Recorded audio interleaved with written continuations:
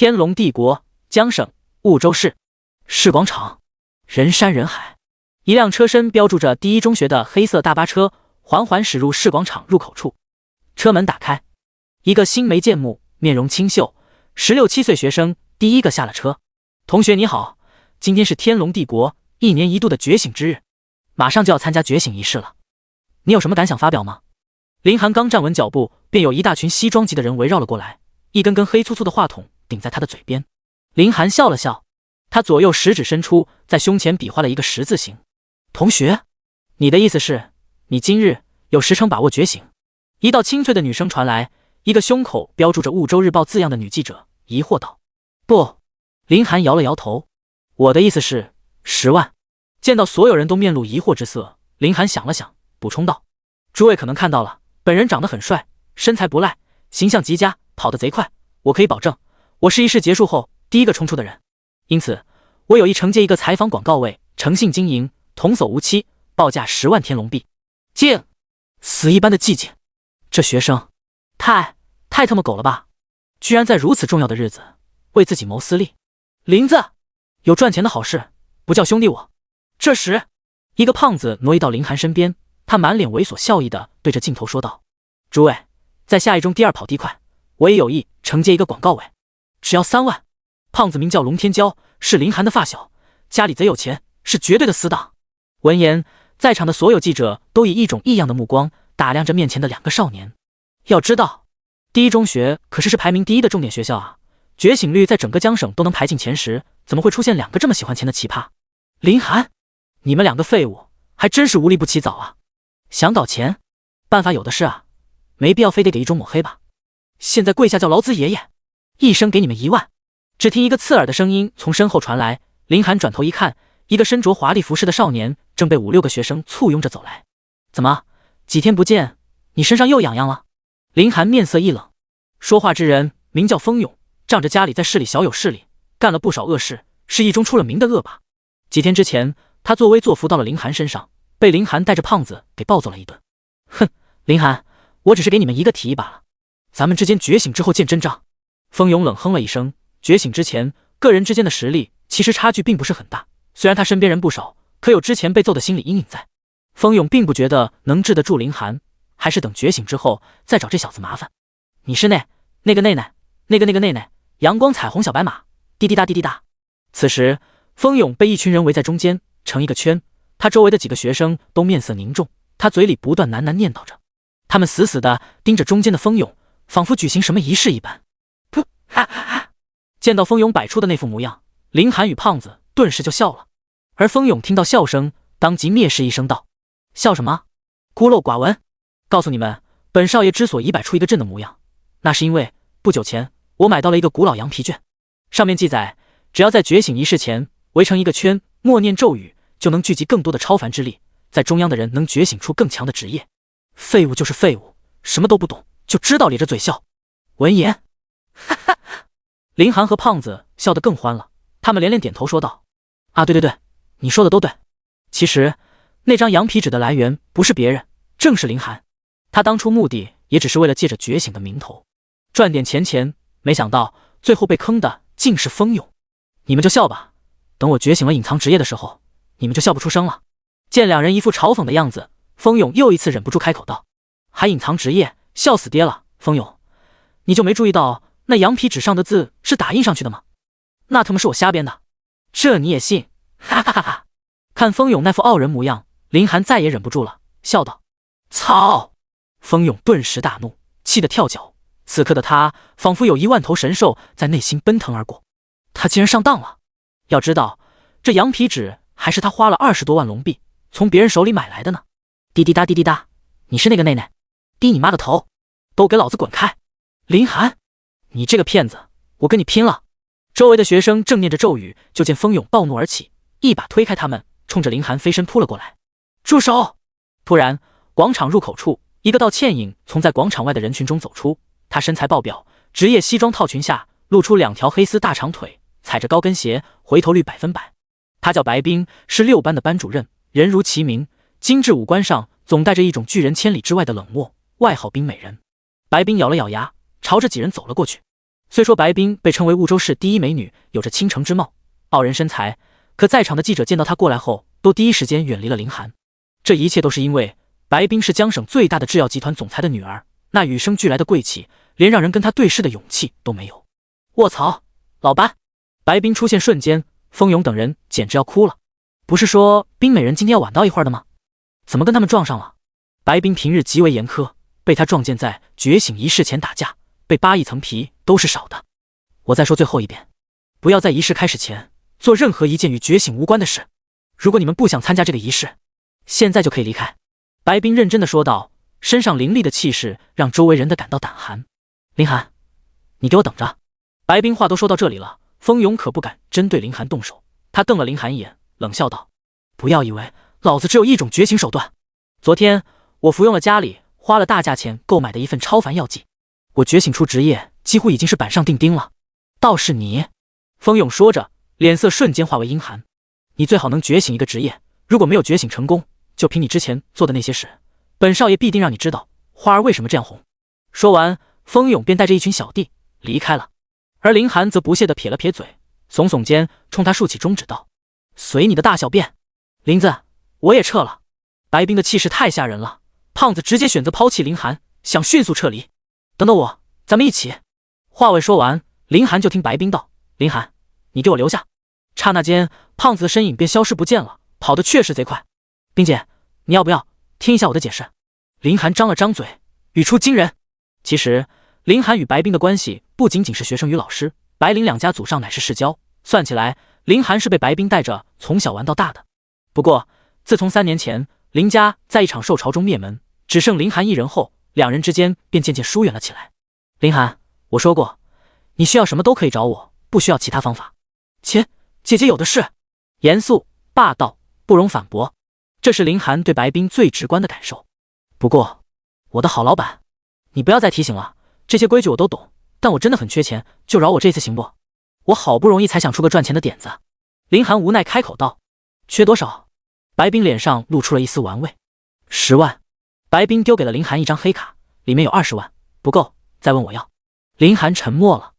有钱的姐姐永远都是这么豪横，短时间内我可能还不起。话没说完，白冰便头也不回地往广场走去。没关系，你刚刚那句冰姐叫得我很开心。看着白冰身影彻底消失，林寒双眸中露出了一丝感动。片刻之后，他深吸了一口气。系统，有了这10万，你总算可以激活了吧？林寒在内心默默道。叮！恭喜宿主成功氪金500万天龙币，系统激活度由 98% 达到 100%。宿主觉醒后会自动匹配合适系统，请尽快觉醒。听着脑海中不断响起的清脆声音，林寒简直想泪流满面。苍天啊，3年了，自己这个异界来客终于拥有金手指了。第2章，天地异象。没错，林寒是个穿越者。这个世界名为蓝星，1000年前游戏空间与蓝星发生融合，世界规则发生改变。人类在16岁时有一定几率获得超凡之力，成为一名职业者，通过杀怪升级等方式刷经验升级变强。游戏空间来临，不仅仅使世界面积暴增100倍，还带来了无穷无尽凶兽。蓝星大部分的土地、海洋等均成为了一处处生命禁区。不过凭借职业者的超凡之力，经过漫长时间的发展，人类重新建立了辉煌的职业文明。职业的等级分为1至10钻，每钻都有一个特定称号：青铜、白银、黄金、铂金、钻石、星耀、绝世王座、至尊圣座、不朽神座。职业者在蓝星就是地位与阶级的象征，万般皆下品，唯有职业高，凌驾于一切之上。在觉醒仪式上成功觉醒，成为一个职业者，是每一个人类的梦想。3年前，林家在一场受潮中被毁灭，而林寒便穿越到了这个世界。身为穿越者，林寒当然也获得了自己系统。不过系统很坑爹，居然要氪金500万才能激活。林家被毁灭后，林寒便失去了经济来源，只能靠自己赚钱。500万啊，对于一个还在高中的学生来说，简直是一个天文数字。因此，自3年前进入高中后，林寒便将所有精力用在了不断搞钱上。开小卖部，售卖考试答案，开盘押题，无所不用其极，一切向前看齐。渐渐的，林寒在所有人眼中成了一个惹人厌恶吊车尾、垃圾差生。现在系统即将激活，林寒总算看到幸福的曙光了。回过神后，林寒直接进入了市广场。市广场中央，伫立着一块巨大的石头，那便是觉醒石。通过它，学生们可以获得超凡之力，走上职业道路。此刻，数万名学生以觉醒石为中心，环绕盘膝而坐。林寒来得太晚，只能在班级找了一个靠后的位置，盘腿坐下。几分钟后，一个老者出现在天空中，凌空迈步而来。随之，一个洪钟一般的声音瞬间响彻整个广场。觉醒仪式即将开始，整个仪式持续30分钟，期间每个人都可以通过觉醒石去感应超凡之力的存在。时间一到，仪式结束，广场上一片哗然。是老校长，这次主持仪式的竟然是老校长！没想到离开学院之前，居然还能见一面老校长。这次觉醒仪式已经赚到了。林寒心头也微微闪过一丝激动。空中的老者乃是婺州市第一高中的上任校长司空城，职业诸魔天师5转，等级56级，璀璨钻石。他曾经一道雷罚诛杀一个钻石高阶凶兽，是婺州市3大顶尖阶强者之一。阵法开启！司空城一声令下，觉醒阵法开启。只见觉醒石发光，光辉洒下，整个广场都被那觉醒石的光芒充斥。见状，司空城这才点了点头，退到了教师席上坐下。那里，一中几十个班的班主任都在观看觉醒仪式。白冰坐在老校长的左边。3班张铁牛、铁匠。很快就有一个学员觉醒了，职业信息出现在了他头顶上方。啊，怎么是铁匠？张铁牛有些失望。铁匠虽然也是职业，但却是生活类职业。在蓝星，觉醒的职业分为3类：主战类、辅助类以及生活类。主战职业顾名思义，就是有着强力战斗技能、战斗属性的职业，是最吃香的职业。而辅助职业则一般是以治疗、控场、提供增益减益效果的职业。辅助职业虽比不上主战职业强力，但在战场上也是不可或缺的一部分。无论是在凶兽战场，还是探索副本、秘境，很多人都喜欢带一个辅助。而3类职业中最惨的就是生活职业。生活职业几乎没有战斗技能，每一项天赋和技能几乎都是为了制造、生产。但作为人数最多的职业，生活类在世界中也多少占据着一些地位。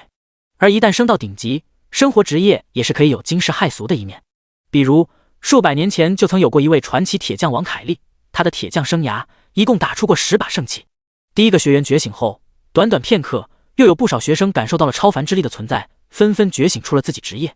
只不过他们大多数人都是生活类职业与辅助职业，主战职业少之又少。6班风勇，职业巨剑战士。突然，6班队伍中风勇头顶出现了一行信息：巨剑战士擅长使用巨剑，攻击力很强，是一种高级主战职业。哈哈，我觉醒成功了！风勇忍不住放声大笑。同时，胖子龙天骄的头顶也出现了一行大字：6班龙天骄，主战职业狂战士。狂战士也是一种主战职业，精通各种刀器，而且受伤是会进入一种发狂状态，很强。2个高级职业，白老师班里倒是出了几个人才。这时，老校长司空城看到风勇跟胖子2人的职业，转头冲着白冰笑道：除了生活职业在，其实主战跟辅助职业还会细分为低级、中级、高级，系有4个等级，一次性出现2个高级职业。老校长对白冰的教学评价很满意。白冰微微点了点头，但他目光却止不住的移向了2人附近的林寒。林寒，你会觉醒什么职业呢？他略带期待和忐忑地看向林寒，在内心喃喃道：呼呼！一道风席卷整个广场，刹那间，整个广场温度瞬息下降，凛冽的寒风夹杂着一股躁动的雷鸣，转瞬之间在整个广场蔓延开来。是天地异象，居然有人的转职引发了天地异象。众人顺着那冷风的方向看去，就见一个脸色冰寒的女生头顶出现一行字：6班冷凌雪，稀有职业风暴法师。天哪，居然是风暴法师！这个职业同时具有风冰雷3系能力，攻击力极强，几乎是法师中最强力的职业之一了。白冰，你们班今年是开挂了吗？周围的一些班主任看向白冰，脸色都有些变了。要知道，班主任每年的评级可都是跟学生的觉醒率以及觉醒职业强弱挂钩的，职业的强弱要远比觉醒率重要。白冰的班级一连出了2高级1稀有，让其他的班主任都眼红死了。今年一中的是优秀教师，只能是白冰的了。不愧是号称一中双杰之一的冷凌雪。司空城目光炯炯，他很有可能进清圣学院，要大力培养。稀有职业几乎是职业中的顶点了，像婺州这种地方市，几年都不一定能出现一个。司空城很看重冷凌雪，看了一眼白冰，司空城正要夸赞他这个班主任教学有方呢。就见他目光一直盯向广场一处。老校长顺着他的目光看去，发现是林寒。呵呵，原以为当年的一中双杰都会成为职业者，没想到竟只有一个成才了。3年前，林寒与冷凌雪分别以文化课第1、第2的成绩进入了一中，当时两人被称之为一中双杰。可惜林寒一直没把心思用在正道上。此刻觉醒时间已经过去了一半，按照惯例，剩下的那些学生大多数都是要被淘汰的。看来天才也绝非都能成才。司空城摇了摇头。此时胖子看林寒还未觉醒，当即走过来说道：林子兄弟，我先退场了，等你觉醒出牛逼职业，王者归来。风勇闻言当即嘲讽道：还稀有职业？我看是无职业吧。瞧他一直装模作样的坐着，我敢打赌他压根没感受到超凡之力的痕迹。垃圾就是垃圾，一时是垃圾，一辈子都是个垃圾，别做梦了。下一秒，林寒身上光芒大作，一道光晕瞬间侵袭整个广场，比起刚才冷凌雪的风暴更快。光芒过后，只见一道异象也出现在林寒上空，那是一尊神明虚影，背后环绕10个光团，每个光团都笼罩着一种无敌凶兽，一股股凶煞之气传遍整个广场。所有人都惊呆了，光是凝视那尊神明之影，就让众人心神激荡，恐惧繁盛。这一刻，所有人内心都冒出了一种感觉：林寒的觉醒异象怎么感觉比冷凌雪的还要牛逼？这究竟是什么职业？第3章神级预售系统，隐藏职业，是隐藏职业。这时司空城直接站了起来。天剑可怜，300年后一中终于又出了一个隐藏职业。其实在稀有职业之上还有一种等级，名为隐藏职业。隐藏职业比稀有职业还要罕见，甚至整个天龙帝国每一年数千万学生也未必能出现几个。历史上绝大多数的隐藏职业都是超级职业，一旦成长起来往往能以一敌十。300年前，一中便出现了一个隐藏职业时空之蛇，可以操控时空之力，曾以一人之身连灭2尊圣座凶兽，被尊为天龙帝国9大圣座之一，是帝国的守护神。天剑可怜，他们一中又要迎来一次辉煌了。司空城都要激动哭了，而一中的所有老师脸色也都充满着欣喜。隐藏职业啊，一中几百年难得一见，今年他们学校出了一个隐藏职业，只要上报给帝国教育部，毫无意外，他们这些老师也一定会受到嘉奖，这是整个学校的盛事。怎么可能啊？林寒一个废物，怎么可能是隐藏职业？一旁原本兴高采烈的风勇整个人都傻了，他真的无法相信林寒会觉醒出比自己还强的职业。6班林寒，隐藏职业御兽师。只是等异象消散后，林寒的职业信息出现，而在见到林寒职业的瞬间，教师席上老校长司空城的脸色骤变，他颓然地坐下来，面如酱色。而原本那些被那天地异象吓得说不出话人，眼神中也都浮现了一丝异样，那种感觉就仿佛是他们看到了一个天大的笑话一般。噗，竟然是御兽师，哈哈，真他妈是笑死人了。林寒，你竟然觉醒出了一个最鸡肋的隐藏职业。风勇在见到林寒职业名称后的下一秒，顿时忍不住直接哈哈大笑起来。唉，难以置信，那么强大的天地异象怎么就成了御兽师呢？哪怕是兽气职业也行啊，这运气也太差了吧。教师席上，司空城惋惜不已。在这个世界，哪怕职业一样，天地异象也不相同。不过有一个不成文的规定，异象越强，觉醒的职业也就越强。可是谁也没想到林寒那么强烈的异象觉醒出来的居然是御兽师。并不是说御兽师不强，恰恰相反，理论上来讲，成长起来的御兽师潜力几乎无限，上限绝对是所有隐藏职业里最强的。但是他下限也同样是所有隐藏职业里最低的。原因很简单，御兽师的强度由御兽决定。御兽师一阶只能签订一只御兽，若是签订的第一御兽是一种普通御兽，那么实力甚至不如普通的战斗职业。可是御兽师想签约强大的御兽，又需要有能力制服并完成契约，这很难，这便决定了御兽师前期的强度偏低。同时，御兽需要花费资源培育，这个培育御兽的资源动辄天材地宝，甚至其他御兽的血肉，这种资源的投入甚至比大多数主战职业都要高。一旦培育跟不上，即使有强力御兽，也无法发挥出全部实力。这就导致中期的御兽师实力还是低人一筹。而其实，就算侥幸撑过了前中期，御兽一旦被吸引，御兽师的孱弱就成了最大的缺点，很容易被集火秒掉，以至于完美成长起来的御兽师简直是寥寥可数。历史上，御兽师这个职业也出现了几十次，可是最终能成长起来的不到3个，能成长起来几人，全部都是一些强大势力的子弟。以林寒现在的家境，怎么可能找到强力的御兽？又怎么可能有足够的资源培育御兽？御兽师吗？还不错。不过相比于司空城的叹息，白冰倒是觉得御兽师不错。如果他没记错的话，婺州市外面好像有一处钻石级秘境，里面好像有一种虚空兽存在。校长，我有事先离开一下。白冰起身离开了教师席。司空城看着白冰离去的身影，长长叹了口气。他以为白冰是因为林寒的职业而心情不好，毕竟自己班里出了隐藏职业本该是一件盛事，可结果却是个御兽师。叮！恭喜宿主觉醒成功，神级御兽系统已激活。友情提示：由于宿主完成氪金任务，系统开启极简爽歪歪模式，操作简洁，增幅强力，意在将宿主打造成诸天第一御兽师，请给5星好评。宿主已完成转职业，可选择一个天赋，请问是否现在选择？这时，一道声音在林寒脑海中响起。是。林寒在内心默默道。叮！请在以下天赋中选择一项。友情提示：选项为单选，一经选定不可退回。A. 合体，能与御兽合体，爆发出多倍基础力量。B. 血脉返祖，可以让御兽血脉返祖。C. 心灵感应，能与凶兽沟通并提升凶兽好感，增加签订契约成功率。林寒眉头微皱，他当即调出了自己职业面板。姓名：林寒，职业：御兽师一转，隐藏职业，等级 LV1， 力量70，敏捷50，精神110，体质60，装备无，技能生灵契约1级，御兽空间1级，召唤御兽1级。成为职业者后，职业者会自动获得一个职业面板，上面具有职业者的基础属性。在蓝星，职业者每10级为1转，每转之间每升1转都要进行一次升转任务。自己这个职业除了精神属性，其他属性真的有点弱啊，各方面都低到离谱。这还是隐藏职业吗？林寒叹了口气。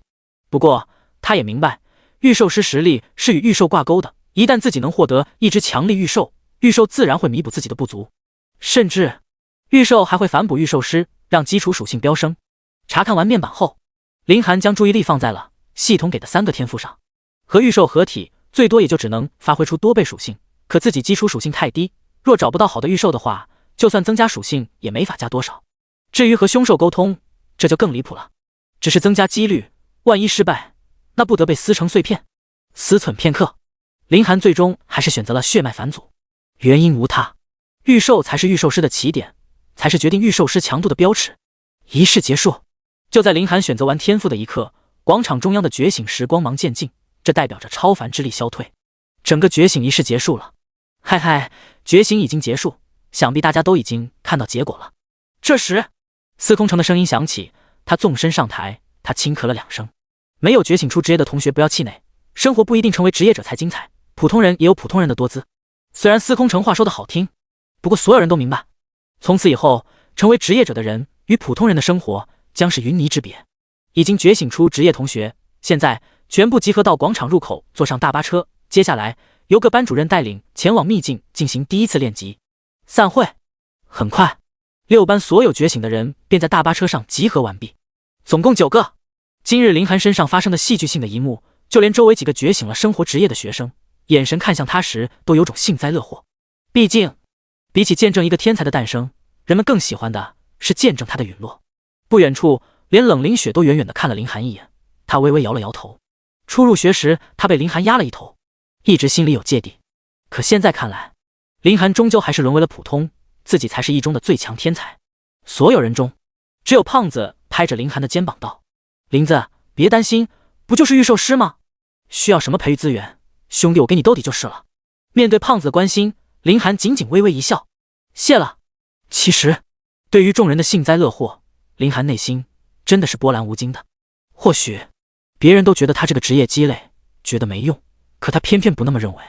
有系统在，自己就是个挂壁啊，担心个屁的未来啊！哈哈，御兽师这种职业，你能帮他一时，能帮他一辈子吗？林寒，废物就是废物，觉醒也改变不了你的命运。这时，风勇直接带队林寒开启了嘲讽模式。觉醒后，他现在可谓是风头大盛，越发想给林寒点教训。第4章，太古师兄，天角矣！风勇，你想找揍是不是？不服咱们单练。林寒冷冷说道。未开始练级熟练技能之前，个人之前的实力并没有相差很多，他真不介意在风勇身上留下点教训。哼！风勇只能冷哼了一声。他虽然是高级战士职业，但林寒到底是个隐藏职业，说不定属性并不比自己差。而且他身边还有个高级主战职业的胖子存在，而自己的小弟们没有一个觉醒成功的，综合一下，他真不一定是林寒的对手。林寒，你平时不是挺喜欢开盘的吗？咱俩打个赌如何？不过眼神一转，风勇心里突然有了个好主意。哦，赌什么？赌咱们谁练级快。按照学校规定，第一次进秘境的时间只有3个小时，你要是输了，今天就给我跪下叫爷爷。那你要是输了呢？我给你10万天龙币。闻言，林寒立即瞥了风勇一眼。10万天龙币可不是个小数目，自己欠了白冰钱，风勇的提议对他的确有不小的诱惑。行，我答应了。林寒回道。哈哈，林寒你真的好勇啊！你输定了。见林寒答应，风勇笑得越发猖狂。林寒这种职业在自己的巨剑战士面前就是个垃圾，他凭什么跟自己比？都给我肃静！这时，一个3角眼的中年男人走上了大巴车。曹叔见到男人的瞬间，风勇神色一喜，他是高3年级主任，叫曹冲，是风勇的一个远房表叔。风勇能在学校作威作福，一部分也是借了他的力。白老师有事先离开了，今天由我带队。曹冲说道。他看向风勇时，眼中有些许的赞赏。一个高级主战职业，对于他晋升学校管理层，在成绩上有不小的助力。不过，当他看到林寒后，面目又阴霾了起来。曹冲一直很喜欢白冰，甚至曾追求过他，认为白冰是自己的痉挛。可林寒在之前竟然搞了一次什么开盘，赌他绝对不可能追上白冰。果不其然，白冰直接拒绝了他，反倒是总是对林寒很是关照。曹冲认为，就是林寒在背后说他坏话，才让白冰拒绝自己的，因此他一直很厌恶林寒。不过守着学生，曹冲并未说什么。出发！曹冲一声令下，大巴车缓缓开动。婺州城北暗影山脉，这里是婺州市的一处黄金级秘境。不过暗影山脉外围的凶兽大多都是青铜级，只要不进入中心区域，就不会有危险。一直以来，这里都是刚刚觉醒职业者们最好的练级点，很多学校都会在觉醒仪式后安排学生来此打怪升级，提升职业技能。1个小时后，大巴车停在了暗影山脉入口。野兽林白银练级区，推荐等级11到20级。一块木牌上标注着信息。6班众人鱼贯而下。林寒，等着瞧！风勇对着林寒做了一个抹喉的动作，便迅速进入秘境练级去了。林子，咱们一起练级吧，我带你的话，说不定速度会快。胖子对林寒说道。1周后，帝国各大学院就要来婺州市选人了。林寒毕竟是个隐藏职业，对于学校还是十分重要的。他的练级区不在这里，我会亲自带他去的。曹冲突然说道。林子，你小心点！既然曹冲说话了，胖子只能点了点头，自己进入秘境练级去了。随后，曹冲带上林寒坐上了大巴车。10几分钟后，林寒下了车。疾风狼生活区白银练级区，推荐等级11到20级。注意，严禁一转职业者进入此地。11级，白银级。林寒，这里适合你，你就在这好好练级吧。还未等林寒反应过来，大巴车直接开走了。林寒眉心一锁，白银级区域，这已经十分靠近暗影山脉中心区域了。如果自己不想死的话，是绝对不可能进去的。靠！林寒真是气急了。狗日的曹冲，这家伙绝逼是跟风勇暗中沟通好了，让自己一级都升不了，100%的输掉打赌。妈的！白银练级区里面也不全是白银凶兽，只要我小心一点，不进入青风狼的领地，应该没事。心一横，林寒想了想，他还是打算进入这个秘境。只要自己小心一点，说不定能遇到个合适的青铜级凶兽，绑定为御兽呢。为了防止技能不熟练，我得演练一下。心里这么想着，林寒随手往地上一指，嘴里颇为中二的说道：“就决定是你了，我的御兽。”叮，绑定御兽成功。我得发，怎么绑定御兽了？林寒的脸瞬间黑了下来，他颤抖着打开系统面板，双眼紧闭，小心翼翼地睁开一条缝，只看了一眼就差点晕死过去。只见他的职业面板上出现了一个御兽面板，林寒颤抖着手点开，黑蚂蚁，种族黑铁鬼面蚁分支，等级0级，力量1，敏捷1，精神1，体质1，技能5，4大属性皆是1。林寒差点晕过去。什么鬼？哪里来的黑蚂蚁？自己怎么给绑定上的？妈的！我好不容易心动一次，你却让我输得那么彻底。林寒急忙释放召唤能力，只见他身前的地面上出现了一只拳头大小的黑蚂蚁。操！我他妈居然签订了一只他妈的蚂蚁！林寒看了10遍，最终确认没有错误。这只蚂蚁应该刚刚躲在他附近的枯败落叶下，被自己演练契约能力时给意外签订契约了。特么的！林寒急了。御兽师与御兽绑定后无法解绑，而且御兽死亡会反噬御兽师，因此林寒根本不敢想着碾死这只蚂蚁再换一个。他欲哭无泪。蚂蚁怎么当御兽？难道要让怪物借钱，然后用催债电话狂轰乱炸，让怪物来还花呗吗？返祖吧，赶紧返祖吧！累了。林寒声音颤抖道。多亏自己还有血脉返祖能力，只是这只黑蚂蚁血脉最多能返祖为黑铁极鬼面蚁，真是白瞎了自己的天赋啊！叮！黑蚂蚁血脉返祖开始。一道提示音响起，只见一道光芒闪过，那只黑蚂蚁周身居然升起一团黑雾，而且黑雾范围越来越大。等黑雾彻底掩盖了林寒整个脚下时，一道金光自黑雾中骤然爆发。只见一个手臂大小的蚂蚁出现在林寒面前，它颜色呈金色，个头大概一条手臂长短，一对巨大的前足像2座横放的山岳，周身都是金色甲壳，腹部两侧生有6对翅膀，尖锐锋利的6足，4、6根撑天之柱，强壮无比。金色蚂蚁额头处一根独角冲天，它双目猩红，让人看一眼就有种大恐惧。口气狰狞，两侧各生有一根黑红獠牙，跟长枪一样，尾椎骨更是延长为一根，长长布满尖刺倒钩的尾巴。嘶吼！金色蚂蚁口气颤动，低沉的嘶吼声起伏，一股无上凶威爆发。他看了林寒一眼，顿时一股来自蛮荒时代的气息冲击而来，狂暴煞气让附近温度都下降了。天角蚁，种族太古师兄，等级10级，力量800，敏捷700，精神600，体质900，技能黄化10级，提升30%全面基础属性，巨力10级，提升50%力量属性。这是林寒呼吸一滞，御兽属性面板显示自己御兽返祖后竟然成了太古师兄天角蚁10级，4大属性全部超过500点，还具有2个技能，赚翻了呀！此时林寒内心欣喜无比。要知道，一般来说就算是主战职业者想提升至10级，再快也得需要3天时间。而现在林寒的御兽觉醒为天角蚁后，强大的血脉直接就将等级给拉到10级了，更别提使用技能后基础属性还会增加30%。所以有天角蚁在，就是白银级秘境也不必担心太多，他可以放心进入猎杀凶兽。接下来林寒带着天角蚁走入了白银炼级区。虽说这里叫疾风狼的生活区，但整个炼级区里只是疾风狼站在食物链的定点而已。此地物种多样，也有很多其他的凶兽。嘶嘶，刚一进入不久，林寒便遇到了一只凶兽。那是一条蟒蛇，身躯足有4米长，呈褐色色，皮肤上布满鳞片，尾巴呈一个圆锤状，满是锋锐的尖刺，带着森然光泽。LV5 尾锤蟒蛇。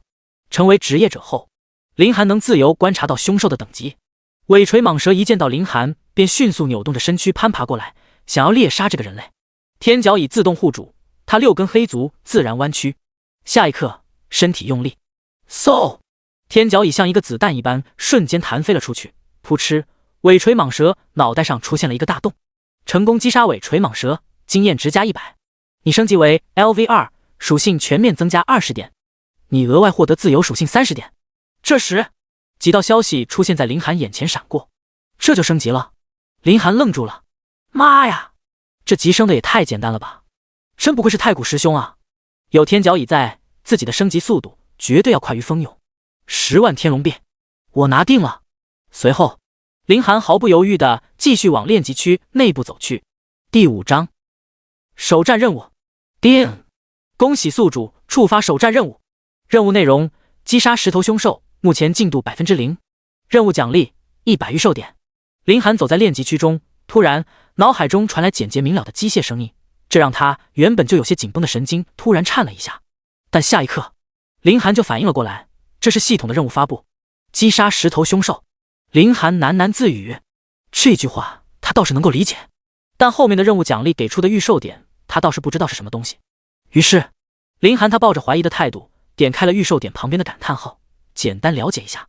很快，林寒便明白了御兽点的真正用途。这御兽点可用于解锁御兽天赋技能，提升御兽技能等级、御兽属性。好东西啊！林寒不禁感叹起来。说实话，现如今他除了升级，也想不到有什么能够提升实力。而这御兽点的出现，倒是帮他解决了很多的麻烦。虽然不知道100御兽点能将自己的实力提升多少，但有总比没有强。怀揣着这份激动，林寒迅速深入白银级练级区。不过，林寒并没有很冒失的在练级区内横冲直撞，而是小心翼翼的前进。虽然说他如今拥有了太古十凶天角椅，但他等级现在才 LV2， 身为一个御兽师，目前的战斗力和弱鸡差不了太多。即便天角椅等级是10级，可一旦遇见疾风狼王那种存在，那可就有大问题了。要知道，狼王可是相当于人类2转的存在啊！更何况狼本身就是群居动物，疾风狼自然也是以群为队伍。他可没有傻到觉得凭自己的天角椅能够面对整个疾风狼群。林寒和天角椅继续深入，突然天角椅的动作停了下来。怎么了？林寒有些疑惑，但他知道御兽师的御兽拥有者常人没有的感知，所以他没有轻举妄动。这时，天角椅额头上的巨角居然指了一个方向，林寒看了过去，紧接着他便看见了7头猪形状的怪物正在前方卧地休息。铁脊野猪！几乎是第一时间，林寒便认出了面前的凶兽 LV5 铁脊野猪。那野猪全身上下漆黑一片，但隐约间也散发着淡淡的反光，犹如铁质一般，而其皮肤上仿佛是荆棘一般。这类凶兽天生就有着极高的自我保护能力，特别是身上的铁脊本身就拥有极大的攻击力。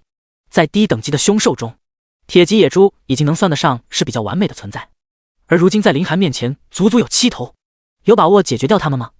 林寒躲在一旁的树后，轻声地问向一旁的天角椅，而后者昂首挺胸，黑甲在阳光下熠熠生辉，血红色的眼神将其战斗欲体现得淋漓尽致。他可是天角椅，太古十凶之一，怎么可能惧怕？虽然你不怕，但还是要用些战术为好，对方数量居多，稍有不慎，你也有可能受伤，不能在这种东西面前出事。天角椅，你钻到地下，尽可能的从地下攻击，切记最好一招致命，对方的防御力略高，以防对方反打，速战速决。天角椅点了点头，随后六足发力，泥蟹翻飞，直接钻进地下，消失不见。林寒则是隐蔽身形，观察着战局的情况。其实，他认为正面交手的话，天角椅也有十足的把握能够击溃对方，但终究还是觉得这种情况还是要体现一下御兽师跟御兽的配合才行，也算是锻炼一下他的战士思维。毕竟，他以后遇见的对手也未必级别很低，能让他们一帆风顺。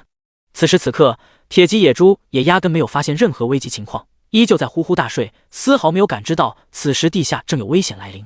突然，在林寒的目光之中，一头铁脊野猪直接陷入到地面之下，天角椅已然动手，成功击杀铁脊野猪，经验值加100。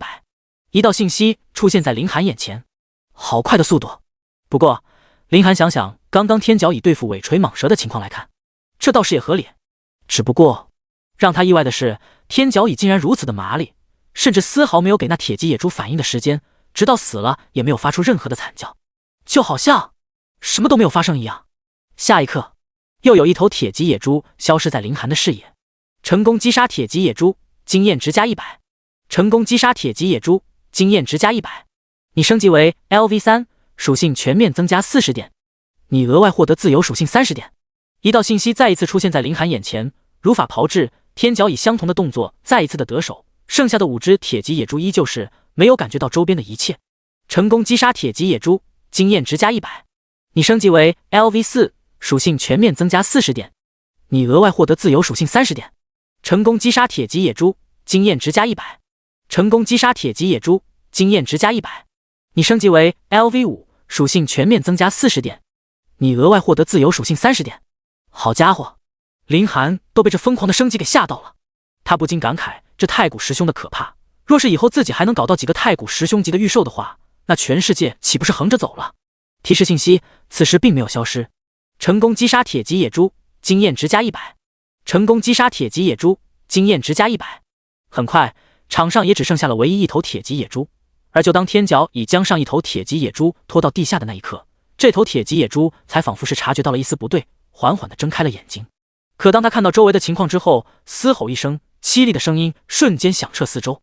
天角蚁从洞穴中钻了出来，其速度极快，下手极准，牢牢地咬在了铁脊野猪的咽喉处，使其再也没有办法发出声音。而做完这一切，天角蚁满脸骄傲地看向凌寒，虽是凶悍的面庞，但也能看出一点洋洋自得，那种感觉就仿佛是在和自己的主人表现自己一样。成功击杀铁脊野猪，经验值加100，你升级为 LV6， 属性全面增加50点，你额外获得自由属性30点。随着最后一道信息闪过，也代表着这一次的战斗圆满结束。可以说，这场战斗除了时间久一点外，堪称完美。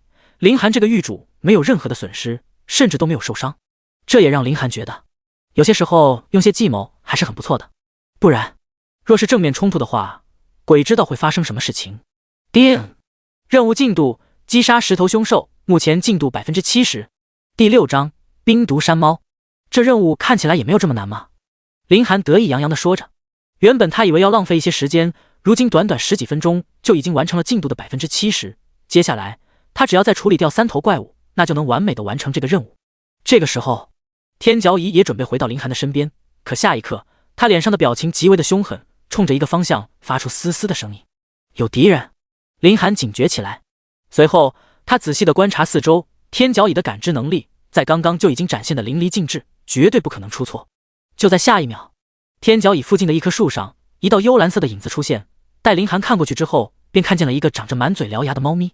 LV10冰毒山猫，10级的凶兽。凌寒心中一震，他万万没有想到，自己竟然这么快就遇见了这种级别的怪物。虽然不如这个炼级区的霸主疾风狼王，但10级的冰毒山猫已经是青铜巅峰的存在的。这种级别的怪物，若是其余的新生遇见，等待他们的也只剩下死路一条。但凌寒毕竟拥有太古10凶之一的天角蚁，虽然内心震撼，但并不觉得不能一战。大家都是10级，谁怕谁？天角蚁，干掉他！凌寒反应过来之后，第一时间发号施令。天角蚁收到命令之后，2对前肢在地上凝立，瞬间飞射而出，其目标便是趴在树上的冰毒山猫。而见到天角蚁杀来，冰毒山猫没有丝毫犹豫地跳到另一棵树，一套动作行云流水。当他离开这棵树的一瞬间，天角蚁便轰然撞了上去，那树木顷刻间便倒了下去。死啊死！天角蚁愤怒地看着冰毒山猫，而后者则是一脸戏谑地看着他，表情上满是挑衅。这一行为彻底激怒了天角蚁。身为太古10大凶兽之一，何时受得了这样的嘲讽？更何况对手还只是一只冰毒山猫而已，将对方作为食物，他都会考虑再三。天角蚁再次杀出，这一次的速度更快，几乎已经是他如今能够达到的极限。但这一次，冰毒山猫并没有躲避，而是对着天角蚁凄厉地叫了一声，后者身形一震，原本凝聚的速度下降了很多，也同样就是意味着力量也就削弱。最终，天角蚁半路停了下来，将身形彻底稳住，虎视眈眈地盯着对方。刚刚是怎么回事？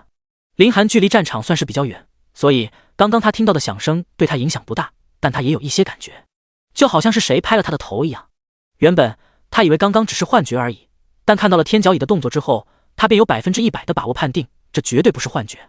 刚刚那冰毒山猫的叫声中，应该蕴含了一部分特殊的力量，使天角蚁受到了影响。最有可能的便是精神攻击。关于精神攻击，凌寒有些了解，他身为一中的双杰之一，文化课自然是过硬的，但凡是课本上需要了解的知识，他都能够背得滚瓜烂熟，甚至一些课外的知识，他也记得非常清楚。精神攻击便是能够直接影响人精神的攻击。人族职业中与精神有关的最具代表性的职，便是催眠师。传说中，人族曾经诞生过一位圣座级别的催眠师，那位存在曾经瞬间催眠了一座城池。催眠便是精神攻击最为著名的手段。想明白一切后，凌寒倒是对面前的冰毒山猫感觉有些头疼。冰毒山猫的力量并不强，若是硬碰硬的话，压根不可能是天角蚁的对手。但是现在因为这精神攻击，让天角蚁想要快速的解决它也不现实。不过精神攻击也是需要消耗的，凌寒知道，若是拖下去的话，天角蚁可以说会100%会获得胜利。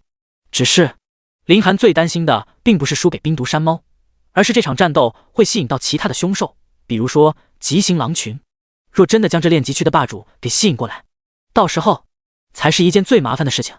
所以绝对不能和其拖下去，必须速战速决，随后转移地点。毕竟即便是没有将极形狼群引来，引出来一些别的兽群也足够麻烦了。天角蚁发动狂化，凌寒深深吐出一口浊气，喊道。随着凌寒话音一落，天角蚁全身泛出淡淡的红光，它原本便血红的眼睛更加的瘆人，而他的6对翅膀上一些血红色的纹路缓缓浮现，金色的甲壳上也出现一些林寒看不懂的纹路。在林寒的眼中，现在的天角蚁才更能够配得上太古10凶之一的称号。现如今天角蚁10级就已经这样霸气，日后若是70级、80级，更或者是90级呢？那又应该是怎样恐怖的存在？天角蚁身上变化结束之后，第一时间就冲上冰毒山猫的方向。冰毒山猫感知到了天角蚁的变化，全身都稍微有些颤抖，但它没有退缩，则是继续冲着天角蚁凄厉的叫着。但这一次，天角蚁却没有受到影响，速度愈发的快，几秒便来到了冰毒山猫的面前。后者想要躲闪，但是这一次天角蚁没有给任何的机会，头上巨角直接将其贯穿，干净利索。天角蚁顶着自己的战利品，仰天嘶吼一声，仿佛是在宣示自己不可阻挡一般。而林寒看着自己的御兽，心中感慨万千，那威武的样子让他迟迟不敢相信，不久之前他还是一只普普通通的黑蚂蚁。成功击杀冰毒山猫，经验值加300，你升级为 LV5， 属性全面增加60点，你额外获得自由属性70点。天角蚁将冰毒山猫带到林寒的身边，仿佛是在炫耀自己的战绩一样。林寒满意的看着收入的经验值，不禁摸了摸天角蚁的头，表示夸赞。后者被这么一摸，则极为享受的往林寒的身边凑了凑。谁能想到，如今这个乖巧的御兽，能是刚刚进展雄威的太古10大凶兽之一天角蚁呢？而正当林寒想要带着天角蚁离开的时候，突然冰毒山猫的身上散发出淡淡的蓝光，而这蓝光在空中逐渐凝聚成一个法杖的模样。这是爆装备了！林寒心中狂喜，他没想到自己竟然这么幸运。第7章冰之法杖。林寒在课本上知道凶兽被击杀后会掉落装备，但其概率并不是很大，一般来说都是凶兽群落中的王者才会爆装备或者技能书，但这个概率也不是100%。可现在他竟然在觉醒职业的第一次练级中就爆了一件装备。林寒伸手握住这个装备，眼神中止不住的兴奋。冰之法杖，类别武器，等级要求10级，效果魔力加50，耐久50%，附带效果冰冻被动，使用后每次攻击有 30% 概率冰冻目标1秒。虽然说这个法杖对于林寒来说用处不大，毕竟是法师的装备，但林寒知道这种装备放到交易行的话也是能卖出不错的价格。虽说他对于装备价格这方面的了解并不多，但他也清楚每一件装备的价值不菲，至少自己欠白冰的20万现在有能力还回去了。他并不喜欢欠别人的东西，当时拿白冰的黑卡也是为了觉醒自己的系统，不得已而为之。林白两家这些年也的确是有些生疏，又或者是因为林家被灭的原因，白家已经不愿意和他们有所联系。这些林寒心里也都能明白。他深深呼出一口气，兴奋的神色在脸上久久褪不下去。他没想到自己的生活有一天竟然能够如此的舒适。随后林寒开始检查自己的属性面板，现如今他已经是6级。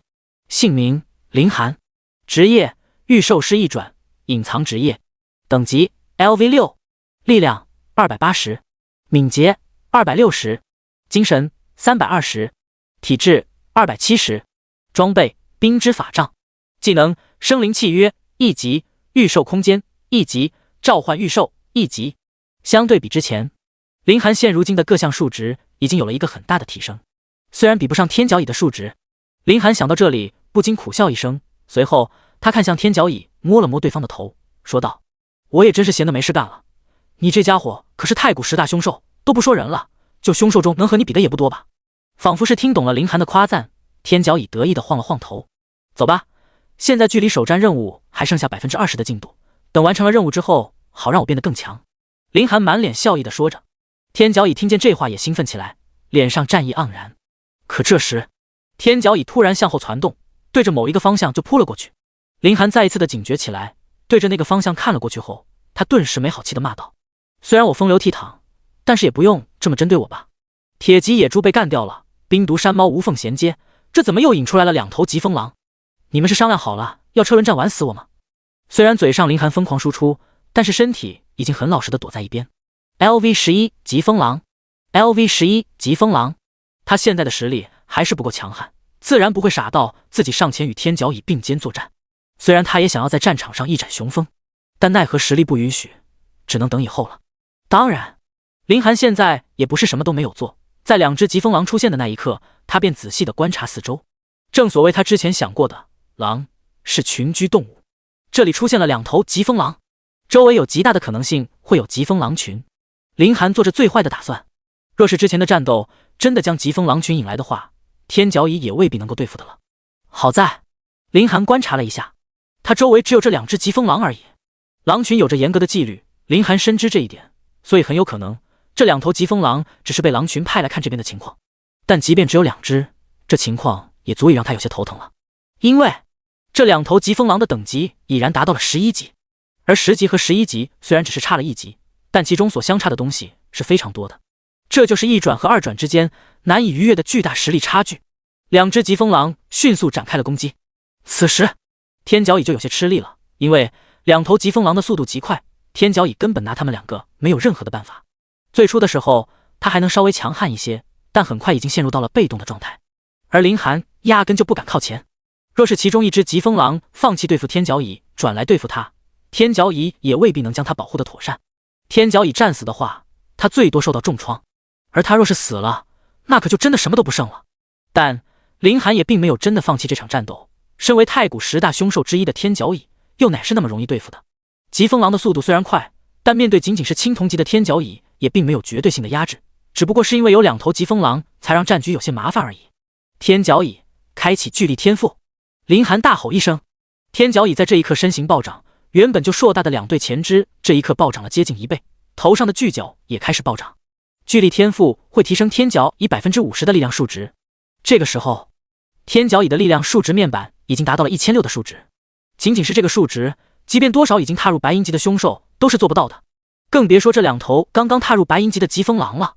只是变化的那一瞬间，一头疾风狼再一次的攻了过来，但天角蚁用力向前一蹭，那头疾风狼的身上瞬间出现一道血淋淋的伤痕，差一点。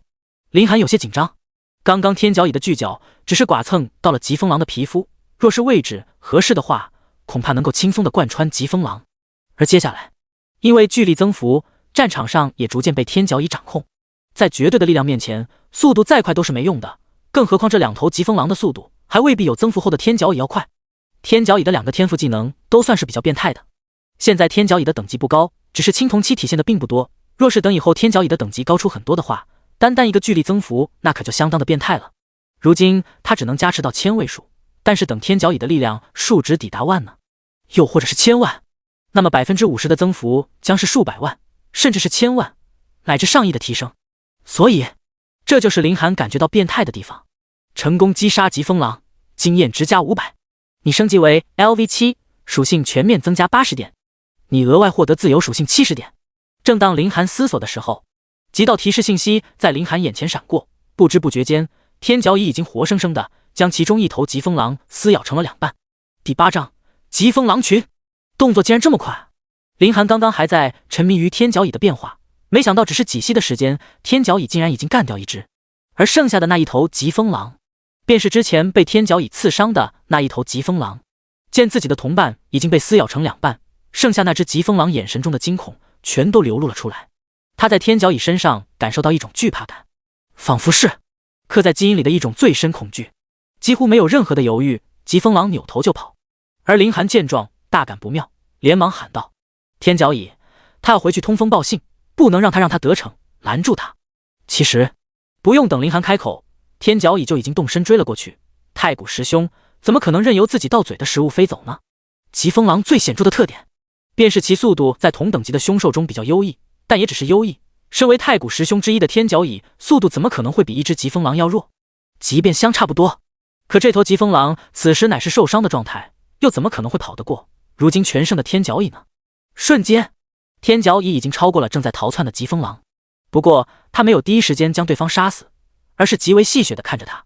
见到这一幕，林寒没好气地说道：赶快干掉他，一会引来疾风狼群，我们就麻烦了。听到林寒的吩咐，天角蚁也不再犹豫，直接扑向疾风狼。疾风狼想要闪避躲开天角蚁的攻击，但毕竟受过伤，加上心中的恐惧，早就已经乱了阵脚。天角蚁扑在疾风狼的身上，这一次巨角直接将对方贯穿，成功击杀疾风狼，经验值加500。回来！林寒轻声喊道。此时他隐约发现有些不对，因为地面的石子在微微的颤抖，有东西要过来了。要不就是大家伙，要不就是一群大家伙。天角蚁拖着疾风狼的尸体回到林寒的身边。你将这东西拖过来干什么？林寒没好气地说道。天角蚁有些委屈地向后挪了挪，便将疾风狼的尸体扔在一边。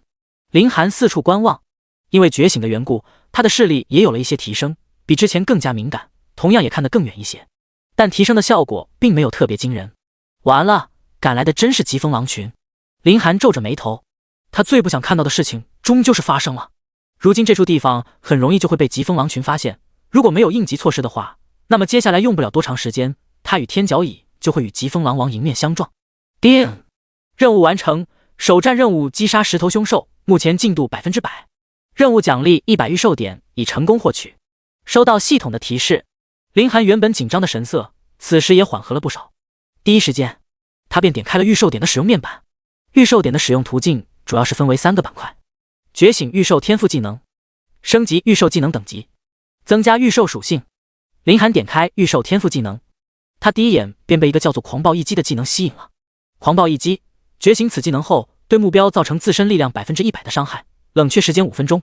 林寒果断的选择觉醒这个狂暴一击，因为其他的天赋技能价格稍微比较高，他没有足够的御兽点来解锁，而想要升级天角以其他的技能，所需要的御兽点也要大于100点。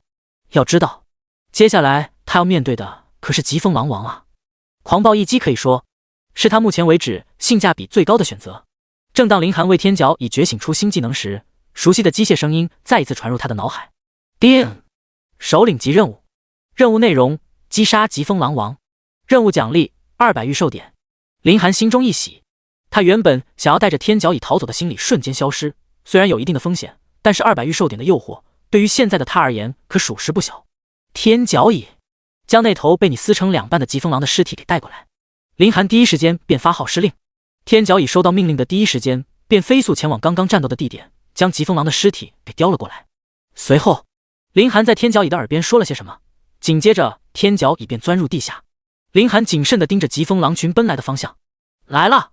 几分钟后，数十只由疾风狼组成的兽群便到了林寒之外几百米的位置。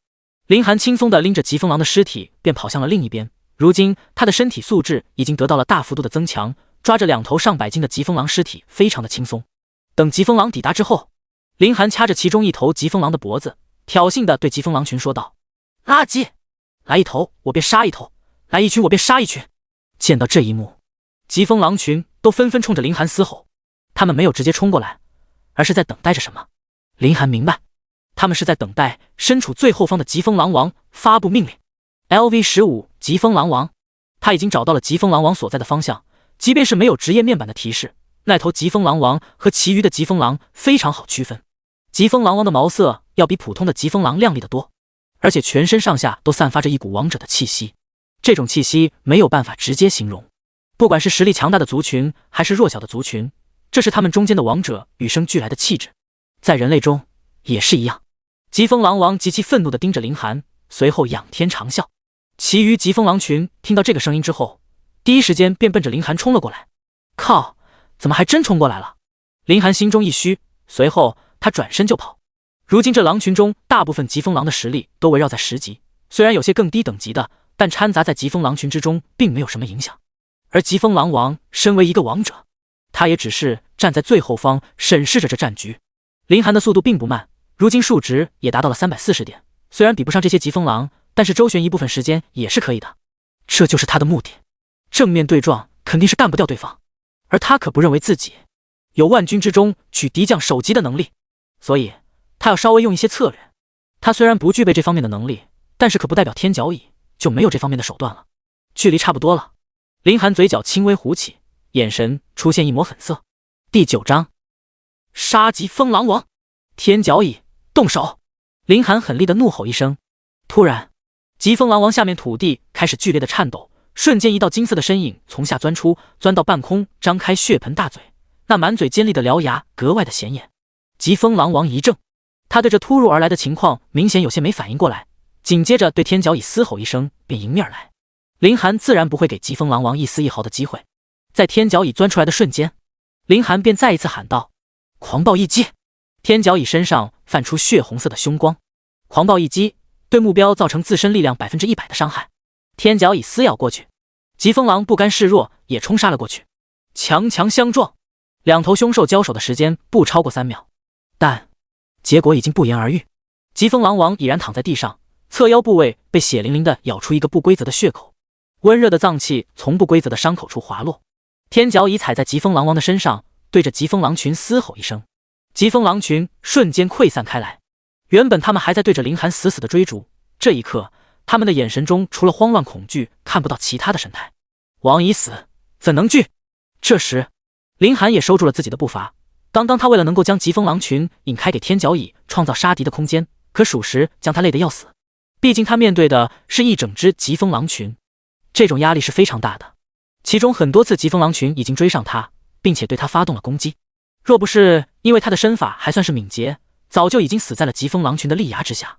现如今疾风狼群群龙无首，已然四处逃散，凌寒也算是深深呼出一口气。这个击杀疾风狼王的任务，从最一开始凌寒就在赌。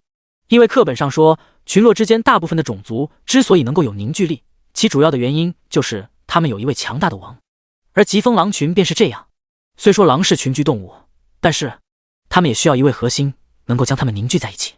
凌寒就是抓住了这一点，虽然他独自引开疾风狼群有些风险，但是他又不得不这么做。这是他最好的机会，他不可能永远都躲在天角蚁的身后，偶尔也是需要锻炼一下自己的能力。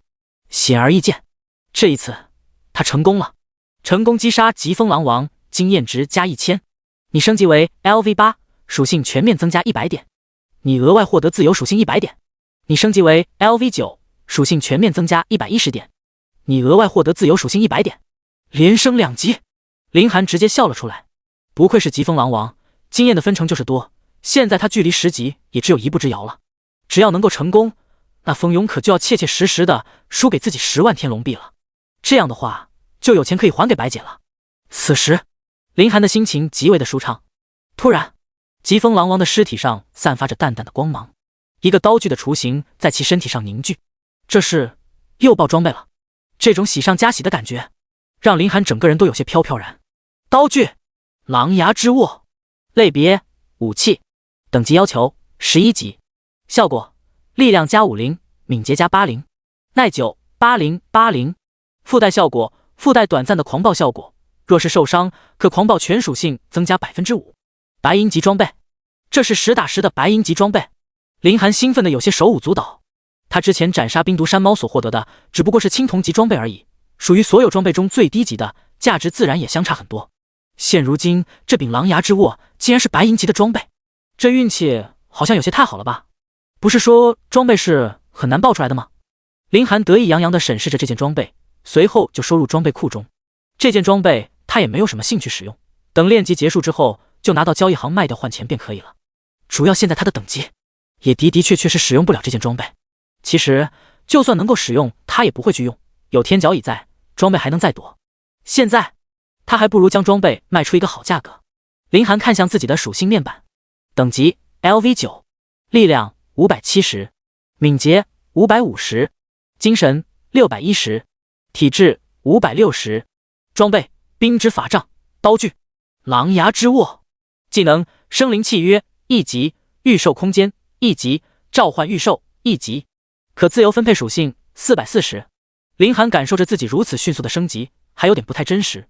正当他准备如何去分配自由属性的时候，系统提示音响起，首领级任务已完成，任务内容击杀疾风狼王，任务进度100%，任务奖励200御兽点已成功领取。舒服。此时凌寒的心情已经不能用愉悦来说，世间没有什么能比实力迅速增强更让他开心的事。此刻凌寒所拥有自由分配属性足有440点，而提升御兽实力的也有足200点，这对他接下来的战力能有一个极大的提升。等等，凌寒身躯一震，他发现不知什么时候疾风狼王的身边竟然出现了一道卷轴。拿起卷轴之后，凌寒的不敢相信自己所看到的东西。疾风斩，类别技能书，等级要求11级，技能描述凭空斩出一刀，呈月牙状锋细刀器，刀器宽度1米，附加效果使用者出刀速度提升 20%。 技能书竟然是技能书，凌寒呼吸都急促了很多。在这个世界，如果说装备本身的爆率就已经很低，那技能书的爆率可以说是更低了。不愧是首领级的疾风狼王，这种爆率还真是让人兴奋啊。凌寒激动地握着技能书，将其收入囊中。此时他激动的心情无以言表。现如今他已经获得了2件装备和1件技能书，试问哪一个刚刚觉醒的人能够做到这一点？这3件宝贝的价值，恐怕已经能够达到数百万之高了。天角蚁，走！现如今疾风狼王已经被我们干掉了，这个白银级炼级区已经没有能够阻挡我们的了。升级，今天势必要达到10级，让风勇那个家伙知道什么叫人外有人，天外有天。第10章全面增幅10级。接下来，林寒和天角蚁在白银级炼级区中神挡杀神，佛挡杀佛，一路平推过去，成功击杀疾风狼，经验值加500。成功击杀疾风狼，经验值加500。成功击杀疾风狼，经验值加500。你升级为 LV10，属性全面增加150点，你额外获得自由属性100点。成功击杀疾风狼，经验值加0。注意，你已达到一转所能够承受的最高限制，需受理转职任务，否则无法再突破上限。在抵达2转之前，你无法继续增加经验值。10级了。林寒看着职业面板带来的提示，他万万没有想到竟然进展得如此之快。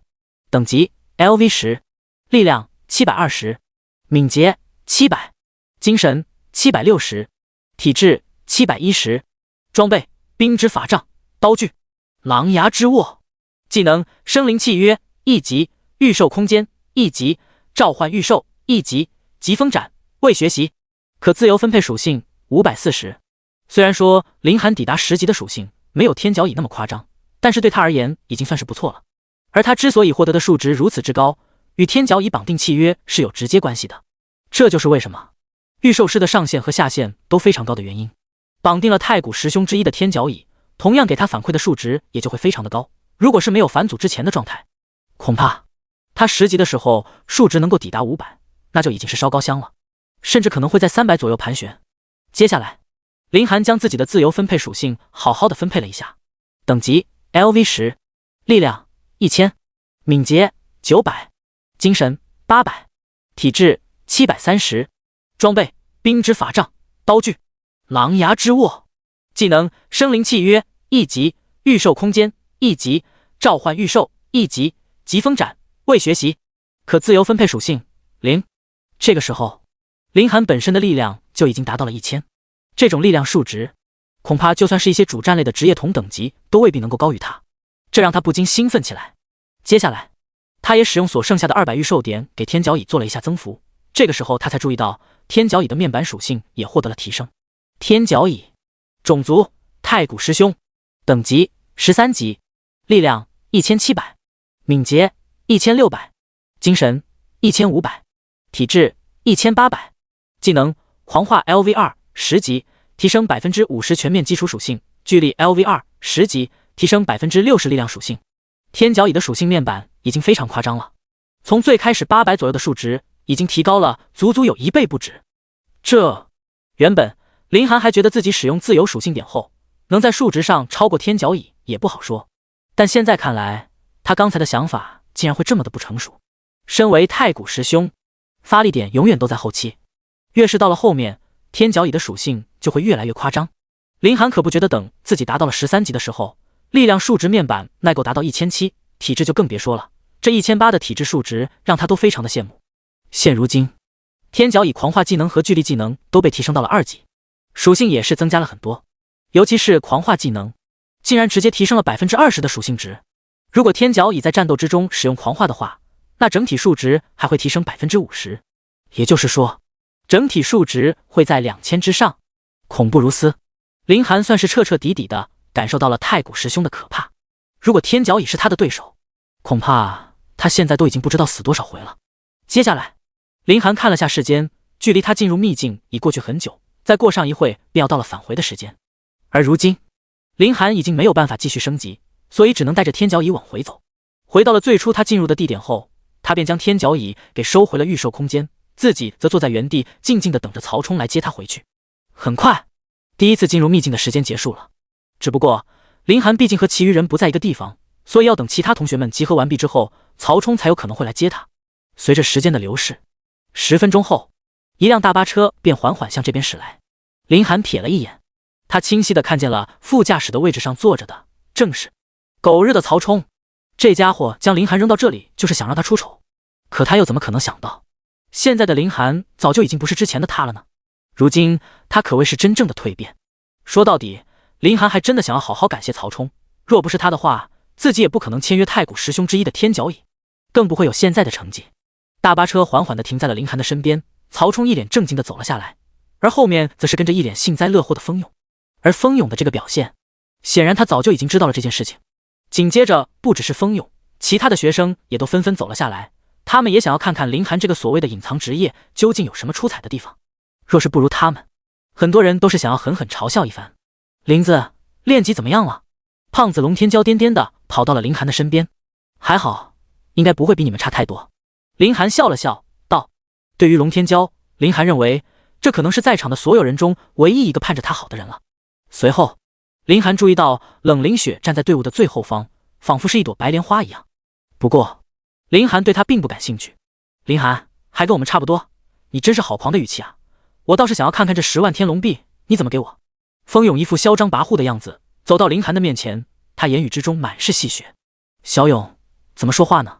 曹冲假意训斥了一下，随后他笑呵呵地来到林寒身边，和蔼地说道：林寒，这个练级区的确不错吧，很适合你这种隐藏职业呢。多谢狗日曹冲主任和学校的栽培，这里的练级区的确是不错。林寒如实说道。林寒，老子现在已经3级了，虽然比5级的冷凌雪要差上一点，但在场的也没有人比我要强的了。快来跟大家说说，你这个隐藏职业现在是多少级啊？第11章，赢下赌注。风勇，大家都是同学，你差不多就可以了。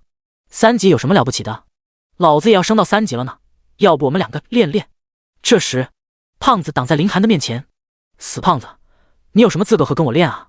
这是我和林寒打的赌，你去旁边玩一会泥巴，林寒都没有说什么，你还犬吠上了。风勇嗤笑一声说道。你是不是忘记以前被我们揍的时候那狼狈的样子了？而面对风勇的挑衅，胖子的小暴脾气立刻就窜上来了，怒道。而听见这话，风勇情不自禁地向后撤了一步，之前的阴影出现在他的脑海。但他仔细一想，曹冲此时就在他的身边，他不相信胖子敢当着曹冲的面对他动手，顿时硬气了起来。死胖子，练练就练练，真以为我怕了你是不是？这可是你说的。胖子言罢就要动手。这时候，曹冲突然严厉地说道：龙天骄，同学之间应该友好相处，大打出手的话成何体统？主任是他非要挑衅林寒的。胖子停住了步伐，有着曹冲在这里挡着，他的确没有办法和风勇动手。哼，事情发生了什么我都知道，既然林寒和风勇打赌了，那么就要言而有信，我们一中也一直都是信奉这样的品德。曹冲认真的说道。曹冲主任的意思是，这场赌注是学校承认的了。这时林寒开口道。当然。曹冲点了点头，说道：放心，即便是风勇输了，本主任也不会对他有任何的包庇。好，主任的为人我还是非常相信的。林寒笑了笑，原本他还担心风勇输了之后会死不认账，但现在有曹冲在这里担保，那自然是没有什么担心的了。小勇，将你的等级展现出来吧，也要让林寒输的心服口服。曹冲笑得非常灿烂，很明显他是偏向于风勇这一边的。好的。风勇冷笑一声，随后显示他等级的信息便在头上展现了出来。LV3 巨剑战士。林寒，到你了。林寒微微笑了一下，随后便将自己的等级也展示了出来。LV10 御兽师。什么？见到这一幕，风勇整个人的身形都震了一下。你是怎么做到的？不可能，这绝对不可能，你凭什么能够升到10级？就连冷凌雪也才5级而已。风勇惶恐地说道。他一直都以为林寒是0级，毕竟这处练级地可谓是危险重重，根本不是一个刚刚觉醒职业的新人能够探索的。而现在，林寒竟然达到了10级，他宁愿相信这是林寒用什么特殊方法作弊，也不相信这是林寒真正的实力。呵呵，你自己做不到的事情，别人也做不到。你懂什么是隐藏职业吗？林寒嘲讽道。此时不只是风勇，在场的其余人都纷纷投来了震撼的目光。之前说实话，他们想的都是看到林寒会出丑，但是没想到林寒展现出来的实力竟然远比他们所有人都要强。这个时候，就连冷凌雪见到这一幕也跟着怔住了。虽然他一直没有开口，但是他内心里还是认为林寒会输，不觉得林寒能够有任何成功的可能。但是如今看到林寒的实力之后，他内心的落差不比风勇要小。林子，可以啊，这么短的时间竟然升到了10级。胖子兴奋地说道。运气而已。林寒笑了一下，他没有将天角椅的事情说出去，有些底牌还是要隐藏一下的。曹主任，你看我等级是比风勇要高吧，所以这一场的赌注是我赢了没问题吧？接下来，林寒直接将话题抛给了曹冲。既然狗日的曹冲那么喜欢多管闲事，那林寒今天就让他好好的管管。要知道，刚刚曹冲可是亲口承认这一次的赌注是成立的，现在想要反悔可是晚了。此刻，曹冲也没有想到林寒的升级竟然这么快，他心中隐隐怀疑林寒是不是遇到了什么机遇。第一次秘境炼界就达到了一转的巅峰等级。说实话，即便是一中历史上的那位隐藏职业都没这么变态。如今曹冲的心中可谓是极其后悔，早知道会是这种情况，他就先不答应这次赌注的成立了，甚至还用一中的名义答应了这一次的赌注。毕竟若是没说的话，他还能用别的说辞，比如学生们不要乱赌这种话术来解决。但现在他完全就是骑虎难下了。曹主任，怎么了？莫非你要改变一中诚信的传统美德？林寒催促道。曹冲干咽一口说道：小勇啊，林寒赢了，你看看将10万天龙币给林寒转过去吧，得认赌服输。闻言，林寒，你会为你做过的事情付出代价的。风勇咬着牙，眼神之中满是愤恨。赶快将钱转给我吧，不然我真的以为堂堂的风家少爷竟然会眯着我一个小平民的钱不给呢。这话要是说出去，恐怕大家都会以为你言而无信啊，到时候整个风家的名誉岂不是都得因为你受到牵连？所以风勇少爷会将钱给我的吧？林寒笑呵呵地说道。我给。最终风勇咬牙切齿地说着，他也知道现在的情况，曹冲这个自家远房表亲也没有办法，只能将赌注交给林寒。我就说你不会耍赖的吧？林寒看向四周，继续说道。看看人家风勇少爷认赌服输，真是一条汉子，我从小就敬佩风勇少爷的品格。林寒话音落下，胖子也是配合林寒唱起了双口道。林子，人家风勇少爷大家大业的，怎么可能会差你这3瓜2枣的呢？说得对，真是我误会风勇少爷了。接下来风勇在手机上操作一通，不一会就将转账记录给林寒看了一下。而林寒收到了手机传来的震动后，心里更舒服到不行。要知道，10万天龙币对于一个高中生来讲，这可绝不是一笔小数目。什么都没有做，竟赚了10万，简直太酷了。林寒，这一次是你运气比较好而已，下一次就是学院大比了，那时你可就未必有这样的运气了。到时候若是遇见了，就别怪本少爷心狠手辣了。风勇咬牙切齿道。第12章交易行。好，那我等着哦。林寒笑呵呵地说着，他丝毫没有在意风勇的这一番话，管他放什么狠话呢？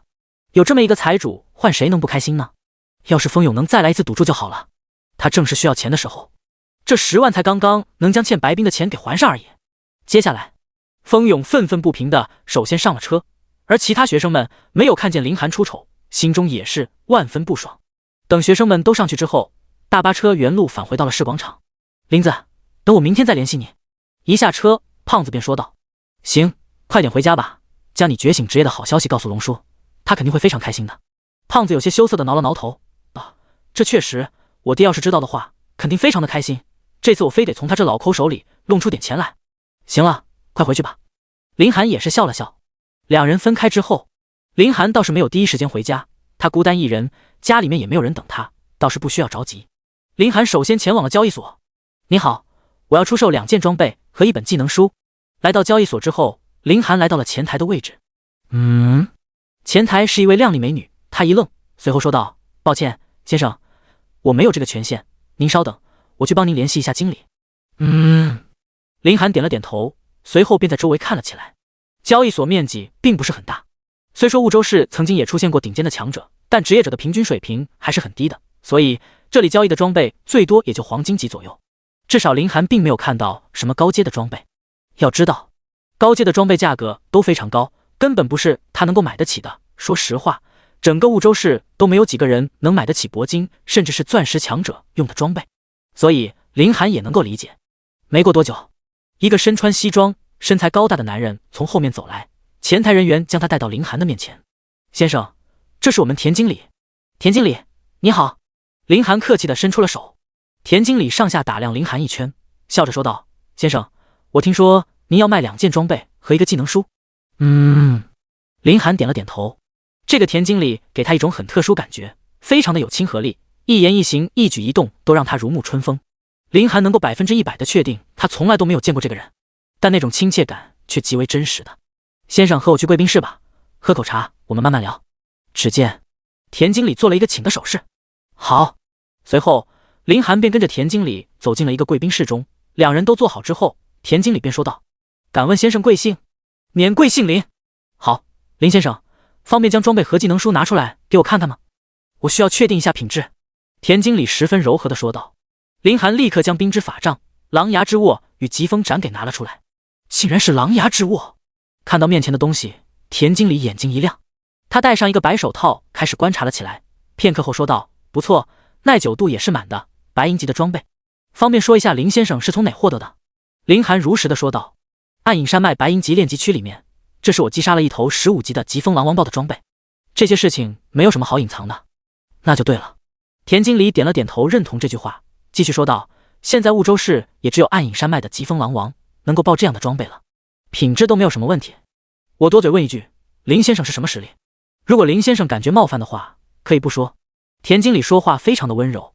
林寒随口说道：我今天刚刚觉醒职业，才10级。什么？10级？田经理倒吸一口凉气，10级就能够击杀15级的疾风狼王，还是一天升到10级？林先生还真是少年英雄啊，都是运气罢了。林寒满不在乎的说道。林先生还真是谦虚。田经理笑呵呵的说道：不知道林先生是什么职业？御兽师。隐藏职业。田经理震了一下，他仔细观察着林寒的样貌，眼睛逐渐的眯了起来。林姓？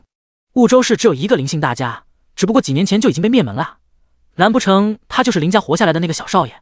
像，的确是像。这个年轻人和曾经的老林的确是有那么几分相似。林先生，你是叫林寒？林寒一愣，有些惊讶的说道：你怎么会知道？还真是。田经理笑道：刚刚一进来我就感觉您非常的眼熟，没想到竟然真是。我和你父亲以前是旧相识，没想到能遇见你。看到你如今的成就，以后一定能够再一次的振兴林家，老林也就能够安息了呀。父亲的熟人？林寒怀疑了起来。不过他想了想，依照林家以前的地位，的确会有很多人巴结。眼前这个田经理很明显也只是认识父亲而已，绝对算不上熟悉。而且若真是关系好的话，这些年他怎么可能不知道有这个人的存在？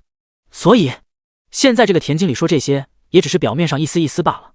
若是说真熟悉林家，那不太可能。田经理，我们一码归一码，就算是认识我父亲，我也不能多要你钱。你看我这些装备值多少钱？林寒笑呵呵地说道。他不想和这个人有太多的牵扯。田经理说道，3个装备中比较好的便是这个刀具、狼牙之握，还有这个疾风斩。我认识你的父亲，这3件装备算在一起的话，500万天龙币怎么样？林先生可以放心，我这里绝对不会存在坑蒙拐骗的事情。您要是有什么担心的话，可以出去打听打听，我绝对是公道的。更何况我们之间还有您父亲这一层关系，有关系你也不说多给一些。不过根据林寒在路上的了解，500万的价格是不算低了，但也绝对不高，只能说是中规中矩。好，田经理都这么说了，那就500万。最终林寒想了想，还是卖掉。第13章贵宾卡。林先生大气，果然有当年老林的风范。田经理笑呵呵地说道。主要还是田经理的价格公道，否则也不可能交易的如此顺利。两人互相寒暄了一会，随后田经理说道：林先生，把你的卡号给我吧，我现在就将500万打到你的账户。好。经过田经理操作了一会，林寒的手机上很快就收到了500万入账的提醒。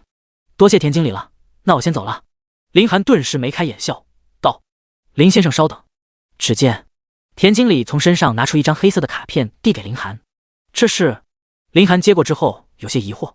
林先生，这是我们交易行的会员黑卡，这张黑卡能够透支300万天龙币的额度。田经理解释道。以后林先生要是还有什么好装备的话，就多往我们交易行送上一些，当然以后有什么需求的话也可以来找我。林寒收起卡片，点头说道：好，多谢田经理了。随后田经理便将林寒送出了交易行。这小子以后得成就不得了啊，这才第1天就已经10级，果然还是先在他心中留下一个良好的印象才行吧。说不定以后还有什么地方能够用得上他。林寒从交易行离开之后，便第一时间从自己账户中转了20万到白冰给他的黑卡中。接下来他便往转职神殿走去。现在他的等级已经来到了10级，自然而然是需要转职才能够进行后续的升级。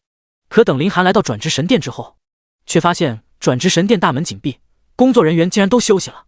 林寒有些无奈，他只能等到第2天才能进行2转了。接下来林寒便回到了家中。林寒所住的地方算是一个贫民区，没有别的原因，单纯是因为这里比较便宜，这小区非常的古旧。他住的房间也不过10多平米而已。不过，对于林寒来说，这都是无所谓的。这些年，他疯狂的赚钱攒钱，就是为了系统的到来。很明显，现在他得到了应有的回报。回到家中之中，林寒简单吃了一口，便准备睡觉。咚咚咚，这时，他房间的门被人敲响。林寒有些疑惑，他这扇门已经不知道多少年没有被人给敲响过了，即便是胖子都是2人约好一个地点见面而已。谁啊？林寒一边喊着，一边下床开门。打开之后，一张熟悉的面孔出现在他的面前。刘总管，你怎么会来这里？林寒的眼神忌惮了不少。根据原身的记忆，眼前这个看似慈祥的男人是白家的总管，姓刘。但是在林家被毁之后，白家的人除了白冰，从来都没有其他人来找他帮助他。当然，林寒并不怪白家，墙倒众人推，门可罗雀的事，毕竟是人之常情。但今天这刘总管的到来，却让他隐隐有一种不适感。林少爷，好久不见了啊！刘总管站在门外笑呵呵地说道。的确是很久不见了，好像我们林家被毁了之后就没有见过了吧？林寒轻笑一声，随后让出空间让刘总管进来。刘总管一进门就露出了一种比较嫌弃的眼神，但随后就变换了回去。虽然只有一瞬间，可林寒却切切实实地察觉到了。刘总管怎么会知道我具体住址的？林寒随意坐在床上，没有丝毫的拘谨。林少爷，您应该知道，我们白家想要在婺州市找一个人，那可是轻而易举的。刘总管笑呵呵地说道。的确，你们白家的实力的确是很厉害，可今日你来我这里要干什么？林寒面无表情地问道，心中没有因为白家的势力地位有任何的羡慕情感。刘总管对这一幕视若无睹，他说道，我这一次来是受我们小姐的委托。白冰？林寒微微一愣，他今天觉醒之后，白冰就有事走了，之后就是曹冲带着他们去练级。难道白冰是来让自己还钱的？我们小姐知道你觉醒了隐藏职业御兽师，而我们林白两家曾是至交，所以念及旧情，给林少爷找了一头虚空兽。如果有了这个虚空兽，那林少爷以后肯定能很轻松的刷一些低等级的副本。林少爷的面子可真大，这虚空兽是我们小姐去一处钻石级的秘境亲自给你抓来的。刘总管笑呵呵地说道。不过接下来他的脸色却逐渐的严肃了起来。当然了，对你的这些帮助也都是有条件的。条件？说说。林寒对这虚空兽并不是很兴趣，他现在可是拥有了太古十凶之一天角蚁，这狗屁的虚空兽他自然不会放在眼里。但是真正让他有些感触的事情，是白冰竟然亲自去帮助他寻找虚空兽。要知道，那可是钻石级秘境啊，即便是老校长司空城进入都十分凶险。我们白家对你们林家早就已经仁至义尽了。你拿到这只虚空兽后，我们林白两家将再没有任何的关系。刘总管笑着说道。这是谁的意思啊？白冰？闻言，林寒的眼神之中出现了一抹冷意。这是我们家主的意思。林少爷要是答应了这虚空兽就交给你了，以后我们便没有任何的牵扯了。从今以后，林白两家便不再是世交，还请您与我们家小姐保持应有的距离。刘总管始终保持着一副笑容，但这个笑容却让林寒非常的不舒服。哼！林寒冷哼一声说道，这虚空兽我是不会要的，而且请你们搞清楚，我跟你们白家从来就没有什么牵扯。当年我林家遇难后，我可曾去过你们白家一次，我可曾去求着白叔助我，你们有主动帮我。哼，要是我没有猜错的话，当时你们应该想尽办法将我避开吧。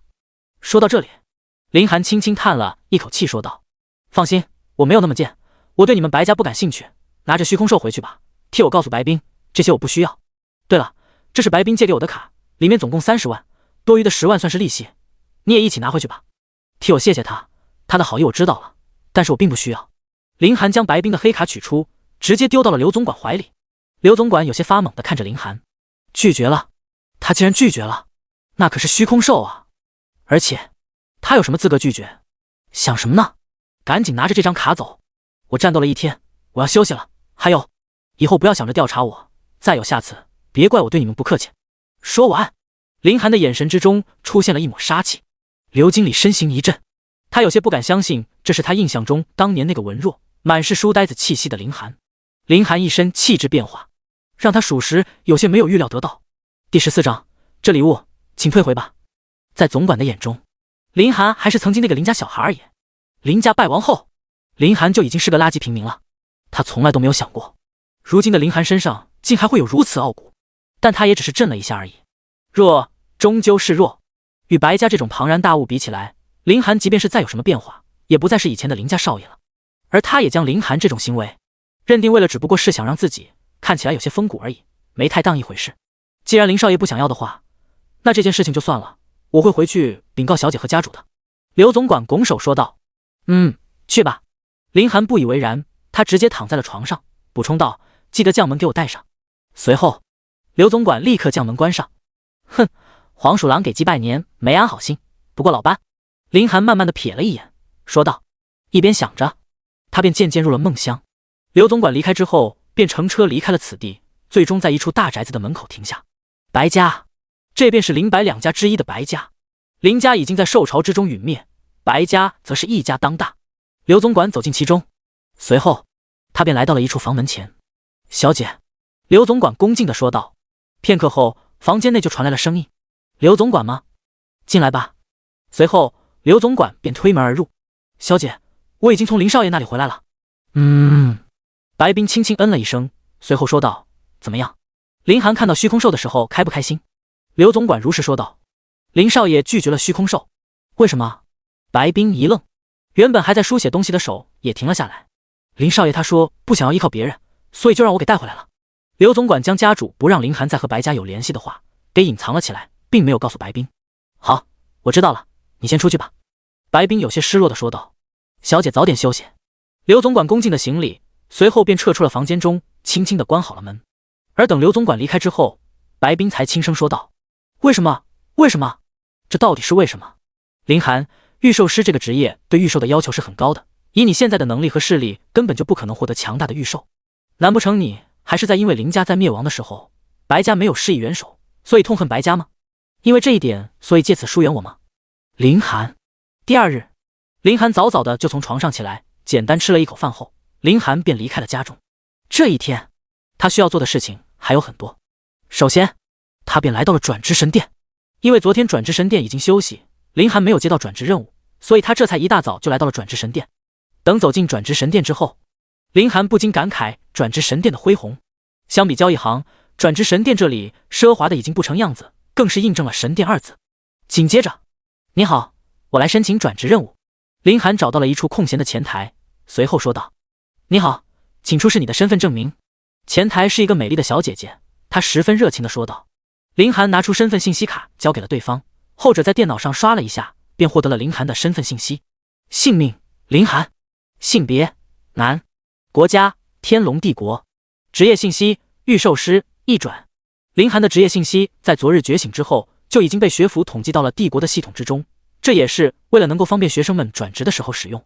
林先生，我已经帮你在系统上选好了房间，您直接过去就好。好的，谢谢。林寒收起身份信息，随后就按照前台给出的序号来到了一处房间。相比外面的奢华，这处房间中就简朴了很多，一块转职神石放在房间的正中心。按照前台给出方式，只要将手放在转职神石上方，等级达标的情况下，神石就会引导使用者的职业面板来显示职业任务。林寒上前将手放在了上面，随后一道道光芒融入他的身体，瞬间职业面板多了一个感叹号，随即转换了一道任务信息。任务名称王国的雷鸣，任务等级5星，任务内容击杀古代遗迹中的雷鸣兽，获得至少7块能量石，任务地点破碎遗迹。5星难度吗？林寒翻了一个白眼。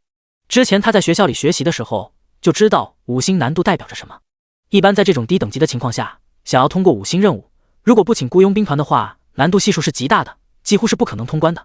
他没想到自己第一个转职任务就是5星的难度，但事已至此，林寒也只能硬着头皮上了，但还是需要事先准备一下。出了这屋子之后，林寒便要直接离开。而这个时候，转职神殿中最大的屏幕上赫然写着5星任务的触发，其中不少人已经谈论了起来。我靠，这是哪一位竟然触发了5星任务？我还是第一次见到有人触发5星任务。能触发这种级别的人物，恐怕职业也不得了吧。就算职业很厉害又能怎么样？这可是5星任务啊，不请雇佣兵团的人恐怕压根就没有办法通过吧。真好奇是哪一位啊。听着这些人的低语，林寒没有说话，还好这里只是触发5星任务而已，如果将他的身份信息一同暴露的话，那才是最大的问题，否则到时候他在整个婺州市就出名了，肯定不少人还会借机谈论，会给他招来很多不必要的麻烦。想到这里，林寒头也不抬的走出了转职神殿。而刚刚接待过林寒的前台看着转职神殿最上方的任务信息，也是一愣。他在这里工作了很长时间，最多也就见过4星任务而已，现如今竟然出现了5星级别的任务，难不成是刚刚那个男孩？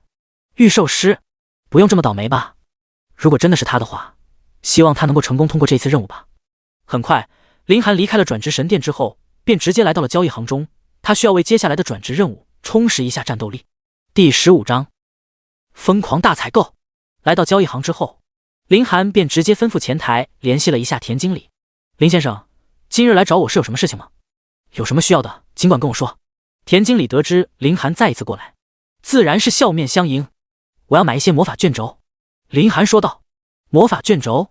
田经理眼睛一亮，这魔法卷轴可是奢侈品。林先生还请稍等，我现在就去取我们的收入名单。话音一落，田经理便离开了房间，几分钟后便再一次的返了回来。林先生，这里收录着我们交易行所有的魔法卷轴，您看你需要哪个，我去给您取来。田经理眉开眼笑的说着，单单是一个魔法卷轴，他能够获得的抽成就是很多的。林寒接过名单，仔细翻了几页，指了2个黄金级的魔法卷轴说道，昨天刚赚了500万，我要这2个雷系黄金级的卷轴，剩下的钱帮我都拿白银级的卷轴，优先火系卷轴，如果不够的话，那就雷系的卷轴，全要。闻言，田经理有些不敢相信自己的耳朵。就按照500万天龙币的价格来给我准备吧。林寒再一次的说道。林先生稍等，我去准备一下。片刻之后，田经理再一次的返回，这时他怀中捧着不少的卷轴走了进来。林先生，白银级的火系卷轴刚好够您支付的价格，您这一次算是将我们交易行给掏空了呀。田经理此时笑得比较灿烂。500万新龙币的价格，单单是提成就已经很多了。林寒随后就将需要支付的钱赚了过去，便将所有的卷轴收好。田经理，那我先离开了。好，我送送林先生。等林寒从交易行离开之后，便前往了破碎遗迹。现如今他准备的已经非常的充分。所谓的魔法卷轴，就是将一些魔法技能储存在卷轴之中，相比于技能书价格要低的很多，毕竟是一次性的用品。但是制作这种东西也是非常耗时的，所以市面上大部分都是低级魔法卷轴。这一次林寒买的魔法卷轴都是火系技能的卷轴，伤害是非常高的，其中2个黄金级的魔法卷轴则是当做底牌来用的。毕竟要去遗迹，其中危险还是很大的，如果不准备的齐全一些的话，将命给丢在那里就不值得了。没用太长时间，林寒就抵达了破碎遗迹。破碎遗迹是垂云城一处比较热门的秘境，聚集在这里的人还算是比较多的。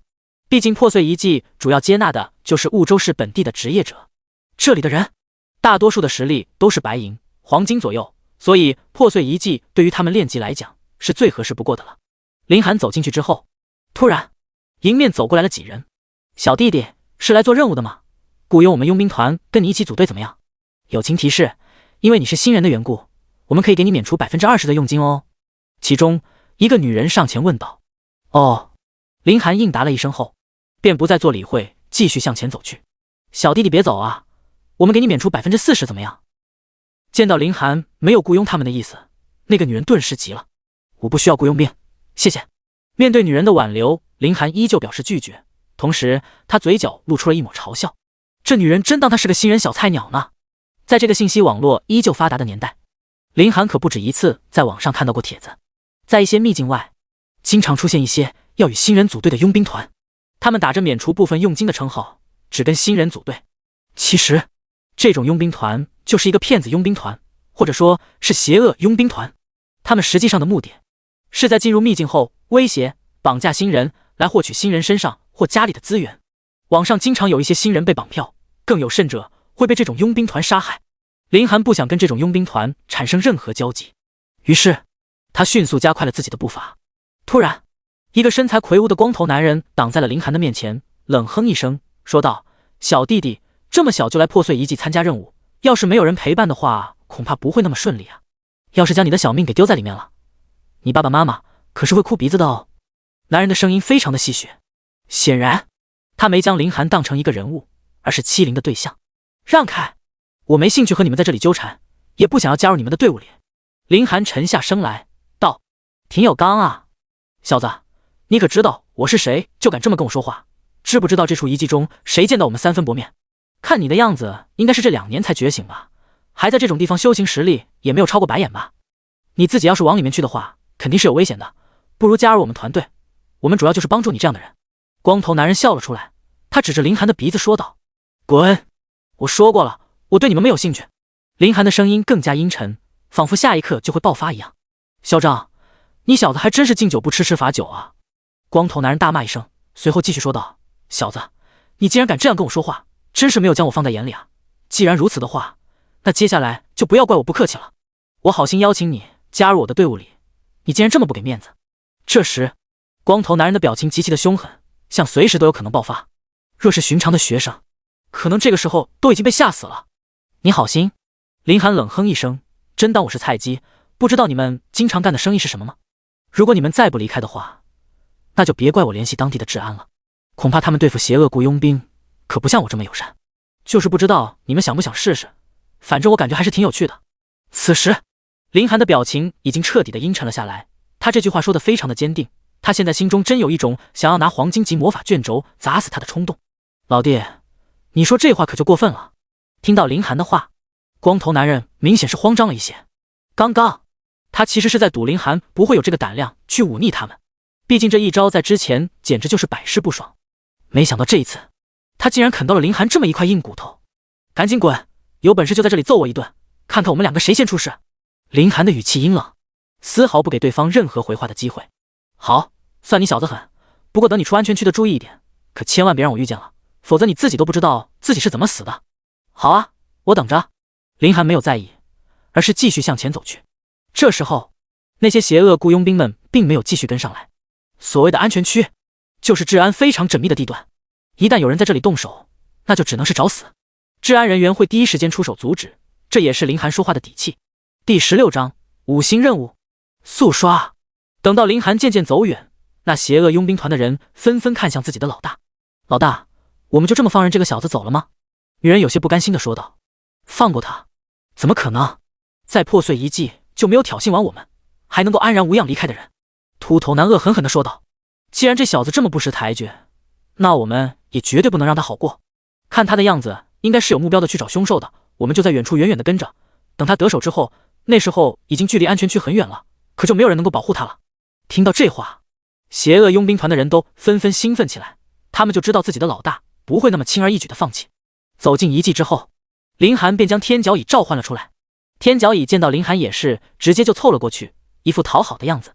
乖，今天就让你好好的打一场。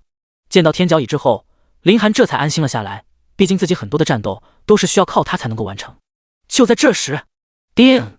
恭喜宿主触发首领级任务，任务名称雷霆之心，任务内容猎杀雷霆使徒，获得雷霆之心，任务奖励300御兽点。竟然触发了系统任务，林寒大喜。经过了之前御兽点带来的好处后，林寒恨不得自己每一次动作都能够触发御兽点，这样他就能够短时间内快速的提升实力。当然，这也就是想想而已，这一切还得看系统的意思。现今林寒距离转职任务的地点已经很近，没有必要为了先去解决系统任务给中途反悔，而且他也不知道雷霆使徒在什么地方，所以当务之急，他还是先将转职任务完成时最优解。林寒继续向前走去，突然一道道仿佛雷霆摩擦的声音在前方传来。雷鸣兽！很快林寒就发现了目标 LV15 雷鸣兽，前方是一整个雷鸣兽的群落，足足有10多只。靠，还真不愧是5星任务，寻常接一转任务的人谁能过这种任务啊？林寒不禁想口吐芬芳，若不是他有足够的家底能去购买技能书和拥有太古十凶之一的天角蚁，这种任务他就算是拿命也过不去啊。这可是10多只15级的雷鸣兽啊，难度可想而知。天角蚁，这一次我们2个得并肩作战了。林寒深深吐出一口浊气，说道。天角蚁昂首挺胸，一副跃跃欲试的样子。在林寒的眼中，不管是面对什么样的对手，就没有天角蚁害怕的。太古十凶的血脉里就是好战，本身就是对其余凶兽拥有着血脉上的压制，而且同等级内几乎没有凶兽能敌得过太古十凶，否则他们也不可能被称之为太古十凶。不过他不怕，不代表林寒不怕呀。林寒认真的说道。速战速决，尽快的灭掉他们。话音一落，天角蚁发出嘶嘶的声音，随后6足发力，犹如弩箭托弓一样，直接就窜了出去。林寒跟在后面。从装备栏中取出数个白银级的魔法卷轴。雷鸣兽发现这边的情况，纷纷嘶吼起来，便对天角蚁冲了过去。两兽相撞，最前方的雷鸣兽直接被天角蚁的巨角洞穿。紧接着，天角蚁侧身甩开巨角上的尸体，一脸凶相的继续杀了过去，瞬间就又死了2头，成功击杀雷鸣兽，经验值加0。注意，你已达到一转所能够承受的最高限制，需受理转职任务，否则无法再突破上限。在抵达2转之前，你无法继续增加经验值。成功击杀雷鸣兽，经验值加0。注意，你已达到一转所能够承受的最高限制，需受理转职任务，否则无法再突破上限。在抵达2转之前，你无法继续增加经验值。林寒看着职业面板上跳出来的信息，有些心疼。这可是15级的凶兽啊！如果不是因为自己的等级达到上限的话，这可就全都添加上了。可事已至此，林寒也只能忍着。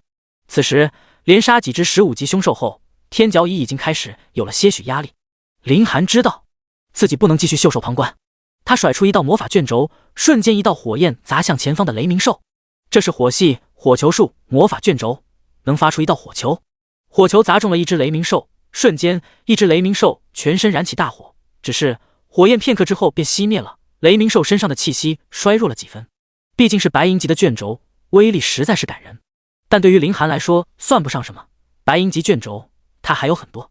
随后林寒不再犹豫，疯狂往战斗的区域扔魔法卷轴。火球术、天火术、火焰飞弹。瞬间雷鸣兽的聚集地便被无数火焰充斥起来。虽然是白银级魔法卷轴，但是量达到一个程度之后还是非常吓人的。与此同时，邪恶佣兵团的人也都纷纷来到了林寒所在的地方。看到眼前这一幕，异常的震撼。老大，那小子往外面扔的是白银级卷轴吧？佣兵团中的女人呆呆地望着眼前的一幕说道。好像是。秃头男人此时也有些发懵，他不是没有见过别人使用魔法卷轴，只不过第一次见到一次性用这么多魔法卷轴的。这小子也太能挥霍了吧，这么一回扔出去的魔法卷轴恐怕都价值大几十万了吧。佣兵女人都不知道该用什么词汇才形容眼前一幕。在他的眼里，别人使用魔法卷轴都是在恰当的情况下使用来确保最佳的效果，而眼前这个小孩简直跟放鞭炮一样，有点只追求卷轴效果的感觉。浪费，这实在是太浪费了。秃头男怔怔地看着眼前发生的一幕，这小子能这么使用魔法卷轴，绝对是一个狗大户。看来老天也知道我们这一段时间过得可怜，给我们送来了一块肥肉啊。老大，我们现在要出手吗？一旁的人都跃跃欲试的样子，他们也很多天没有开荤了，就等着林寒这样的肥羊落入他们的手中。不急，我们再等等时机，这雷鸣兽也能爆出能量时，就让这小子再帮我们积累一些财富。而且他旁边那个蚂蚁看起来也不是那么好对付，等他们消耗的差不多了，我们一举将其拿下。秃头男阴狠地看着林寒的方向，当然在他心中已经将林寒的一切据为己有。老大英明。第17章购买使徒情报。林寒这边因为有火系白银魔法卷轴的帮助，配合天角蚁的手段，倒是没用多长时间就将一群雷鸣兽全都给解决了。最后这10多头雷鸣兽也是给他爆了9块能量石。回来吧。天角蚁屁颠屁颠地跑回到了林寒的身边。随后林寒仔细看着系统发布的任务，雷霆使徒。这雷霆使徒乃是一种极为珍稀的凶兽，他还真是不知道哪里能找到，所以现在林寒只能先返回城镇的方向，找情报商人买关于雷霆使徒的消息，否则他在硕大的遗迹之中找起来完全就是大海捞针。林寒收好能量石之后，便将天角蚁也收了回去，毕竟带着这样的凶兽四处乱跑肯定会引起怀疑，所以还是低调一些。而这时候跟林寒的那些雇佣兵也继续动了起来，他们察觉到林寒去的方向是距离这里比较近的一个安全区，并不是之前林寒来的方向，所以他们也打赌林寒绝对不是回去。接下来他们就继续跟了上去，这头大肥羊他们是吃定了。来到遗迹附近的一处安全区城镇之后，林寒多方打听之下，这才找到了一个情报商人。老板，要来点什么情报？情报商人笑了笑，没有因为林寒的年轻而有懈怠，在他们眼里，只要是花钱买情报的，那都是老板，而老板和老板之间没有任何的区别。我要雷霆使徒的消息。林寒果断地说道。雷霆使徒吗？情报商人去后面翻找起来，几秒后就拿出来了一个卷着的一张纸，笑道，这是昨天晚上我刚刚买到的情报，老板还真是好运气。多少钱？林寒懒得废话，直接开门见山。不多不少，只要3000天龙币。情报商人竖起食指比了一个手势，脸上始终保持着笑容。3000天龙币可不便宜啊。林寒自然不是冤大头， 3000天龙币都快要比得上很多家庭1个月1/3的工资了。这家伙竟然直接就开口了3000。老板，这雷霆使徒在破碎遗迹中的行踪飘忽不定，每隔上几天就要换一个地方，所以这个价格真的不贵了。我收这种情报可都是有风险的啊。若是这几日没有人需要雷霆使徒的消息，那我可就亏钱了。所以这个价格真的不贵。老板若是不着急的话，可以过几天再来找我。这个消息到时候我可以1000卖给老板。情报商人笑道。听着情报商人的一番话，林寒也是感觉有些道理。他摆了摆手道：刷卡。好嘞，老板爽快，老板大气。情报商人眉开眼笑地说着，随后他从身后拿出一个刷卡专用的机器放了过去。林寒虽然有些肉疼，但为了这300预售点也只能豁出去了。现在他全身上下可谓是一点钱都没有了，他的500万全都在交易行购买了魔法卷轴，现在支付也只能使用昨日田经理给他的黑卡，而用了黑卡就意味着自己开始了欠债生涯。按照田经理的说法，黑卡是能够透支300万的，不出意外是可以用的。这是交易行的黑卡。只是当看到黑卡的瞬间，情报商人一愣，瞬间开始怀疑起了林寒的身份，但还是不露声色的接过黑卡，将钱赚了过来。老板，我这边收到钱了，地图就给你了。情报商人将手中关于雷霆使徒的地图递了过去，随后继续说道：老板，这雷霆使徒如今正在一处比较凶险的区域，我不知道老板你是什么实力，但若是低于2转15级的话，我是不建议老板您孤身前往的。多谢提醒。林寒应答了一声，但没有太过在意。他有太古十凶之一的天角蚁傍身，虽然没有到2转15级，但是也不需要太过的担心。天角蚁的实力远远超过15级的凶兽，加上各种天赋加成，还真不一定会怕了雷霆使徒。接过地图之后，林寒便按照地图上的位置走了过去。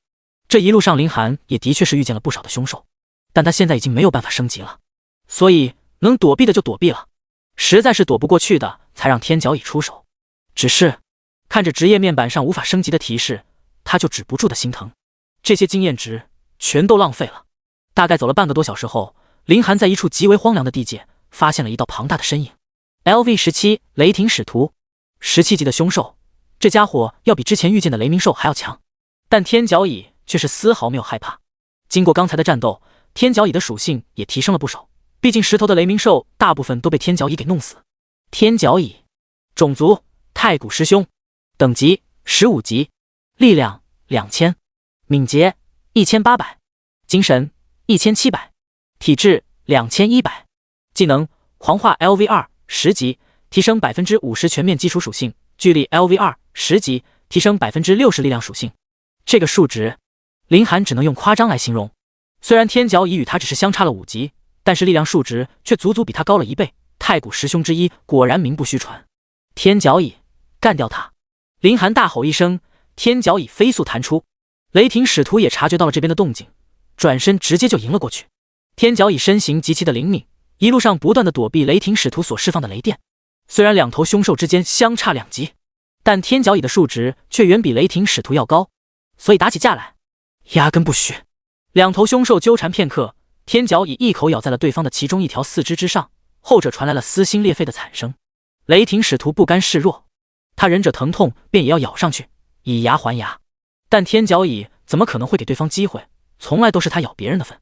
第一时间就预判了雷霆使徒的动作，身体向后一窜，头上巨角直接就顶在了雷霆使徒的嘴中，鲜血瞬间涌出。两头凶兽只是相争了几分钟的事件，最后的胜利便由天角蚁获得，成功击杀雷霆使徒，经验值加0。注意，你已达到一转所能够承受的最高限制，需受理转职任务，否则无法再突破上限。在抵达2转之前，你无法继续增加经验值。叮，任务完成，首领级人物雷霆使徒，目前进度100%，任务奖励300预售点已成功获取。第18章反向掠夺。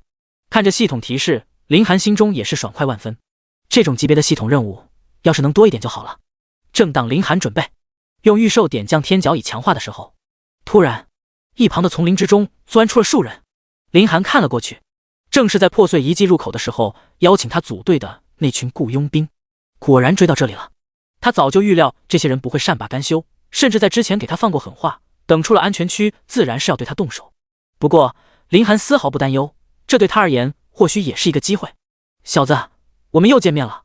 秃头男人笑盈盈地说着，脸上的表情极为的阴邪，身后的几人也都凑了过去。怎么，这就忍不住对我动手了？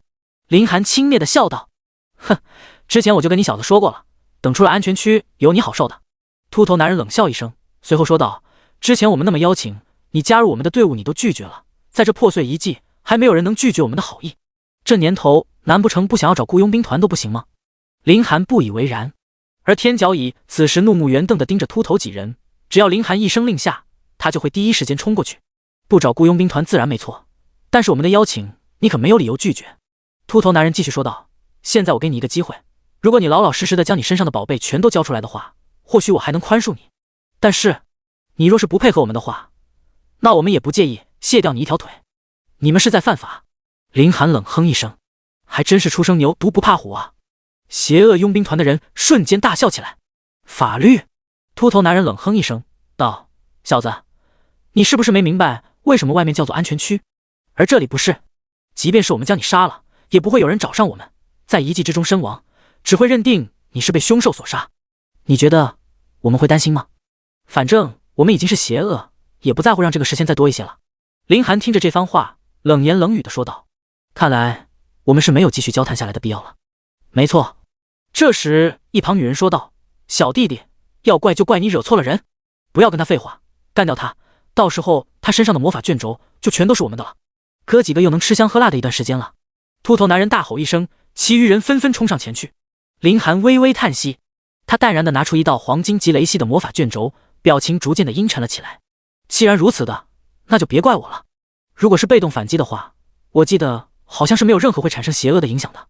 秃头男人一愣，那是他在这里从事这种勾当，自然对一些道具都非常的了解，所以在林寒拿出来的一瞬间，他就发觉不对劲。眼前这小子手里的好像是，这是黄金级卷轴。秃头男人大喊道：“算你还有点眼光，刚刚我还感觉能省下一点，但是现在看来好像有些没必要了呀。”林寒嗤冷笑道，随后一手捏爆了手中的雷系黄金卷轴。刹那间，此地雷霆四起，快跑！秃头男人脸上露出惊慌，他们也不过都是二转而已，最高等级的他也不过是二转13级。原本以为面对白银级的卷轴还能一战，但谁能想到眼前这个小子手中竟然还有黄金级魔法卷轴。要知道，黄金卷轴已经堪比黄金法师的全力一击了，这道魔法卷轴的威力凝聚他们任何一个人的身上，都非死即残。而且从魔法卷轴最初的表现上来看，还是一种魔法卷轴之中破坏力最大的雷系魔法。想跑？晚了！林寒瞬间释放雷霆，他将所有的雷霆均匀地释放在每一个人的身上。瞬间，邪恶佣兵团的人群中电光四射，一股股强悍的雷霆洗刷着四周。不到1分钟的时间，邪恶佣兵团的人已经倒下了大半。林寒刻意地控制了每个人能够承担的数值，并没有全都释放到一个人身上。虽然这些邪恶佣兵团的人可恶，但是林寒也不想将他们全部杀死，只需要惩罚便足矣。随后，林寒又拿出来一个黄金级雷系魔法卷轴，笑呵呵地说道：“怎么，站起来继续打呀？在地上趴着干什么？他还有黄金卷轴？”秃头男不禁干咽一口，连忙求饶道：“大爷，是我们几个有眼不识泰山了，您大人不计小人过，就放了我们吧，以后我们再也不敢对您动手了。”此时整个邪恶佣兵团的损耗并不多，毕竟也只是一个雷系魔法卷轴而已，分摊给所有人后并没有太大的伤害。但是架不住林寒手中还有黄金级卷轴啊，这怎么打啊？再跟林寒装大眼，这简直比飞蛾扑火还要残暴。说实话，如果他们早知道林寒身上有黄金级魔法卷轴的话，就算是给他们1万个胆子，不敢去挑衅林寒啊。刚才是谁说惹了你就必须承担后果的？林寒意犹未尽地说道。一旁的天角乙也是怒视着几人，刚才我们几个睡着了说的梦话，大爷您别放在心上，我们真不是有意挑衅你的。秃头男继续说道。不是有意挑衅我的。林寒点了点头说道，那你们就是故意挑衅我的了。说着，林寒就要捏碎手中的魔法卷轴。大爷，别浪费您的魔法卷轴了，我们真的知道错了。见到这一幕，秃头男吓得裤子都湿了，直接跪在了地上说道，知道错了不行，我看不到你们的诚意啊。林寒咂了咂嘴，很不爽地说着。诚意？秃头男连忙意识到了，随后拿出一件装备说道，大爷，这是我们前几天抢不世界的一件装备，您要是喜欢的话就送给大爷您了。就这？林寒有些不爽，就拿这种东西考验干部的吗？我这手怎么有些发痒呢？想到这里，林寒又捏了捏手中的魔法卷轴说道，大爷。秃头男人连忙又拿出一件装备，有些肉疼的说道，这件装备是我们前几日爆出来，刚好可以帮您挠挠痒。第19章，这些我全要了。林寒接过装备看了看，没有什么太大问题，甚至连耐久度都是满的，这倒是有点意思，但是不够。林寒笑着继续说道：“要是我没有猜错的话，你们身上应该还有什么好东西吧？装备、技能书、能量石全都给我交出来。”一边说着，林寒一边催促着：“大爷，我身上真的没有装备了。”秃头男人求饶道。这时候，林寒在他的眼中就好像是一个贪得无厌的恶魔一般。如果说这辈子有什么比较后悔的事情，那就是最初想要劫持这个少年。要是没有装备的话，我很难办啊。林寒稍微叹了口气，一副非常为难的样子，这手就是发痒。你说我要是将这东西捏了，能不能好一点呢？大爷，真没有了。秃头男人连忙说道。那我可真捏了。有。大爷您先别捏，我们要是好好找找的话，应该也是能够找到一些东西的，说不定就能帮大爷你伸的手指痒呢。秃头男人连忙说道，不敢有丝毫的犹豫。他很难想象面前这个看似16、17的少年为什么如此油盐不进呢？如果自己再说没有的话，对方岂不是就直接将自己给电死了？快点，我还赶时间呢。林寒再三催促道。随后，秃头男人咬着牙，便让所有人把自己正穿戴的一件件装备、压箱底的技能书，还有能量石都拿了出来。大爷，这一次我真的什么都不剩了，你就饶了我吧。秃头男人苦哈哈地说道。林寒有一种感觉，若是自己再逼下去的话，这男人说不定真的还能哭出来。既然如此的话，那我走了。不过林寒倒是不想看他哭唧唧的样子，摆了摆手说道：“大爷慢走。”邪恶雇佣兵团的人齐刷刷地说道。林寒颇为满意，他收起邪恶佣兵团的所有东西，便转身带着天角椅往破碎遗迹的入口处走去。而见到林寒离开，众人也是松了一口气。你们那里还剩下多少东西？秃头男人说道。一件都不剩了。其余人纷纷说道。你们就不能一丝一丝吗？你们是不是虎，将所有的东西都拿出来了？秃头男人一惊，随后骂道：主要是好东西都在大哥你这里，我们这里不太值钱，我们以为大哥你会留的。我留个屁！秃头男人没好气地说道。没看到那家伙怎么威胁我的吗？我他妈敢留吗？老大，那我们现在岂不是什么都不剩了？你们可是气死我了！该死的家伙，下一次别让老子遇见他，否则一定要将他千刀万剐。秃头男人在原地无能狂怒。你说什么？这时林寒的声音再一次的传进了他的耳中。秃头男人一惊，什么时候回来的？此时林寒正站在他的面前，吓得他重新跪在了地上。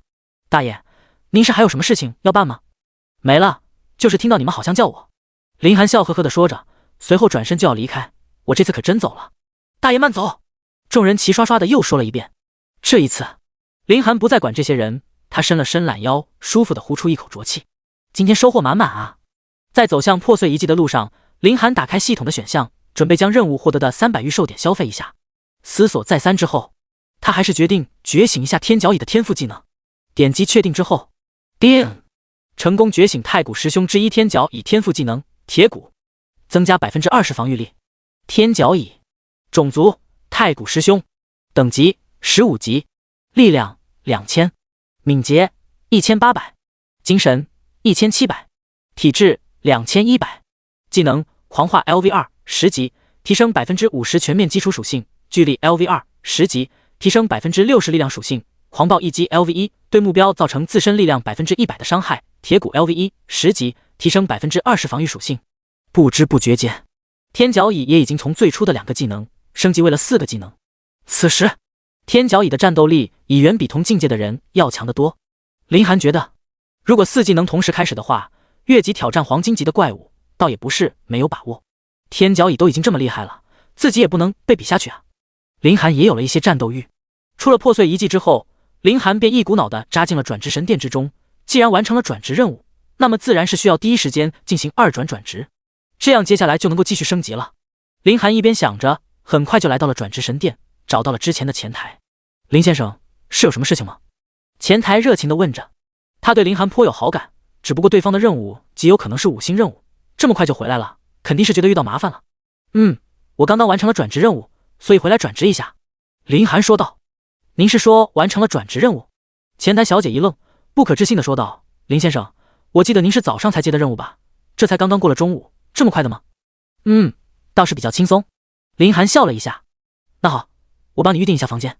前台小姐没有多问，他们有规定不能问太多客人的事情，在电脑上操作一通之后，便给了林寒一个地址。林先生，现在有空闲的位置，您现在就可以过去，操作方式和您接取任务的时候一样。好的，谢谢。林寒表示感谢，随后按照前台小姐给出的房间号便前往过去。走进房间之后，和之前接取任务时的房间差不太多，只不过是地上的六芒星阵法有些不太一样而已。将手放到转职神石之上，那神石所释放的光芒瞬间连接了他的职业面板。下一刻，林寒便感觉到身体中一股股暖流充斥他的身体，这种感觉让他非常的舒服，有一种超脱的感觉，仿佛身体中的构造都被打乱重组。这就是转职的感觉吗？林寒轻轻呼出一口气，转职任务完成，您已成功达成2转。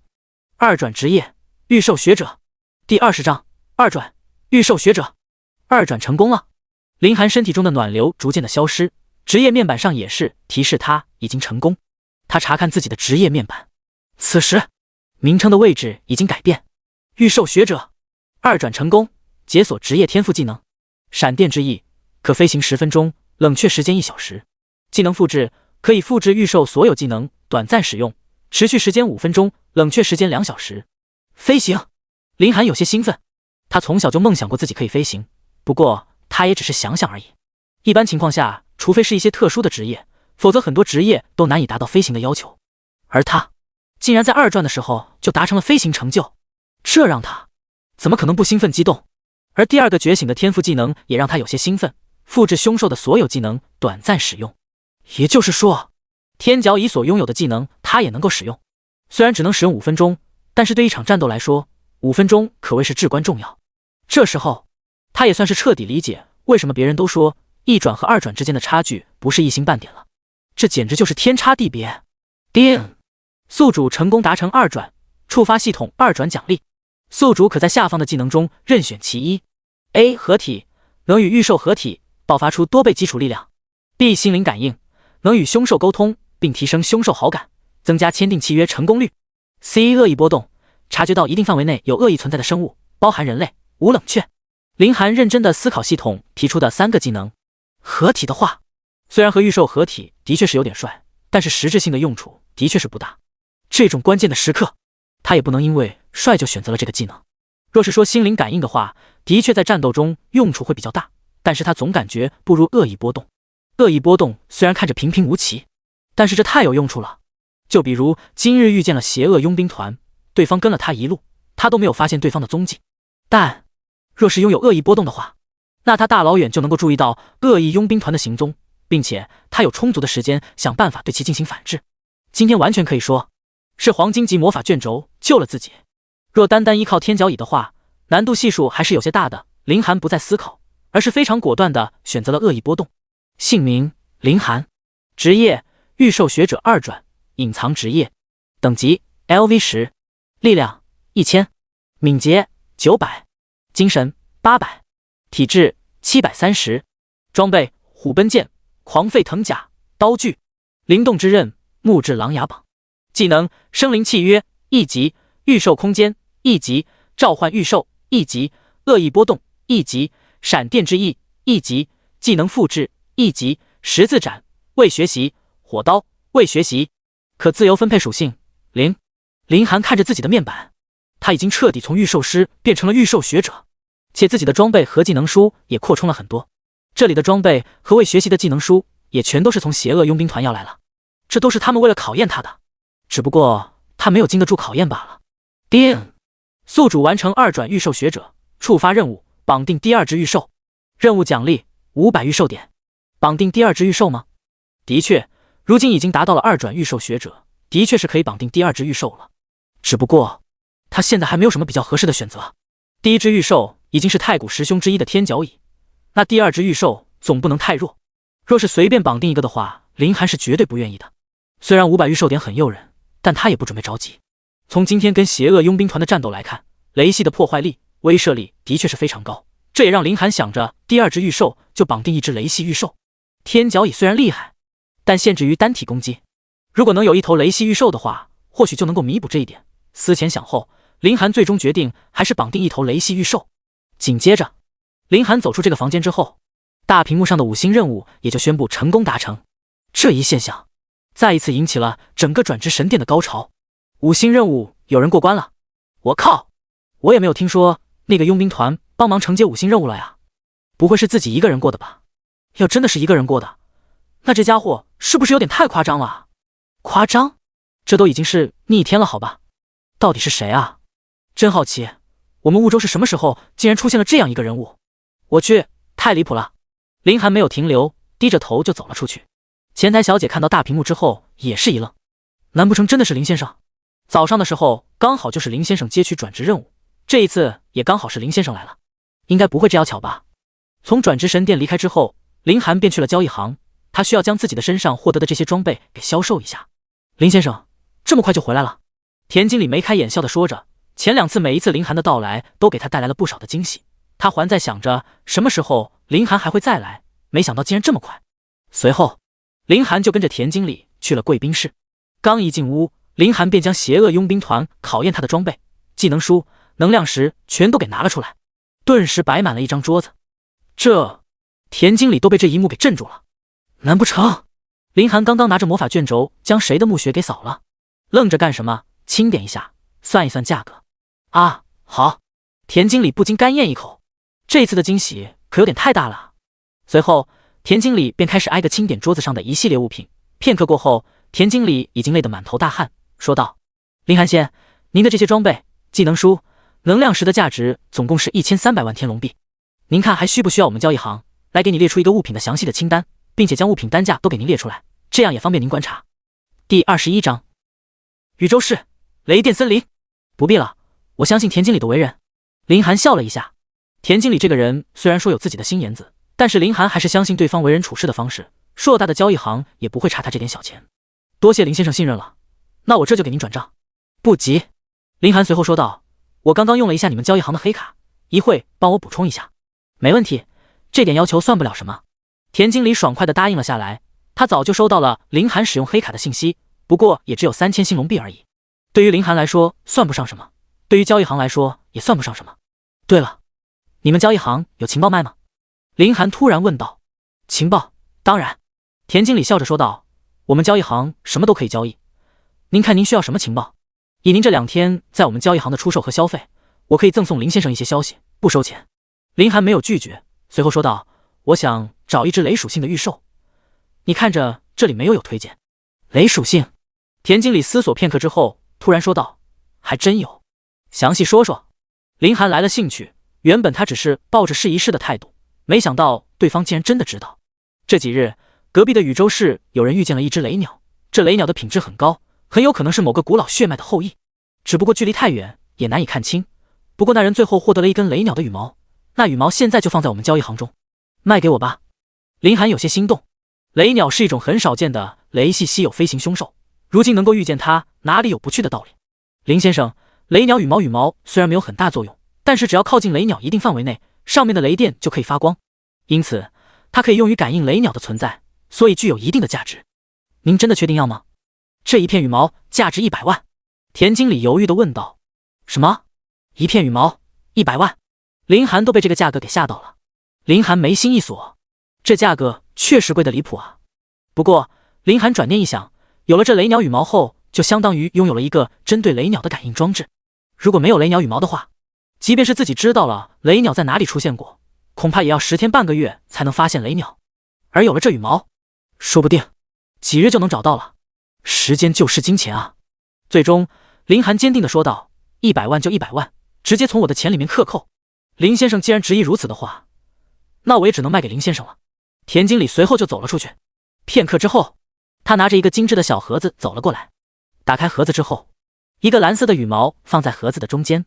林寒正要去摸，但随后就被田经理阻止，前者有些疑惑。林先生，您仔细看，这羽毛之上还有电流在起涌动，这个盒子的作用就是尽量完美的保存这根羽毛。田经理说道。也正是因为这个羽毛，我们才能够确定消息情报的准确。林寒点了点头，他认为这种方式还是非常不错的。经过田经理的提醒，他隐约之间也能够看到那羽毛之上隐约的电流。林先生直接收起来便是，这羽毛若是再拿出来一次，其中的电流就会消失。经过田经理的提醒，林寒也是赞同。随后他就将整个盒子都收了起来。田经理笑着说道，林先生，您的1200万已经给您打到了之前的账户之中，您黑卡中的钱也帮您填平了。刚刚的情报就算是我赠予您的。这雷鸟出现地点便是我们隔壁宇宙市的雷电森林。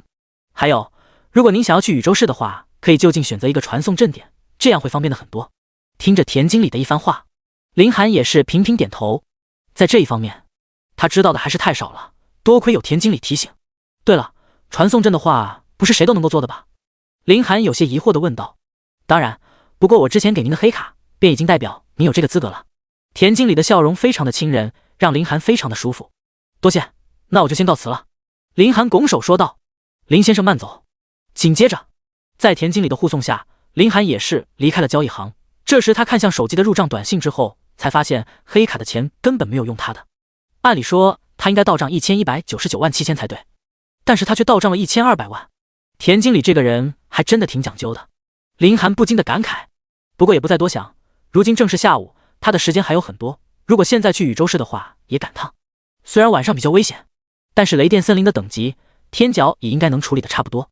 想到这里，林寒按照导航直接就来到了婺州市传送阵中心。果然，正如田经理所说，手持交易行的黑卡在这里便可以畅通无阻，甚至还会帮他优先安排，这让林寒不禁感到舒服。果然，有钱人真好。想当年林家还在的时候，原身自然不会担心这些，家族那边就全都会给他解决，所以记忆里原身也没感到舒服。但是这些年经过自己的努力之后，林寒就发现林家当时的日子真他妈是天堂。在服务人员的安排下，林寒便来到了传送阵上。林先生，一会的路程非常的快，现在最后确认您的地点，宇宙市雷电森林对吗？对。林寒点了点头。好的，传送阵启动，目的地宇宙市雷电森林，祝您一路顺风。下一刻，白光充斥了林寒的眼瞳，但是没有任何的不适感。等林寒清醒过来之后，便发现眼前已经彻底变换了样子。正身处一个森林的入口之处，雷霆豹生活区，青铜间白银炼级区，推荐等级0-20级。注意，一转职业者谨慎进入此地。难度系数这么高，林寒虽然嘴上说着，但是身体还是非常诚实的走了进去。天角蚁的属性加上他的属性，除非是御剑3转，否则他几乎可以一路平推过去。虽然这距离他觉醒职业才过了1天，但是如今的他已经不是1天前的他了。现在这种级别的炼级区，他根本就已经不放在眼里。林寒大步流星的走了进去，心中甚至已经开始幻想将雷鸟收入囊中了。这一次他压根就不担心技能不熟练，万一又绑定了一只奇形怪状的凶兽怎么办？第22章苏念威。在进雷电森林的第一时间，林寒便直接将天角蚁召唤了出来。关键时刻还是需要依靠天角蚁在才能安心。就当林寒思索之际，前方传来草木窸窸窣窣的声音，好像是有人又或者是凶兽狂奔。林寒躲在一旁观察声音的方向，紧接着他便看见一个女生正被一头凶兽追逐。从表情和动作上，林寒就能够看得出来，这个女生此时正处于劣势的姿态。LV19 雷霆豹，这林寒也没想到，他竟然这么快就遇见了雷霆森林这一处炼级区的霸主。此时那个女生明显体力不支，恐怕用不了多长时间就会被干掉。苏念威正在仓皇而逃，雷霆豹在其身后紧紧追逐。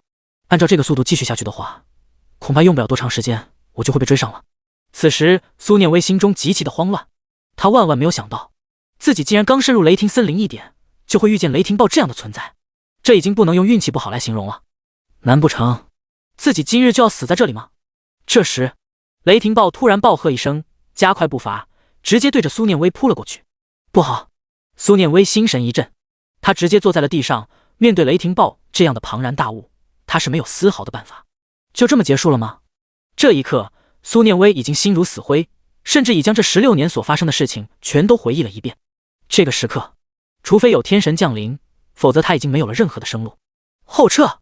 突然苏念威的身侧传来一道吼声，下一秒，一道漆黑中透着金泽的影子从他面前飞过，直接扑向了正停留于空中的雷霆豹。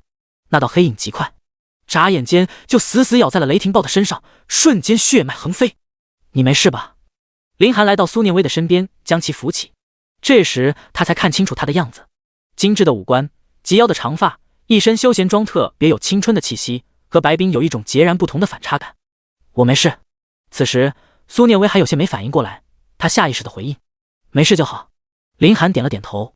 这时天角蚁已经和雷霆豹缠斗了起来。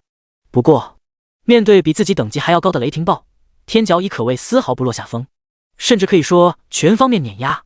太古师兄，同境界便是无敌。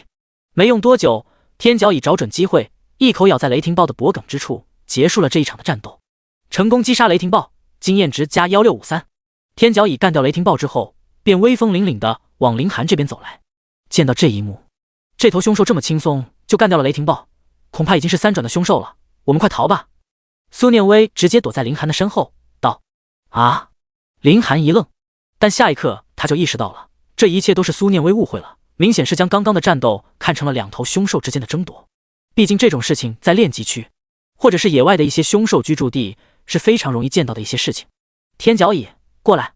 林寒笑呵呵的招了招手，随后天角蚁的速度越来越快，最后来到了他身边。不过这一次，他倒是没有像以前那样直接往林寒身上蹭，而是威风的站在林寒的身边。林寒一阵无语，怎么，有女生你还矜持上了？双面派！林寒无意间翻了一个白眼。此时苏念威就探出一个小脑瓜，他整个身体都躲在林寒的身后，就那么死死的盯着天角蚁不敢出来。我的职业是御兽师，这是我的御兽，你不用担心。林寒无奈，只能和其解释起来。什么？你是御兽师？苏念威一愣，随即补充道：就是那个传说中的隐藏职业。林寒淡淡一笑道：好像就是你口中的那个。原来如此。苏念威点了点头，随后看向天角蚁道：你确定他不会伤害人吗？放心吧，他还是很温和的，要不你试着摸一摸。摸一摸，还是算了吧。苏念威试探的向外面挪了一下，可当他刚挪到林寒身边的时候，天角蚁直接就凑了过去，在他的身上蹭了蹭，一副示好的样子。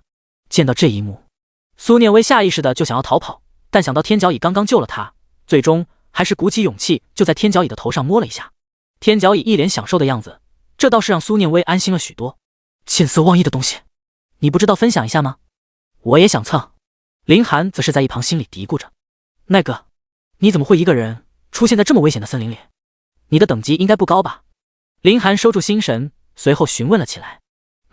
我刚刚10级，来这里是为了完成2转任务的，只不过还没有见到我任务的目标，就直接被雷霆豹给盯上了。然后刚刚发生的一幕你就看见了。苏念威解释道。原来是为了2转任务。林寒明白了前因后果，随后他继续说道：可即便是为了完成2转任务，你也不能以身犯险啊，这个练级区都明确的写了1转慎入，你完全可以找人带着你练级啊。你独自深入雷霆森林这一次是运气好遇见了我，若是我不在的话，你可就危险了。苏念威低着头细声细语的说道：我们这种平常人家的孩子，哪里有钱请人带着我们练级啊？运气稍微还不是很好，直接抽到了一个4星的任务，过不了多长时间各大学院就要招生了，我也想能够考入一个好学校啊。所以明知道有危险也只能试一试了，否则那我岂不是一辈子都不行了。听着苏念威的话，林寒自然是明白他的意思，同时他也能够理解。要知道他可是抽到了一个5星任务啊，如果不是拥有天角蚁的话，他的处境可能比这个女孩子还要难。那个，谢谢你啊，要不是因为你，我刚刚可能就没命了。你来这里是为了刷级吗？苏念威好奇地问道。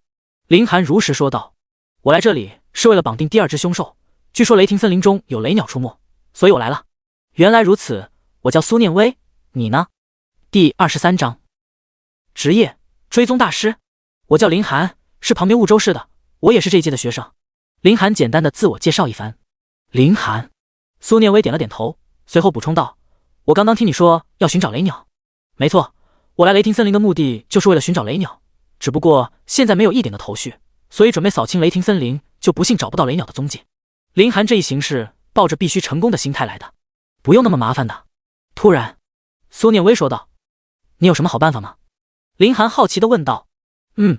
我的职业是追踪大师，我可以帮助你寻找雷鸟的踪迹，只不过以我现在的能力，只能够大概得寻找一个方向。如果能有雷鸟身上的物品就好了，比如说羽毛，这样的话，我就能够锁定一个比较准确的方向了。苏念威轻声说道。刚刚林寒救了他，所以在他的认知里，只要能够帮助到林寒，也算是偿还了之前的恩泽。追踪大师，林寒眼睛一亮，这个职业对他来说真是太棒了。而且现在他正头疼，应该从什么地方找起雷鸟呢？没想到竟然在这种时刻遇见了苏念威，这简直就是上天给他的一个机会啊！随后，林寒将之前在田经理那里买的雷鸟羽毛拿了出来，他说道：我这里刚好有一片羽毛，你看看能不能行？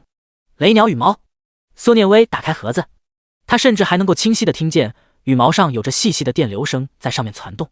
没想到你手里竟然还有这个东西，保存得如此完善的一片羽毛，我应该能够根据它轻而易举地锁定雷鸟的踪迹。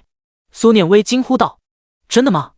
林寒也有些兴奋，这样一来就能够节省下他很多时间了呀。虽然我也没用过几次追踪的技能，想来问题应该也不大，但是也有可能会失败，也说不定。林寒，如果我真要使用追踪技能的话，这羽毛中剩下的雷电可能就会消耗，你还是可以考虑一下吧。要是失败了的话，这羽毛的价值肯定也就消失了。到时候，你若是想要将其卖出手的话，恐怕会卖不上价格的。说实话，苏念威心中其实还是有些虚的，他担心自己会失败。林寒看出了苏念威的担忧，说道：“你就放心大胆的弄，这羽毛我也没想着卖出去，本来就是寻找雷鸟才买的，坏了算我的。”林寒深知时间就是金钱的道理，原本他只有羽毛，想要找到雷鸟，恐怕需要3到5日时间。现在有了苏念威，恐怕最多只需1日就能找到了。即便有可能失败，那也没事。身为追踪大师，即便没了羽毛，林寒相信有苏念威跟自己一起，也不会比自己独自搜寻雷鸟所用的时间多。干了！奥利给！那好吧。苏念威不再墨迹，随后他就催动了技能。在苏念威使用技能的过程中，林寒隐约看见苏念威的眼神中先出现了一抹淡淡的金色，继而他便将雷电的羽毛从盒子里拿了出来。下一刻，金色的光芒充斥了他的眼珠，在苏念威的视野之中，他的视线中此时出现了一个类似于风向标的东西。这东西所指的方向，就是雷鸟所在的方向。找到了！苏念威嘴角微微鼓起，他用手指指了一个方向，补充道：“我现在能够确定的是，雷鸟就在那个方向，我们出发吧，去抓获雷鸟。”看着苏念威一副热血的样子，林寒一时间搞不清楚，究竟是苏念威要去抓捕雷鸟，还是他要去抓捕雷鸟。有了苏念威这个追踪大师，对于林寒来说，确实是方便了许多。两人在雷电森林中不断行走，突然，林寒停了下来。怎么了？苏念威有些疑惑地问道。前方有凶兽。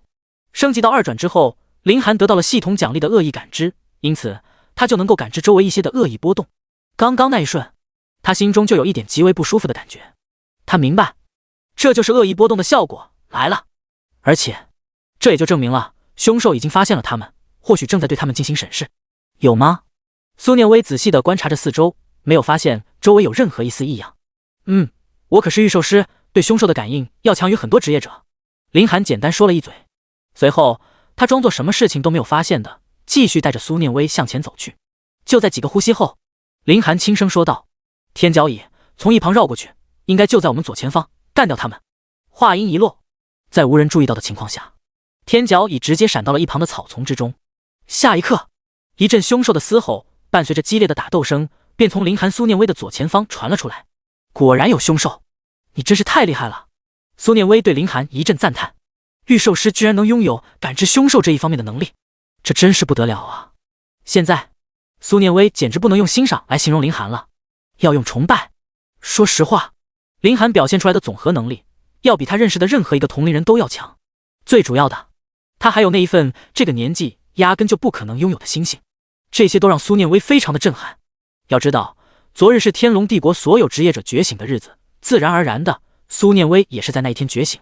可他之所以能够达到1转满级，那也是因为在练级的时候，凭借他追踪大师的能力，遇见了凶兽之间的战斗，他意外的捡到了几个受伤严重的凶兽杀掉，所以混到了1转满级，属于绝对的侥幸。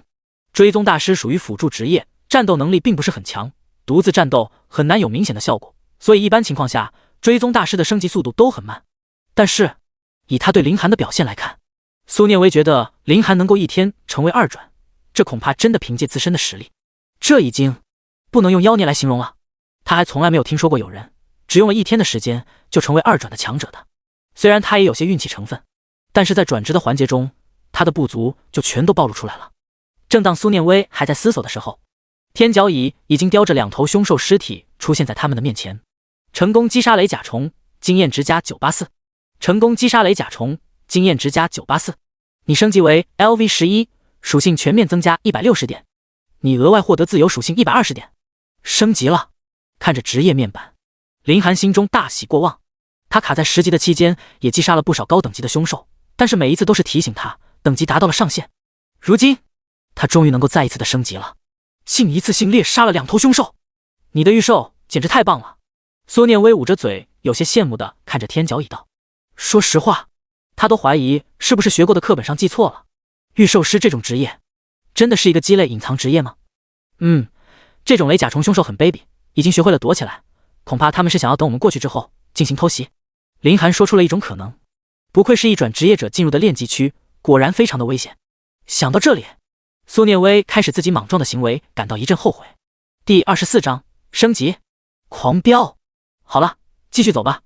如果你要继续跟着我的话，就在我身边躲好，不然若是遇到厉害的凶兽了，我怕我未必能够保护得了你。林寒嘱咐了一声。明白。苏念威重重的点了点头。这一点不用林寒说他也知道，他可没有傻到自己还往前跑，他清楚认知到自己根本没有这个实力。接下来两人这一路上遇见了不少的凶兽，不过在林寒和天角乙的保护下，苏念威根本就没有出手过一次。这一人一兽的战斗力已经将苏念威给看傻了。成功击杀雷甲虫，经验值加984。成功击杀电蚊风，经验值加1284。成功击杀电蚊风，经验值加1284。成功击杀电蚊风，经验值加1284。成功击杀雷电钢珠，经验值加1284。成功击杀雷电钢珠，经验值加1284。你升级为 LV12，属性全面增加160点。你额外获得自由属性120点。你升级为 LV13，属性全面增加160点。你额外获得自由属性120点。你升级为 LV14，属性全面增加170点。你额外获得自由属性120点。你升级为 LV15，属性全面增加170点。你额外获得自由属性140点。林寒一路升级，还未寻找到雷鸟，便提升到了2转15级。对于自己的升级速度，林寒很是满意。他看向了自己的职业面板，姓名林寒，职业御兽学者2转，隐藏职业，等级 LV15，力量1820，敏捷1720，精神1620，体质1150，装备无，技能生灵契约1级，御兽空间1级，召唤御兽1级，恶意波动1级，闪电之翼1级，技能复制1级，可自由分配属性620。不只是林寒，此时天角乙的等级也来到了惊人的18级。天角乙，种族太古师兄，等级18级，力量2700，敏捷2300，精神2200，体质3000。死，恐怖如斯啊！看着天角乙的面板，林寒倒吸了一口凉气，他不禁感慨，真不愧是太古师兄种族啊！天角乙各方面的数值简直就是一个怪胎，即便是等自己成为了18级，在数值这一方面还是要比天角乙差上了太多，压根就不可能是一个层面的。但林寒也已经知足了，自己能够升级的如此迅速，早晚有一日就能够超过天角乙的等级也不好说，这种事情急不得的，需要慢慢来。再或者说了，天角乙是他的御兽，他强，那不就是他林寒强吗？想到这里，林寒的心情也舒适了许多。就在前方，突然苏念威开口说道。什么？林寒一愣。你要寻找的雷鸟就在前方，虽然我不知道具体详细的位置，但就在前方无疑了。苏念威连忙说道。话音落下，雷鸟羽毛也在不断发光，很明显苏念威确实找到了雷鸟的踪迹。这么快就找到了？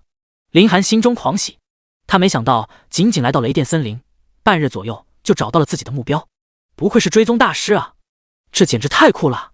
我们继续摸过去吧，管他在什么地方，一步步找下去，一定能够找到雷鸟的踪迹。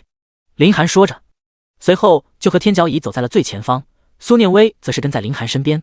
毕竟他的战斗力不高，躲在后面是最安全的。而且因为后方的凶兽都已经让林寒和天角乙消灭的差不太多了，因此他们完全不需要担心来自身后的危险。林寒带着苏念威继续深入，突然林寒看见前方的树上有一个蓝色的鸟，正盘踞在一棵树上休憩。雷鸟！林寒找到了自己的目标，心中自然是万分喜悦。随后他开始思索着应该如何去将其抓获。说实话，契约御兽的经验林寒跟没有差不多，毕竟天角蚁完全就是一个意外。当初天角蚁还是黑蚂蚁的时候，完全就没有反抗契约的能力。但是雷鸟可不是黑蚂蚁那种低等级的凶兽。 LV13 雷鸟，13级的雷鸟多多少少可能都会有点脾气，但林寒也觉得契约过程可能并不会十分难，要是雷鸟不配合的话，直接将他给打服便好了。可就在他们继续靠近的时候，雷鸟猛然惊醒了过来，看到面前的几人后，雷鸟第一时间并没有发动进攻，而是扇动着翅膀飞到了天空之中。他要跑！苏念威连忙说道，但为时已晚，雷鸟早就已经飞到了半空之上，完全不想要和这几人盘旋。林寒，我们现在怎么办？雷鸟飞到了空中，这样你还怎么契约啊？苏念威都为林寒有些担忧了。我们都不是飞翔类的职业，想要抓住这个雷鸟实在是太难了，现在唯一的办法就是你也会飞。听着苏念威的叹息，林寒倒是一如既往的平静。既然他飞到了空中，那我也飞到空中不就完事了吗？飞！林寒，你……没等苏念威说完，林寒身后突然出现两道由雷电构造而成的翅膀。你竟然还有飞行方面的技能？苏念威一脸震撼地看着林寒道。说实话，自从遇到林寒后，林寒做的每一件事情都在震碎了他对这个世界的原本认知。一个跟自己一样刚刚觉醒不久的新人啊，怎么可能拥有这么恐怖的实力？不，林寒拥有飞行这种变态的技能，已经让他觉得世界不真实了。这一切不会是自己在做梦吧？林寒没有回答苏念威，只见他双腿向下一蹲，猛地跳了一下，瞬间便飞入了空中。这是林寒第一次使用闪电之翼，他还有些不习惯，但只用了几秒，他就找到了飞翔的窍门。10分钟，他只有10分钟，闪电之翼能够维持的效果只有10分钟，所以他必须要在10分钟之内将雷鸟收入囊中，否则若是让雷鸟跑了，他就不知道下一次是什么时候才能够抓到雷鸟了。别跑！林寒怒吼一声，随后他加快了自身的速度，顷刻之间，他仿佛是一颗子弹一样，只是眨眼间的功夫就来到了雷鸟的上方。哼，怎么不想要成为的御兽吗？放心，跟着我你不会吃亏的。雷鸟显然不会在乎这些话术的，他明白这个人类的速度要比他还要快，所以他最终放弃了逃窜，而是立在空中虎视眈眈地看着林寒。他准备与林寒决一死战，成者为王，败者为寇，正合我意。林寒活动着筋骨，这是他第一次真正意义上准备自己独自出手，而不依靠天角蚁。第25章，反祖太古师兄雷帝。此时林寒内心非常的兴奋，毕竟他早就想过要自己会独自面对一场战斗。说实话，昨天将天角收入囊中的情况完全就没有挑战性，这一次要契约雷鸟，他异常的兴奋。此刻雷鸟身上散发出一道道雷电，缠绕在身上，他忍不住直接朝着林寒冲杀了过来。雷鸟速度极快，像是一道闪电。不过面对雷鸟的攻击，林寒表情极为的平静，在对方杀来的一瞬间，技能复制，瞬间天角蚁的所有技能全部被林寒复制了过来。狂暴一击，林寒一拳就轰了过去，这一拳直接打在雷鸟的头部，自上而下将正在空中的雷鸟打到了地面之上。这一拳不仅凝聚了林寒15级的所有力量，还能对目标造成自身力量100%的伤害。仅仅是13级的雷鸟，甚至都没有发挥出自己的特长，就被林寒直接秒杀。林寒随后飞回到了地面，他眼神之中满是戏谑。还打吗？这时苏念威和天角蚁也来到了雷鸟落地的地方。天角蚁嘶吼一声，太古师兄的霸道在这一刻体现得淋漓尽致。雷鸟蜷缩在地面之上，丝毫不敢轻举妄动。见雷鸟已经没有任何反抗的心思，林寒而是来到了雷鸟的身前。嗨嗨！此时的林寒还多少有些不好意思，但他咬了咬牙，还是将那句比较中二的话给说了出来。就决定是你了，我的御兽。苏念威在一旁听着，不禁感觉脚趾抠的极其的尴尬，但是他没有说出来。叮！绑定御兽成功，成功了！林寒心中一喜，这一次契约御兽，显然他要比上一次不小心绑定黑蚂蚁要开心得多。上一次，在他知道自己绑定了黑蚂蚁之后，差点没哭出来。紧接着，林寒就打开了御兽的面板。雷鸟，种族青雷狂鸟分支，等级13级，力量523，敏捷768，精神622，体质502。很明显，和天角蚁比起来，雷鸟的面板可谓是惨不忍睹，完全就是天差地别。这一套数值和当初天角蚁10级的时候比的话，还是差不多的。可见对于凶兽来说，一个强大血脉给他们之间带来差距，真的是天差地别。在天角蚁的面前，雷鸟就和食物没有什么区别。或许在天角蚁的面前，他连食物都是算不上的。这便是太古师兄的强大。反祖！接下来，林寒也不再犹豫，用极低的声音说道。刹那间，雷鸟全身周围便有一道道雷电炸开，激起层层烟雾。最初雷电呈蓝色，与雷鸟本身的颜色相仿，但缓缓的，雷电的颜色从最初的蓝色逐渐变化成蓝紫色。相比之前，林寒能清楚地感受到霸道了几分。在雷电的淬炼之下，雷鸟原本柔弱的羽毛，此时仿佛金属一般锋利，它身上的羽毛也逐渐地添加了许多紫色的条纹。雷鸟体型开始扩张，原本孱弱的眼神也开始精神抖擞，眼球仿佛被雷电所替代，眉毛也逐渐被黑紫色，显得格外霸气。两只爪子开始生长，慢慢开始锋利起来，小腿上肌肉暴涨，极有力量感。返祖完毕的第一时间，雷鸟冲着面前的天角蚁嘶吼一声，它两对硕大的翅膀展开，身上隐约间有雷电攒动。这一行为仿佛是对上一秒天角蚁恐吓他的事进行反抗。天角蚁身为太古十凶之一，见到这幅场面自然也不甘示弱。两兽就这么四目相对，谁都不后撤一步。见状，你们再互相为敌，那就别怪我对你们不客气了。林寒没好气地说道。这话一出，两头凶兽屁颠屁颠地来到林寒的身边，一副讨好的样子。林寒也象征性地摸了他们各一下，随后林寒就看向了雷鸟的面板。雷帝，种族太古师兄，等级18级，力量1900，敏捷3000，精神2400，体质2600，技能雷暴10级，周围1公里内无规则降落雷电，疾行10级，提升40%敏捷。太古师兄竟然又是太古师兄之一，而且太古师兄的血脉竟然直接将雷帝提升到了18级，这就和天角蚁处于同一个等级了。这倒是让林寒极其的意外，而且雷帝的敏捷度竟然如此的高，3000的数值，这已经能和天角蚁强悍的体质相比了。现如今他竟已经掌握了两头太古师兄，而且雷帝的技能极为的恐怖，1公里内无规则降落雷电，若是后续升级呢，那将是5公里、10公里，甚至可能会达到上百公里。届时一招雷暴，林寒觉得甚至能够毁灭一座城市，恐怖如斯啊！在群体伤害这个领域，天角蚁根本没法和雷帝比拟。当然，若是论单体伤害的话，帝也不是天角蚁的对手。不过两兽都身为太古十凶之一，一旦联起手来，那场面将会是绝对的恐怖。这是发生什么事情了？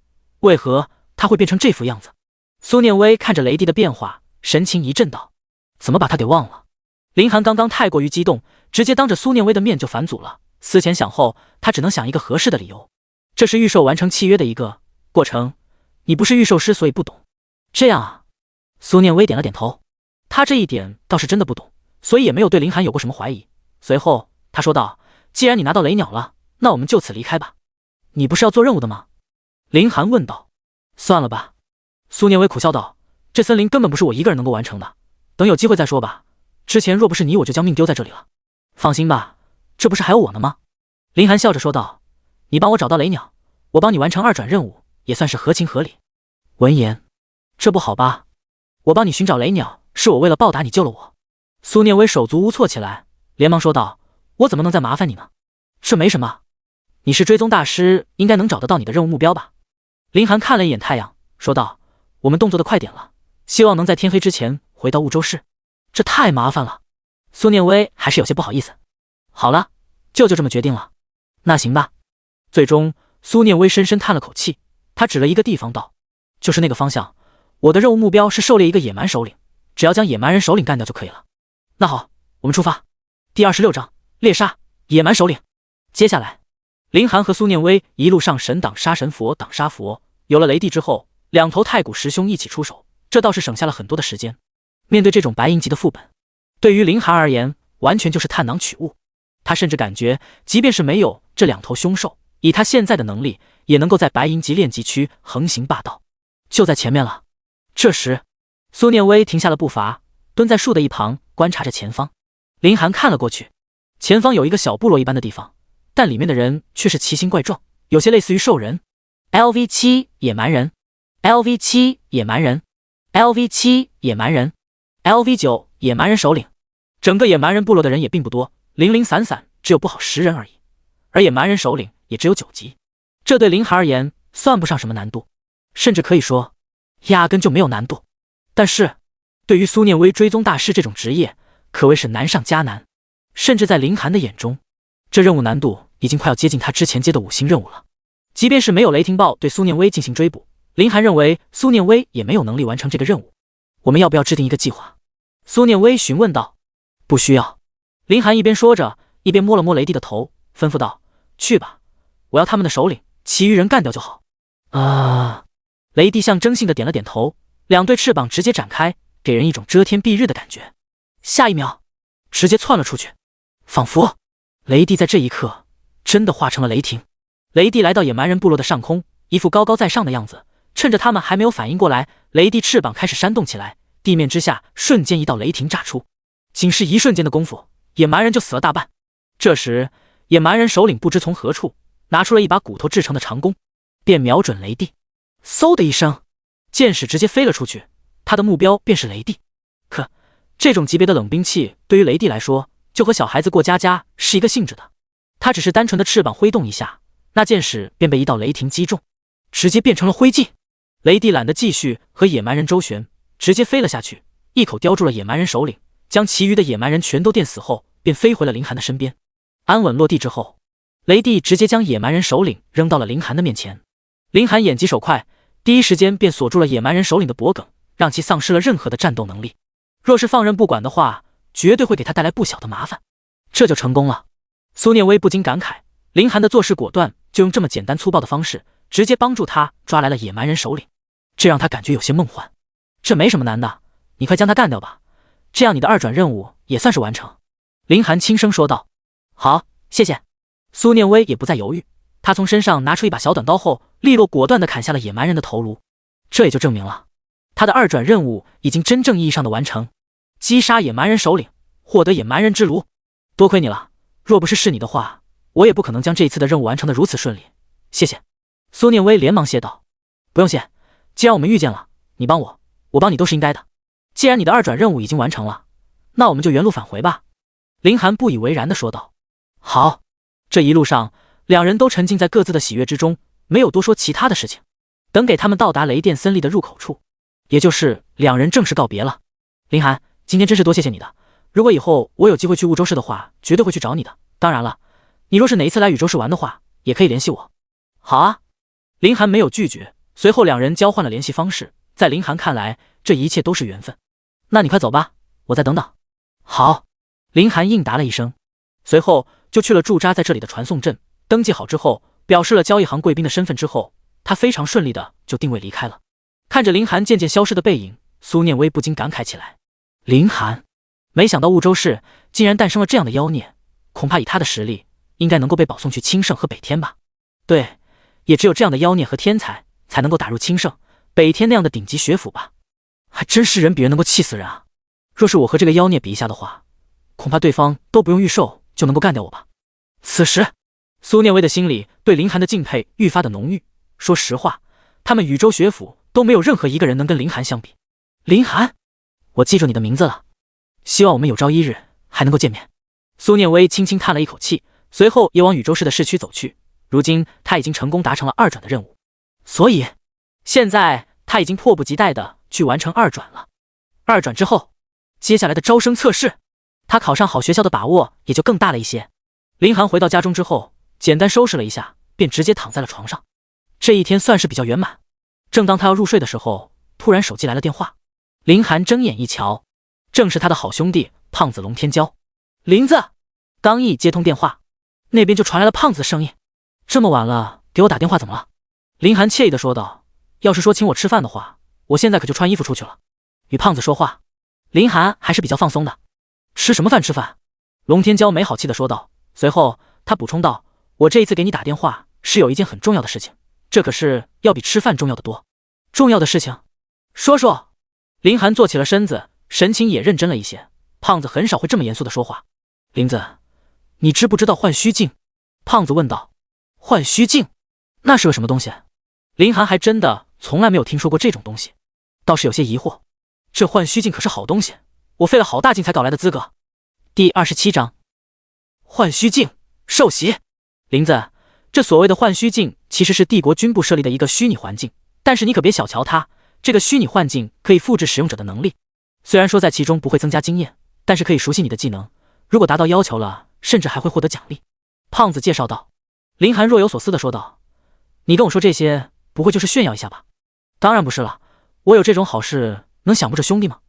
胖子在电话那头笑了起来，说道：“我拜托我爸帮你也搞了一份资格，这太麻烦叔叔了吧？”林寒有些不好意思，这些年，胖子一家子人也帮助了他不少的事情，咱们哥俩谁跟谁啊？你的事那不就是我的事吗？胖子笑呵呵地说道：“以后你要是发达了，别忘了兄弟就行。对了，这个试炼你可以根据等级选择的，然后我已经将你的信息录进去了，稍后我发给你一个地址，有时间你可以直接去的。我还有事情，就先不说了。”未等林寒反应过来，胖子那边便挂断了电话。林寒也不再多想，躺在床上就睡了起来。待第二天一早，林寒很早便起身，根据昨晚胖子给他发的地址，他早早的过去了。在门口的值班人员验证了林寒的身份之后，便将其放了进去。所谓的体验幻虚镜，便是利用一台高精度的机器来将使用者的能力带入到系统之中，总的来说就是在游戏世界生成一个虚拟的他，而其中的凶兽也都是数据组成。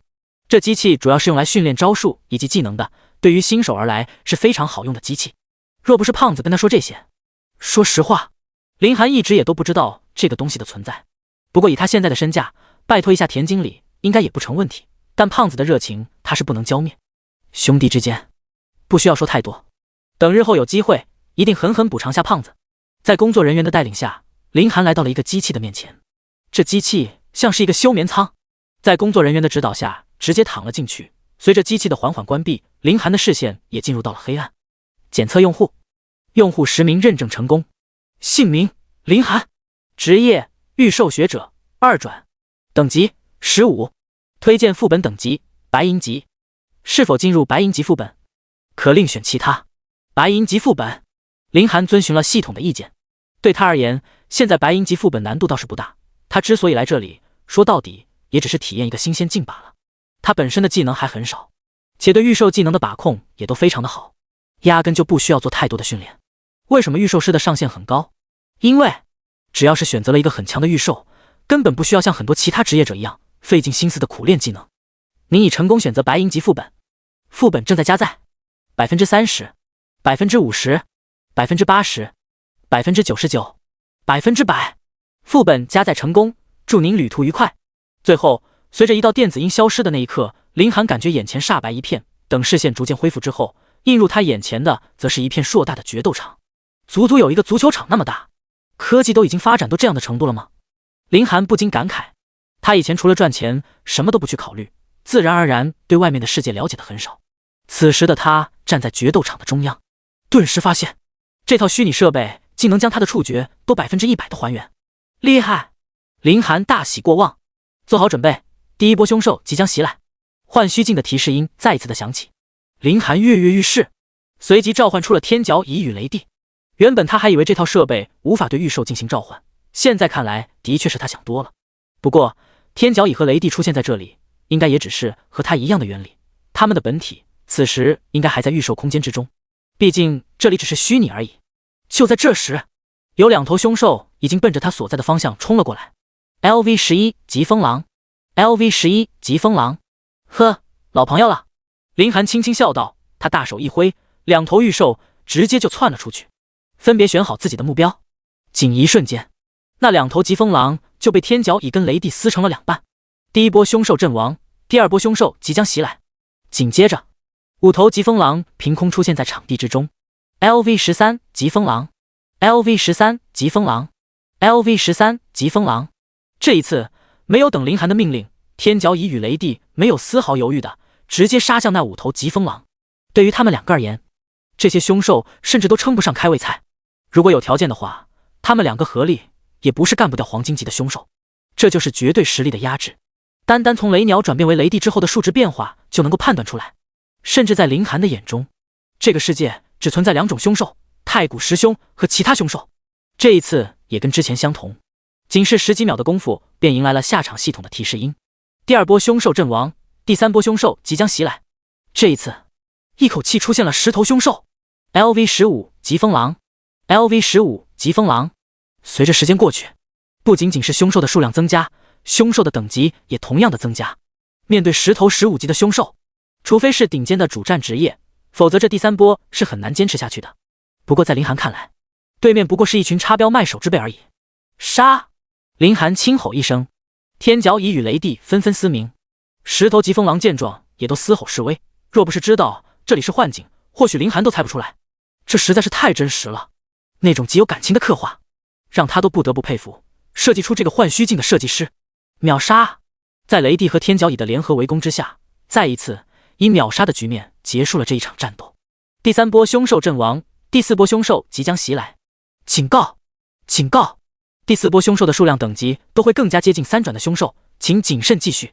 第28章速通破纪录。本机器对使用者肉体本身并没有伤害，但是伤害却会1比1的转移到你的思维之上，使用者能够清晰的感受到身体上的疼痛。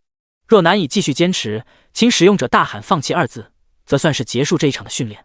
温馨提示，本场景难度极高，请合理安排。第4波凶兽袭来，听着机器的电子合唱音，林寒心中也是越来越兴奋，刚好借助这一波来测一测天角蚁和雷帝的极限究竟在什么地方。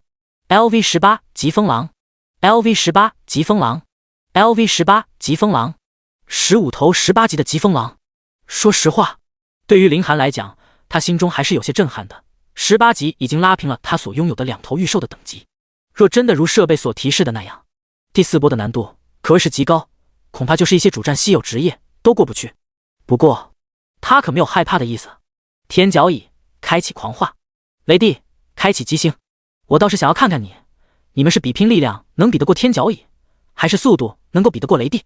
林寒轻声一笑，下一刻2头御兽仿佛超脱了一般，在林寒的注视下，2头御兽在极星狼群中不断游走，天角蚁全方面属性增加，抓住机会便会狠狠地咬下去。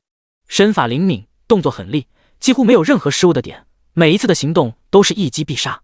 相反，另一边的雷帝战斗就要斯文很多。原本疾风狼引以为傲的敏捷，如今放在雷帝面前也压根不值得一提。这便是太古师兄在全方面数值上的绝对碾压。全面，速度极快。林寒早就已经预料了这个情况，但是这个速度倒是有些超乎他的想象。警告！警告！即将进入本次试炼的最后一个环节。最后一个环节的难度极高，非主战类职业渗入。渗入！渗入！林寒看着面前无数的红色荧幕充斥，富有警告含义的红色感叹号在屏幕上闪烁。最后一关，没想到竟然这么快。林寒轻轻点头，随后他按压下手上的关节，一时间咯吱作响。看到最后一关的提示，林寒也逐渐的兴奋了起来。虽然知道这玩意是假的，但是这鬼东西就跟打游戏一样，有一种胜负欲。LV20 疾风狼王 LV20 疾风狼王。就在林寒还在等待的时候，四周一头头疾风狼王凭空出现，每一个的等级都已经达到了2转的巅峰等级，早已拉平天角蚁和雷帝的等级，甚至还超越了。20头，林寒深深呼出一口气。如果说一点紧张都没有，那是假的。虽然他现如今也不是没对付过高等级凶兽，但是人类对于凶兽恐惧是不会消失的，这还需要一点时间改变。说到底，他也不过刚刚觉醒2天而已。看样子我们不能留手了。天角蚁与雷帝已经回到了他的身边，林寒表扬似的摸了摸2头御兽的头。这一战可没有那么轻松了，虽然对肉体没有伤害，但是疼痛可是真实的。这时，一头疾风狼王已经奔着林寒所在的方向冲杀了过来。几乎是同一时间，林寒将职业面板打开，将所拥有的可自由分配属性全都加持到了力量。这一刻，林寒的力量达到了惊人的2440。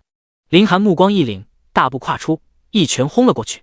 迎面而来的疾风狼王没有感知到丝毫的危险，似乎还在想，这个弱小的人类为什么会突然冲上来。轰！这一拳，林寒直接砸在了疾风狼王的脸上。接触的一瞬间，疾风狼王的脸开始扭曲，狼牙落在地上，庞大的身躯径直倒飞了出去。天角蚁和雷帝这一刻仿佛也受到了林寒的鼓舞，同时咆哮了起来。速战速决！林寒身上的气势极其的霸道，刚刚的那一拳已经将他的信心全都打了出来。在林寒话音一落，天角蚁和雷帝应声而出，只在瞬间便超越了林寒所在的身位，直接奔着疾风狼王群而去。林寒也没有闲着，他也直接加入到了战斗之中。所谓的磨练技能，在他看来是可以适当的磨练一下自己的近身技巧。要知道，御兽师最担心的一点便是怕被人近身，战斗力实在是太弱。但是天角蚁与雷帝反哺他的数值还是非常高的，尤其是自由分配属性。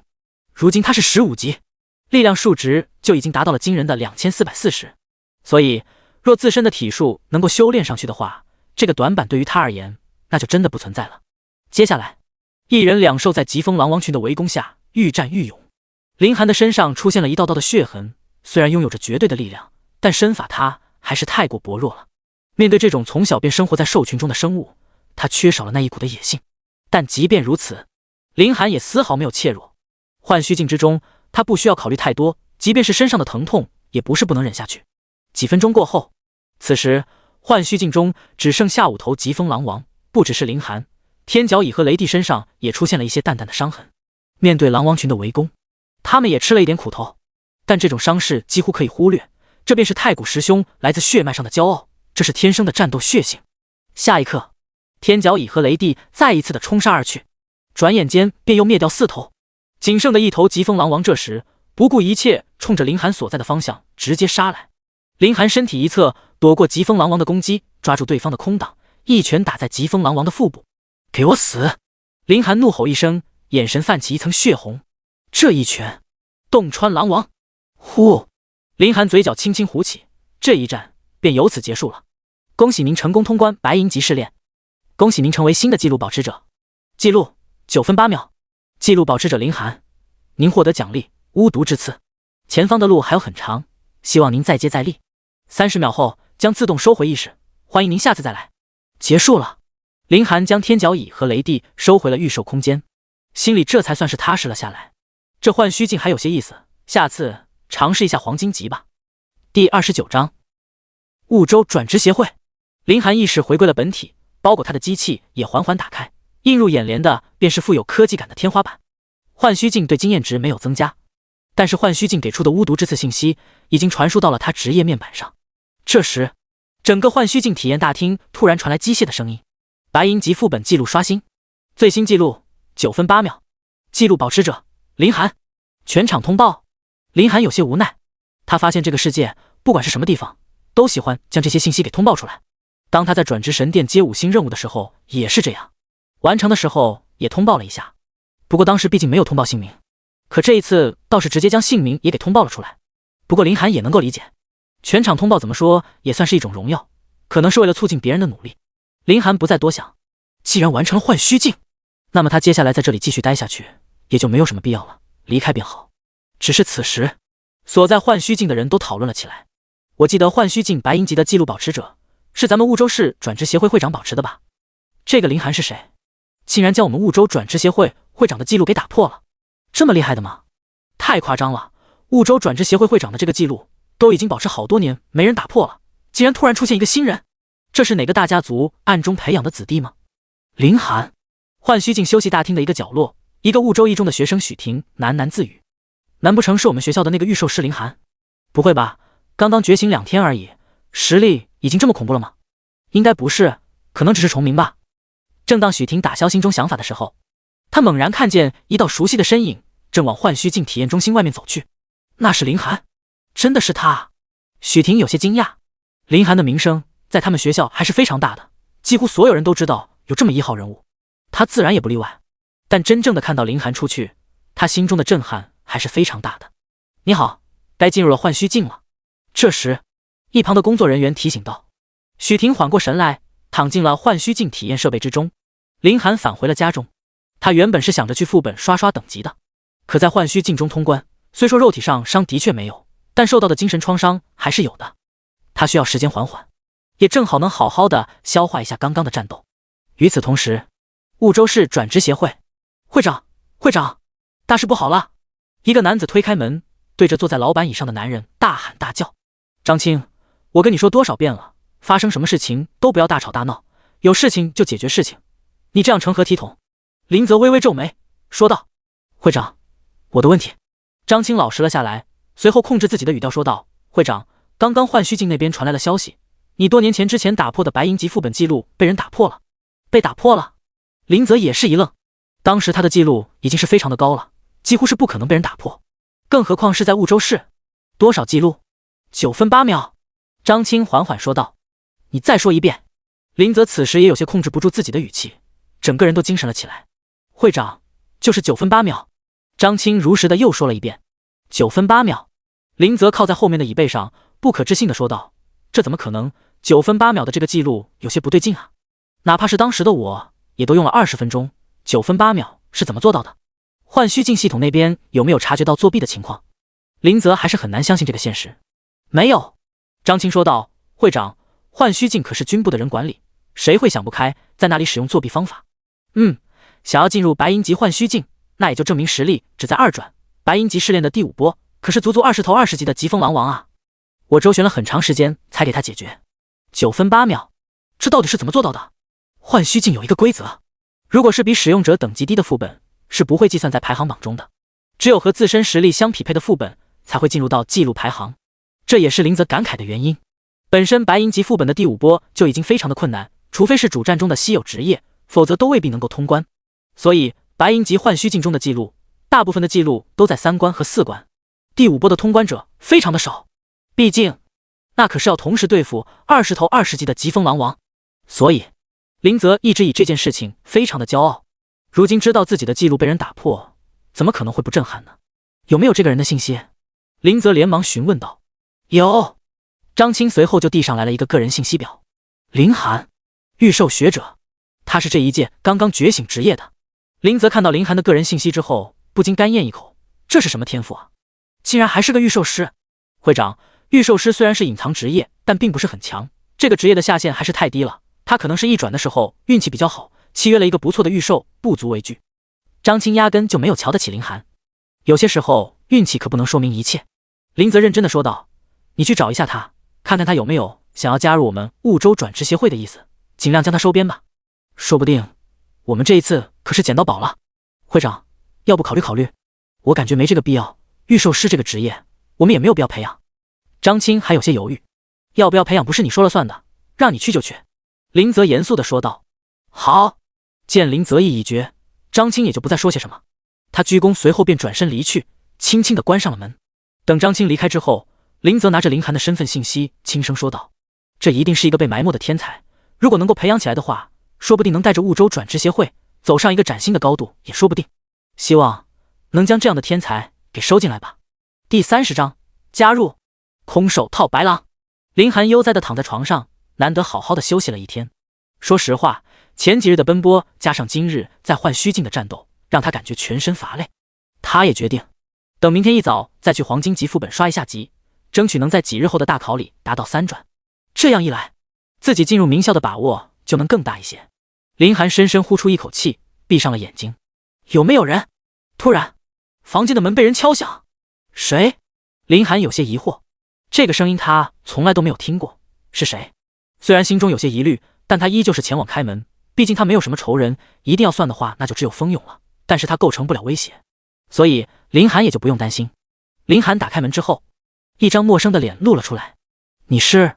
林寒有些疑惑，正如他刚刚判断的一样，这个人他从来都没有见过，对方为什么会找上门来？哼！张青一副高高在上的样子说道，你不认识我很正常，若是换做以前你这种人，连见我一面的机会都没有。哦，神经病！林寒翻了一个白眼，随后就要关上门。哪里来的傻逼啊！见林寒要关门，张青连忙将门挡上，不爽地说道，不识好歹，记住了，本大爷是婺州市转职协会4转强者，我叫张青。张青？不认识。林寒翻了一个白眼，就要继续关上门。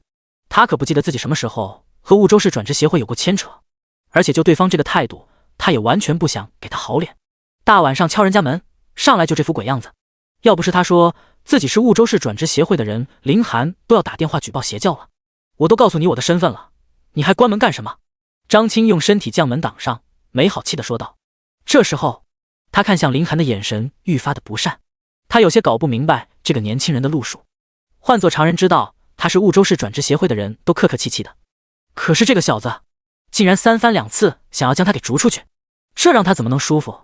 我还以为你就是来介绍一下自己呢，还有什么事情你就说吧。林寒有些无奈地说道。哼，真不理解你这么桀骜不驯的人是怎么打破了我们会长保持的换虚境记录的，一点都不谦虚。张青冷笑一声，你们会长？林寒之前还在想为什么对方会突然找他，原来是因为换虚境记录的事情。离开的时候他就隐约听见了有人说婺州市转职协会会长这个称号，只不过当时他并没有在意，没想到对方竟然派人找上门来了。果然来者不善。我们会长可是堂堂的5转强者，是有机会踏入6转的恐怖存在。你这样的人一辈子可能都见不到5转强者吧？张青骄傲地说道。哦，林寒不以为然。如果对方是报复他破纪录的话，他已经做好了战斗的准备。虽然说4转强者不好对付，但若自己飞起来的话，应该也拿他没有办法。大不了就直接跑向学校，看看他有没有追向学校的本领。转职协会再厉害，也不可能当着大庭广众的面对他动手。哦，你就一个哦？张青对林寒的表现是非常的不爽。这小子完全就不按照套路出牌，自己引以为傲的事情，就好像在这个小子的面前什么都不是一样。不然我还有什么想说的？夸赞你们。林寒就好像是看傻子一样看着他，随后冷漠地说道：你要是没有什么事情的话，那我就要休息了。好小子！张青冷哼一声说道：我是代表我们会长来邀请你加入我们婺州市转职协会的。加入你们？林寒一愣，他还以为对方是特意过来找茬的。没错，正是加入我们。张青笑呵呵地说道：你可知道多少人挤破脑袋都想要加入我们转职协会，都进不来。你已经被我们会长看上了，这是属于你的荣耀。那我有什么好处？林寒询问道。他倒是排斥加入这种组织，只不过没有好处的事情他可不想干。好处？你知不知道加入转职协会对于你而言那是天大的好处？你不知道感恩也就算了，竟然还在这里索要好处，你真是不思进取。此时张青就快要骂娘了，他从来都没有见过这样油盐不进的人。我还真就是不思进取了，没有好处你们还想让我给你们白打工？堂堂婺州市转职协会，难不成还想要空手套白狼？林寒嗤笑一声。好。张青重重的点了点头，他继续说道：你加入到我们婺州市转职协会之后，我们协会自然是会给你们资源的。你身为御兽师所需要的资源很多，凭借着你的财富恐怕做不到这些吧。张青环视着林寒简陋的家，对其的经济能力也有了一个判断。在他眼里，自己只要说出这个条件，林寒就不可能不上套。他太了解这些穷学生了，只要扔出一点好处，就会轻而易举的上钩，压根不需要付出太多的代价。就这，林寒有些哭笑不得，这还真是将自己当成傻子来看了呀。这你还不知足吗？看来我们没有继续说下去的必要了。林寒正要关门，张青直接向前走了进去。有了上2次的经验，这一次压根就没有给林寒机会。我们给你资源肯定是很多的，甚至会培养你。我这一次来就是会长的意思，只要你加入我们，会费就只要你50%的收益，我们还会给你一些任务去做，终身负责。张青一口气将他们的要求全都说了出去。没兴趣。林寒翻了一个白眼，这些要求完全就是空手套白狼无疑了，自己会得到的好处没有概念先不说，自己做任务获得的收益竟然只有50%，剩下的50%还要上交，这种要求就算是傻子都不能同意吧。林寒，你可别敬酒不吃罚酒。这时张青的情绪也上来了。第31章，不好意思，我拒绝。赶紧走，我对你们的转职协会没有兴趣，要是再留在我家里的话，别怪我喊了。治安官可不怪你们转职协会。在知道了对方没有恶意的情况下，林寒自然也不担心会大打出手，毕竟对方代表的也是一个大势力，应该不可能冲动做出来这样的事情。别喊，别喊，我离开就是了。张青有些慌张，他可是代表着婺州转职协会，要真把治安官搞来，那也太丢人了。随后，林寒，你会后悔的。张青就退出了林寒的房间，没好气的说道：我要是加入你们了，那才是彻底后悔了。林寒丝毫不留情，重重的关上了门，直接躺在了床上。这年头真是什么牛马都有啊，那么大的协会竟然还想将自己当成免费的劳动力，要不要点脸啊？无耻！张青被留在门外，感受着冷风，恶狠狠地离开了这里，径直往转职协会走去。林寒，原本我也没想着让你加入，既然你没有兴趣的话，那就真应了我的意了。婺州市转职协会会长，我回来了。林泽坐在办公室中处理着文件，这时门外传来了敲门的声音。进来吧。张青推门而入，恭敬地说道：会长，我已经去找过林寒了。怎么说？原本还比较疲惫的林泽听见这话之后，直接就来了精神。队长，林寒那个家伙不知好歹，我已经跟他说得很明白了，但是他压根就没瞧得起我们转职协会，嘴皮子我都快要磨破了，他也完全不想要加入。我看这家伙是不可能加入我们转职协会了。张青一脸苦涩地说道。不想要加入吗？林泽有些失望，他镇定了一下精神，继续说道：既然如此的话，人各有志，我们也没必要放在心上。若是以后林寒想要加入的话，我们再合作就好了。即便是感觉有些惋惜，但林泽也不准备强迫对方加入，毕竟有些事情还是不能强硬的对待，这样也容易伤到双方的和气。这一点，林泽还是看得开的。好，那会长你也早点休息。张青微微低头，嘴角露出一抹不易发现的笑容。去吧。林泽不再去管。张青慢慢退出了房间。林寒，你不要怪我了，如果让你加入我们转职协会的话，以会长对你的看重，你可能会让我的地位不保啊。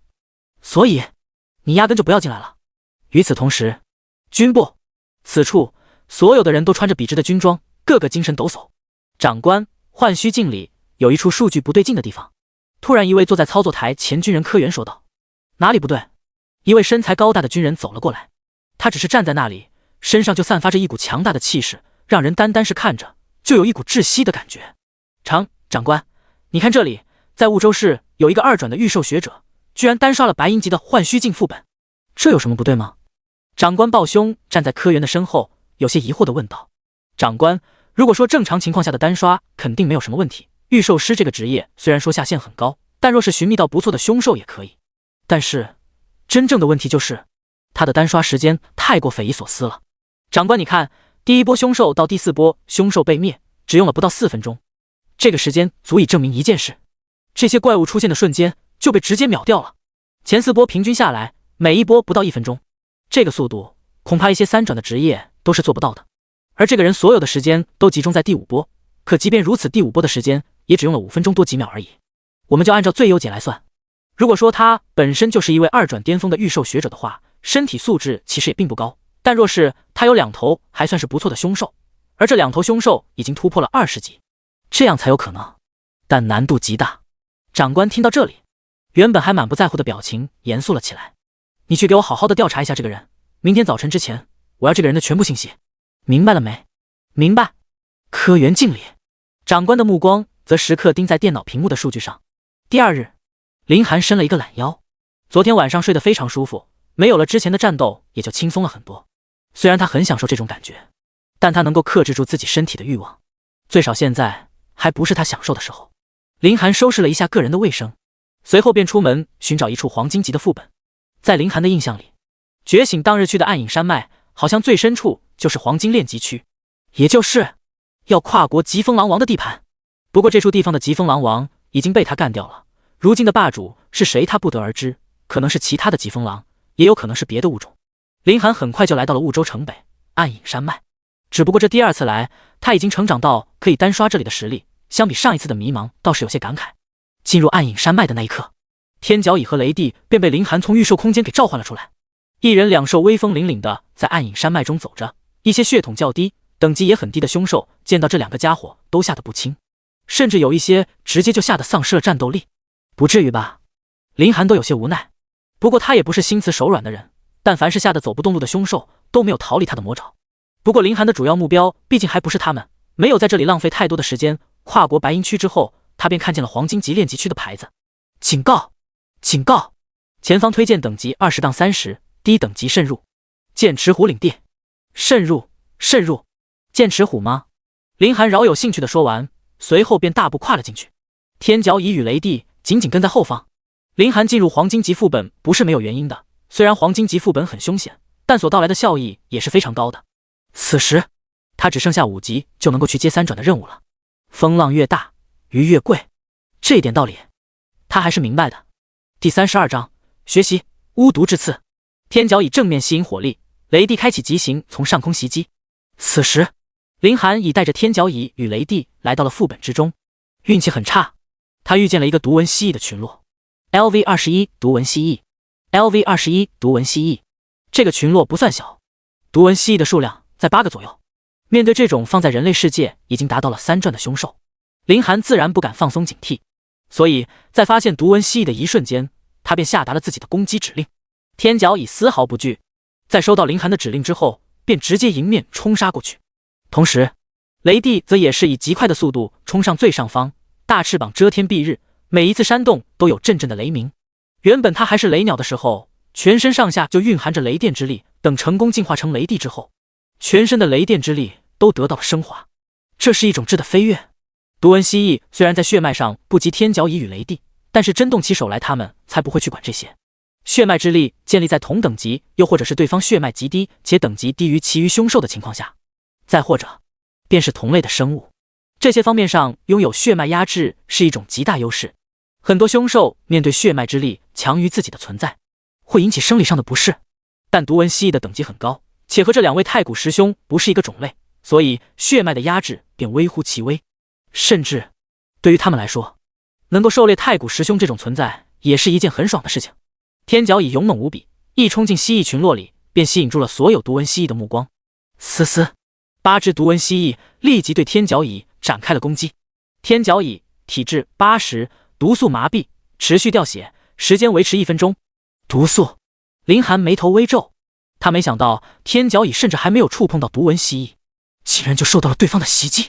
独纹蜥蜴可以依靠自身特殊的皮肤扩张毛孔，将毒素从身体中排出去。这样一来，周围的凶兽就会在神不知鬼不觉的情况下被毒素麻痹。不过问题不大，天角蚁最强的地方就是体质。要知道，现在18级的天角蚁体质已经达到了3000的上限，而同为太古十兄之一的雷帝体质也不过是2600的上限而已。虽然看着差距不大，但是等到了后面，那可能就真的是天差地别了。林寒甚至有一个预感，如果以后天角蚁达到了8、90级的情况下，仅凭体质就能化身为真正的大恐怖。想到这里，他就不禁的兴奋。林寒回神，虽然说如今天角蚁被独纹蜥蜴所麻痹，但还好独纹蜥蜴的麻痹只是扣除血量而已，并没有对其余的各项素质有要求。而且独纹蜥蜴的毒素好像并没有叠加的效果，也就是说1分钟之后不脱离战场的话才会持续续上。而按照这个掉血的速度，1分钟毒素扣除的血量是980，如果1分钟不能解决对方的话，天角蚁才会很伤。这场战斗持续3分钟的话，天角蚁才可能会栽在这里。林寒心思一动，多亏雷帝能在空中使用雷电袭击，直接就脱离了毒素能够抵达的区域，所以不用担心。也就是说，自己只需在3分钟之内干掉独纹蜥蜴就可以了。这场战斗有的打。其实林寒也不是没有发现好消息，经过刚刚发生的战斗，他能明显的能够感受出来独纹蜥蜴的战斗力不强，他们强悍的所在就是能够释放毒属性麻痹。所以在林寒自从发现了天角蚁的不对之后，就立即与战场拉开了距离。他的体质可不如天角蚁和雷帝，若是稍有不慎，可能率先被毒死的那就是他了。必须速战速决了，若是再拖下去的话，没有任何的好处，甚至可能会出现大问题。雷帝使用雷暴，天角蚁撤回来。随着林寒的发号施令，雷帝在那一刻2扇翅膀遮天蔽日，全身上下都散发着蓝紫色的雷电，一道道雷鸣声音在整片天空炸开。刹那间，整个天空都陷入到雷鸣之中。转眼间，一道道蓝紫色的雷霆从空中落下，每一次落击到地面都轰出一道坑线。不过很快林寒就发现了问题，雷帝的技能雷暴属于是随机性的，而独纹蜥蜴的体型并不是很大，在没有限制的情况下，他们想要躲避雷暴并不是不可能。林寒意识到自己必须给独纹蜥蜴施加一些行动限制才行。突然他想起自己好像在幻虚境得到了一个叫做巫毒之刺的技能书，他立即选择查看职业面板，上面确实记载了一本技能书信息。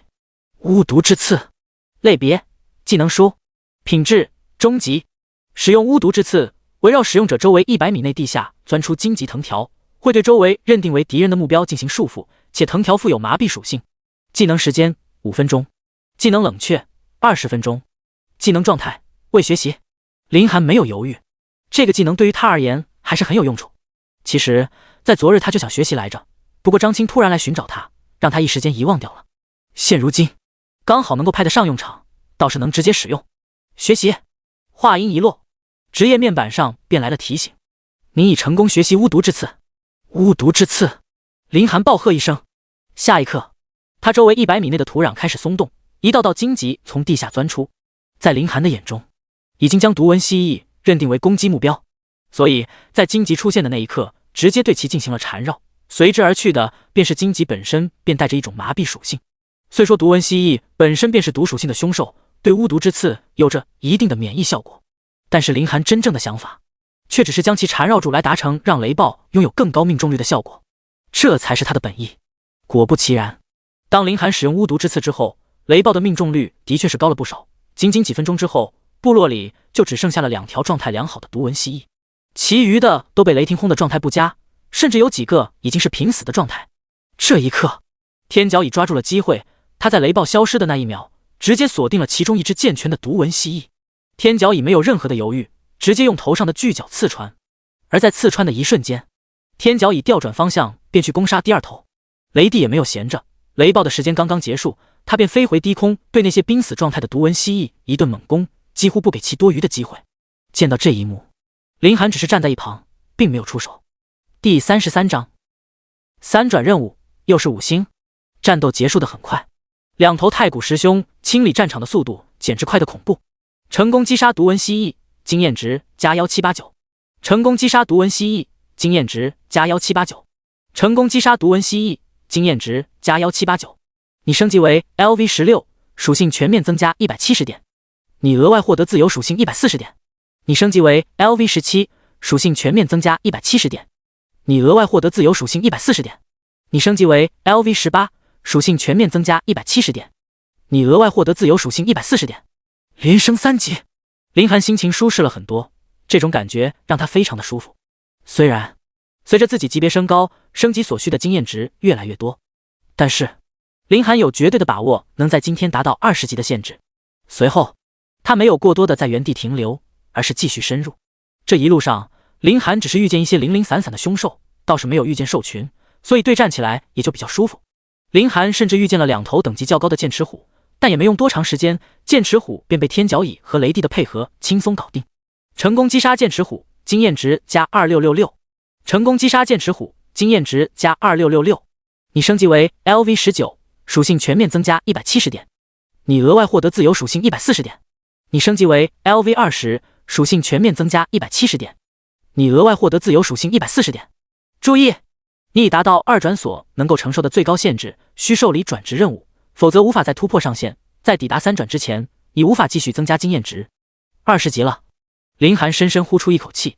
不知为何，这一次他看见这个提示有一种别样的感觉。他已经在这里打了1天的架，不过这一次的运气也算是比较好，剑齿虎也只是遇见了2头，甚至他都没有遇见剑齿虎王，便到达了20级。说实话，林寒心里都想好，若是自己升级过于缓慢的话，林寒甚至亲自动身去寻找剑齿虎王了。但现如今已经成功升级到20级，他也就不会去没事找事了，随遇而安就好。姓名林寒，职业御兽学者2转，隐藏职业，等级 LV20，力量3290，敏捷2570，精神2470，体质2000，装备无。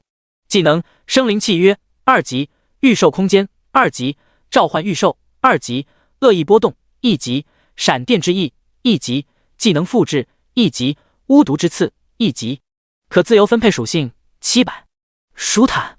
此时林寒的全方面数值已经达到了2000之高，甚至力量已经突破到了3000的数值。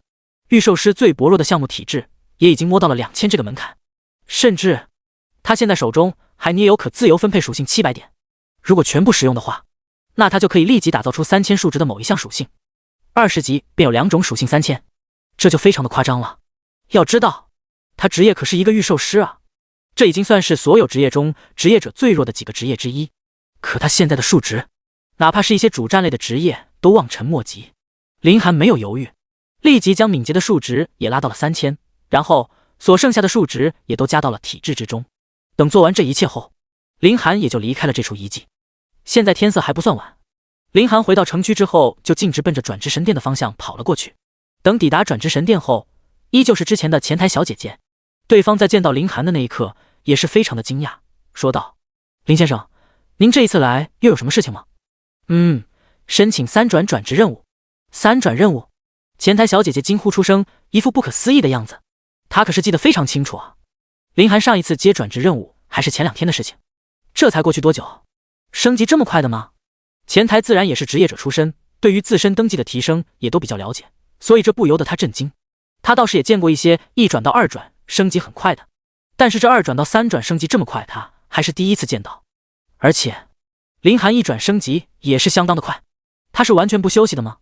好，林先生，我帮您登记一下。这一次林寒已经完全的熟悉了流程，所以接下来的行动也都是非常的迅速。等前台给他位置之后，他便前往选取转职任务。虽然是2转转职3转，但是流程和步骤都是一样的。若不是因为房间号不同，他甚至都怀疑这一次用的转职神石和之前所用的还是同一块。这一次不能又是5星任务吧？林寒自嘲一声，上一次的5星任务可是将他给坑了。要不是遇见了那光头的佣兵团，借用他们的装备给自己回了一口血，否则现在的他可就变成穷光蛋了。依旧是之前的步骤，一道道神光连接了他的职业面板，随着感叹号的出现，任务信息也就显现了出来。任务名称：幽灵船低语，任务等级5星，任务内容1：登上幽灵船，猎杀幽灵。任务内容2：获得材料：火龙岩、草之精、风之眼。任务地点：幽灵船、赤岩森林。这一次的转职任务竟然还需要材料，林寒被这一个任务给搞愣住了。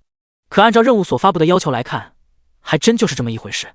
从最初的一个任务，现在直接进化成了2个任务，这已经不能用夸张来说了。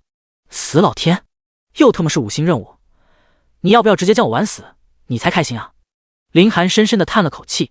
不过他很清楚，哪怕现在自己心中1万个不愿意，但是任务选取后，这已经是他改变不了的事情了。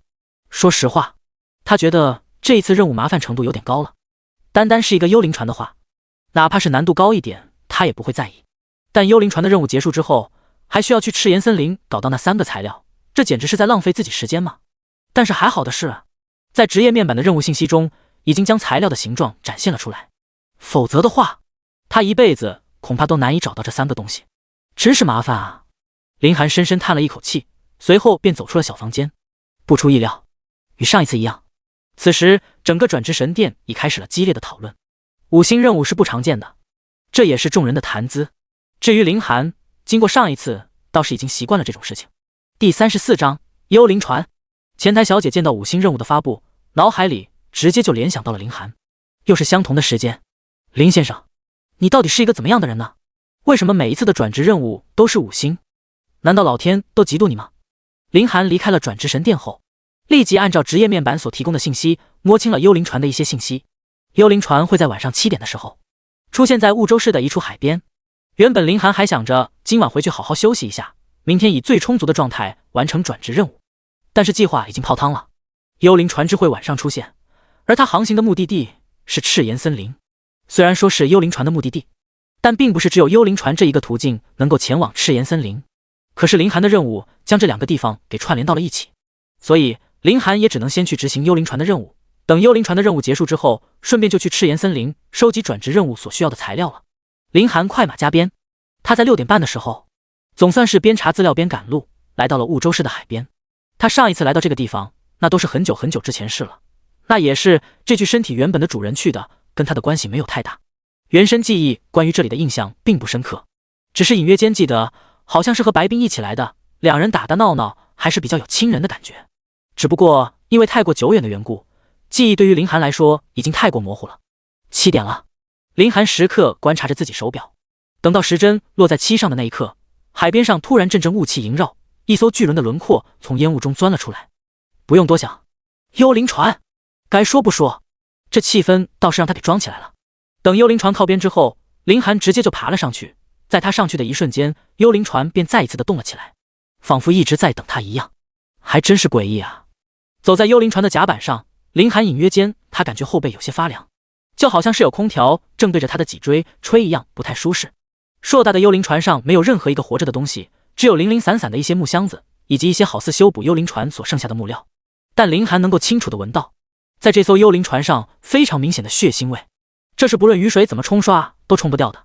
很久之前，他记得就有同学跟他提起过关于幽灵船的故事。有传闻说，幽灵船诞生在几百年前，是一个要当海贼王的年轻人留下来的船，只不过在半路上被人侵害，随后怨念就形成了这样的一个船。曾经林寒刚穿越，对这个世界了解的不多，所以就相信了。现如今他发现这幽灵船本质上是一个副本，所以压根就不可能有鬼的存在。而且这里的攻略在网络上都是非常的丰富。根据网上的资料来看，幽灵船一直以来都是热度比较高的副本，吸引了很多的男生来挑战，只不过大多数都被吓得落荒而逃。我好惨！正当林寒还在回忆之前调查的资料的时候，一道透明形状的幽灵从他的上方飘了过去。卧槽，真他妈有幽灵！林寒也是震了一下，但是他并不是真的害怕了，只不过这幽灵的突然出现打了他一个措手不及。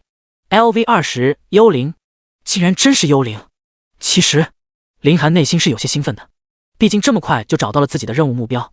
正当林寒准备一拳干掉对方的时候，那幽灵飘向了上方的船桅，一脸戏谑地看着林寒。挑衅！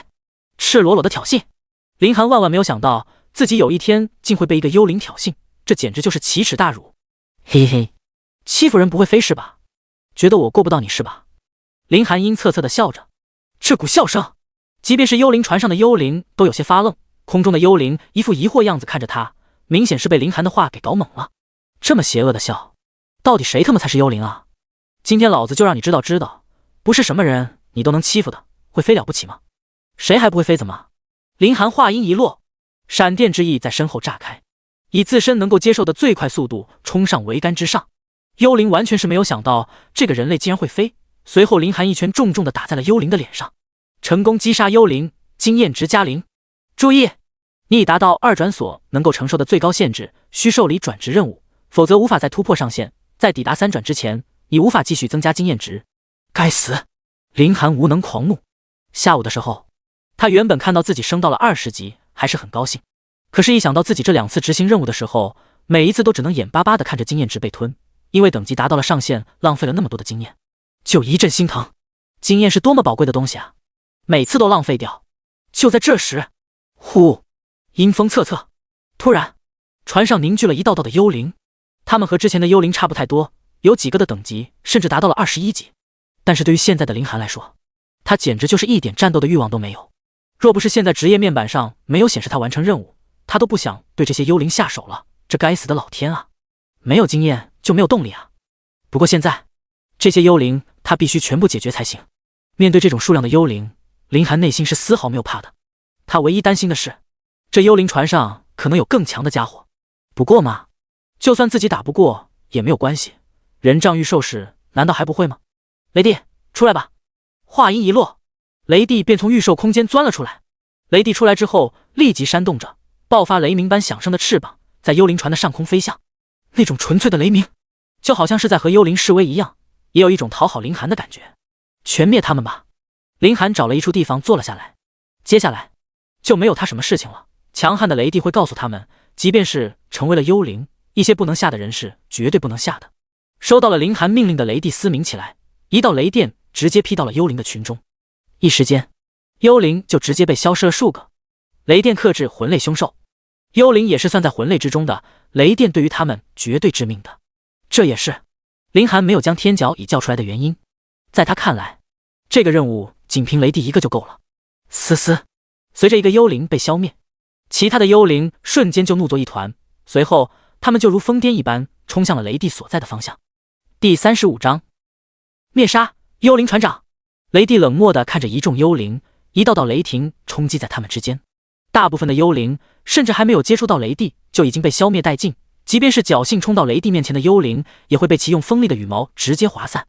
这一战已经没有任何的悬念，整个交手过程还不到5分钟，整艘幽灵船上的幽灵便全部消失了。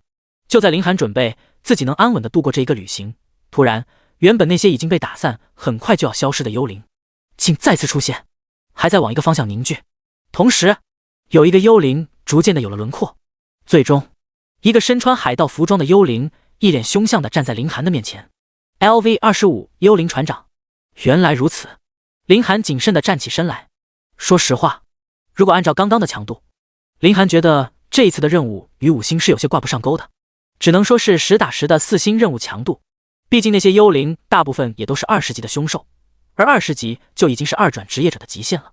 一个新手职业者面对这种规模的幽灵还是有些难度的。但是现在幽灵船长的出现才让林寒提起了一些兴趣。虽然幽灵船长是25级，但林寒拥有者雷帝和天角蚁，在过任务方面有着得天独厚的优势，他倒也不觉得这个任务很难过。天角蚁得到了林寒的召唤，天角蚁也从御兽空间中走了出去，见到幽灵船长之后便对其嘶吼起来。他感受到了一种威胁。雷帝和天角蚁经过之前的战斗也都达到了20级，战斗力也是质的飞跃，但是现在他们面前的幽灵船长可是已经达到了25级，足有5级之差，不可小觑。在凝聚出实体之后，下一刻幽灵船长便冲着天角蚁冲了过来，他手中的弯刀毫不留情地砍了过去。天角乙毕竟身为太古十凶之一，没有丝毫惬意的直接就迎了过去。他头顶巨角硬生生的撞在了幽灵船长的弯刀之上。若是单纯的比拼力量，天角乙还从来都没有怕过。他头上的巨角力量很强，直接将弯刀给抗住了。一阵巨力爆发，天角乙竟扛着弯刀，对着幽灵船长身体继续向前顶去。幽灵船长神情一愣，可能是没有预料到这个情况。明明自身的等级高出对方那么多，可竟然丝毫没有招架之力。而一旁雷帝见状也没有闲着，即便他刚刚经历了一场战斗，也飞向低空。下一刻，雷帝以自身极快的速度，利爪直接抓住了幽灵船长的肩膀，将其牢牢地控制住。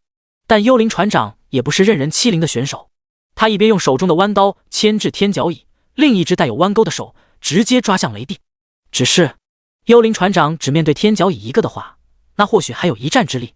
可是他面对的两只御兽全是太古十凶啊，并不是那么容易抵挡的。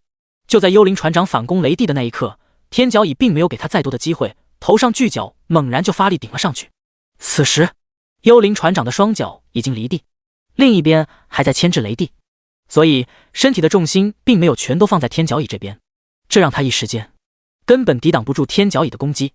天角乙的动作相当的麻利，头上巨角直接将幽灵船长给贯穿了。而天角乙有了动作，雷帝自然而然是不甘示弱，他身上雷电攒动，双翅滑动，伴随着一道雷鸣轰隆，雷帝给了幽灵船长致命一击，成功击杀幽灵船长，经验值加0。注意，你已达到二转所能够承受的最高限制，需受理转职任务，否则无法再突破上限。在抵达3转之前，你无法继续增加经验值。战斗结束。这时，凌寒职业面板上，幽灵船的第一语也亮起了金黄色的字样，这也就代表着幽灵船额任务到这里就算是告一段落了。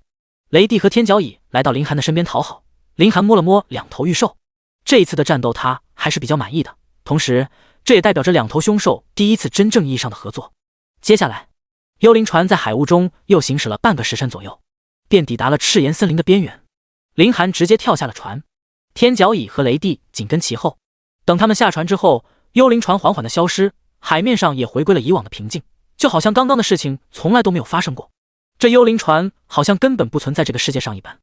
不过这些凌寒都不感兴趣，他现在的目的还是去寻找完成3转所需要的3个材料。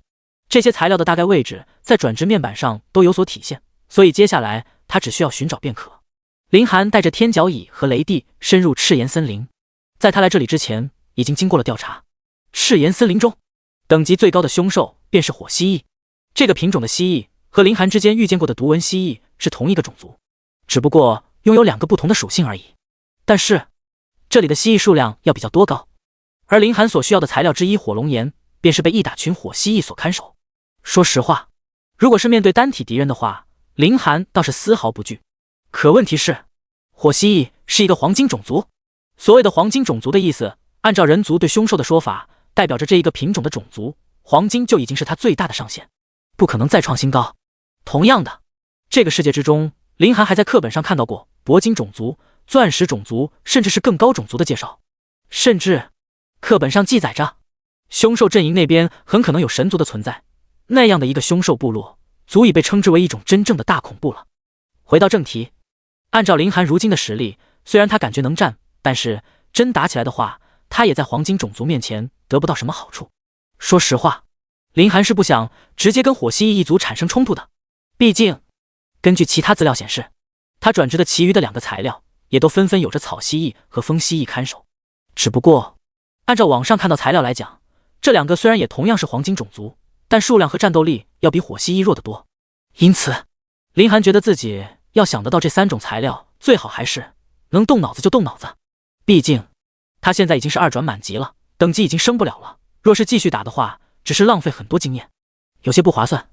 不过若是等他成功升到3转之后，他也不会排斥重返赤炎森林刷刷等级。凌寒深吸了口气，开始踏上寻找材料的路程。10几分钟后，就在凌寒寻找材料的路上，突然他发现前方趴着一群蜥蜴正在休眠，而这一群绿色的蜥蜴正中间有一个绿色的果实，这是草之精。第36章收集风之眼。凌寒仔细地对照任务面板上的图样，很快就确定了这是草之精无疑。没想到这么快就遇到了一项材料，凌寒心中一喜，但草之精的周围围绕着很多20级的草蜥蜴，自己想要得手的话，不是那么简单。不过好在，这些草蜥蜴都在休息。天角蚁钻到地下，将那玩意给我偷过来。最终，林寒还是决定好好的发挥一下自己的智商，能避战就避战，毕竟他后面还有其他2种材料要找的。现在打起来的话，只能给自己找麻烦，浪费宝贵时间。天角蚁天性好战，原本他已经和雷帝做好了直接上前与之进行一场大战的准备，但林寒的命令却是让他有些措手不及。但毕竟是御兽师的命令，即便御兽师心里1万个不愿意，他也只能照做。于是天角蚁直接就钻到了地下。片刻之后，草蜥蜴的中间位置被掏出了一个洞穴，天角蚁从地下直接就钻了出来。他盯着草之精一口给咬了下来。取到想要的东西之后，天角蚁立即顺着之前挖好的洞穴钻了回去。原路返回后，天角蚁将草之精交到了林寒的手中。好孩子，林寒满意的摸了摸天角蚁的头，随后就将草之精收了起来。要是接下来的材料都这么简单得到就好了。林寒嘟囔了一句。获得了草之精后，他迅速的离开了此地。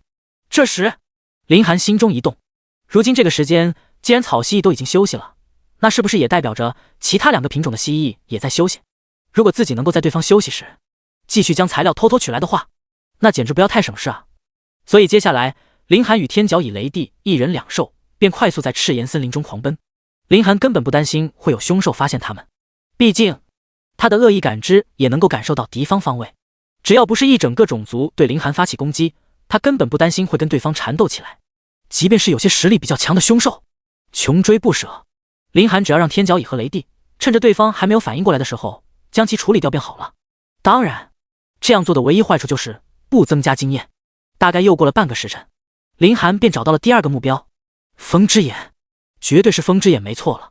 林寒欣喜若狂，太轻松了，这实在是太轻松了。不出林寒所料，将风之眼团团围住的风蜥蜴此时也在休眠，也就是说，这个时间段正是蜥蜴黄金种族们的休息时间。这样一来的话，林寒觉得火蜥蜴一族绝对也在休息。爽！林寒准备故技重施。风之眼并不是一个果实，而是一朵花。天角蚁，去吧。这一次，天角蚁收到命令之后，直接就钻了进去。熟练的打洞是刻在他血脉中的本能。很快，另一边便直接被打通。这种勾当天角蚁如今已经是为手熟耳，他叼住风之眼便准备后撤。可是这一次，风之眼被摘取下来的那一瞬间，一阵狂风以风之眼为中心，向周围4边扩散了出去。瞬间，所有的蓝纹色风蜥蜴纷纷惊醒。醒来之后，他们便看见了嘴里正叼着风之眼的天角蚁。不好，天角蚁，快回来！林寒大吼一声。天角蚁见到自己被发现之后，先是示威一般的喊了2句，随后他直接就钻进了刚才挖好的洞穴。但风蜥蜴可没有放过天角蚁的意思，也纷纷钻进了洞穴之中。靠！林寒没好气的骂了一声，不就是拿你们一株风之眼吗？真的有必要这么穷追猛打吗？等到天角蚁从地下钻出来之后，林寒拿过风之眼，紧接着他没有丝毫犹豫的带着天角蚁跟雷帝跑了起来。他不想打呀。这倒不是说林寒打不过风蜥蜴，只不过即便是将这个种族给灭掉了，他也没有经验，所以不如直接离开。林寒带着2头御兽在赤炎森林中四处奔跑，足足跑了好几公里，这才将风蜥蜴们给全部甩开。这一群蜥蜴不过就是拿了他们点东西而已，至于这么追我吗？林寒大口喘着气，没好气的说道。若不是他中途上将天角蚁给收了起来，让雷帝使用极刑带着自己，不然这可不是那么好跑的。不过最终甩掉了。出来吧，天角蚁。靠着一棵树边，林寒让天角蚁从御兽空间中走了出来，警惕一下四周，若是发现凶兽直接干掉，如果是一个群落，直接带着我跑。林寒虽然不怕，但是真不想引起无谓的争端。这赤火森林和其余的森林是不一样的，这里的凶兽大部分都是一个个的种族，若是受到围攻的话，真的有点麻烦。林寒最担心的就是会将草蜥蜴和风蜥蜴给吸引过来，他现在跟这2个种族可是有仇，2个种族若是见到他，绝对不死不休。为什么这里这么热啊？不知不觉间，林寒的汗水已经浸透了自己的衣服，鬓角上也有汗珠不断的向下落去。现如今已经是晚上，按照正常地理常识来看，根本没有理由会这么热。甚至刚刚踏入赤炎森林的时候，林寒还感觉到了一些微凉。保持着一些探索的精神，林寒四周走了走，越往后方走热量越弱，甚至林寒只是走上几步就感觉凉快多了。这到底是怎么一回事？难不成？此时，一个大胆的想法在林寒的脑海中诞生。所谓赤炎森林，其实就是以火蜥蜴一族守护的火龙岩命名的，那是这一片森林之中最为重要的东西，也是最有价值的东西。此处的气温如此的高，也就是说，有极大的几率是因为火龙岩就在附近。林寒确定了热度传来的方向，带着雷帝和天角蚁便走了过去，大概走了有10分钟的路程，他便在远方看见了一抹亮光。那是黑夜中前方的亮光格外的亮眼。火龙岩！林寒对比着自己职业面板中的火龙岩，最终有了一个判断：草之精是一颗果实，而风之眼是一朵花，火龙岩则是一些树叶。此时，林寒面前一棵大树上有几片零散着的叶子，散发着耀眼的光芒。那些叶子上面仿佛有岩浆流动一般，熠熠生辉，格外的引人注目。第37章魔法协会雷动。大树木周围密密麻麻成群的火蜥蜴靠拢着，和其余的2个黄金种族一样，火蜥蜴此时也在休眠的状态下。但是林寒发现，或许是为了守护火龙岩，大树上居然也趴着数不清的火蜥蜴。怪不得火蜥蜴是赤炎森林中的霸主呢，这种数量即便是风蜥蜴和草蜥蜴加在一起也没有人家多。这一次便不能出动天角蚁了，林寒感叹道。即便是天角蚁把洞挖了过去，也压根不可能躲避树上所有的火蜥蜴，拿到火龙岩。这个高度，只能说雷帝出马再适合不过了。叮！恭喜宿主触发随机任务，任务名称：惊醒。任务内容：使正在沉睡的火蜥蜴首领苏醒。任务时间1小时。任务奖励1000御兽点。听着提示音，林寒一时间有些麻木。系统，你他妈玩我呢吧？谁家的任务这么搞人啊？自己的转职是5星任务就算了，你还来这一手，这不是给自己强行增加难度吗？如果自家系统是人形态，林寒真的很想直接将他的脑袋给扭下来。这么多的火蜥蜴，要不要玩得这么变态啊？你要是想要弄死我，你就直说，没有必要这样拐弯抹角。1个小时的时间足以让林寒将火蜥蜴首领弄醒了，可一旦弄醒，必然会受到围攻。但是任务给出的奖励又非常的雄厚，足足有1000御兽点。林寒内心在挣扎，不过系统任务的目标也只是将沉睡的火蜥蜴首领弄醒而已，没说干掉这些火蜥蜴，难度上倒是并不大，甚至只要他大喊一声任务，就算是完成了。但问题是，面对这么多的火蜥蜴，他能不能跑还是一码事，而且雷鸟的疾行现在还在时间冷却中，这倒是有些为难他了。但不管怎么说，林寒觉得自己还有时间，系统任务先放在一边，反正还有1个小时可以考虑呢。他还是先将火龙岩拿到手才是真的。雷帝，飞过去，将那一片最闪耀的叶子给我拿回来。林寒轻声说道。雷帝象征性的点了点头，随后他直接飞向高空之中，越过众多的火蜥蜴。雷帝将火龙岩直接给叼了过来。火龙岩到手了，林寒将火龙岩迅速收好。这下3转需要的任务就算是完事了，自己只要回到转职神殿就能够完成3转。但现在他还有一个事情需要去做，惊醒火蜥蜴首领。如果不是因为这1000点御兽点的话，就算弄死他，他都不可能做这种找死的任务。就在这时，林寒突然有些不适，这种感觉是恶意波动在提醒自己，旁边有威胁正在靠近。林寒知道自己很可能被什么东西给盯上了，但是恶意波动的感觉并不强烈，也就是说他能够对付。正当林寒思考的时候，将火龙岩交出来。突然几道人影从一旁钻了出来，将他团团包围。你们是谁？几人身上穿着的制服长袍，上面有火焰、岩石、树木等5种元素标志。林寒发现标志有些熟悉，魔法协会。没错，这正是婺州市魔法协会的标志。哼，小爷我是魔法师协会的雷动，10项点就将火龙岩交出来。凭什么？林寒一脸玩味地看着对方。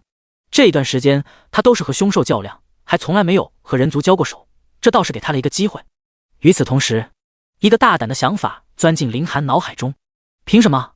就凭我们是魔法协会的人，你若是不给我们，那就是不给我们魔法协会面子。雷动轻蔑地说道。你们魔法协会还真是厉害啊，强取豪夺，我拿到的火龙岩就是我的东西，你们这种行为和强盗有什么区别？看你的年龄应该也不大，这一届的新生。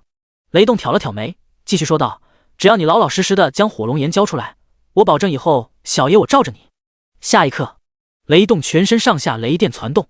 看好了，小爷我可是雷霆法师，以后的前途不可限量，跟着小爷以后准保你吃香的喝辣的。是不错，林寒知道雷系法师在法师中已经算是很不错的职业，一般这种人都会被当作是天才来培养，毕竟雷系攻击力很强，能够培养得出来一个雷系法师，对一个组织的未来有着很大的作用。但是我不给。林寒摸着天角蚁的头，他眼神中没有一丝一毫的恐惧。有着雷帝和天角蚁在，这几个臭鱼烂虾对他还造成不了威胁。小子，跟着我雷哥混，以后少不了你的好处。你要是这样执迷不悟的话，那可就别怪我们不客气了。就是识相一点，现在跪下来给我雷哥认错。此时围绕在林寒身边的一众雷动小弟开始劝诫道：能见到你们这一群狗腿子，还真是大开眼界啊。林寒也不禁感慨道：你骂谁呢？雷动的小弟一副愤怒的样子，仿佛下一刻就能上前将林寒撕开一样。谁叫骂谁？林寒不以为然地说道。听见这话，雷动的小弟再也受不住这种羞辱，立即就要上前教训林寒，不过被雷动拦着下来。小子，这可是你自找的，就别怪我们对你不客气了。不想将火龙岩交出来，这可由不得你。你以为靠着这个傻了吧唧的蚂蚁就能够打败我们吗？你是不是太将自己当成一回事了？雷动阴恻恻地笑着，随后他一道雷霆直接就拍了过去。只是面对雷动的雷霆，林寒根本就没有一丝要闪躲的意思。等雷霆来到林寒面前的那一刻，雷帝展开翅膀，直接挡在了林寒的面前。那雷霆打在雷帝的身上，就仿佛是挠痒痒一般，直接消散。身为太古十凶之一的雷帝，在用雷的这方面就已经是顶尖了。雕虫小技，怎么敢在雷帝面前班门弄斧的？天角蚁，干掉他们。对了，留一条命。林寒说完，便靠在了一旁的一棵树上。天角蚁得到了命令，就好像是脱缰的野马，对着魔法协会的几人就嘶鸣起来。一股凶煞气息席卷四方，天角蚁可谓是凶威至极。雷动身边一些等级低的小弟见到这一幕，都纷纷的后撤。说实话，雷动刚刚倒是真没将天角蚁当成一回事，可等感受到天角蚁身上的凶煞气息，他直接就怔在了原地，喉结不禁滚动了一下。第38章诱饵。怎么可能？区区一只蚂蚁凶兽竟然会散发出如此的可怕气势？雷动有些慌了，他内心如波涛一般，双脚发怵，一时间忘记了自己应该做什么。天角蚁才不会多管这些，他一边向前逼近，一边发出嗡嗡的虫鸣声。你别过来，再过来我可就要出手了。雷动不断的向后窜去，他也与不少的凶兽交过手，但是他从来都没有见过像天角蚁这般凶狠的。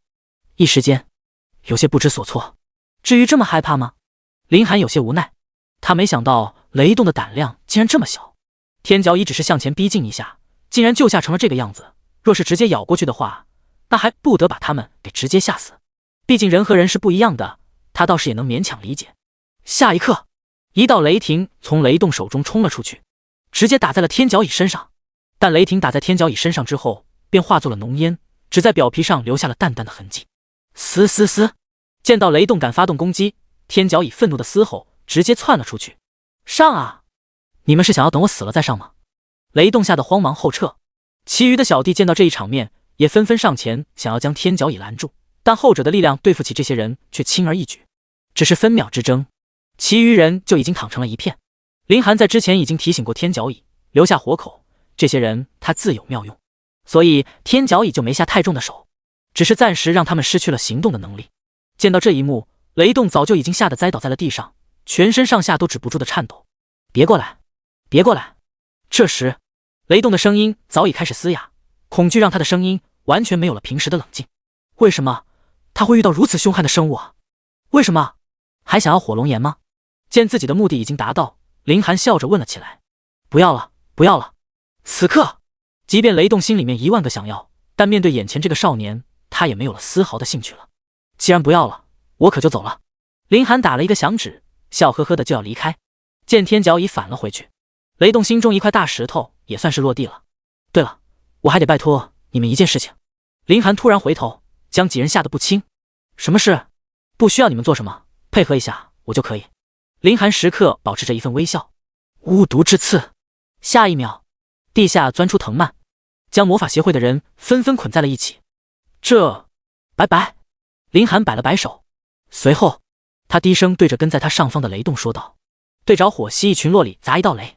雷帝领命直飞天上，一道雷霆从其身上射出，直接砸到了火蜥蜴的群落之中。轰隆隆，剧烈的雷鸣响起，很多火蜥蜴都被雷声吵醒，甚至首领火蜥蜴王也苏醒了过来。火蜥蜴群落瞬间躁动，纷纷靠向火龙岩附近。这时，火蜥蜴王观察到了火龙眼少了一片，瞬间怒吼起来，发出阵阵的虫鸣。随后，他便注意到了雷动等人。下一刻，火蜥蜴群落如疯了一般，如潮涌一般冲向雷动等魔法协会人所在的地方。雷动等人见到这一幕，想要逃窜，但巫毒之刺将他们牢牢地锁在了原地，其中还附带毒属性的压制，一时间他们还破不开巫毒之刺的束缚。别过来，别过来！面对成群的火蜥蜴群落，雷动等人瞬间陷入到了绝望之中。不多时，火蜥蜴群落就已经将雷动等人覆盖，最初还有惨叫的声音，慢慢就归于了平静。此时，林寒已经使用闪电之翼逃之夭夭。叮！任务完成，使正在沉睡的火蜥蜴首领惊醒，任务进度100%，任务奖励1000御兽点已成功获取。真好啊！在与雷动等人见面的时，林寒就已经制定了这样一个计划。这些人也算不上是什么好人，既然如此的话，那还不如好好的利用一下。说实话，如果林寒直接将火蜥蜴首领惊醒的话，即便他使用雷帝的极刑又或者是闪电之翼的话，逃跑还是很有难度的。所以将这些魔法协会的人当成肉盾诱饵再好不过了。林寒并不觉得自己冷血无情，说实话，他总不可能什么事情都照顾别人的情况，这是个弱肉强食的世界，对方并不是什么好玩意，难不成他还与他们客客气气的抢夺别人材料？这些人的行径和凶兽又有什么区别？对于这一点，林寒还是看得非常透彻的。从赤炎森林离开之后，林寒便去转职神殿看了一眼，果然已经关门。与雷动等人浪费的时间实在是太多了。不过林寒既然已经完成了3转任务，他这倒是也不着急了，随后就返回了家中休息。他明白有些事情是急不来的。等到第2天中午，林寒这才从床上爬了起来。他简单收拾了一下自己，便前往转职神殿。来到转职神殿之后，林寒已经习惯性的去寻找之前的前台。一番预约咨询之后，林寒发现这次他需要等一段时间才能进行转职。转职神殿的房间并不多，只能同时容纳10人进行接取转职任务而已。这一段时间，婺州市各个学校的学生都开始了转职，而且马上就要升学测试，谁不想要去最顶尖的学府？这一段时间奋发图强也都比较多，所以转职房间使用率很高。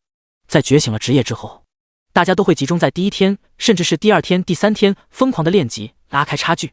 因为只要能比别人早一步进入到白银级练级区，更能够稳固自己的位置。相对比其他人，林寒的生活虽说也是比较紧凑的，但却很惬意。毕竟与众多目前处于1转的学员相比，林寒的秘境竞争力嘛，可以说非常小了。他一直都在白银级甚至是黄金级练级区，所以压根就没人跟他抢怪。这也是婺州市这种小城市的好处。等了差不多有半个时辰后，林寒才排到了一个空闲房间。第39章3转御兽精英。按照前台给出的资料，林寒找到了自己需要去的房间。有了上一次的经历，他很快就进入到了转职的状态之中。3转的情况与上次基本上相仿，只不过这一次，那3份材料也化作了一股股的暖流，进入到林寒身体之中。这一刻，林寒甚至有些迷恋这种感觉，每一次转职都让他非常的舒适。转职任务完成，您已成功达成3转。3转职业御兽精英。这一次转职完成后，林寒已经没有了第一次那样的惊喜，除了感觉到非常的舒适之外，一切都稀疏平常。3转御兽精英。林寒深吸了一口气，现在的他绝对是整个婺州市升级最快的人了，甚至是历史上最快的。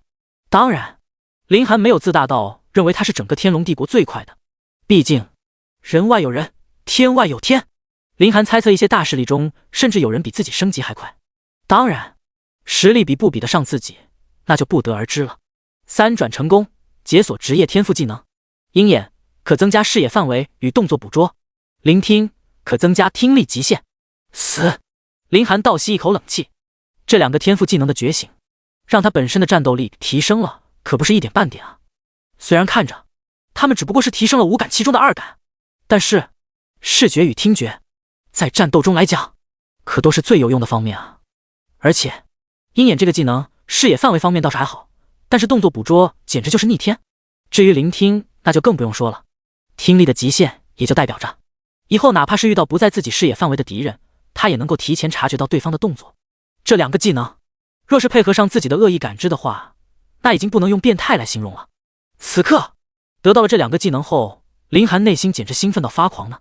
如果他的职业不是御兽师，而是主战类的职业，获得了这2个技能，只能让他那更加的所向披靡。但他身为御兽师，理论上最大的缺陷就是被近身就会孱弱无比。但是他现在的数值加上他所拥有的技能，即便是被近身了，他也丝毫不怕。可以说，林寒已经将自己的短板几乎全都封死了。舒塔啊！叮！宿主成功达成3转，触发系统3转奖励。宿主可在下方的技能中任选其一。A. 合体，能与御兽合体，爆发出多倍基础力量。B. 心灵感应，能与凶兽沟通，并提升凶兽好感，增加签订契约成功率。C. 感知屏蔽，在无视野的情况下可避开其余人的感知，包括凶兽、无冷却。感知屏蔽，如果是放在之前的话，林寒几乎会丝毫不犹豫地选择这个感知屏蔽，但现在看来却是差点意思了。反倒是之前他最看不上的合体，这一次在他心中的比重很大。如果能够直接继承凶兽的数值来使自己翻倍的话，那自己近战能力可谓是再度大幅度的增强。要知道，现如今他本身的数值就已经很高了，若是能够配合凶兽，哈哈，那么即便是同境界甚至是跨境界的主战类强者，自己也不是不能一战啊。而且凶兽之间虽然会有配合，均摊伤害并不会超越一种极限，而如果自己能够综合凶兽优点的话，那才是真正的脱胎换骨。林寒内心渐渐激动了起来，天角蚁的力量与雷帝的敏捷。林寒沉吟了一声，如果后续能够全凝聚在身上，那自己还真的没有什么怕的了。若是他选择了这个技能的话，那么在面对火蜥蜴这种以群落生存的凶兽时，就不会那么被动了。甚至将他们吵醒之后，自己完全可以凭借着闪电之翼与雷帝敏捷迅速离开战场。那样的话，他的速度会提升几倍，完全不用担心火蜥蜴能够追得上他，而且还不会有复制技能产生冷却冲突。虽然说感知屏蔽也是不错，但是林寒还是决定忍痛割爱。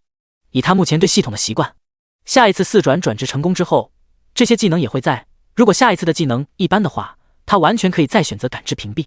选择好技能之后，林寒也是将自己的职业面板打开审视了起来。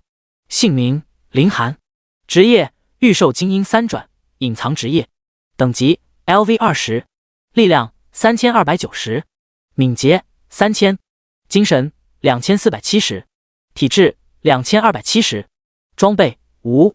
技能生灵契约3级，御兽空间3级，召唤御兽3级，恶意波动2级，闪电之翼2级，技能复制2级，鹰眼1级，聆听1级，合体1级，巫毒之刺1级，可自由分配属性0。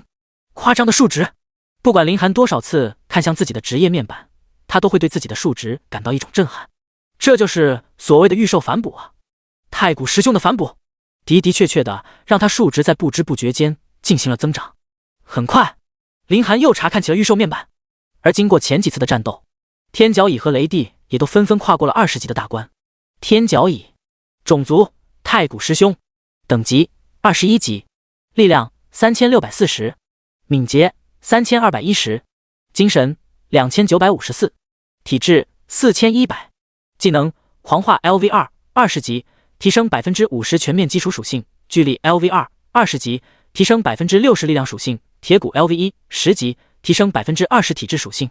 雷帝，种族太古师兄，等级21级，力量2800，敏捷4280，精神3420，体质3100，技能雷暴 LV1 10级，周围1公里内无规则降落雷电，疾行 LV1 10级，提升 40% 敏捷。不公平，绝对不公平！对比着他的数值和这2头御兽的数值，林寒觉得完全就是天差地别。综合来看，这2头御兽若是和他战斗的话，他现在没有一丝一毫的胜利机会，完全就不是对手。当然，这2头凶兽是他的御兽。想到这里，林寒的心情就恢复了很多。御兽还是越强越好啊！现如今，林寒的手里还有1000御兽点。他思索一番后，就将天角蚁的铁骨以及雷帝的雷暴以及疾行纷纷升到了2级。铁骨 LV2 20级，提升 40% 体质属性；雷暴 LV2 20级，周围2公里内无规则降落雷电；疾行 LV2 20级，提升 50% 敏捷。这3个技能纷纷提升到2级之后，刚好花掉了1000御兽点。原本这些御兽点可以学习一下别的技能，但是在林寒看来，学太多的用处也不大。如今这几个技能如果能用好的话，绝对要比学星技能更强，总得有几个用的熟练且比较好用的技能衬托。叮！宿主完成3转御兽精英，触发任务，绑定第3只御兽。任务奖励1500御兽点，1500御兽点，这诱惑力还真是大啊。只不过现在的林寒有了2头太古石凶之后，眼光也就高了一些，接下来的御兽他必须要认真的挑选。第40章学院大考到来。经过天角蚁和雷帝后，林寒已经觉悟了，御兽师绑定一头厉害的御兽，并不只是有了一个强大的战斗力那么简单，最重要的便御兽对御兽师的反哺，反哺数值可是非常夸张的。林寒现在就已经吃到了红利，所以一直不绑定第3头御兽，林寒也不会去着急，他必须要选择一个适合自己的御兽。等转职彻底结束之后，林寒伸了一个懒腰，便慢慢的走了出去。不出意外，他完成的5星任务再一次的成为了全场的焦点，只不过他还是比较低调，从来不想去引人注目。随后他便前往黄金级副本。林寒从来没有因为自己升级比较快所以就懈怠，毕竟他现在也不过才20级而已，还真的算不上什么，还是得加快练级脚步。而接下来的几天，林寒都没有放纵自己，直到大考这一天的到来，林寒很早就已经洗漱起床，距离觉醒那一天已经过去了7天，彻彻底底的来到了大考的日子。这一天会有个大学院的人前来考察，选走最好的职业苗子。天龙帝国中最为著名的便是青圣、北天2所高校，这是整个天龙帝国最强的2所职业者高校，也是无数家庭梦想中的院校。只要能够进入这2所高校，那以后几乎可以说是前途无量。但他们的招生极其的严格，按照往年经验来看，婺州市只有1个名额，这2所高校只对最优秀的艺人有兴趣。林寒对自己能去什么学院倒是还没有想法，不过也不急，先将大考结束再说其他。收拾好之后，林寒便往婺州市第1中学走去。天龙帝国各大学院来婺州市招生，这是一场盛会。林寒来到学府门前的时候，已经包围了很多记者。同学，你对这一次的大考有信心吗？还没等林寒反应过来，一根黑色的话筒就已经伸到了他的面前。那记者也是随便抓了一人询问，但是当他看到林寒的脸的时候，有些发愣。又是他。林寒这时候也是认出了这个女记者，正要说话，那女记者连忙收起了话筒，转身而去，没有一点多余的动作，行云流水的完成了这一举动。你别跑啊，我这次不打广告了。林寒想要挽留，但是女记者丝毫不相信他的措辞，躲得远远的去找其余的人。至于吗？不就是上次打了一个广告吗？正当林寒郁闷的时候，便看见那女记者又随手找了一人，而那人便是胖子龙天骄。记者再一次的跑得远远的，只留下胖子一个人原地发呆。林子！胖子注意到了林寒，颠颠的就跑了过来。这一段时间练级练得怎么样？还行吧。林寒随口答道。对于女记者的事，他还有些惦记，其实他还是很想打广告的。虽然他如今已经不缺钱，但能赚一点是一点吗？我现在已经是15级精英狂战了，厉害吧？胖子昂着头骄傲地说着。15级？林寒倒是一愣，他没想到胖子练级竟然练得这么快。他是因为有系统的原因，所以升级快点倒是也正常，但是胖子可是什么都没有，这种速度已经是非常惊人的了。而且他还是一个高级职业，不出意外的，这次胖子绝对能够上一个不错学府了。真是看不出来啊，你小子还挺有手段的。林寒轻声笑了一下。那当然了，放心，这次的比试我们2个组队，到时候我带你一路杀穿。不过你现在实力怎么样？应该比我还强吧？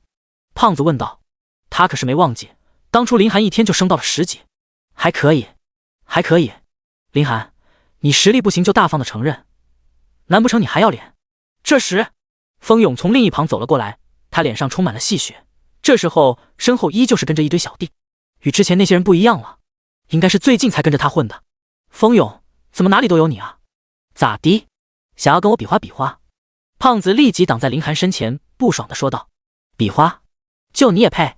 风勇嗤笑一声，随后继续说道，真以为15级精英狂战就厉害了？老子已经16级巨剑精英了，你现在没有资格跟我一战了。真以为我现在会怕你？16级巨剑精英？林寒和胖子都是一愣，他万万没有想到对方竟然也升级这么快。16级，这几乎已经碾压了婺州市 99% 的人了。要知道，往年大考开始时，16级的职业者非常的少。切，16级有什么好装的？胖子冷哼一声。胖子，怎么说话呢？林寒轻声训斥了一声，随后他笑呵呵地说道，这不就是证明了我们之前卖给风少爷的羊皮纸发挥出用处了吗？对对对，胖子第一时间就反应过来，他也是笑着应答。风少爷，我这里还有后续版本，你还要不要了？林寒笑眯眯地说着。我要你大爷！风勇气急败坏地骂道。上一次的事情已经让他丢大人了，现在想起来还尴尬的要死。风少爷的气性还是这么大，你们这群当小弟的怎么这么不懂事呢？还不赶快唱起来了，这可是风少爷最关键的时刻，要是得到一个好名次，那还不得奖励你们？难不成你们忘了？我给你们起个头，你是那个内内，阳光彩虹小白马，滴滴答滴滴答。听到林寒这话，其余新来的小弟瞬间一脸严肃起来，他们好像听说过风勇就是因为一些古老咒语才觉醒高级主战职业的事，现在他们要是继续念，说不定风勇有咒语助阵，能进入轻胜。他们直接将风勇给围绕了起来，开始念叨：你在这祈祷吧，我们可先进去了。林寒和胖子大笑起来，连忙摆手说道：林寒！风勇脸都憋红了，看着两人离开，随后就破口大骂：你们能不能有点智商？看不出来他们是在忽悠你们吗？赶紧给老子滚一边玩去！赶紧让开，别他妈内了！你说风勇那个傻蛋，招了一群小弟，居然也是傻蛋，刚才笑得我肚子都疼了。胖子的心情十分舒适，傻子找傻子，天经地义。走吧，去操场集合，老班应该等着我们呢。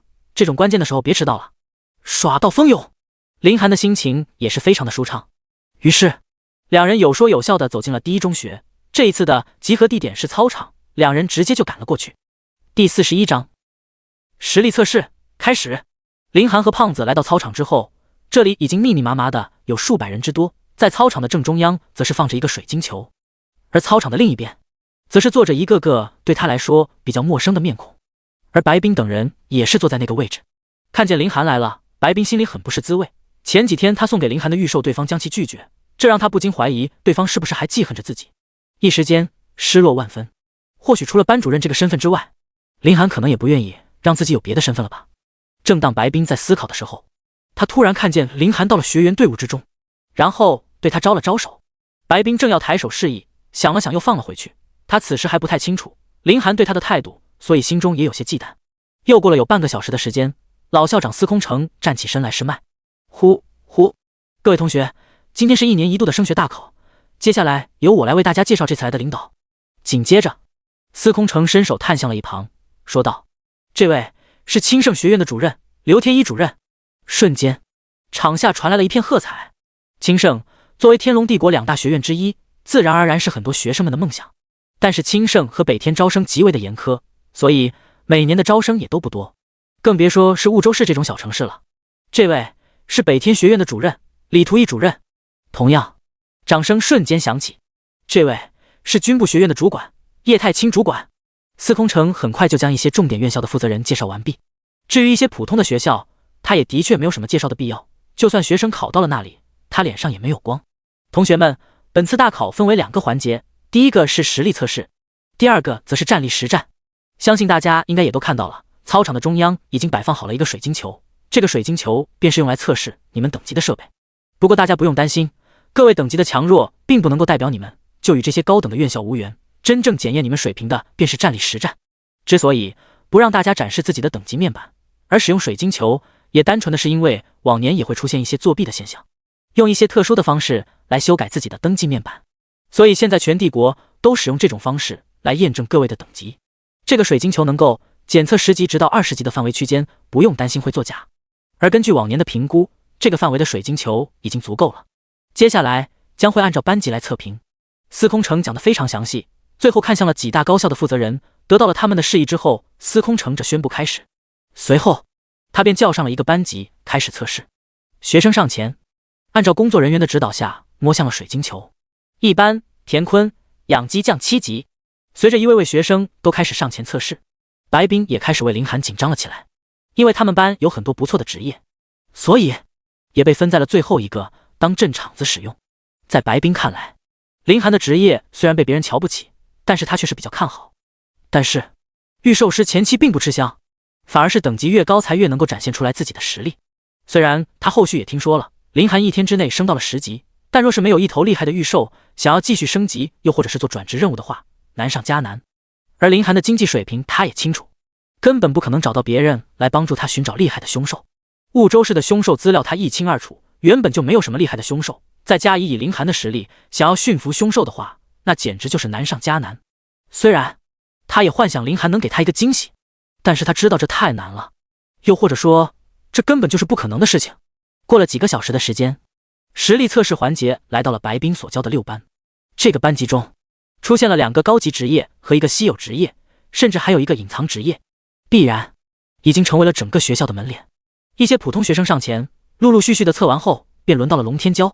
林子，我先上去了。胖子爽朗地笑着，他直接走上了操场的中间。6班，龙天骄，精英狂战士15级。这则信息一出，全场都安静了起来，甚至有些老师都兴奋了起来。15级的学生，且职业还是精英狂战士，虽然这种天赋去清圣北天的话有些勉强，但是已经过了一些高等学院的入门条件。白冰老师的6班，今年还真是人才济济啊！司空城也是捏着胡子笑了起来，道：“老校长客气了。”白冰只是很平静地回复了一嘴，他的目光始终都在林寒身上，至于其他人，他并不感兴趣。哪怕是其余的老师都比较惦记的是优秀教师，他更是一点兴趣都没有。胖子下场之后，便是轮到了风勇。林寒，你就瞧好吧，今天我就让你知道什么是天高地厚。风勇就站在林寒的身边，挑衅地哼了一声。上前之后，风勇摸了摸水晶球。6班，风勇，巨剑精英16级。死！全场再一次的惊呼出来。这可是婺州市第一中学今天第一个等级达到16级的人，哪怕是清圣和北天2所学府的负责人，都微微的点了点头。这种天赋已经超越了太多人了，而且巨剑精英也是一种高级职业，培养起来之后自然也不弱。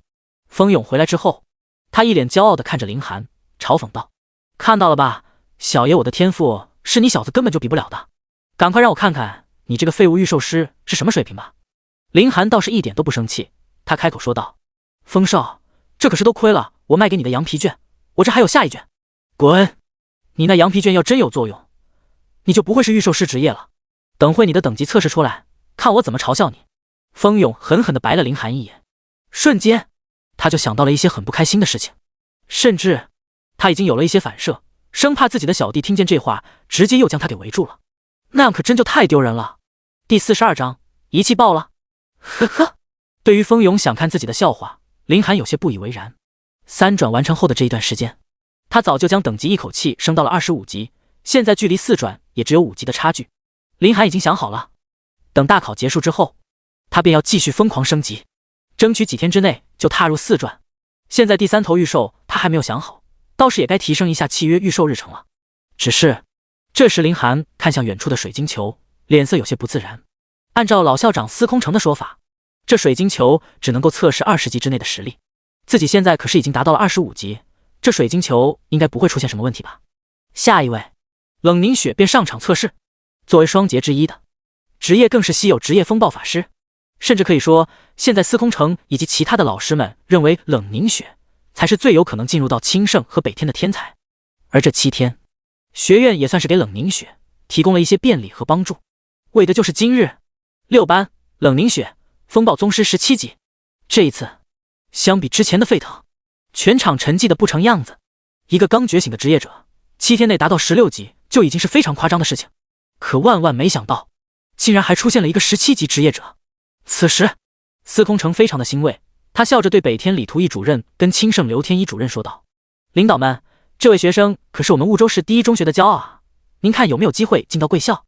职业是稀有职业，的确是不错，等级目前来看也是可以，不过这也不能够证明一切。我们见识过很多天赋不错，刷级也很快的学生，但是战斗的思维很弱，所以至于能不能的话，还是需要看一些接下来的战斗。”李图义缓缓地说道。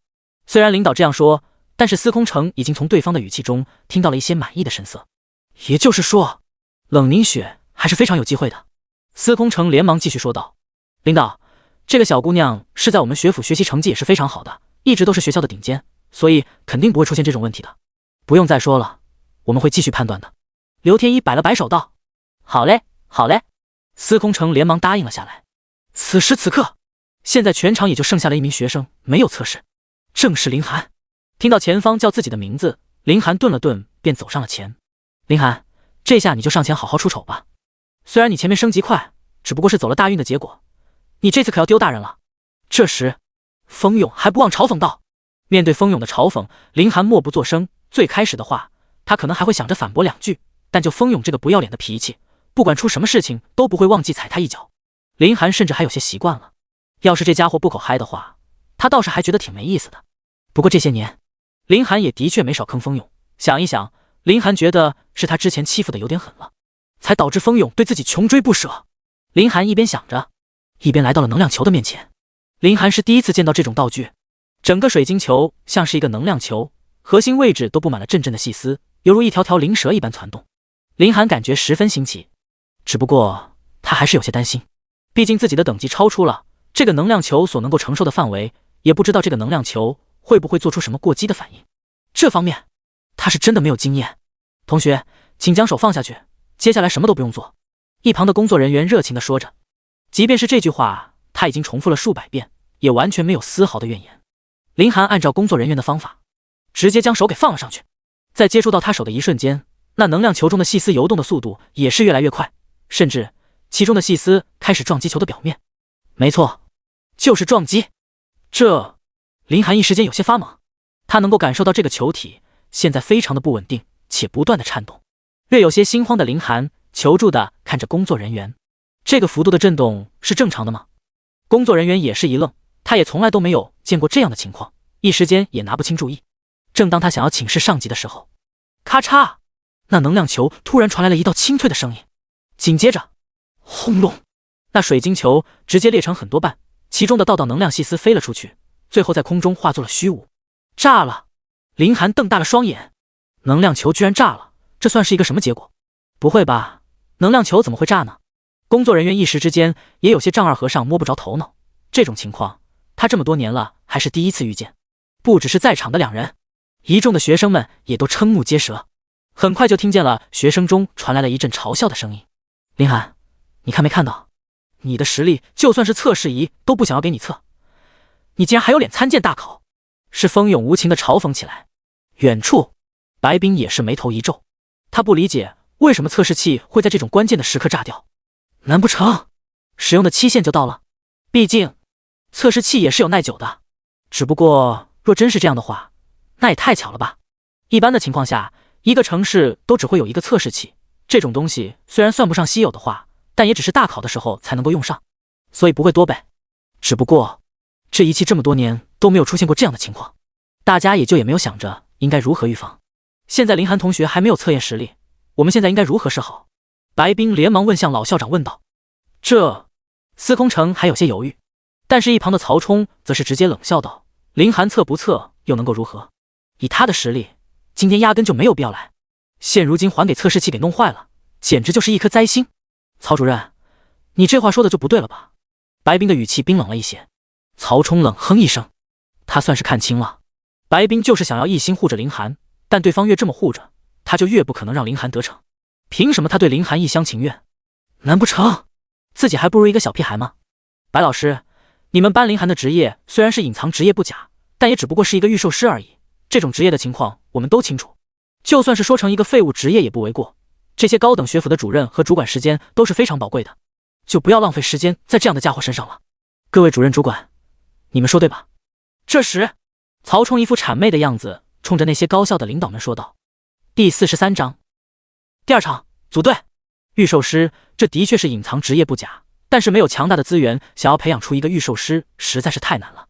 这位主任说的也不是没有错，御兽师的确是一个不怎么样的职业。刘天一点了点头，随后他继续说道，我看就没有必要给这位同学继续测下去了，就算是测的话也是浪费时间，而且光等新的测试仪器到就要很长时间，若是再炸了，我们的损失就更大了，没必要冒着这个风险。我同意。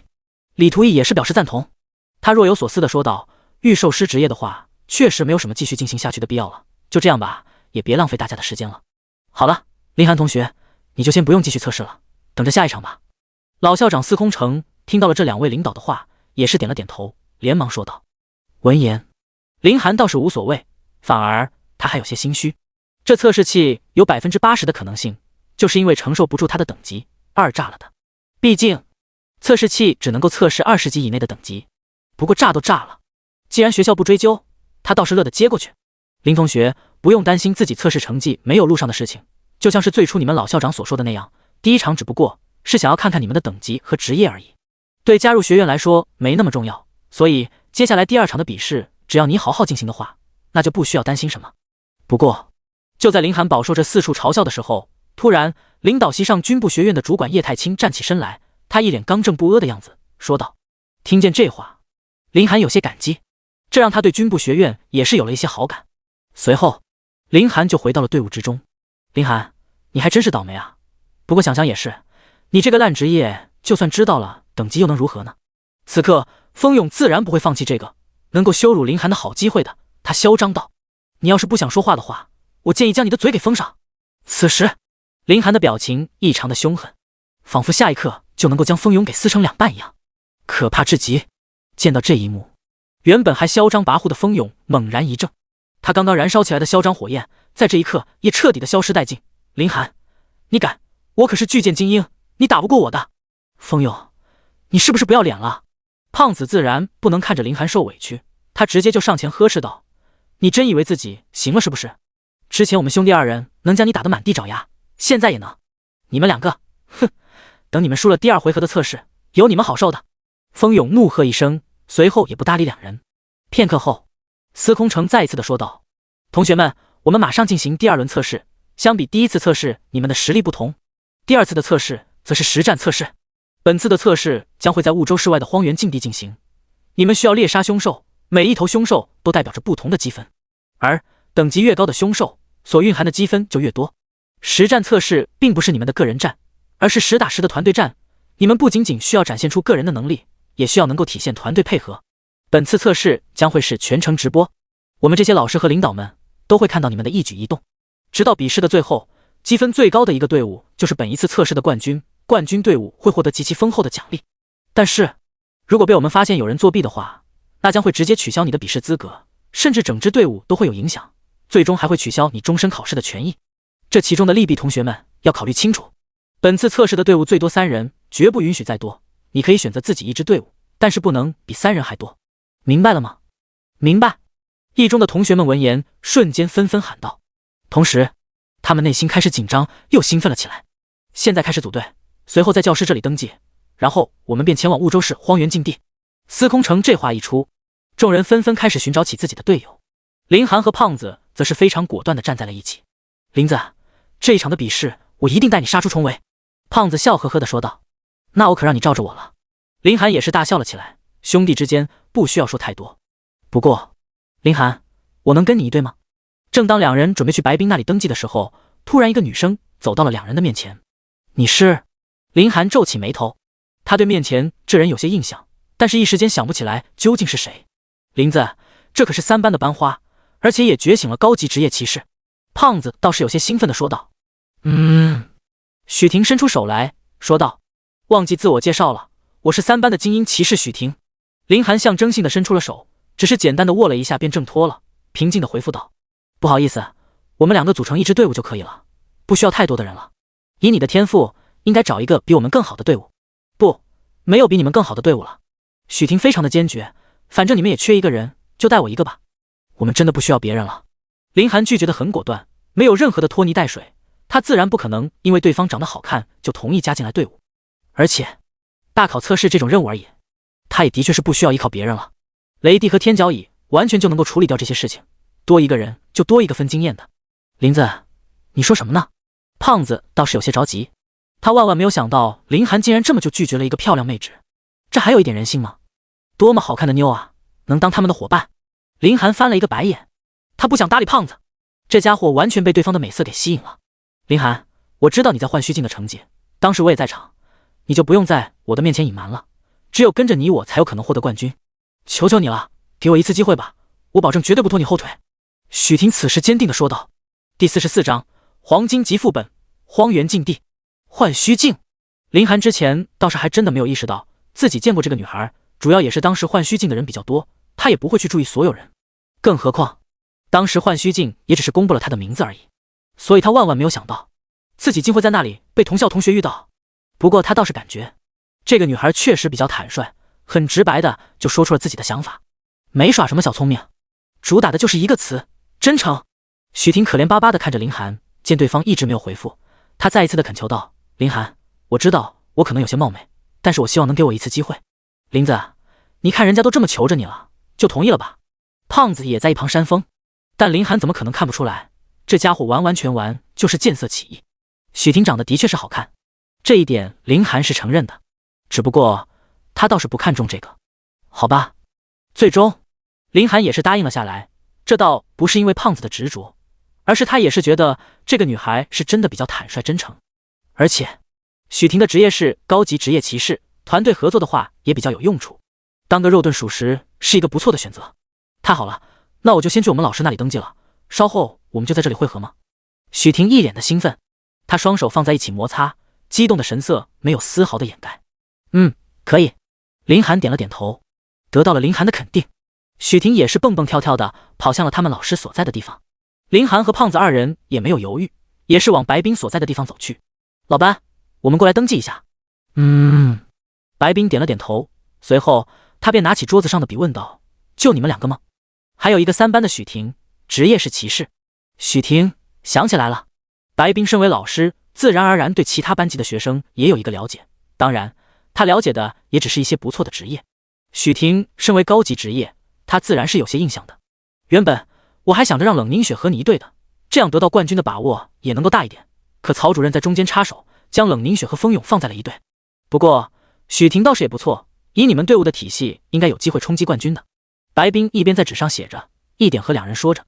林寒闻言一愣，他说道：冰姐，你就放心吧，这次的冠军我们势在必得，风勇就算和冷凝雪是一支队伍，也对我们产生不了威胁。听到林寒这一叫，白冰看向林寒的眼神也有些发愣。好，如果比试的时候有什么突发情况的话，就联系我，一定要小心。白冰此话说得非常的温柔，完全不像是一个老师在教育孩子，更多像一个姐姐在嘱咐弟弟一样。没问题，如果有什么我不能解决的事情，肯定会找冰姐的。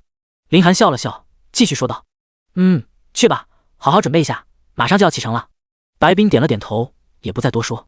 随后林寒和胖子勾肩搭背的便离开了此地，而白冰看着林寒的背影，心中有些感慨。刚刚一瞬间，他非常的舒服，仿佛多年前尘封的记忆再一次被开启了一样。林寒和胖子告别了白冰之后，立即回到了之前约定的地点，而许婷早就在这里等候多时。又过了一段时间，老校长司空城开始发言，正式结束了组队环节。这时一辆辆大巴车已经停留在了学院的门口，一众学生浩浩荡荡地坐上了车，前往第2轮的站立测试。因为今日大考的原因，婺州市的市长早已经做好了封路措施，从第一中学通往荒原禁地的路线已经全面的封锁，目的便是为了能够安稳地将学生送到地方。被封锁的街道都是不允许有人通行，这种量级的大考自然是要以防有人作弊的可能性。一路畅通，学生们也很快就来到了荒原禁地。司空城将众人集合后说道：同学们，本次副本将会按照获得的积分排名来认定你们的实力，所以各位同学请认真对待。而且本次副本已经给各位同学们搭建了聊天的通道，在你们职业面板中就能够看见。频道主要便是为了能够让各位同学遇见危险可以互相帮助。虽然积分重要，但是相比于积分，各位同学应该更加注重同学情谊。正所谓友谊第一，比赛第二，所以我也希望各位同学认真对待这件事情。接下来同学们准备开始。老校长话音一落，所有小队瞬间如潮水一般冲进荒原禁地之中。所谓的荒原禁地便是婺州市每年大考的一个副本地点，这处地点被划分为3个区域：青铜级、白银级、黄金级。而青铜级是大部分学员聚集的地方，白银级一些个别的天才则会进入寻找机会，至于黄金级，即便是曾经有队伍进去，也没有吃到好果子。毕竟对于他们这些刚刚觉醒职业没有多长时间的新人来说，黄金级练级区就已经是一个禁地了，想通过黄金区域拉开差距实在是太难。此时在学生们进入的一瞬间，一个个记录影像的道具也飞进了荒原禁地之中。一中的老师和各大学府的领导们面前支着一个大屏幕，能够清晰地观察到禁地里面的情况。整块屏幕分为了很多的小面板，可以同时观察很多的地点。时间刚刚过去10分钟，风勇和冷凝雪的小队便登上了积分榜的第1名。不愧是冷凝雪，按照这个速度保持下去的话，第1名想来就是他们的了。老校长非常欣慰地笑道：这孩子天赋好，不过风勇的天分也不错的，在他们2个的配合下，想来得第1名不算问题。曹冲连忙加火，他又说道：不过嘛，这个林寒恐怕就够呛了，虽然他是御兽师，可已经开始10分钟了，其他队伍都陆陆续续的获得了积分，林寒所在的队伍竟然什么都没做，真是丢我们一中的脸。各大学院的领导们闻言也是纷纷的点了点头。第45章，直面白银炼级区。林寒三人小队进入到荒原禁地之后，便稍微往深处走去。林子，我们直接去白银级炼级区，是不是有些太过鲁莽了？我感觉完全可以在青铜区抢占一些分数的。胖子有些担忧的说道。没这个必要，以我们3个的实力，在白银级炼级区猎杀凶兽是没有任何的问题。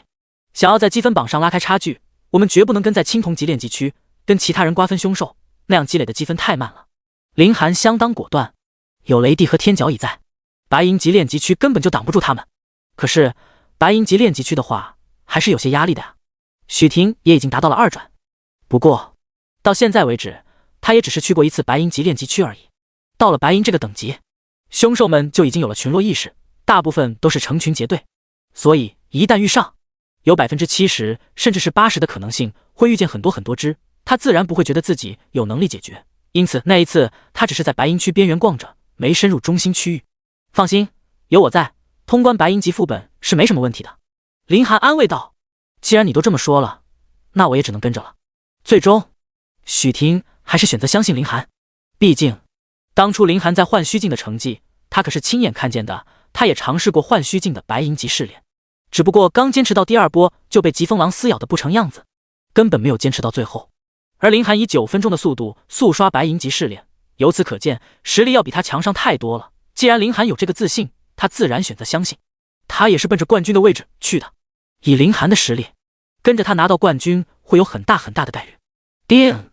恭喜宿主触发狩猎任务，任务内容：猎杀黄金级凶兽，目前进度0%。任务奖励1000御兽点。触发了任务，林寒眼睛一亮。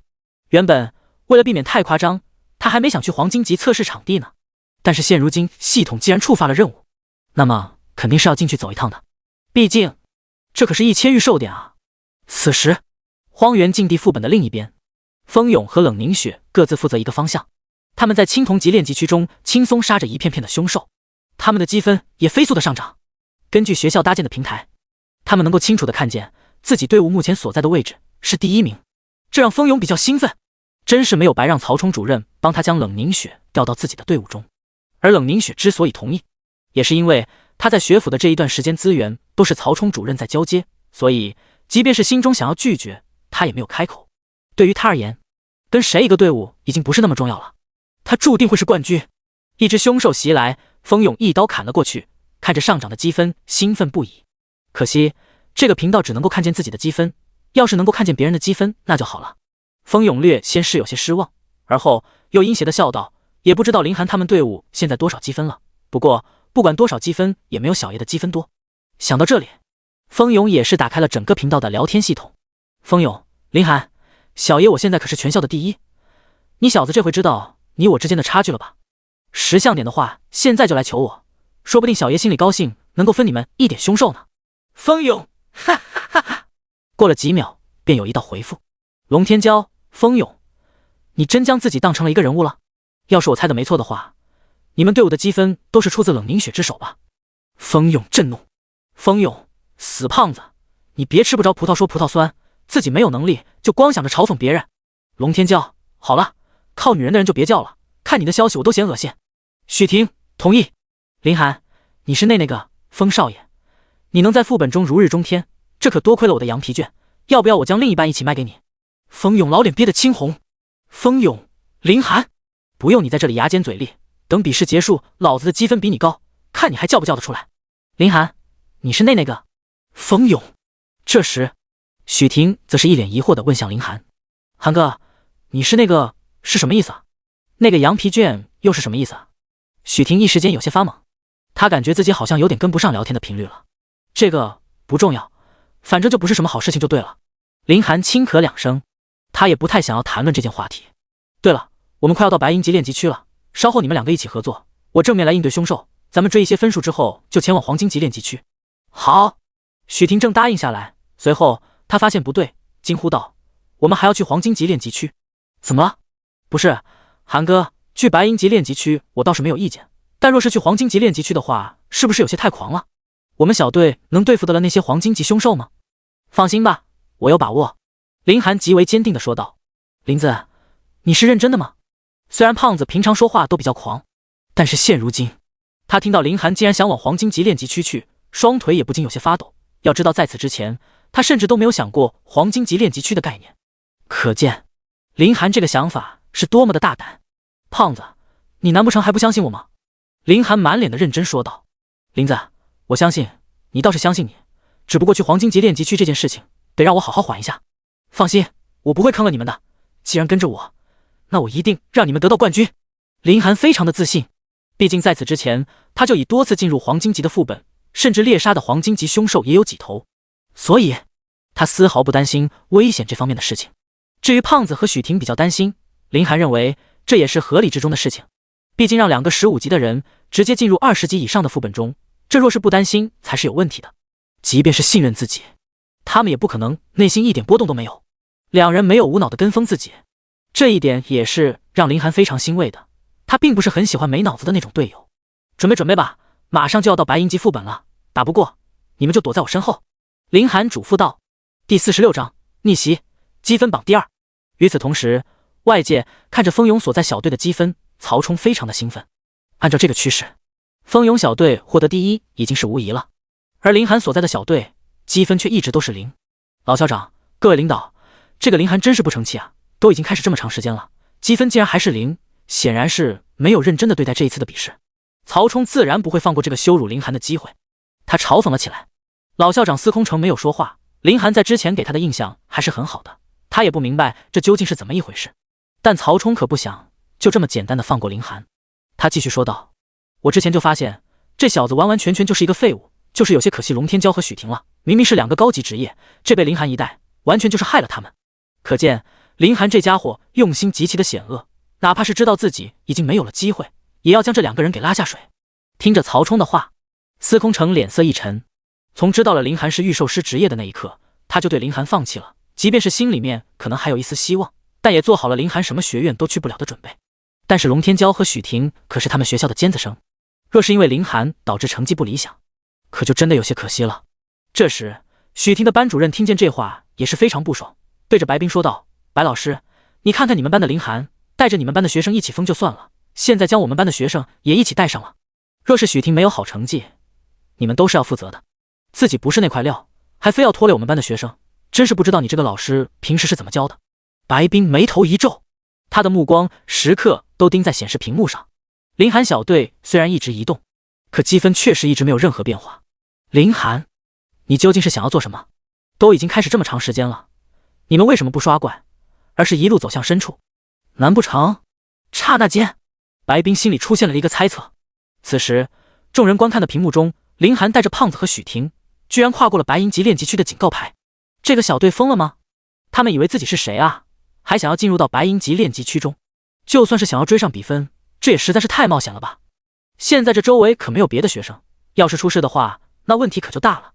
曹冲不解地看向屏幕，他冷笑一声道：完全就是病急乱投医，真是可笑啊。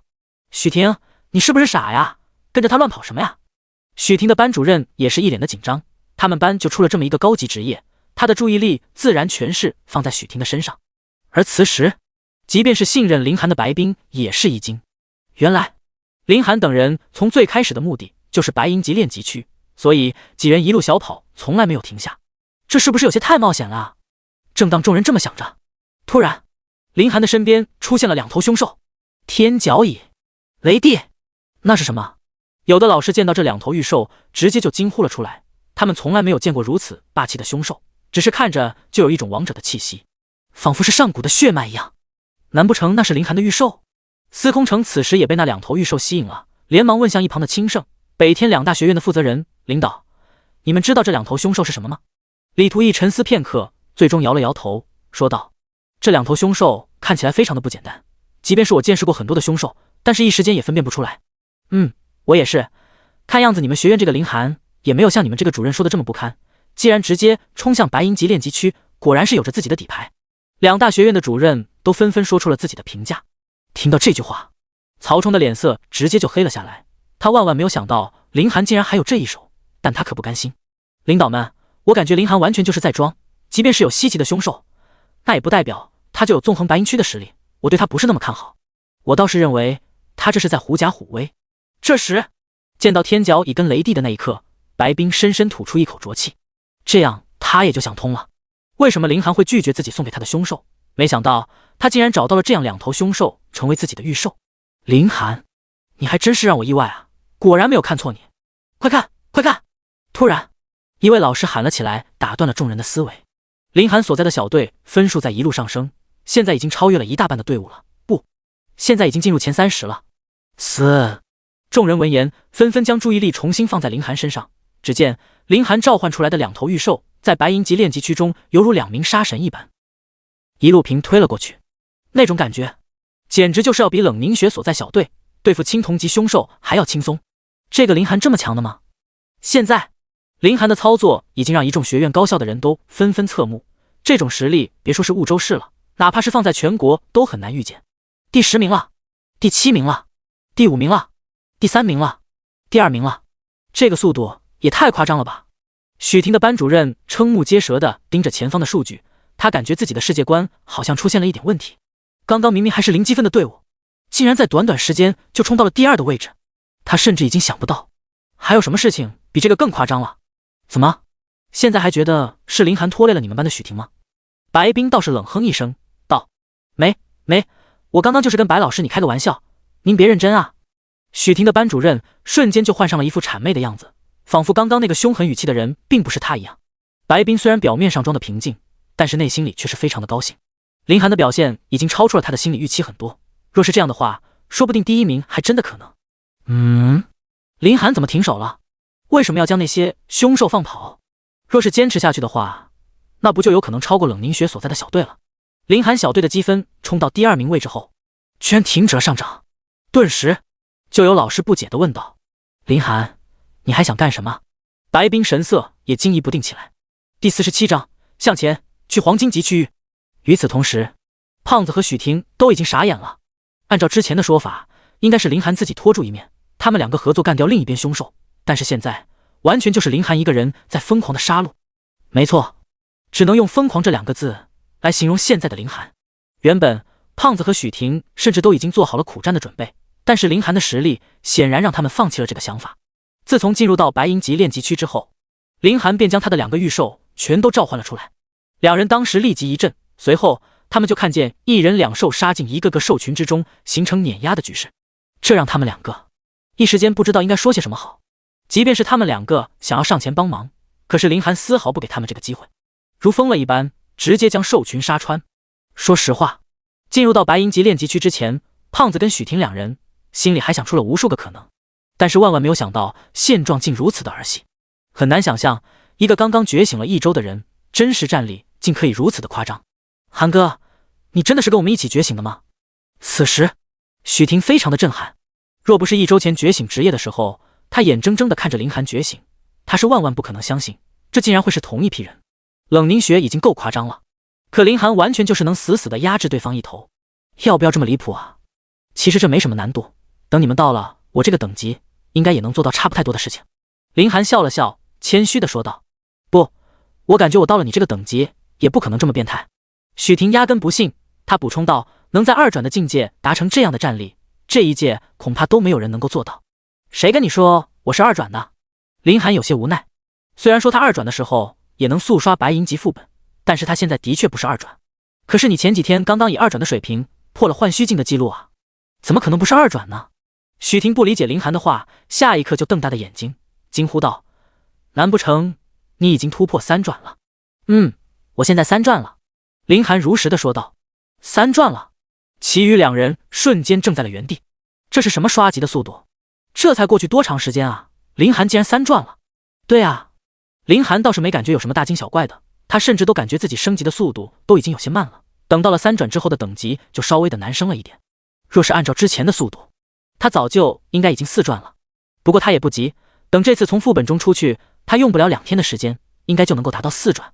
怪不得我说为什么在操场测试的时候水晶球为什么会爆炸，原来寒哥你已经3转了，水晶球已经承受不住你的等级，不爆炸才怪。许婷瞬间恍然大悟，还真是这回事啊。林寒若有所思，虽然之前就已经有了这个猜测，但是现在被证实也是愣了一下。想想还真是可笑啊，风勇那家伙竟然还当众嘲讽你，他要是知道是你等级太高原因的话，恐怕都能昏过去吧。许婷一想到当时风勇的嘴脸，就感到有趣。若是等比试结束之后，风勇知道了林寒的情况，他一想到那个画面，就已经开始有些兴奋了。林子，你竟然背着我升级这么快，之前我还为你担心呢，没想到你已经到了我企及不到的高度。此时，胖子也真心为林寒高兴。不过，他虽然接受这件事情，但也需要缓缓。哪有你们说的那么夸张？林寒都有些后悔告诉他们了。不过这种事情，在他看来也是真的没有什么，就是等级升得快一点而已。不夸张，整个天龙帝国7天内3转的人也没有几个吧？寒哥，以你的天赋，恐怕清圣北天的名额就是你的了。真不得了！此时，许婷对林寒是心服口服，毕竟这种事情的确是太夸张了，不服也是不行。先不说这些了，至于去什么学院的话，等比试结束了，看看谁邀请我吧。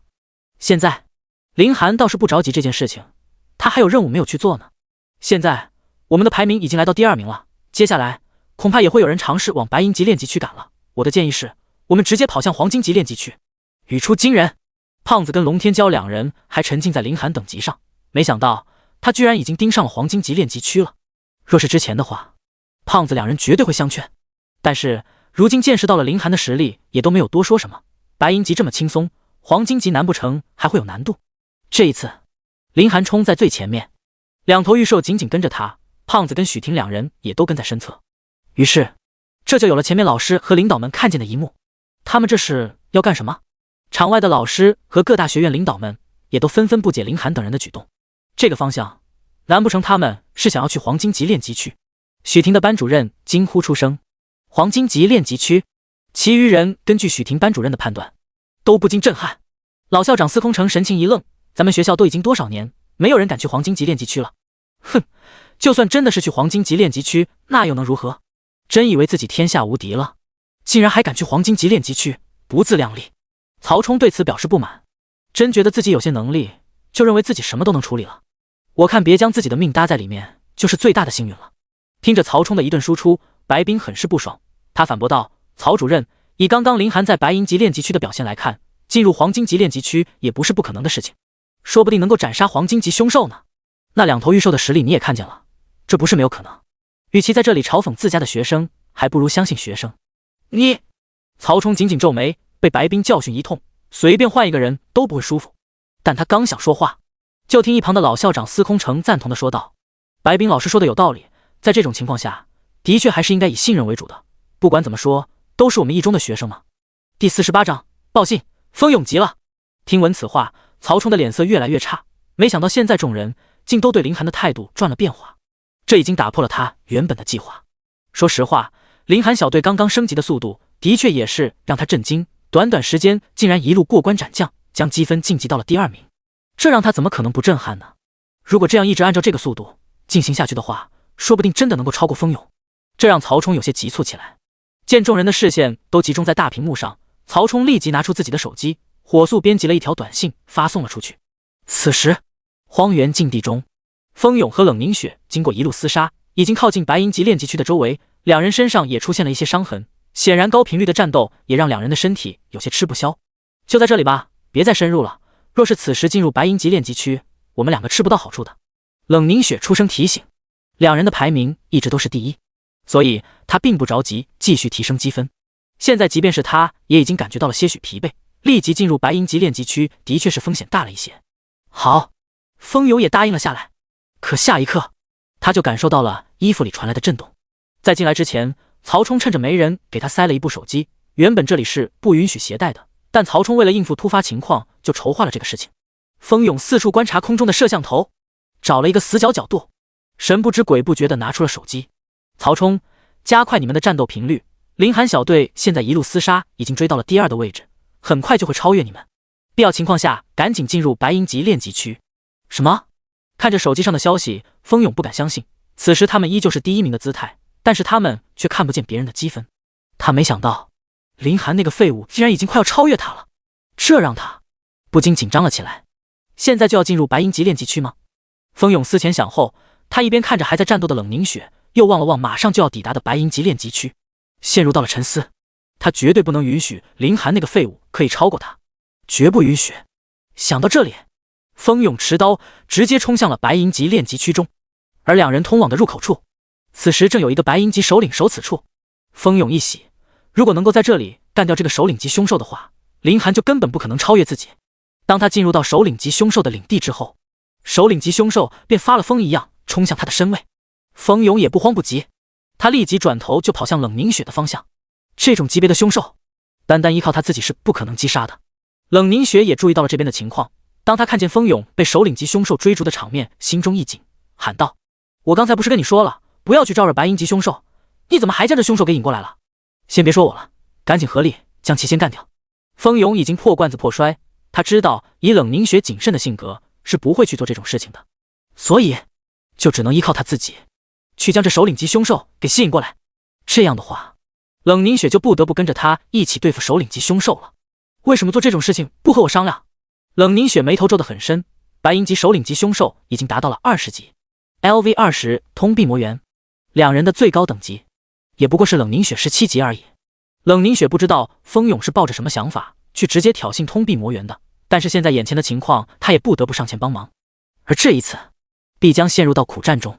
场外，为什么风勇会突然间去勾引白银首领级凶兽？以他们两个现在的状态，完全没有这个必要啊！白冰皱着眉头说道。风勇反驳道：“白冰老师，既然林寒都能够进入到白银级炼级区，凭什么作为我们第一中学的两大天才冷凝雪和风勇就不能进入到白银级炼级区了？刚刚你不是说过吗？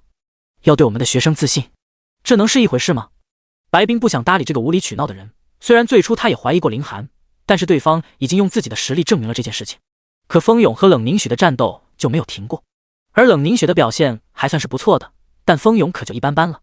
一旁许婷的班主任也是嘟囔着嘴说道：“我怎么不知道风勇什么时候被称之为两大天才之一了？难不成这是风勇自封的？若是放在之前，这种闲话他肯定是不插嘴的。但是现如今，许婷已经被林寒带上了积分榜第2位置，甚至很快就能第1，他心情自然是大好。当然，曹冲的单方面反驳让他心里面非常的不爽，也是他相助白冰的原因之一。好了，都别说了。老校长司空城连忙制止了几人的言语冲突，毕竟还有其他高校的领导在此地，他自然不可能看着他们闹下去。你们快看，林寒他们已经进入到了黄金级炼级区，还真进去了。白冰等人听到这话，连忙将注意力放回了屏幕上。他们万万没有想到，林寒等人竟然真的进去了，这已经不能用大胆来形容这件事情了。此时，荒原禁地之中，林寒等人已经进入到了黄金级炼级区的范围，胖子和许婷二人双腿都在发抖。他们竟真的被林寒给带进来了。虽然知道林寒的实力很强，但真正进入黄金级区域后，他们的心里依旧是感觉有些受不住。林寒倒是丝毫不慌，黄金级炼级区他已经来过来多次，早就没有了之前的恐惧。天角蚁和雷帝也是在周围观察情况，对于他们而言，战斗是能够让他们的兴奋的。林子，你确定没问题吗？此时，胖子的声音很虚，喉咙都在发抖。白银级的副本他倒是去过，但是黄金级副本这还是第一次，他可没想到自己2转的时候竟然就会来到黄金副本。放心，林寒一边回答一边观察着周边的情况，确保自己能够做到最完善的处理。等等，有凶兽往我们这边靠过来了。突然，林寒的恶意波动在这一刻对他进行提醒，这让他瞬间就警觉了起来。第49章积分榜第1。胖子和许婷听到林寒说有凶兽往这边靠近，两人均不自觉靠到了林寒的身边。林寒有能力和黄金级凶兽作战，这可不代表他们也觉得自己能够和黄金级凶兽作战。片刻后，一道庞大的身躯从一旁的草丛中窜了出来，面露獠牙，一副凶神恶煞的样子。LV28 幽冥狼，寒哥，见到这头凶兽后，许婷有些口齿不清，支支吾吾地说道：“放心，在一旁躲好了。”林寒认真了起来，随后一头幽冥狼从草丛中窜出。黄金种群，果然，黄金级区域已经满足形成了一个完善的种群系统的条件了。而且，这处区域还是狼的品种，只要出现了一个，那么就代表着它身后有一整个种群。天角蚁开启狂化，雷帝展开极刑，随后释放雷暴。林寒第一时间下达了命令，随后他便拉着许婷和胖子躲在一旁。而两头御兽收到命令之后，也第一时间就冲上前去。天角蚁狂化一开，全身上下都散发着淡淡的血光，他所释放的血气瞬间染红了周围。而雷帝的速度也是愈发的快，仅仅是瞬间就直接冲上了高空，天空有阵阵的乌云凝聚。片刻之后，一道道雷霆轰然砸出，瞬间整个战场就乱成了一团。成功击杀幽冥狼，经验值加2136。你升级为 LV26，属性全面增加210点。你额外获得自由属性200点。成功击杀幽冥狼，经验值加2136。成功击杀幽冥狼，经验值加2136。成功击杀幽冥狼，经验值加2136。成功击杀幽冥狼，经验值加2136。你升级为 LV27，属性全面增加210点。你额外获得自由属性200点。一条条击杀信息浮现在林寒的职业面板上。到了3转之后，升级所需要的经验值就很多了，这让林寒忍不住感叹：杀了这么多的凶兽，才升了2级。林寒无奈地摇了摇头，唯一能让他开心的点就是自由属性给的数目倒是还可以。现在他的数值已经非常的夸张了。姓名林寒，职业御兽精英3转，隐藏职业，等级 LV27，力量4760，敏捷4470，精神3940，体质3740，装备无。技能生灵契约3级，御兽空间3级，召唤御兽3级，恶意波动2级，闪电之翼2级，技能复制2级，鹰眼1级，聆听1级，合体1级，巫毒之刺1级，可支配自由属性1400。自从到了黄金级之后，林寒就没有使用自由属性点了。下一刻，林寒将自己的所有自由属性都加入到了力量之中，力量6160。现在林寒觉得他仅凭着恐怖的力量属性，3转之内已经没有了对手。即便是以防御力为主导的职业，也未必能够在不做防备的情况下承受住他一拳。不过真正让林寒感觉到变态的并不只是自己的力量，而是天角蚁。天角蚁，种族太古师兄，等级26级，力量6340，敏捷5120，精神5130，体质7000，技能狂化 LV2 10级，提升 50% 全面基础属性，巨力 LV2 10级，提升 60% 力量属性，铁骨 LV2 提升 40% 体质属性。明明自己都已经用了那么多的自由属性，可天角蚁的数值竟然还在他之上，这让林寒心里有些嫉妒。太古师兄的数值让林寒只能用变态来形容了，有些太夸张了。不过林寒也不急，现在他才绑定了2头太古师兄，他的数值就已经提升得很快了。若是能够继续捆绑2头厉害的凶兽，那他的实力一定能够提升得更快。早晚有一天，他能够超越这些太古师兄，自身实力也会凌驾于他们之上。一想到这里，林寒则是越来越兴奋，他向前迈步，直接就加入到了战场之中。此时，一旁的胖子和许婷互相搀扶着，他们已经眼前的场面给吓傻了。面对黄金级种群，他们2个一点战斗力都没有，而当林寒冲上去之后，两人也瞬间少了一份依靠。只见林寒来到幽冥狼种群之中，抓住机会，他一拳打了过去。庞大的幽冥狼瞬间被击飞，头上血液横飞。龙天角，寒哥真是御兽师吗？这怎么跟我了解到的御兽师职业有些不太一样？许婷看着眼前暴力的场面，心中一紧。胖子苦笑道：你别问我，我也不知道这是怎么回事。不是说御兽师的肉体非常的弱吗？想要打败御兽师最简单的方式就是直接与其本体一战，可就寒哥所展现出来的力量，恐怕3转之内他都没有对手了吧。许婷此时感觉自己的世界观已经崩塌了，这现实的情况和自己在课本中学的也不一样啊，哪有御兽师职业会拥有如此夸张力量的？其实不只是他们2个震撼，此刻坐在外面的一众老师和各大学院的领导们也都已经傻了。他们从来没有听过哪一个御兽师会冲得比自己的御兽还快的，而且还爆发出那么恐怖的力量。这种怪胎还能被称之为御兽师吗？我还是第一次见到有人在大考中展现出这么可怕的战斗力，没想到你们婺州市竟然出了这么一个天才。李图义不可置信地说道，他已经经历过很多的大考了，这还是第一次见到如此夸张的一场战斗。这个林寒我们亲胜要了。刘天一拍案说道。李图义没好气地说道，你们亲胜怎么什么都想要？你们有教学御兽师的经验吗？林寒必须要进入到我们北天。老东西，你能不能要点脸，别以为你们北天出过御兽师强者就了不起了。刘天一直接和李图义互喷了起来。老校长司空城见着这个局面，心中瞬间狂喜，他还是第一次见到清盛和北天这样抢人，而且抢的学生还是他学校的，这太长脸了。此时军部学院叶太清则冷哼一声说道，你们2个差不多就行了，能不能管控着点自己的情绪，至于林寒想去哪个学院，还得遵循人家自己的意思。这可不是你们两个说去谁那里就去谁那里的。这话一出，两人瞬间就安静了下来。第50章，清盛北天争抢。叶太清的话让全场瞬间就安静了下来。虽然说清盛北天是天龙帝国公认最强的2所院校，但是军部学院不一样，这所院校可是直接被军部所掌控。也就是说，这所学院中的教师校长都是有军职在身。即便是清盛北天这样2所顶级高校，也不会随随便便去挑衅军部学院，两者某种意义上甚至不是一个领域。老校长司空城简直兴奋万分，为了一个林寒，竟然惹得天龙帝国这么多所高校的情绪波动。这就是婺州市第一中学的崛起之日啊！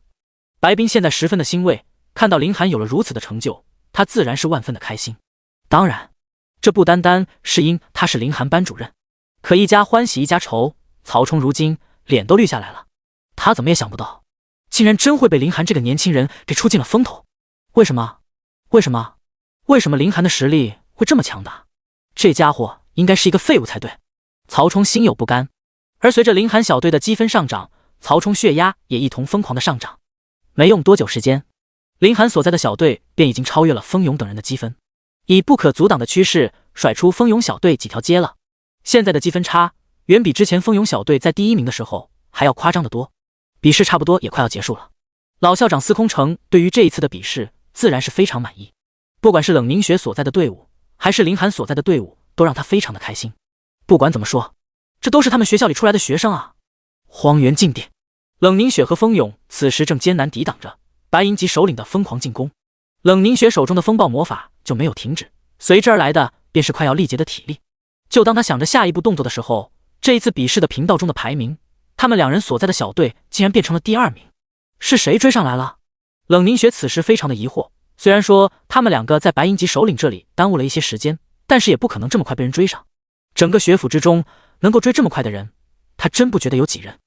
难不成林寒？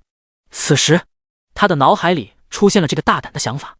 在进入到荒原禁地之后，冷凝雪就没有将林寒当作一回事，甚至可以说在当初觉醒后，他就没有将林寒当成一回事。即便是对方觉醒出了隐藏职业，触发了那么庞大的天地异象，他也不以为然。御兽师是全世界公认的下限最弱的职业之一，而且以林寒能够触及的资源，也根本不可能有什么成就。特别是今日第1场测试实力的时候，测试到林寒的时，测试球还炸了。不过这也让他也没有办法清晰的知道林寒的实力。说实话，林寒唯一能让他有些忌惮的，也只有在当初觉醒的那一天。林寒的1日升级到10级，让他有些震撼，可也仅仅是一个震撼了。他真不觉得林寒能一直有那么好的运气。但是现如今有队伍超越了他们，他心里第一个想到的只有林寒所在的那支队伍。作为婺州市第一中学双骄之一，他对林寒也是有一种胜负欲，他不想被对方给比下去。但是他的小队积分却被超越了，而能够将他超越的人，除了林寒又能有谁呢？难不成在当时测试的时候，冷凝雪心里又有了一个大胆的想法，测试球可能不是坏掉了，而是因为林寒？难不成是因为能量球承受不住林寒的实力才爆炸的？想到这里，冷凝雪心中竟然开始惶恐了起来。凭什么林寒的实力会这么强？冷凝雪，你想什么呢？想弄死我是不是？此时风勇咬着牙手持重剑抵挡着通臂魔猿的攻击，两者实力太过悬殊，风勇的体质疯狂掉落，现在已经不足以往的一半。冷凝雪回过神来，他双手挥动，一道颇为凌厉的风暴掠过风勇，径直吹向通臂魔猿的方向。通臂魔猿被这一击打的后退，不过冷凝雪并没有停住自己的攻击，3步变2步便直接冲了上去。风勇，找时机干掉他！话音一落，冷凝雪已然来到了通臂魔猿的身侧，他单手向上一转，一道凌厉的风暴自下而上，直接命中通臂魔猿的下巴。风勇这一次也很是果断，他们已经在通臂魔猿这里浪费了太多时间，必须要速战速决。在冷凝雪出击的第一时间，风勇便挥刀杀了出去。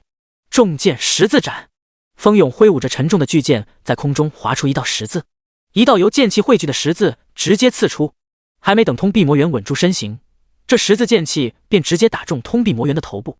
冷凝雪见状，踩着通臂魔猿的身体向上攒动，他一直到跑到肩膀的位置，向上一跃，在空中双手凝聚风暴。风暴坠，如巨石一般的风暴在冷凝雪双手之间凝聚。通臂魔猿仰天嘶吼，连续受到几轮攻击，让他极为的愤怒。可冷凝雪丝毫不慌，在通臂魔猿张嘴那一刻，风暴坠对着其嘴砸了过去，瞬间血肉横飞。那风暴在通臂魔猿的身体之中直接炸开，自此，通臂魔猿便再也没有了生命。冷凝雪落在地上，大口喘着粗气。这一战几乎让他精疲力尽，已经没有能力再深入白银级炼级区。你刚刚愣什么神呢？我差点死了。风勇没好气地说道。虽然将通臂魔猿击杀，但是心里面的恐惧不会那么轻易磨平，现如今也不禁后怕起来。冷凝雪转头就往出口走去，道：看看我们的排名。风勇皱眉，刚刚战斗他还真的没有注意自己的频道面板，这一次看了过去，他们已经变成了第2名。第2，难不成林寒还真的获得第1了？这让他怎么敢相信？自己和冷凝雪刚刚可是击杀了一头白银级首领级的凶兽，林寒凭什么能够获得第1？现在时间不多了，我们得赶紧追分了。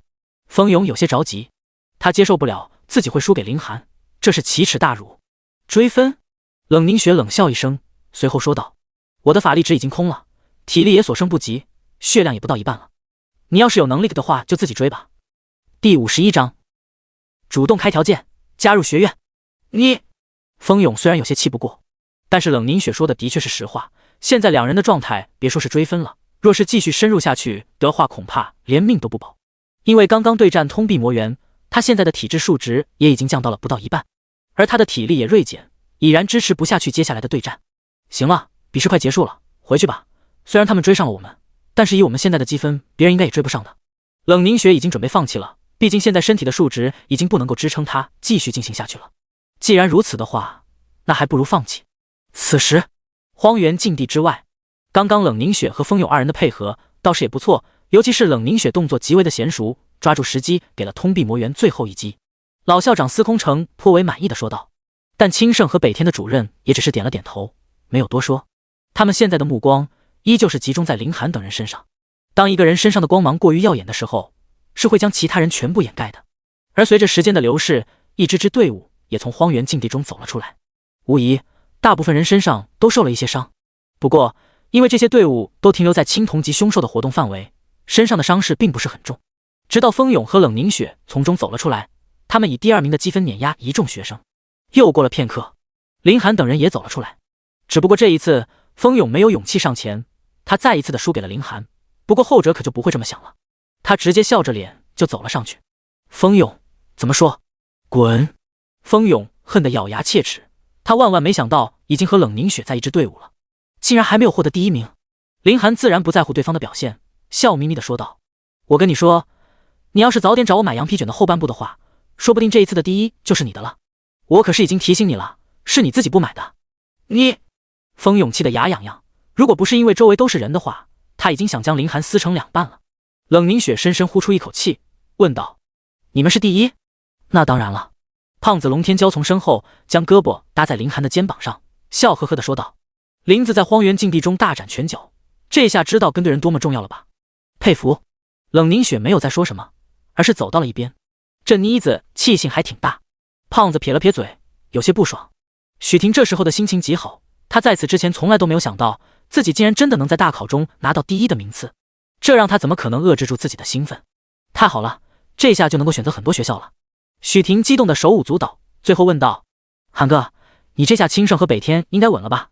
真可惜不能跟你一个学校。还没想好要去什么学院呢。林寒摊了摊手，这件事情他准备稍后去问问白冰的意见，虽然知道清盛北天比较好，但是他却不知道是不适合自己。白冰身为他的班主任，肯定会给他一个不错的建议。你要是去别的学院告诉我一声，我跟你一起报。你这条大腿我肯定是要抱住了的。许婷表情坚定地说道。有时候跟对一个人要比他努力很多都有用。这一次也正是因为他选择了大家都不看好的林寒，可林寒就是一鸣惊人，直接将他所在的小队带上了第1名的位置。我也是，我也是。林子，你要是去了别的学院的话，也记得叫我一下。林寒有些无奈，但还是答应了下来。这时，学生们都已经在如何集合完毕。老校长司空城先是按照老传统说了一些激励人心的话，随后他就将话语权交给了各大学院。清盛的刘天一第一个说道：林寒，我清盛学院有意邀请你加入我们，以你在荒原禁地中的优秀表现，我可以替你向学校申请奖学金和特殊的资源。这话一出，震惊全场。清盛的邀请，还是开出了条件的邀请？这种场面，他们可是从来都没有见过的。即便是老校长司空城经历了这么多届，他都有些发懵了。在众多学院中，都可以说是高高在上的清圣学院，竟然会开出条件想要一个人的加入，这已经能够算得上是热点新闻了。一旁的北天李图义也直接开口说道：“林寒同学，清圣那边的奖学金和特殊的资源对你来说没有什么帮助。如果我猜的没错的话，你现在应该已经突破2转了吧？之前水晶球的爆炸应该也是因为你的实力超标。你现在应该还缺一个凶手没有抓捕，我自己便可以做决定。你想要什么凶手，我们北天可以帮你抓捕一只，而你只需要加入北天学院。”这一次众人都懵了，不只是因为北天李图义开出的惊人条件，更多的则是因为他们现在才知道林寒竟然已经达到了3转，距离觉醒才刚刚过去短短7天的时间啊！他们不知道这是如何做到的。风勇闻言人都傻了，嘴里喃喃说道：“3转，3转！林寒凭什么能够达到3转？一定是有什么地方出现问题了。凭什么他能够达到3转？他不甘心，明明自己的家境都在林寒之上，他也不过才升到2转16级而已。林寒凭什么能够达到3转？作弊了！林寒一定是作弊了！各位学院的领导，林寒一定是作弊了！你们不能被他遮蔽了双眼了，他的家境情况，他都不可能成为3转的。”风勇不相信这个现实，开始在下面喊道。林寒有些无语，大庭广众之下，风勇竟然直接说出这种没有证据的事情，还真是不怕丢人啊。不过林寒也不建议让他更丢人一些。风勇，有些事情你做不到，不代表别人做不到，你凭什么说我是作弊呢？造谣传谣的话可是要负责的，你能受得起吗？林寒一边说着，另一边就将自己的等级面板给展现了出来。 LV27 御兽精英第52章咨询封杀风勇27级。风勇吓得直接坐在了地上，眼神中满是迷茫与慌乱。凭什么林寒能够27级？不只是他，一众的学生见到这一场面也都懵了。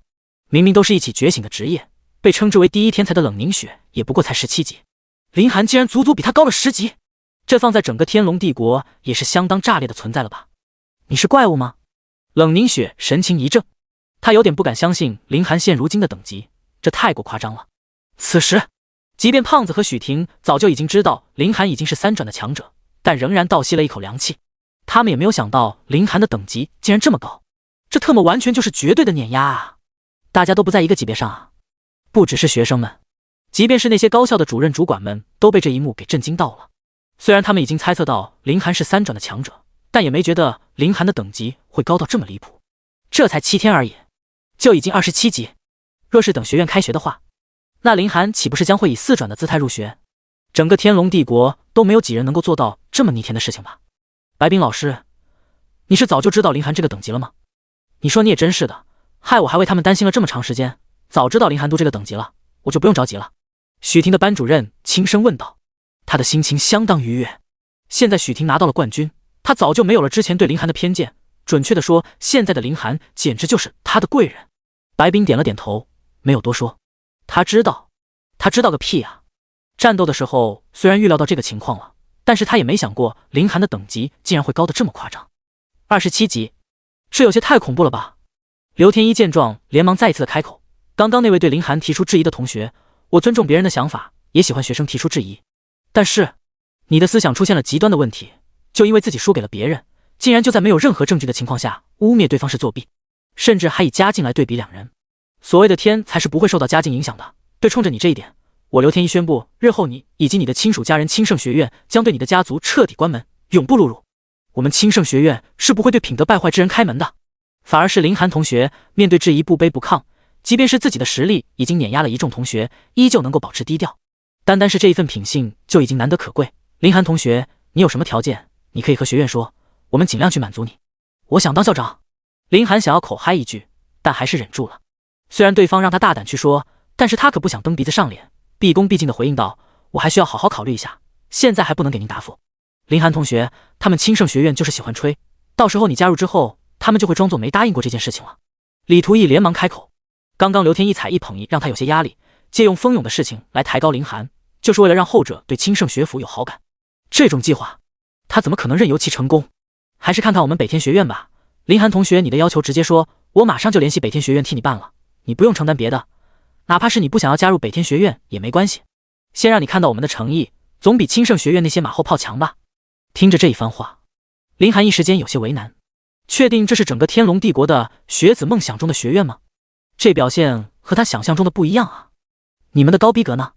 你们的坚韧不拔呢？他都怀疑，若不是这里的人太多，这两人都敢直接将他强行绑走了。林寒一时间有些为难，这一幕幕的场面已经让老校长司空城麻了。他在第一中学这么多年，第一次见到两大学院这么抢人，这个世界他好像有些不太认识了。我真需要好好的考虑考虑。林寒还不想直接决定。没关系，林寒同学你慢慢的想，这样用不用我以后送你回家？我们路上可以聊一聊。李图义笑呵呵的说道。刘天一没好气的说道，你送什么送？我送。两大学院开始互相攻击了起来。这时，嗨嗨，一旁的军部学院叶太清咳嗽了2声，说道，林寒同学，我是军部学院的主管叶太清，首先军部学院不只是对你，对所有优秀的学子都一视同仁，我们军部学院不会给你们诱人的条件，你们想不想报这是你们的事情，你好好考虑考虑吧。林寒一愣，好有逼格。军部学院的招生率并不高，虽然也算是强校，但是加入军部学院也就代表了这一生可能就和战斗分不开了，因为加入军部学院后也就代表着加入了军队，所以很多学生是不想要加入的。毕竟对于这个年龄来说，让他们去参与战斗拼命，他们还真的不愿意接受，谁不想去清盛北天享受这一段美好的时光。林寒也是客气的回应了一下，不只是军部学院，接下来很多的学院都纷纷对林寒发出了邀请，虽然他们都知道机会不大，但是万一林寒就加入了呢？随后不只是林寒、冷凝雪、胖子、许婷等一众学子都受到了大部分学校的邀请，只有清盛和北天单独邀请了林寒。一旁的风勇已经接近于崩溃，因为清盛的一句话，几乎所有知名的高校都没有对其发表邀请。他的表现在一众学生中已经能够算得上顶尖，他与冷凝雪联手击杀通臂魔猿娥的时候，很多学院就已经记住了这个学生。但是刘天一的言论也让他们不想也不能去招收这个学院。单单是道德败坏这4个大字，谁若是招收了，那就代表这个学院也是道德败坏的学院，而他们这些高校也的确不差这个学生，但这一切的因果此时全都落在风勇的身上。现在可以说风勇被所有的高校给联手封杀了。各位同学，自此大考就算是全部结束了，现在开始颁奖。第3名杜浩南、田坤、袁博。第53章奖励移动大别野。第2名风勇、冷凝雪。第1名林寒、龙天骄、许婷。随后在校长的示意之下，被喊到名字的学生便上前领奖。第2名与第3名的奖励都比较一般，只是几万元的奖金而已，但是对于一般家庭来说，这也是很多的开销了。等到了第1名颁奖，司空城满脸笑意的走到了林寒的面前，牢牢的抓住了他的手，满是欣慰之色。林寒同学，你能有这样的成绩，真是不愧对于学校对你的栽培啊。老校长司空城笑容满面的说着，都是老校长培养的好。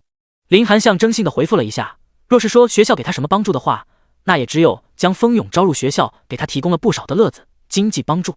至于配合校长，他也是为了得到稍后学校能给出的奖励，这对他而言才是最好的。好好好。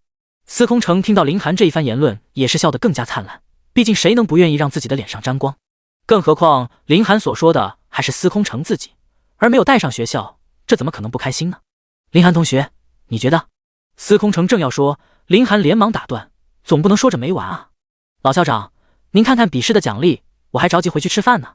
林寒笑呵呵地说着，直接就将司空城接下来的话给憋了回去。对，吃饭要紧。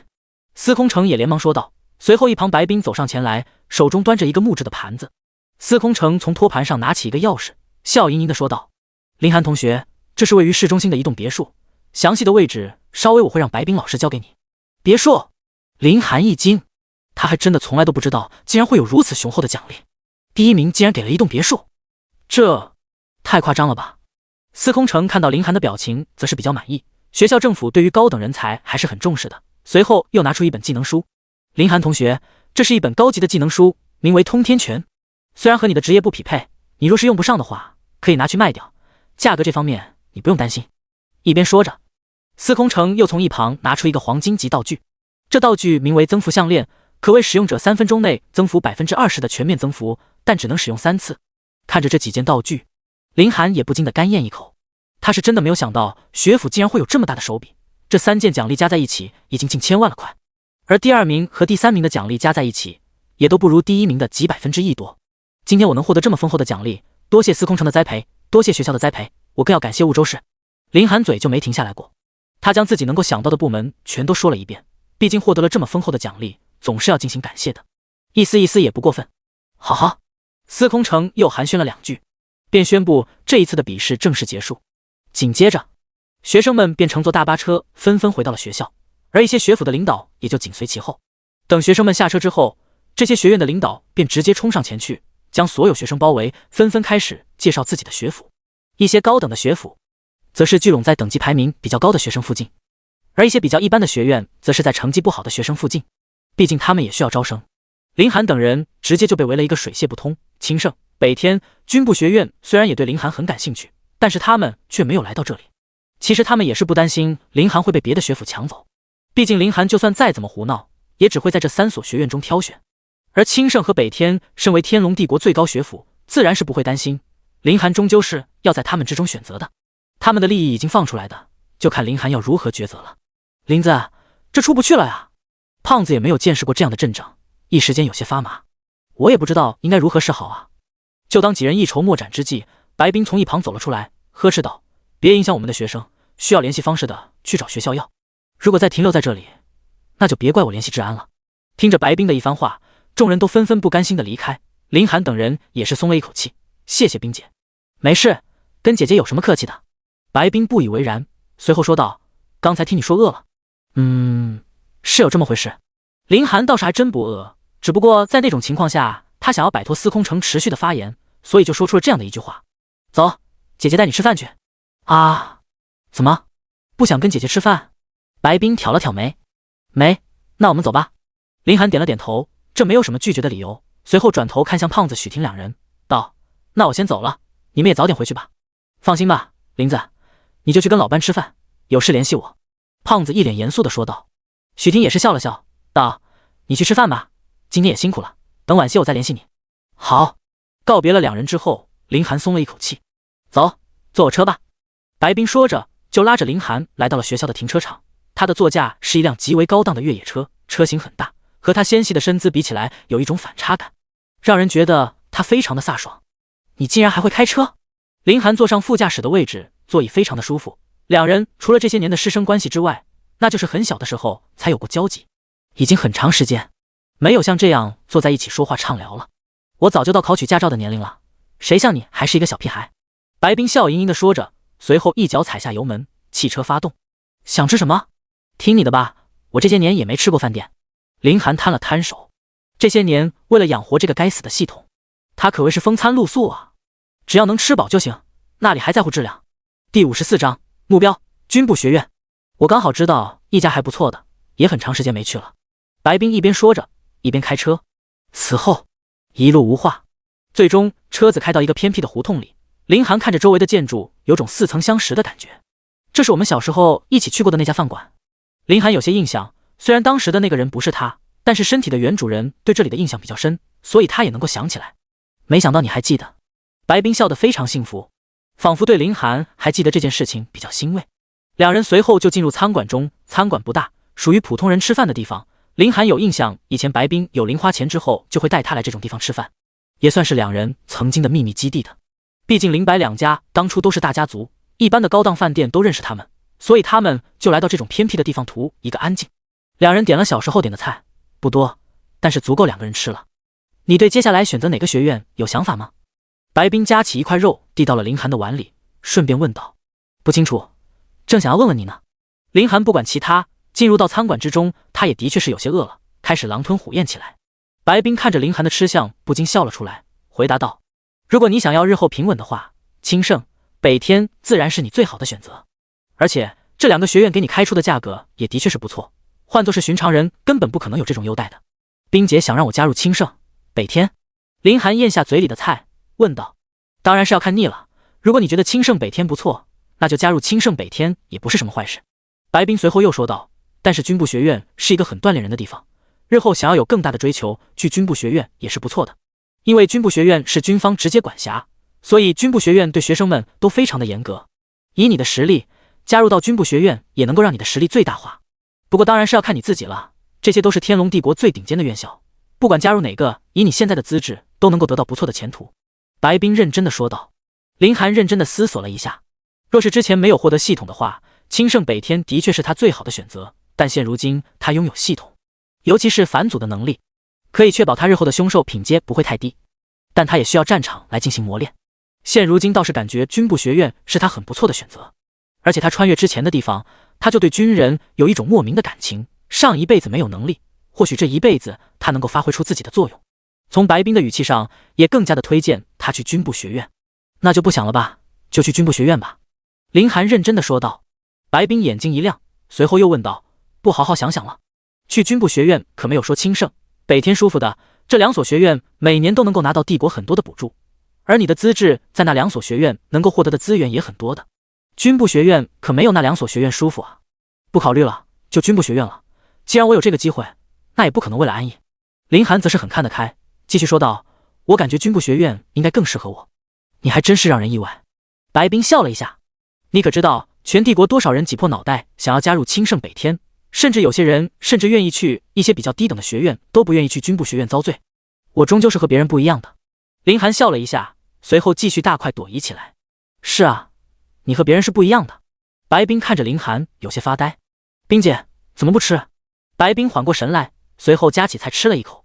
没，你多吃一点，以后在军部学院如果有什么需要帮助的就联系姐姐，只要是姐姐能帮的尽量都会帮你。林寒点了点头，不过并没有放在心上。他不认为白冰的手能够伸到军部学院，虽然白家的确是有些势力，但是终究只是婺州市的大家族而已。白冰说出这句话，可能也只是想让他别有太大压力，但是他还真的没有太大压力。左手天角椅，右手雷帝，他哪里有压力？同境界无敌。相反，现如今林寒对自己还是比较自信的。若是有系统都打不过别人的话，那他活的还真没有什么意思了。你现在也已经3转了，应该还差一个御兽吧？有没有什么目标？姐姐可以帮你抓一下。白冰询问道。这个还真有。林寒这次没有拒绝，随后问道：冰姐，你知不知道什么地方有比较不错的火属性的凶兽？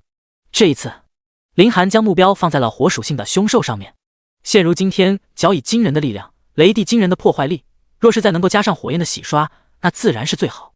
而现在没有别的选择，这一栏上也不能空着太久，所以他决定收复一头火属性的凶兽。火属性的凶兽吗？白冰思索了片刻，突然眼睛一亮，随后说道：还真有一个，在隔壁山七市就有一个森林叫做火焰森林，其中有一头铂金级的烈火鸟，倒是比较契合你现在的等级。若是你加入了军部学院，这也能够成为你的战斗力之一。烈火鸟，林寒有些兴趣，相当于4转的铂金级，如果能够返祖驯服的话，这对他战斗力的提升可不是一点半点。看你的等级应该也差不多到4转了吧，刚好可以借助那个副本达到4转的等级要求。白冰认真的说道。太好了，没想到竟然还真有能够契合的凶兽。林寒是比较意外的，铂金级虽然有些压力，但他并不用觉得自己不能一战。你晚上有事吗？白冰突然问道。没事啊。林寒有些不明所以的回应道。既然没事的话，一会吃完饭的话，姐姐就带你去火焰森林，帮你抓捕烈火鸟如何？第55章，火焰森林，恐怖控制力，这不好吧？林寒有些发愣，没想到白冰竟然要亲自带他去。反正我晚上也没事，你刚刚觉醒的时候，我也不再没能够帮得上你忙，现在刚好补偿补偿你。再这说了，姐姐陪着弟弟去收复凶兽，也在情理之中吧？白冰认真的说道。一时间，林寒不知如何拒绝，反而是白冰兴致勃勃。那好吧，林寒最终答应了下来。两人吃好饭之后，便坐着白冰的车出发前往隔壁的山七市。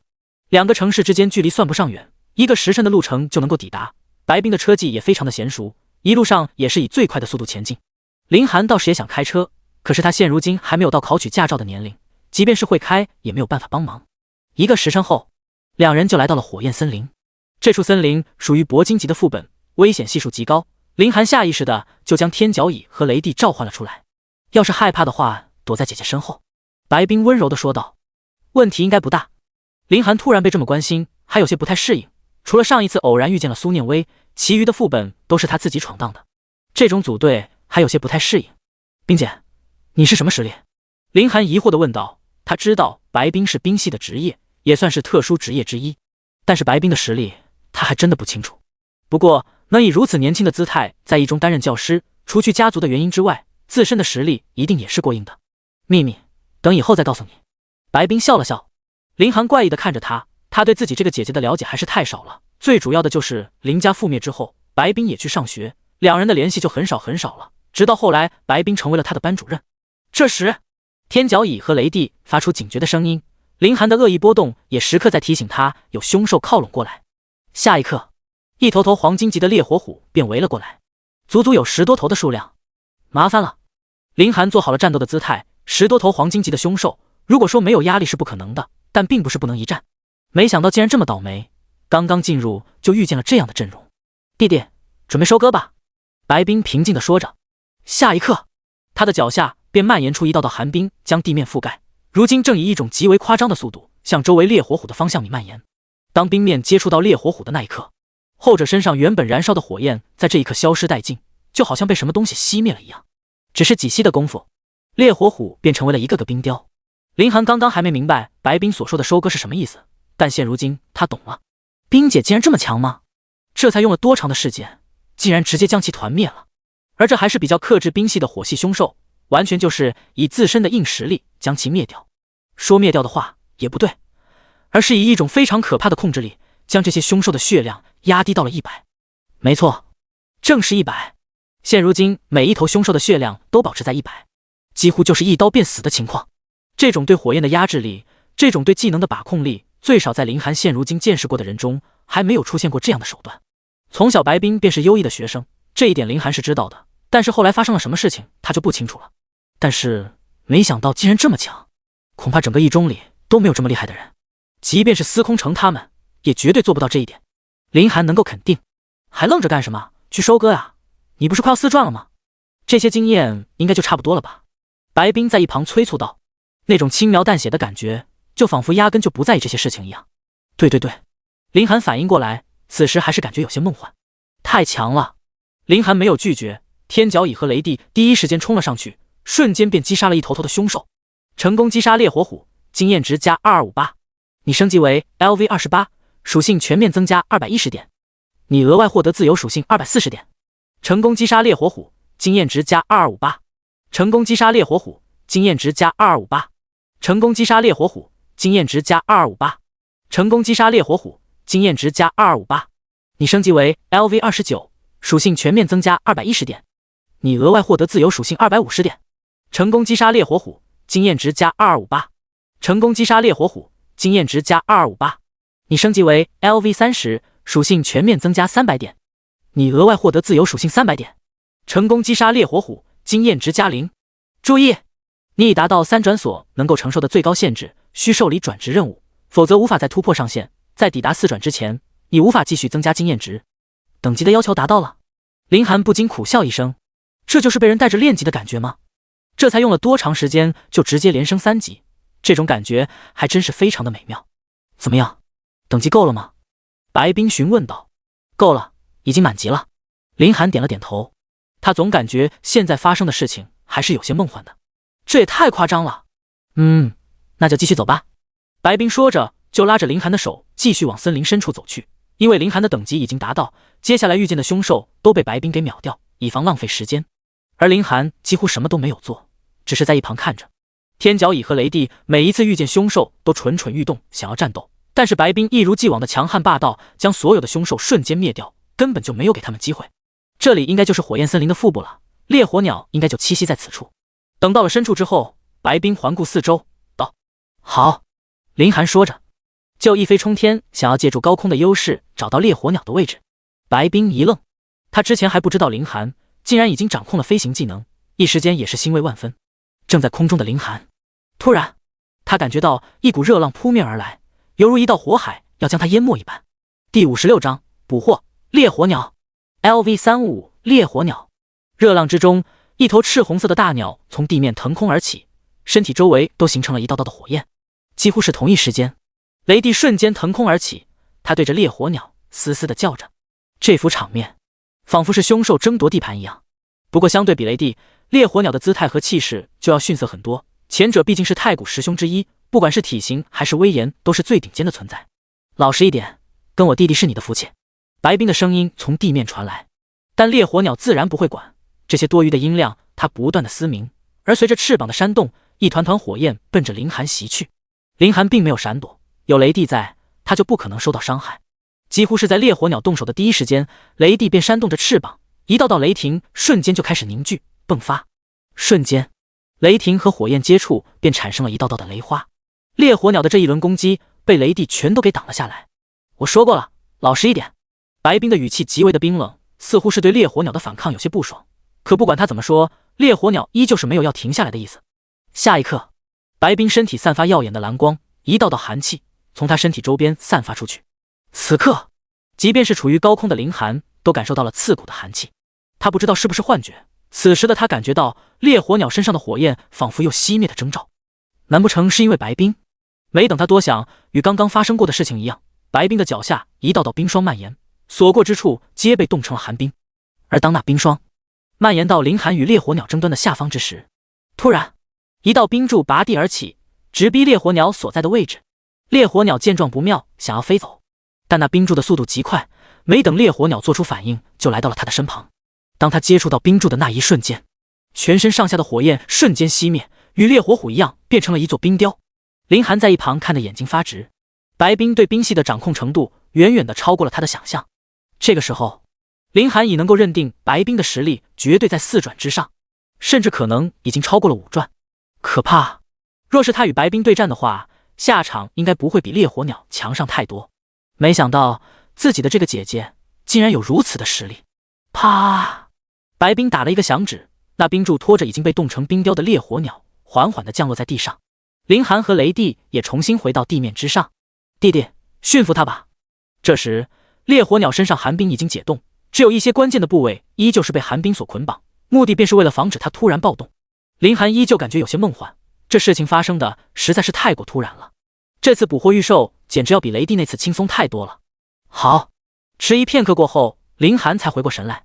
契约，凌寒在心中说着。随后，一道魔法阵在他与凶兽脚下开始凝聚。烈火鸟见到这一幕，惊慌的想要反抗，契约仪式受到了阻碍。这里，凌寒紧皱眉头，在之前天角蚁和雷帝契约的时候，可从来都没有经历过这样的阻碍，甚至都快得让他以为契约是一件很简单的事情。可就在此时，白冰伸手照着烈火鸟的头就来了一巴掌。啪！烈火鸟似乎这一幕很畏惧，他惊恐地看着白冰。老实一点，懂？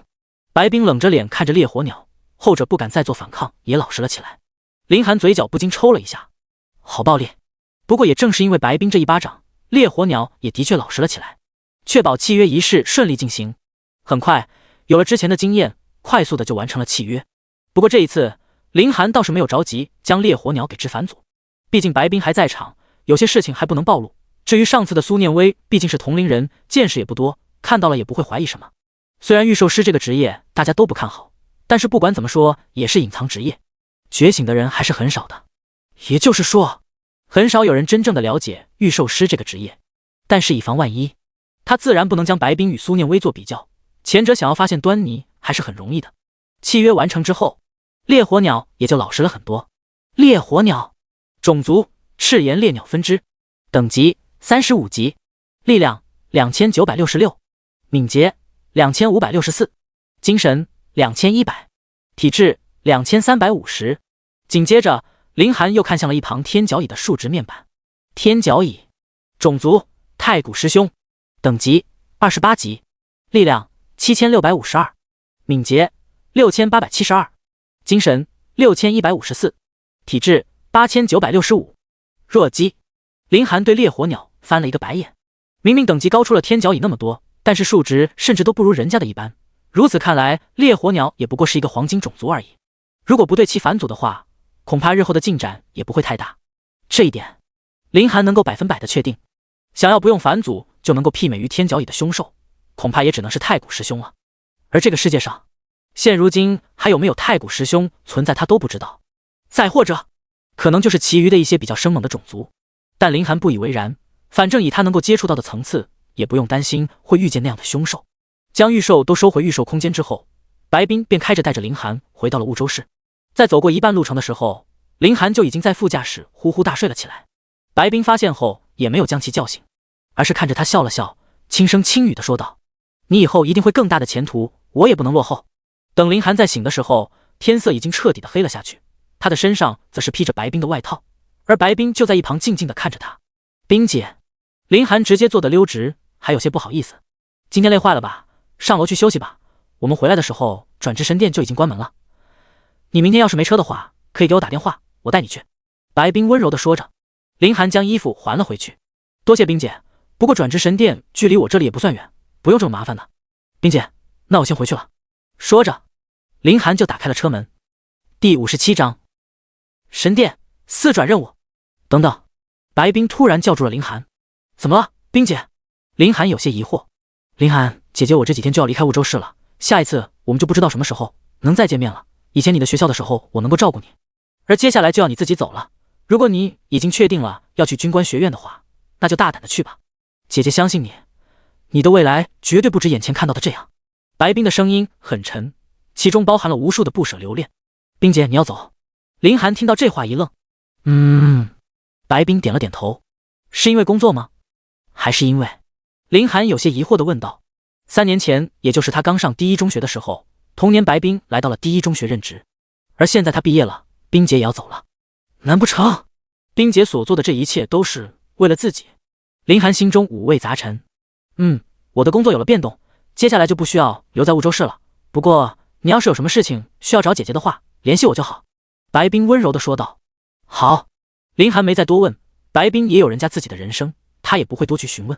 告别之后，林寒便直接上楼，而白冰也只是望着林寒所住的楼层，等房间的电灯亮了起来，这才开车离去。一夜无话。等到第二天一早，林寒也恢复了以往的神态，昨天睡得非常舒服。拿起手机，林寒这才看到了聊天软件有一则新消息：许婷申请添加您为好友。许婷仔细一看，正是来自胖子的推荐。同意了过后，那边就发来了许婷的消息：韩哥，我这有事想要和你商量，你看方便吗？怎么了？林寒有些疑惑。接下来，许婷就发过来了一个地址：韩哥，我在这家餐馆等你，你看是我派车去接你吗？派车？林寒嘴角抽动，要不要这么夸张啊？也没看出来许婷的家境这么富有啊，感情身边只有自己一个穷光蛋。不过他还没搞明白是什么事情。我自己去吧，别麻烦了。林寒回应道。原本他是想去接4转任务的，打算尽量在军部学院开学之前完成任务的，但突然的事情打破了他原本的计划。不过他倒是没有什么怨言，许婷这样找他肯定也是有什么事情。好，那我在这里等你。林寒按照许婷的位置便直接出发了。这是一家很高档的饭店，在记忆中似乎曾经这具身体原本的主人来过此处。与接待报许婷的名字，他也被带到了一个房间。林先生，请。推开房间的门，许婷正坐在位置上和胖子聊着什么。胖子，你怎么也在？林寒有些意外。林子快坐，我也是被许婷叫来的。我跟你说，许婷她家老有钱了，在婺州市也是数一数二的富豪了。真没有想到我竟然也有一天能在这种地方吃饭的机会。胖子的神态非常的兴奋，丝毫没有一丝隐藏。他虽然也是富二代，可自己那抠门老爹从来就讲究一个穷养，因此即便是他也没来过这里。林寒找了一个位置直接坐了下去，开门见山的说道：许婷，你这一次将我和胖子叫过来是什么事情？那个许婷经过昨天的相处，也知道林寒不喜欢拐弯抹角，他如实的说道：寒哥，我今天一共有2个目的。2个目的？还真不少。林寒不以为然。许婷随后说道：第一个目的就是庆祝我们小队昨天获得了第1名。第二件事其实也很简单，韩哥，你手中不是有第1名的那个别墅吗？怎么？你想要？林寒问道。昨天他们也是说好了的，这一些奖励都是给林寒，毕竟没有林寒的战斗，他们也不可能成为第1，所以奖励也就是获得的奖品而已。现如今许婷的这波操作，这能让他有些不知道对方是想要干什么。许婷有些不好意思的说道：我知道这个要求有些过分，但是我家非要我和你商量商量，看看能不能将第1名奖励别墅给我。当然了。许婷连忙继续补充道：不会白要的，我知道没有韩哥你我也不可能获得第1名，我们家愿意出高于市场价1倍的价格买。没问题。林寒重重的点了点头，随后拿出了别在腰上的钥匙放在了桌子上。这……许婷有些发懵，林寒答应的是不是有些太爽快了？愣着干什么？将钥匙拿走吧，地址我稍后就发给你，放心，我绝对没有留多余的钥匙。林寒笑着说道。其实对于他而言，这别墅没有什么用处，但是对别的家庭来说，这可是状元别墅，不管吹什么东西都不如吹自家孩子获得了状元来的爽快。或许许婷家可能要比状元别墅大得多，但是状元这2个字就足以了。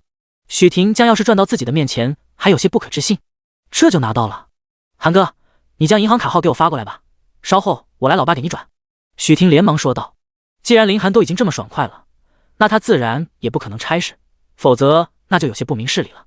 在他的眼中，这可是他赚便宜了，帝国认定的状元别墅可是有钱也买不来的，而他又确确实实是冠军小队的一员。反观另一边的林寒，思路完全就是不一样。在他的眼中，这笔买卖明明是他赚到了才对，谁闲得没事留这么个别墅干什么？既然许婷想要的话，那就卖给他便好。只不过他不知道具体的价格是什么，他也不好意思去问，毕竟对方已经承诺他是比以前多1倍的价格，若是逼问的话也不是很好。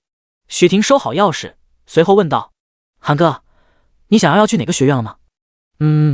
已经确定了。林寒点了点头，随后说道：我准备去军部学院了，我感觉那里是比较适合我的，在那里的话应该能够更多的磨练。此话一出，许婷和龙天骄纷纷怔了一下。寒哥，你的意思是说你要去军部学院？两人不约而同地问道。第58章，大家都去军部学院。就是去军部学院。林寒再一次说道。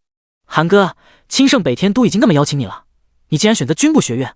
许婷大为震撼，他将自己带入到林寒的角色，他是绝对不可能放弃清盛北天这2所高校转头去军部学院的，但林寒还真的就有这样的魄力，总要选择最适合自己的。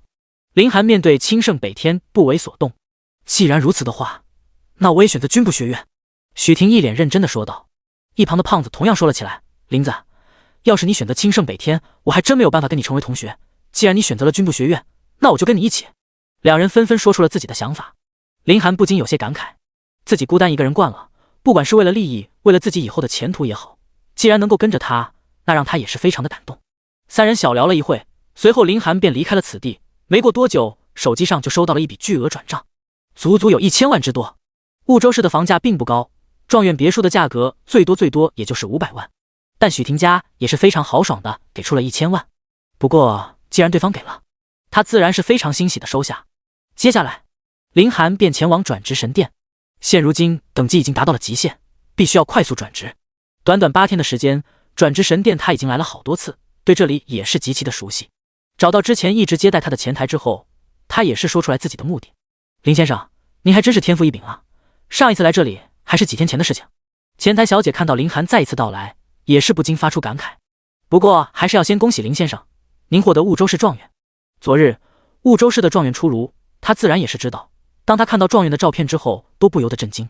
这不就是他这一段时间总接待的林寒吗？想到这里，他倒是感觉没有什么意外了。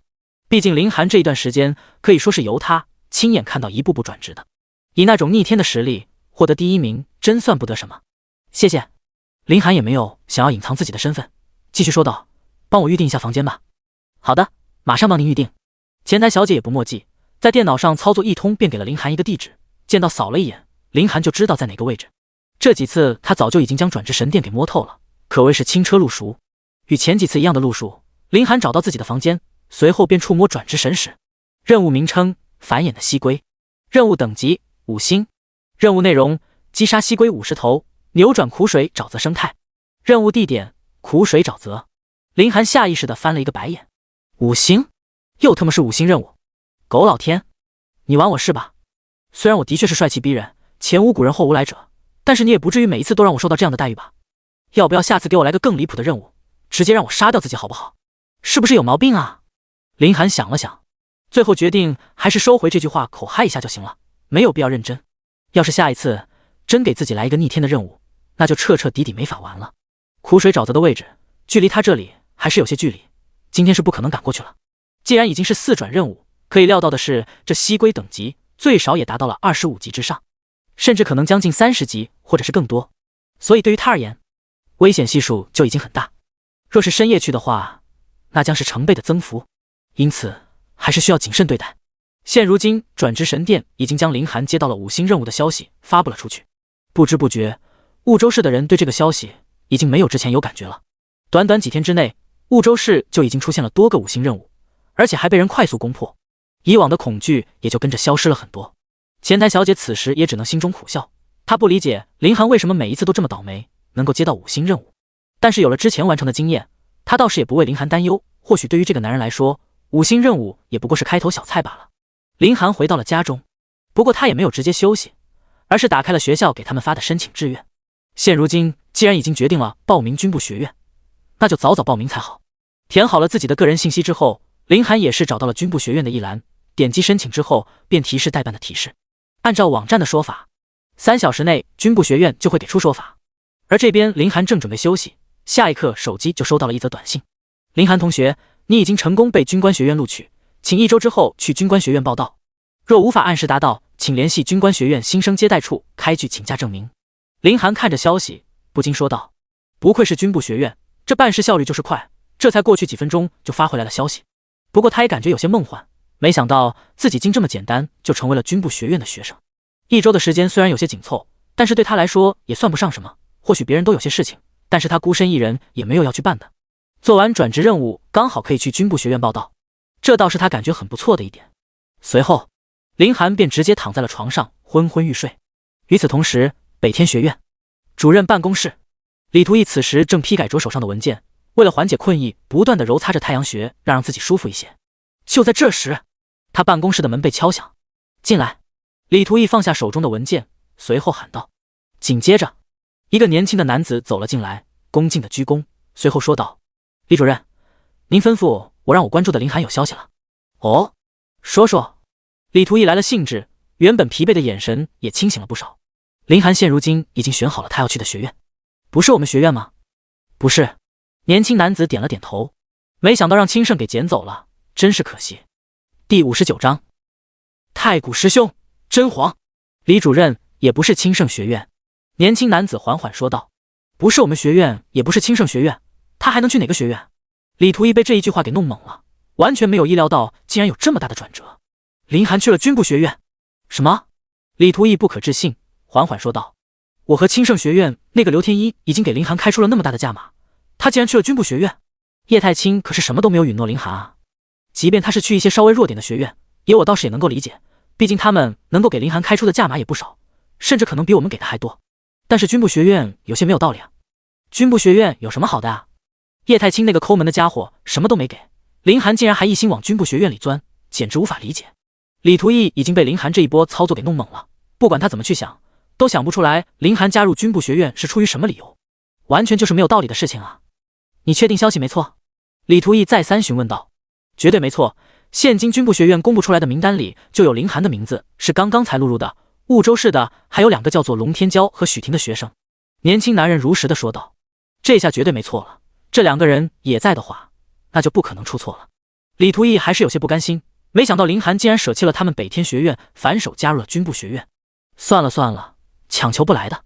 李图义深深叹了口气，随后又说道：你去联系一下婺州市第一中学的一个学生，应该是叫做冷凝雪的，既然林涵不想来的话，问问他想不想加入北天学院。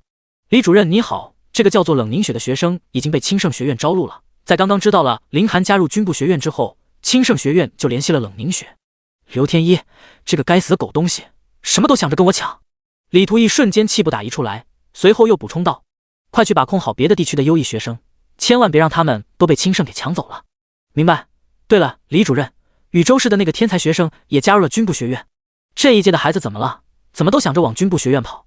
李图义有些无语，在他的印象里，军官学院应该是那种去不了清盛北天以及一些高档学府的学生才会去选择军部学院，但这1-2天连续好多顶尖的学生都纷纷加入到了军部学院，这放在以前是根本不可能发生的事情，但是现如今这种事情就接连数次的发生，这让他有些怀疑这一届的学生是不是脑子有些问题。与此同时，不只是北天学院，清盛学院刘天一的办公室也发生了类似的一幕。另一边，林涵已经乘坐传送阵来到了苦水沼泽外的苦水森林。刚一进入森林，林涵便将3头凶兽纷纷给召唤了出来。雷帝和天角蚁盯着烈火鸟，形成一股强大的威慑。毕竟在太古师兄面前，即便是烈火鸟的等级高于2头凶兽，但是血统实在是不够看，完全就是被碾压的姿态。之前因为有白冰在场的缘故，林涵并没有对烈火鸟进行反祖，现在就不同了。反祖？话音一惑，烈火鸟的身上羽毛开始蜕变，尾部也开始增长一条条的尾巴，身体上金色的纹路开始蔓延，与之前相比，形成一股高贵的姿态。真皇，种族太古师兄，等级35级，力量45860，敏捷78690，精神74520，体质59620，技能黄炎10级，周围1公里天降烈焰灼烧。地脉10级，地下1公里迸发火焰。过万的数值，林寒不由得震撼。真皇又是太古十凶之一，难不成返祖最终都会根据自身的属性返祖成为太古十凶？林寒心中不禁有了这样一个猜测。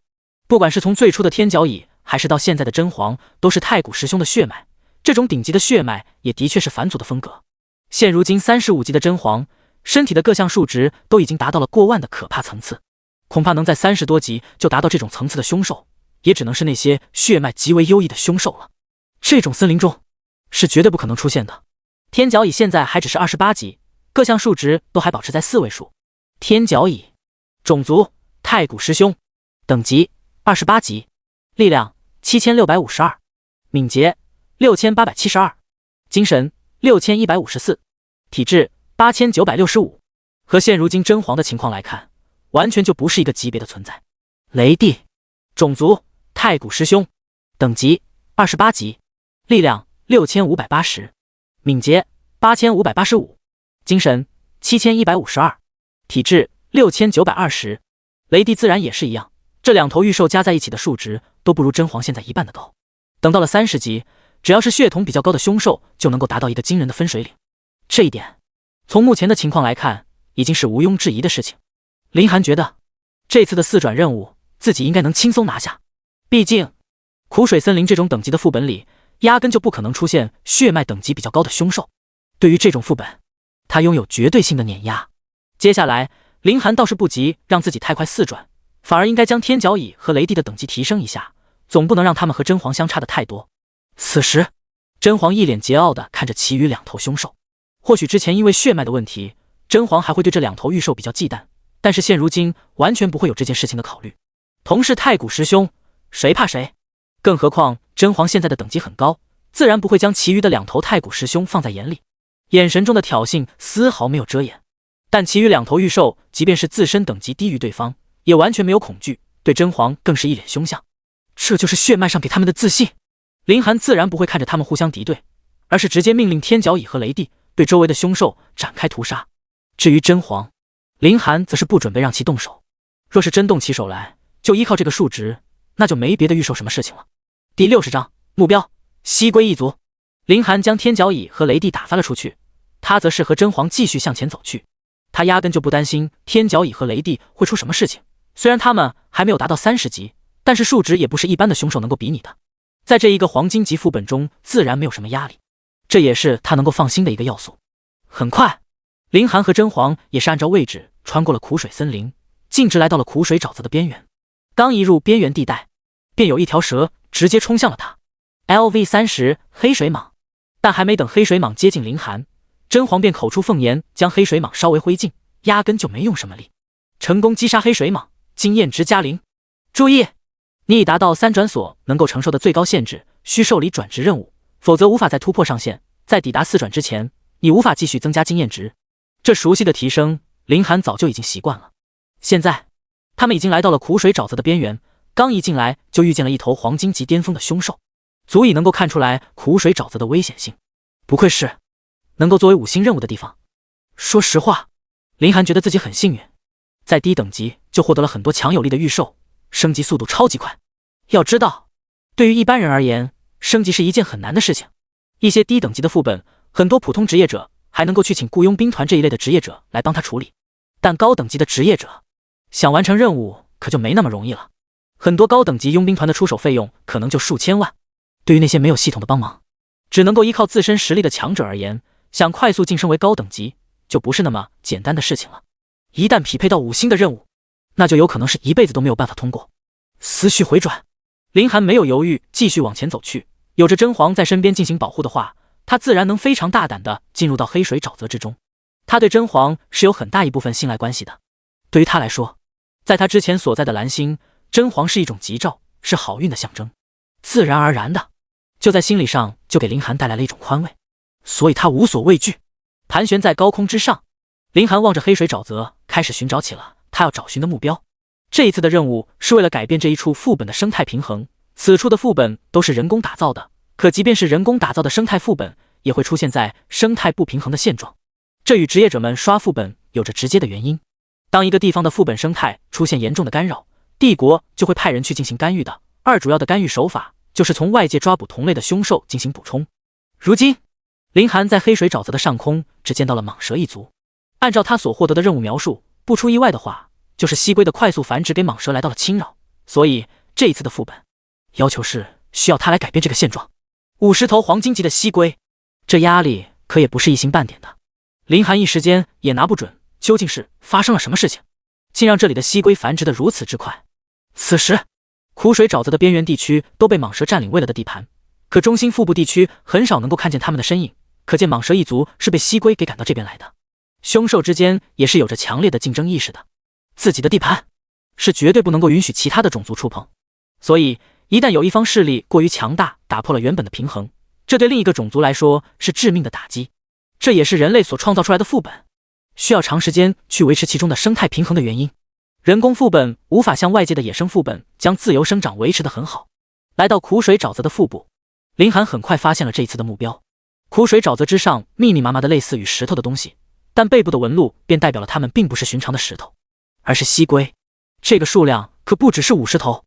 正当林寒思考应该如何迎战的时候，雷帝已然从高空飞了过来，显然周遭的凶兽已经处理得差不多了。雷帝的等级也来到了31级。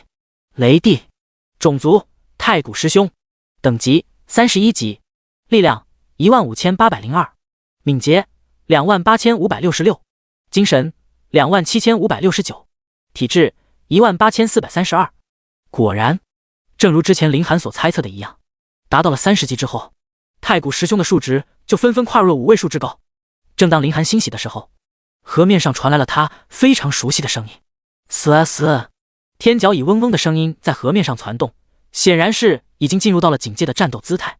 忘记了，天角蚁不会飞。此时的天角蚁已经和西龟正面对上，不少的西龟都已经开始靠拢天角蚁的方向。突如其来的凶兽已经点燃了西龟们防守领地的本能，准备战斗。林寒现在也没有犹豫的时间，随后直接吩咐道：雷帝，释放雷暴；真黄，释放黄炎。话音一落，林寒施展闪电之翼，便远离了2头御兽的附近。而这2头御兽受到了命令之后，开始在天空之中盘旋。下一刻，天空之上雷云开始凝聚，而这一次的雷云和往次有些不同，这一次的雷云还有些血红的颜色，不出意外就是受到了真黄的黄炎影响，有些变成火烧云的意思。下一刻，漫天的雷霆轰然而下，一道道火球也在天空之中凝聚。这时，仿佛此处变成了修罗地狱一般恐怖。西龟感受到了上空中的威胁，但是想要逃跑可就没有那么简单了。随着雷霆的降落，连接着沼泽的水源，即便是没有正面面对对手，也会受到连锁的伤害。而黄炎在落入沼泽的那一刻，整个沼泽的湖面便直接干涸。强烈的高温，即便是沼泽也难以承受。太古师兄技能可谓是极为的恐怖。为了天角蚁不会受到牵连，林寒将天角蚁增幅自身的能力全部展开，这样的话，他就能够拥有100%躲避黄炎和雷暴的能力。即便是没有使用技能，此时31级的天角蚁数值也是非常的夸张。天角蚁，种族太古师兄，等级31级，力量27899，敏捷14568，精神13472，体质31542。凭借如此强大的体质，即便是他被雷帝和真皇正面击中，也完全不担心会出事。第61章，碾压西龟王。看着这些御兽的数值，林寒不由得开始羡慕了起来。这些御兽完全不需要做专门的转职任务就能够继续升级，这一点他就不行了。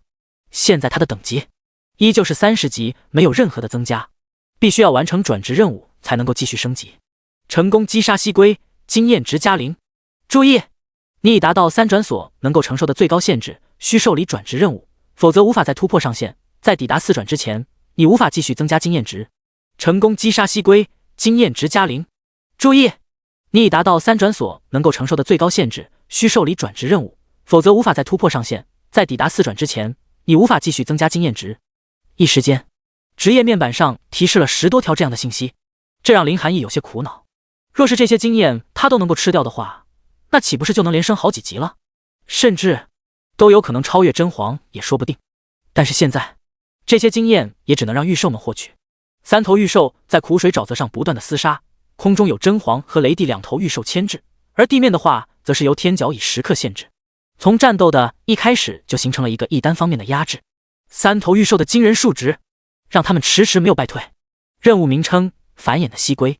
任务进度：已成功击杀16头蜥龟，已成功击杀17头蜥龟。任务完成进度 30%。经过三头御兽的配合，短时间内就有可能完成这一次的任务。林寒对于这一点很有信心，毕竟他除了使用闪电之翼对他的损耗有些大之外，其余的还真没有他需要用力的地方。在三头太古十凶面前，也的确是不需要有什么出手的机会。成功击杀蜥龟，经验值加0。注意，你已达到3转所能够承受的最高限制，需受理转职任务，否则无法再突破上限。在抵达4转之前，你无法继续增加经验值。这些消息始终出现在他的脑海之中，这让林寒真的巨心疼。这么多的经验，可惜到了他这里却一点都没法入账，但他也只能够接受这个现实。三头太古十凶不断的洗刷着此地，没用多长时间，林寒的任务进度就已经完成了 50%。也就是说，只要再击杀25头蜥龟的话，他就能够完成任务了。林寒也只能在此处缓缓的等着。随着时间的流逝，三头御兽解决的蜥龟也越来越多，雷帝和真皇也加入到了战场之中，直接开展了肉搏。虽然在体质这方面天角蚁有着得天独厚的优势，但是雷帝和真皇在血脉之中也蕴含着强大的力量，自然是好战的。再加上雷帝和真皇与生俱来惊人的速度，所以在战场上利用这一点已经到了一边倒的局势。这就是太古十凶的作战能力，毋庸置疑。这种级别的战斗在林寒看来已经算是高强度的战斗，他之所以没有掺和到战斗之中，就是想要保持体力。御兽还能够收到御兽空间中，若是遇见了突发情况的话，他必须保存体力逃跑。就在林寒思考的时候，突然整个苦水沼泽开始颤抖起来，而在苦水沼泽的中间，一道庞大类似于石头的东西站起身来。什么东西活了？林寒不禁干咽一口。很快他就看清楚是什么情况。蜥龟王 LV49 蜥龟王，这个等级不禁让林寒吓了一跳，对方的等级足足比他高上19级，而蜥龟这一类的凶兽便是铂金级的种族，49级，足足比他高了19级，这就有些太夸张了。如果是放在之前的话，林寒或许就真的没有任何战斗的欲望了，而是第一时间就离开这个是非之地。但是现如今，他还有一半的蜥龟任务还没有结束，故而这一战硬着头皮也只能上了。不过林寒觉得这种情况下并没有将蜥龟王解决的必要性，他要尝试在蜥龟王的暴怒下将蜥龟的任务完成。下一刻，林寒便施展了巫毒之刺，一条条藤蔓拔地而起，直接将蜥龟王缠绕。即便是已经49级的蜥龟王，面对这一技能也完全没有承受得住，直接无法移动。雷帝和真皇见到这一场面，立即是明白林寒的意思，直接在空中开始对剩下的蜥龟疯狂的屠戮，丝毫不给一丝一毫的机会。天角蚁施展了暴走，速度一直保持在自身的极限速度，全身上下都溅满了蜥龟绿色的粘液。任务名称：繁衍的蜥龟。任务进度：已成功击杀29头蜥龟。任务完成进度。任务名称：繁衍的蜥龟。任务进度：已成功击杀30头蜥龟。任务完成进度。随着一条条消息不断蹦出来，很快林寒就满头大汗了。他的巫毒之刺能够支撑的时间并不多了，如果还不能尽快的完成任务的话，恐怕他就真的要支撑不住了。正当他这样去想的时候，突然蜥龟王身上的藤蔓开始崩塌，一根根藤蔓开始一分为二。即便是巫毒之刺富有麻痹效果，但对蜥龟王来讲也没有发挥出太大的作用。林寒心生不妙，此时他闪电之翼能够维持的时间也所剩不多，他的三头御兽现如今的状态算不上有多好。49级的蜥龟王全方面的数值也有真皇的那种层次，可真皇早就已经不是巅峰期的状态，即便是真皇、雷帝、天角蚁联手，现如今想要打败蜥龟王也不是简单的事情。这次林寒认为自己有些失算了。蜥龟的整体防御力比较高，按照之前的计划，他是想要速战速决，在不惊动蜥龟王的前提下，快速将蜥龟群落解决掉就走的。但现如今他却不得不与蜥龟王正面对决一下了。林寒深深吐出一口浊气，随后就落在了地面上。傻王八，这都是你逼我的，原本我是不想对你动手的，但是你紧紧相逼的话，那就不能不怪我心狠手辣，将你弄死了。天角蚁、雷帝、真皇合体。第62章合体技能发威。林寒话音一落，三头御兽瞬间变化成点点光芒，飞速移动到林寒的身体之中。这一刻，林寒感受到了前所未有的温暖，这股暖流充斥着林寒的身体，那颗灰色的代表着天角蚁的能量球率先融入林寒的身体，这一刻，他的身体上出现一块块厚重的铠甲，这种感觉让他有一种想要硬抗一切攻击的想法。坚不可摧，一层层铠甲将其包裹，这里他感觉自己仿佛一拳能够轰开一切阻挡在他面前的东西一样。紧接着，那颗蓝紫色代表雷帝的能量球也开始凝入他的身体，他的身后凝聚出一道蓝紫色的翅膀，铠甲的左臂一道道雷电式的纹路开始蔓延，这种身轻如燕的感觉让他同样非常的舒适。最后一步，那颗妖艳的红色代表着真皇的能量球也连接到林寒的身体之中，在他身体的另一边同样生长出一道能量凝聚的翅膀，只不过相比雷帝的蓝紫色翅膀，这一边的翅膀是那样的鲜红，极为的妖艳。林寒右臂上则是充斥着淡淡鲜红色的纹路，好厉害！林寒自己感受着自身发生的变化，这种感觉让他无比的舒适。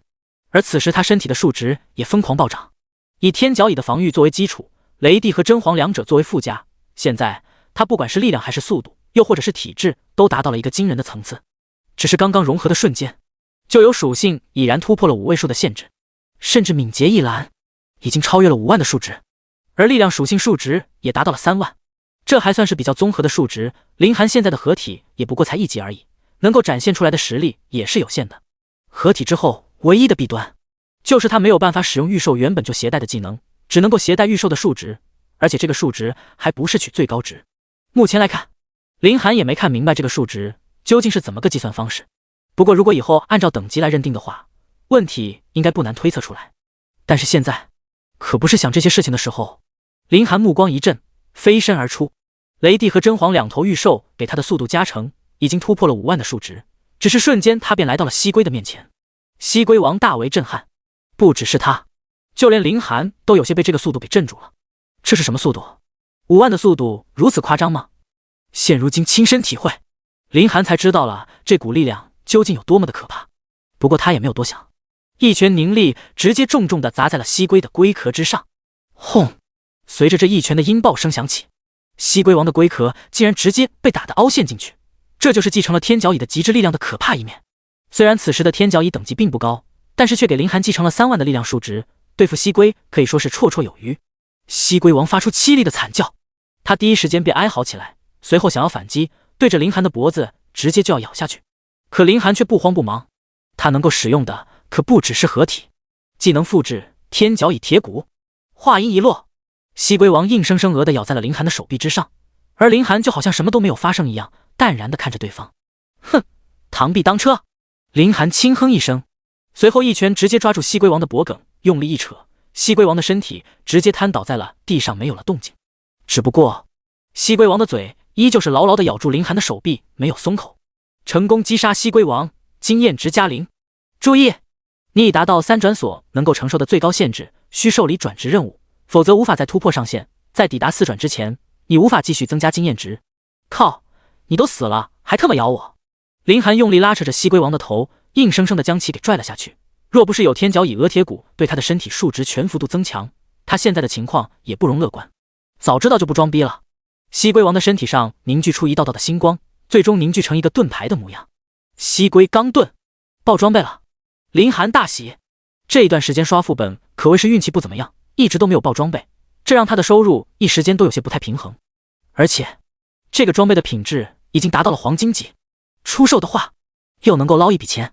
林寒心满意足地将西龟钢盾给收了起来。现在任务已经完成了大半，合体的时间还有几分钟，他倒是可以用现在的状态将剩下的转职任务做完。西龟群见到自己王已经战死，瞬间溃散，可林寒可没有准备放过他们。身后一紫一红2个翅膀扇动，瞬间飞向距离他最近的西龟，一拳下去直接洞穿。林寒没有做停留，而是在全场上开始进行他的屠戮。成功击杀西龟，经验值加0。注意，你已达到3转所能够承受的最高限制，需受理转职任务，否则无法再突破上限。在抵达4转之前，你无法继续增加经验值。一条条消息出现在林寒的转职面板上。任务名称：繁衍的西龟。任务进度：已成功击杀48头西龟。任务完成进度。任务名称：繁衍的西龟。任务进度：已成功击杀49头西龟。任务完成进度。林寒一边看着职业面板，一边盯着正要逃跑的西龟，追上前去重复之前的动作。西龟们完全没有任何能力能够与之反抗。成功击杀西龟，经验值加0。注意，你已达到3转所能够承受的最高限制，需受理转职任务，否则无法再突破上限。在抵达4转之前，你无法继续增加经验值。任务名称：繁衍的西龟。任务进度：已成功击杀50头西龟，任务完成进度100%。4转任务完成了。看着满是血迹的湖泊，林寒嘴角微微上扬。虽然这一次的任务有些凶险，但好在最终还是成功完成了。接下来，他只要能回到转职神殿完成转职，就可以正式踏入4转的境界了。林寒伸了一个懒腰，解除了合体效果。第63章4转御兽战将。合体效果结束之后，3头御兽重新出现在了他的附近。也就在这一刻，林寒感觉自己的身体有些虚弱。很明显，这一次的合体加上技能复制，让他的身体也有些吃不太消。毕竟是第一次使用这个天赋，林寒倒是也能够理解。就在林寒庆幸自己任务结束的时候，突然恶意波动发出了剧烈的提醒。怎么回事？现如今西龟王已经死了，按理说不应该有这么强烈的恶意波动才对。林寒有些疑惑，但是下一刻他就醒悟了过来。谁说苦水沼泽只有一个种族的？刚刚进入到苦水沼泽的时候，可是遇见了另一个品种黑水蟒。在此之前，整个苦水沼泽的生态便是由黑水蟒和西龟2个部族共同把握。现如今西龟王已经被他给干掉了，那么此处势必会继续引来黑水蟒王的袭击。而西龟种族现在想要反抗，恐怕也没有什么余力。最强者已经死了，剩下的根本算不上什么。林寒心中慌乱了起来。很快，他便看见一个硕大的黑色影子正在水下攒动。LV49 黑水蟒王，又是49级。林寒一震，几乎是没有任何的犹豫，骑上真皇转头就走。刚刚消灭了一头49级的凶兽，现在又来一头，他不过是一个30级的御兽师而已。这种高强度的战斗，他也有些承受不住。虽然说他的身边有3头太古石凶，在血脉上能够进行到一些压制，但是真正的效果是微乎其微的。而且刚刚经历那一场大战，现在这3头御兽也已经有些乏累，自然而然需要更多的时间休息。所以不管怎么说，这一战绝对不是现如今的林寒能够承受的。36级，走为上计。林寒才不会闲的没事给自己找存在感，继续战斗下去。明明可以跑，为什么要在这里浪费时间？反正都不加经验值了。不，这一次的战斗也不是完全没有弊端。按理说，如果不斩杀西龟王的话，只将自己任务所需要的50头西龟全部斩杀的话，生态系统还会是完整的。但是西龟王一死，没有人能够阻止黑水蟒王的话，那自然而然接下来的苦水沼泽将被黑水蟒王直接占领，这是必然会发生的事情。虽然再一次的破坏了苦水沼泽的生态问题，但是这跟他有什么关系？只要自己的任务完成了，苦水沼泽以后就算是没了，他也不会在乎。真皇的速度很快，很快就将林寒送出了苦水森林。林寒搭乘传送阵回到了婺州市，此时天色尚早，转职大厅还没有关门，与前台小姐说了一声，就直接去了房间。触摸转职神石，暖流链接他的职业面板，一条条信息出现在他的面板之上。转职任务完成，您已成功达成4转。4转职业御兽战将，4转成功，解锁职业天赋技能。前行，隐身2分钟，气息不会屏蔽，冷却时间2小时。换位，瞬间移动10米之内，冷却时间30分钟。逆天，林寒在心中思索了很久，最终也只想出来了这个词汇，能够描绘这一次出现的技能。前行自然不必多说，隐身的效果也是多少人梦寐以求的能力。他曾经也想过，如果自己能够隐身的话，一些他原本不能去的场所也可以尝试。只不过没想到，竟然在4转完成后觉醒了。换位更不用多说，关键时刻，这可是能够救命的能力，恐怖如斯。配合上之前就已然获得的鹰眼和聆听，他现在本身的战斗力已经非常的恐怖。同境界内，已然不会有敌手了。不过林寒也没有夜郎自大，御兽师能够获得技能的强度也是和御兽相关的。3头太古石凶品质的凶兽，不管怎么去想，觉醒出来的技能也不会很烂，这是100%能够肯定的事情。只不过林寒却从来都没有想过，竟然有这么逆天。恶意感知、鹰眼、聆听、换位，拥有了这几个技能，几乎不可能会被人偷袭，除非对方能有直接毁掉一个城市的能力，否则他都能够反应得过来，做出自己的动作。在防御这个领域，他已经没有了对手。叮，宿主成功达成3转，触发系统3转奖励。宿主可在下方的技能中任选其一。A 界位，能与御兽共享视野，持续时间半小时，冷却时间1小时。B 心灵感应，能与凶兽沟通，并提升凶兽好感，增加签订契约成功率。C 感知屏蔽，在无视野的情况下，可避开其余人的感知，包括凶兽，无冷却。界位，这是代替了上一次出现的合体出现的新技能，系统每一次都会给他一个惊喜。如果在此之前没有出现前行的话，林寒或许真的可能去选择借位。这样的话，御兽在他看不见的地方，他也能够看到对方的视野，这对他还是很有用处的。再比如说探路，雷帝和真皇都是会飞的，探路的话，他能够用对方的视野，这样前方究竟有什么，他就能够清楚。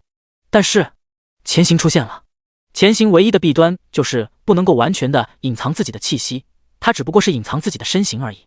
但是有了感知屏蔽的话，他的能力就可以说是真正的完美了。这对林寒来讲是很有用的。我选择感知屏蔽。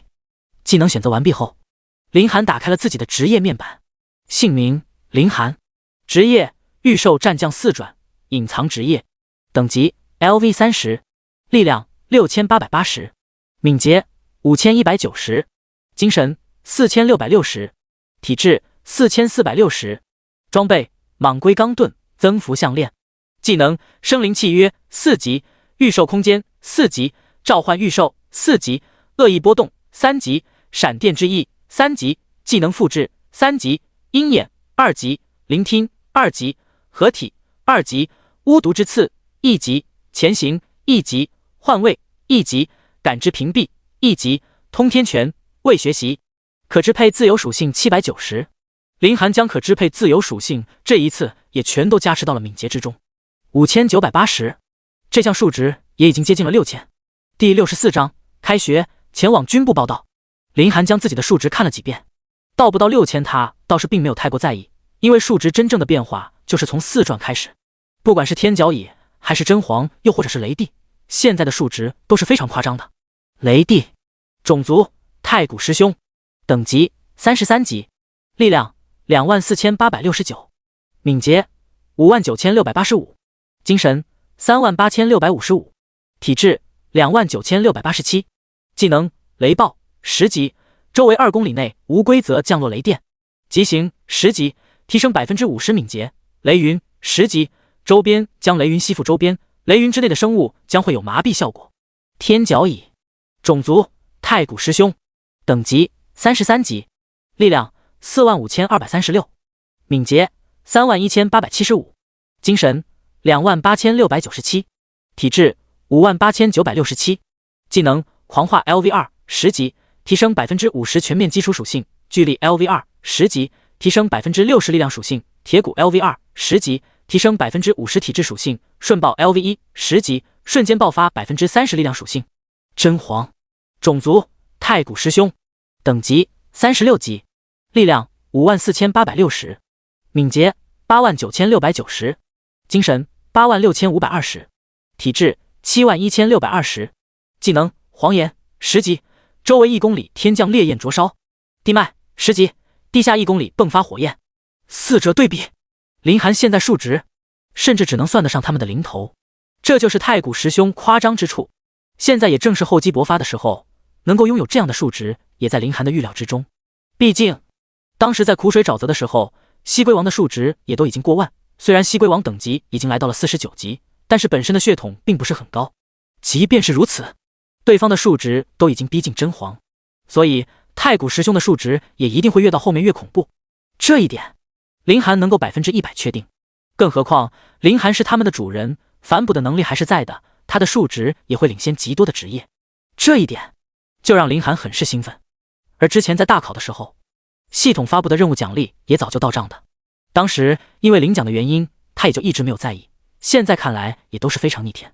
尤其是天角蚁的瞬爆，如果在使用瞬爆之前配合上巨力的话，现如今能够爆发出来的力量恐怕能过10万。10万的数值，这已经很多的凶兽都难以抵抗，这就是太古师兄的能力。林寒有些兴奋。叮，宿主完成4转御兽战将，触发任务，绑定第4只御兽，任务奖励5000御兽点。5000御兽点，林寒看着这个涨幅，一时间也不知道应该说些什么好。这会不会有点太夸张了？上一次他绑定了真皇所获得的1500点御兽点，甚至都还没有来得及使用，又来5000。不过虽然说奖励是比较丰厚的，但是林寒这一次依旧不着急去绑定御兽，毕竟马上就是军部学院开学了，这件事情可以先缓一缓，看看军部学院所在的地方有没有适合他的御兽。御兽给他的反哺实在是太舒适了，所以在挑选御兽这里，他还是比较谨慎。有了这个想法之后，林寒起身便离开此处。不出意外的话，可能短时间内都不会来到这里了。虽然距离开学还有一段时间，但是想要短时间内成为5转就不太现实了。虽然说晋升为4转之后数值会增长得很厉害，但是同样经验值也增长得非常厉害。现如今30级到达31级的经验条就已经达到了10万。10万是一个什么概念？刚刚在苦水沼泽的时候，击杀了50头蜥龟，可能也只有10几万而已。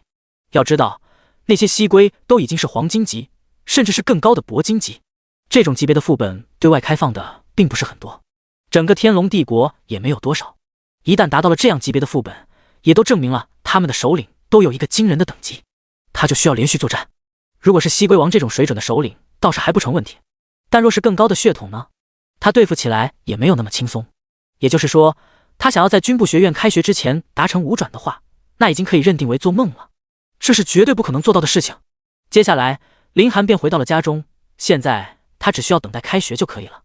几日后，清晨，林寒从床上爬了起来。明天就是军部学院报到的日子，所以今天他就要提前准备一下，前往军部学院所在的芒青市。芒青市所在的地点比较偏，处于兴隆帝国的一处边境附近。与其说是一座城市，不如说那里就是军部学院。而其余的清盛、北天这样重量级的学院，他们所在的地点都是天龙帝国数1数2的地方，地段也都是非常的奢华。但是军部学院不同，他们所处的地方，从网上搜集到的资料来看，是真正鸟不拉屎的地方。也正是因为这一点，很多学生都会第一时间放弃军部学院的选择。虽然条件一般，但是林寒根本就不在乎。他主要的目的是为了能够提升自己的实力，并不是为了享受生活，所以条件刻苦一点也没有什么。林寒简单洗漱过后，原本想着收拾收拾，但是发现自己好像没有什么需要收拾的东西。家里就这么大，他的东西一眼就能够看到边。这几天的时间内，林寒找到了自己的房东，直接全款将这栋房子拿下。虽然他现在有条件买更好的房子，但是林寒对这个小家已经有了感情。原本这里就是贫困小区，所以价格也是非常的便宜。林寒将他的衣服都装了起来，便锁好了门，前往婺州市传送镇部门。这也是他自从来到这个世界之后，第一次要换一个城市生活。虽然说之前他也去过别的城市做副本，但是从来都没有在外地过夜，甚至都没有去过那些城市的市区中。这一次真的算得上是出去了。来到了传送镇中心后，林寒猛然发现了2个熟悉的不能再熟悉身影。胖子、许婷，你们2个怎么出现在这里？第65章同行军部学院。寒哥、林子2人不约而同的打了一个招呼。林寒一脸的懵，问道：你们也是要去学院报道吗？这几日几人都没有联系，林寒还真不知道这2人报了哪个学院，不过他感觉应该不会那么巧都报了军部学院。毕竟军部学院的制度不是谁都能够接受的，更何况还是许婷这样的富家子弟，去那里吃苦总感觉没有那么现实。不过临走之前能够遇见这2位朋友，倒也是一件不错的事情。明天就开学了，肯定是要早一天去才比较稳妥。胖子笑盈盈地说着，很明显他看见林寒也有些开心。死胖子，你要走也不跟你兄弟我说一声，怎么以后离开我了这兄弟你就不想认了是不是？林寒满口的质问，但是语气了却没有那么认真。2人这么多年的关系，自然不会在这种鸡毛蒜皮的小事上发生口角争端。林子，你这是什么话？跟不跟你说我们都还能在一起？什么意思？林寒没明白他的意思。你不是去军部学院报道吗？胖子问道。对啊。林寒点了点头。我们也是去军部学院报道啊。你们也是？林寒惊呼出声，不可置信地说道。你也报了军部学院？对啊，我之前不就说了，林子你去的学院，我要是能去的话，那我肯定会报名的啊。胖子拍了拍胸脯，一把搂过林寒的肩膀，补充道，我们之所以不跟你说，本来是想着到了学院之后给你一个惊喜的，没想到我们竟然能在这里遇见，也算是巧了。此时林寒还有些没回过神来，看向许婷道，你也报了军部学院？许婷点了点头，我当时可是说了，跟你混了。林寒感觉不可思议，你家里会同意你加入到军部学院吗？当然不同意了。许婷解释道，但是我先斩后奏，他们也没有办法，即便是不支持也只能支持了。你就不怕去军部学院吃苦？以你的职业和成绩，想要找了一个高等学府简直就是轻而易举，不管去了哪里都比去军部学院舒服吧。林寒虽然嘴上这么说着，但是内心里还是比较欣赏许婷的。身为一个女生，家里还那么有钱，能够做出来这样的决定，这就可见他鼓起了多大的勇气。原本可以上一个不错的学院，加上家境优渥，以后就已经是不愁吃穿，而现在还要去军部学院，吃点苦怕什么？我可不想以后回去继承他们的产业，那种安逸的生活多无聊啊！许婷满不在乎地说着。林子，这样我们以后又能够一起了。胖子比较兴奋，林寒也是一样。随后，三人便纷纷坐上了传送阵，而传送阵的目的地便是芒青市的市中心。到达了市中心后，三人会合。许婷和胖子早就已经订了一个距离军部学院比较近的一家酒店，林寒倒是没准备这些事情，在胖子的劝说下，两人最后决定住一间房。对了，林子，你这边拒绝了清盛北天的邀请后，最大的受益人变成了冷凝雪。怎么说？林寒疑惑地问道。自从离校之后，他就再也没有关注过学校那边的事情。胖子解释道，自从你加入到军部学院之后，冷凝雪就被清盛学院给收走了，原本那个位置应该是你的才对。但是清盛北天每年就在我们婺州市招收一人，前提还得是学生本身的能力过硬。冷凝雪据说那一场的发挥也是不错，你拒绝了他们的邀请，转头他们就将冷凝雪给招了过去。林子，你说你也是，这么好的学院你也能说不去就不去，我真是佩服你。胖子感慨地说道。没什么，去那里也没什么意思，还不如和你们一起去军部学院。林寒满不在乎，而这也是听了冰姐的意见，不管怎么看，军部学院都是最适合他的学院，没有之一。好了，知道你有义气了。胖子笑了起来。三人随后就到了酒店，忙碌了一天，几人都回到了房间中休息。等到明天，他们就要去军部学院报到，这让他们也都忍不住的兴奋和紧张。林寒也是如此，军部直接管辖的学院，在整个天龙帝国也都是有分量的学院，更何况这是他们第一次上大学，怎么可能不兴奋呢？林子，你说不知不觉我们都上大学了。胖子不禁感慨起来。林寒躺在床上看着天花板，回应道，想想我们高中的时候，每天和风勇斗智斗勇，还有点想那个混蛋了呢。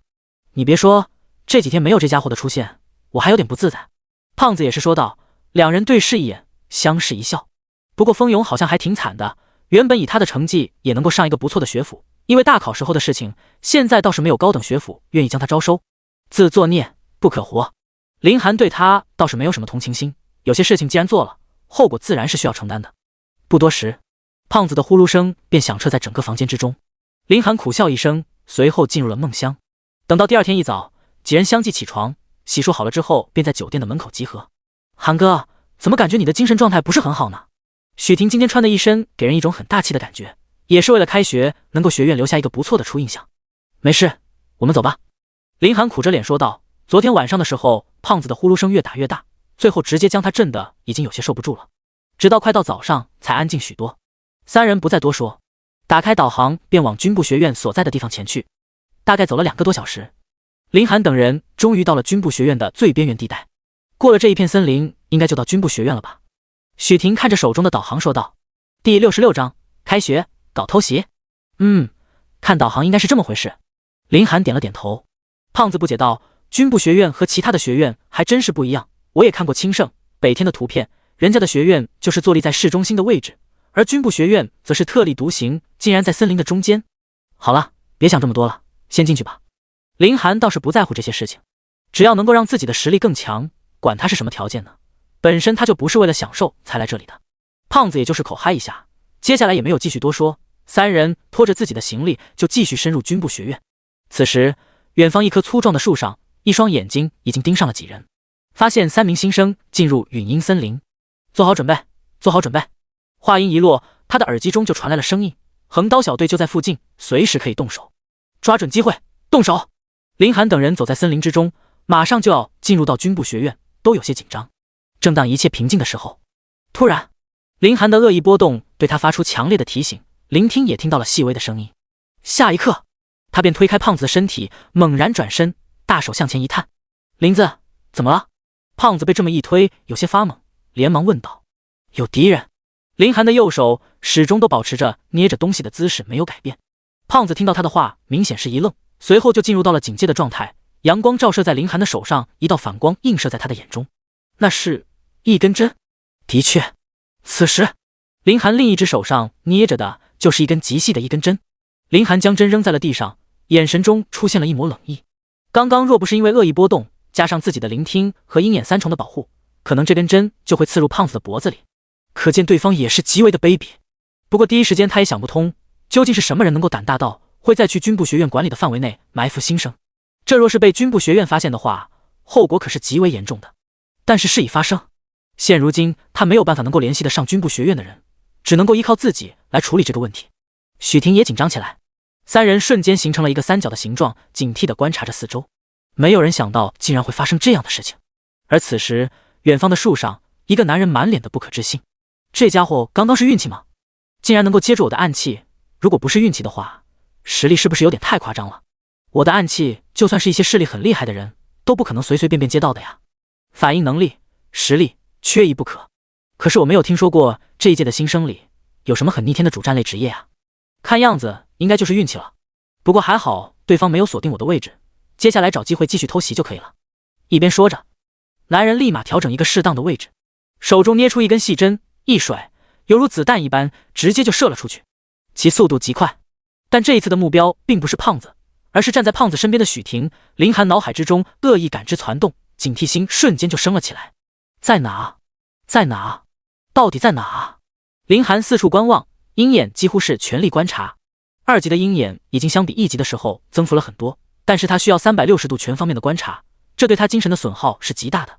不只是如此，他甚至还需要配合上聆听的能力。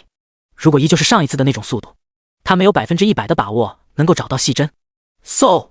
一阵细微的声音传进了他的耳中。找到了！林寒目光坚定，3步直接跨出，挡在许婷的身前，直接抓住了细针。找掩护！林寒第一时间就做出了决定，如果继续站在这大庭广众之下的话，那么他们一定会继续被当成目标。既然对方一直都藏起来，那他也绝对不可能将自己的方位暴露出去。而刚刚细针射来的方向，他已经能够大概的判断出对方是在什么位置。许婷和胖子这次没有发愣，而是直接闪身到了更茂密的丛林之中。林寒也紧紧的跟了上去。寒哥，这个人一直藏在深处，我们现在非常的被动，如果继续下去的话，我们总会坚持不住的。许婷说出了自己的想法，即便是知道了现在的窘境，他也没有任何能够破局的办法。这就是目前最为尴尬的一点。胖子没好气的说道，这军部学院究竟是怎么回事？新生都被在门口埋伏了，竟然还没有发现。别急，林寒谨慎地盯着四周，轻声说道，你们先在这里藏着，我离开一下。寒哥，你要去哪？两人都有些疑惑，一会你们就知道了。另一边的树上，男人此时心中有些慌乱，这个新生究竟是怎么回事？怎么可能连续2次接到的细针？这未免有些太恐怖了吧？一次是侥幸的话，那这一次可就真的是真本事了。不行，要是让一个新生给弄到了的话，那可就丢人丢大了。妈的，这3个人躲在那里，一时半会还真不好找到进攻的方向，真让人头疼。男人眉头紧皱，四处观望着，寻找下一个进攻的地点。头疼。突然，一道阴森的声音从男人的身后响起，男人汗毛直立，下一刻，一只大手就从他的身后牢牢地抓住了他的脖子，向前一推，他的身体直接就砸到了地上，但他脖子上的手时刻都没有松开过。而此时站在他身后的人，正是林寒。林寒眼神中满是狠意，不断加强手中的力道，质问道：“你究竟是什么人？为什么会在军部学院这里设下埋伏？如果你不说的话，我不建议现在就将你送死，明白吗？”学弟，别冲动，自家人都是自家人。男人连忙喊道，他完全被林寒现在的状态吓到了。第67章，狩猎试炼。你是？林寒被这一句句的称呼给弄得有些发懵，事情好像和他想象的有些不太一样。学弟，我也是军部学院的学生，大3的，算是你学长，我叫李彦彤。李彦彤连忙自我介绍，生怕自己这个学弟冲动将他在这里给直接弄死，那就有些得不偿失了。学长。林寒表情怪异地看着他，学弟，你看这个姿势，学长也有些难受，能不能先将手给松开？李彦彤直接服软，也不管自己的面子重不重要。林寒缓缓将自己的手拿开，但下一刻又捏了上去，质问道：“既然你是军部学院的人，那你为什么要在这里偷袭我们？”学弟，我就是跟你们开一个玩笑而已。李彦彤有苦说不出，开玩笑？刚刚我可看不出来是开玩笑啊。林寒自然不会轻易相信这句话。学弟，我可真是冤枉啊！我那个细针真的没有什么伤害，其实就是麻痹针而已，撑死是让你们能睡一会觉。我真的没有骗你，要是我们将你们给伤了，学院也不会放过我们的。李彦彤满脸的苦笑。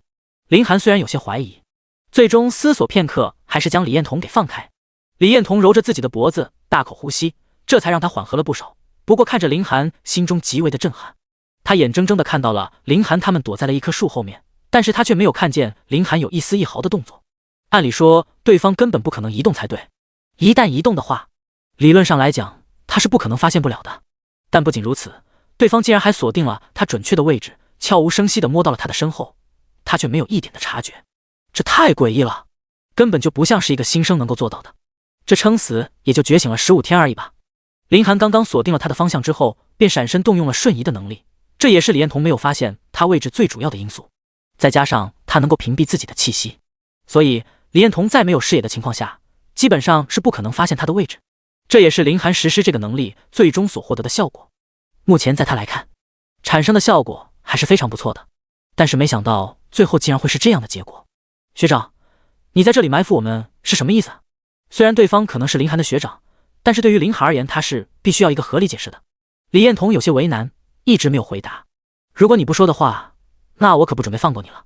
林寒一边说着，他一边将天角蚁雷帝和真皇给召唤了出来。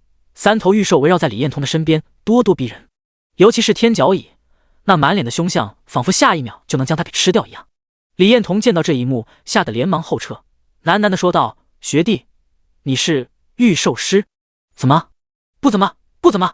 李彦彤连忙挤出一脸笑容，继续说道：“学弟，真是学长有眼不识泰山了，大水冲了龙王庙。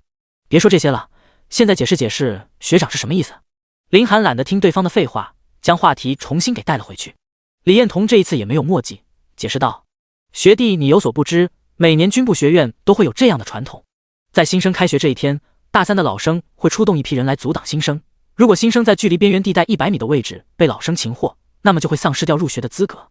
不管是谁，只要没有走进去100米，不论当初的成绩如何，都会被直接劝退的。我们老生也能够获得一些奖励。刚好我就在这个入口遇见了学弟，没想到学弟少年英雄竟然这么厉害。”听着李彦彤的一番言论，林寒也是若有所思的点了点头，继续问道：“那你们为了奖励，以你们大3的能力，我想应该大部分的新生都撑不到那一步吧？这样的话，军部学院一年得少招多少生源？学弟，这就不归我们的事情了。只要过了100米，那我们也是会获得奖励的，所以我们也不会盯在100米的位置上。”李彦彤解释道：“只要不让学生安全抵达学院，其实我们都有奖励的，所以我们也不会太过针对新生。100米的位置上几乎是没有人镇守的。如果新生能够通过军部学院的话，自然也是能够学院奖励的积分。”奖励的积分？林寒不懂这是什么意思。李彦彤继续说道：“学弟，你有所不知，因为这里是军官学院，所以学院里面的花费和你在外面的花费是不一样的。在学院里的一切花销都是使用积分的，每个新生入学是可以免费获得100积分，保证到你们执行任务的时候可以赚取。而我们则是可是掠夺你们80%的积分。如果学弟你能够平安无恙的进入到学院里的话，可以额外获得300积分。而这300积分在军部学院里也不算是一笔小数目了，只有你们抢夺我们的份上。”林寒想要问的稍微详细一些，毕竟这一次算是初入军部学院，能够多了解一点是一点，这样对于日后进入到学院中也是方便许多。理论上讲，新生也是可以狩猎老生的，同样没狩猎到一位老生的话，是可以获得这位老生500积分奖励的。当然了，这个积分是我们这些学长自己出的，学院不会给予我们帮助。只不过这件事情发生的次数实在是太少了，几乎是没有人能够成功，毕竟我们多比你们觉醒了好几年，几乎是不可能失败的，所以也没有人会去想这件事情。李彦彤还想说些什么，但是想到自己现在的处境，一时间就有些不知所措。500积分吗？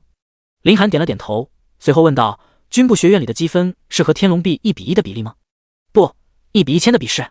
”“1比1000？这么夸张的吗？”第68章成了，新生俘虏。就是1比1000。在军部学院里，日常的吃饭都是免费的，除非是一些特定的店铺需要花费积分，所以积分就是换取一些消耗品、装备什么的。在军部学院里，这些道具还是非常全的。李彦彤解释道。林寒自顾自的点了点头，轻声说道：“一个新生就是100积分，那你们岂不是都赚妈了？100积分就是10万天龙币，学院这也太大方了吧！”单单是这一点，林寒就有些心动，甚至有的家庭一年都赚不上10万天龙币，在这里只要拦截新生就能够轻轻松松的赚到天龙币，哪有那么容易啊？李彦彤苦笑道：“最边缘100米的距离，我们一般情况下都是不去动的，毕竟辛辛苦苦考个学院也不容易，若是将其淘汰的话，出路就更少了。”李彦彤随后又补充道，说道：“其实按照距离的话，每个人也就能够赚几十积分而已，其实根本就不多，几十积分也有好几万了。”林寒此时有些认真：“坑人，我是被逼的。对不住了，我也是被逼的，希望你们能够谅解吧。李彦彤找到一个联系人，老王，东南方向发现3名新生，我自己不好处理，咱们2个分配一下吧，你拿2个，我拿1个，怎么样？这种好事我肯定第一个就想着你，咱俩谁跟谁啊？林寒回到了森林的另一边，便找到了胖子2人。寒哥，你回来了。许婷见到林寒安然无恙的回来，也是比较欣喜。事情已经调查清楚了，军部学院有一个老传统，在新生开学的这几天会有一次新生狩猎赛。随后，林寒就将他刚刚了解的信息全都说了出来。许婷2人听到这个消息大为震撼。林子，你的意思是我们要反客为主，开始狩猎老生？胖子不可置信地问道。林寒说道，没错，凭什么只有他们老生可以狩猎我们新生，而我们新生却只能够任人宰割？狩猎一个老生便有价值30万星龙币的军部学院的积分，这积分在军部学院中很有作用，甚至会换取一些资源。据我的了解，军部学院的积分可是天龙币买不来的，所以不管家里面再有钱，只要是在军部学院里都是没用的。如果我们在开学的时候就能够获得一部分的积分，这对我们而言可就遥遥领先别人了。听着林寒的一番话，2人也是有些心动，毕竟谁都不想要错过这一次的机会。好，寒哥，我听你的。许婷也是第一时间表态，胖子也是非常赞同林寒的决定，3人很爽快的就达成了一致。片刻之后，附近的树上突然多了一道身影，这里应该就是李彦彤所说的位置了吧？看定位，也就是这里30米左右。王立长一边看着手机上的定位，一边盯着周围的环境。下一秒，他便看见一男一女在一棵树下坐着休息，还真有目标。王立长嘴角扬了起来，不过按照李彦彤的说法，应该是3个人才对，怎么才2个人？算了，有2个是2个，先搞定了这2个再说，剩下的那一个让李彦彤自己去弄。想到这里，王立长直接从树上跳了下去，径直来到了许婷2人的面前。学弟学妹，初次见面，自我介绍一下，我叫王立长，是你们大3的学长。王立长扭动着脖子，满脸笑意地看着这2人。许婷和胖子纷纷起身，笑着说道，学长好，我们是今天来报道的。我知道，首先我代学校先感谢你们能够报考我们军部学院，从今天以后我们就是同学了，有什么事情可以找我。王立长还是比较客气，毕竟马上就要动手，以后抬头不见低头见的，还是要稍微客气一些。谢谢学长了。许婷也是满脸笑意，若不是早就知道了对方的目的，恐怕还真被这位学长给带进去了。不过还有一件事情需要麻烦学弟学妹，最近学长手头有点紧，所以需要学弟学妹帮衬帮衬了。话音一落，王立长便摆开架势，想要动手。学长，你这是干什么？2人瞬间一副慌乱的样子。不干什么，就是需要麻烦学弟学妹在这里好好的睡一觉，等你们醒过来就一切都结束了。突然，王立长感觉到自己的头被人重击，眼神开始有些迷离。什么？等他转过头去看，一个人手里拿着石头，一脸笑容的看着他。我看还是学长先好好的睡一觉吧，放心，等学长一觉醒来也都结束了。王立长不可置信，随后就躺在了地上。林寒也是欣喜，随后开始在他的身上摸了起来，最后发现了这位学长的身份牌，将其拿走之后也是说道，胖子，将这位学长扔到一边去。好嘞。胖子也是乐乐呵呵的将其扛了起来，随后走到另一边的草堆，直接就扔了过去。林寒重新藏了起来，胖子2人也是恢复到了刚刚的状态，就好像什么都没有发生一样。在远处，李彦彤看到这一幕，也不禁感慨林寒做事的干净利索，很难想象这是一个刚刚觉醒不到半个月的人能够做出来的事情。算了，想那么多干什么呢？反正几年就能够蹦出来一个天才，这还是一个御兽师，那手里的那3御兽我从来都没有见过，说不定是哪个大家族培养的子弟呢。3个，等等，这个学弟已经达到3转了，不到半个月就已经达到了3转，这天赋也真的是不错了。而且那3个御兽所散发出来的气息，恐怕得有30级之上了，这天赋还真是妖孽。不管这些了，还是先赚积分要紧。随后，李彦彤就在通讯录找到了一个人，开始编辑消息。老田，东南方向发现3名新生，我自己不好处理，咱们2个分配一下吧，你拿2个，我拿1个，怎么样？这种好事我肯定第一个就想着你，咱俩谁跟谁啊？林寒等人重蹈覆辙，速度也是赶紧利索，每处理掉一个人就会直接扔到草堆里，不知不觉他们身边的草堆已经整整扔了11个人。李彦彤做这件事情也是越做越爽，最开始的时候心里面还有一些愧疚感，但是慢慢的他也麻木了，毕竟谁还能够跟积分过不去吗？现在他已经是开始赚积分了，短短时间就赚了足足250积分，这可比狩猎赛赚的多多了。而且最重要的是，这非常的省事，他什么都不用做，只需要动动嘴皮子，联系几个人就可以了。此时，深处，队长有好几个小队反应都联系不上自己的队友了，突然间消失了很多人，甚至有一队全员都联系不上。什么？被称之为队长的男人一愣，眼神中满是不可思议。怎么会突然之间就联系不上了呢？发生了什么事情？第70章，情况不太对劲。不清楚，只是知道这里面的几个人好像去了横刀小队所在的地方。横刀小队的地方？他们怎么会突然之间去横刀小队所管辖的地方？队长有些不明白，这到底是怎么一回事？不清楚，要不要询问一下横刀小队？去问问横刀小队有没有看见这些人，要是找到了第一时间跟我说。队长捏了捏太阳穴，一边说道。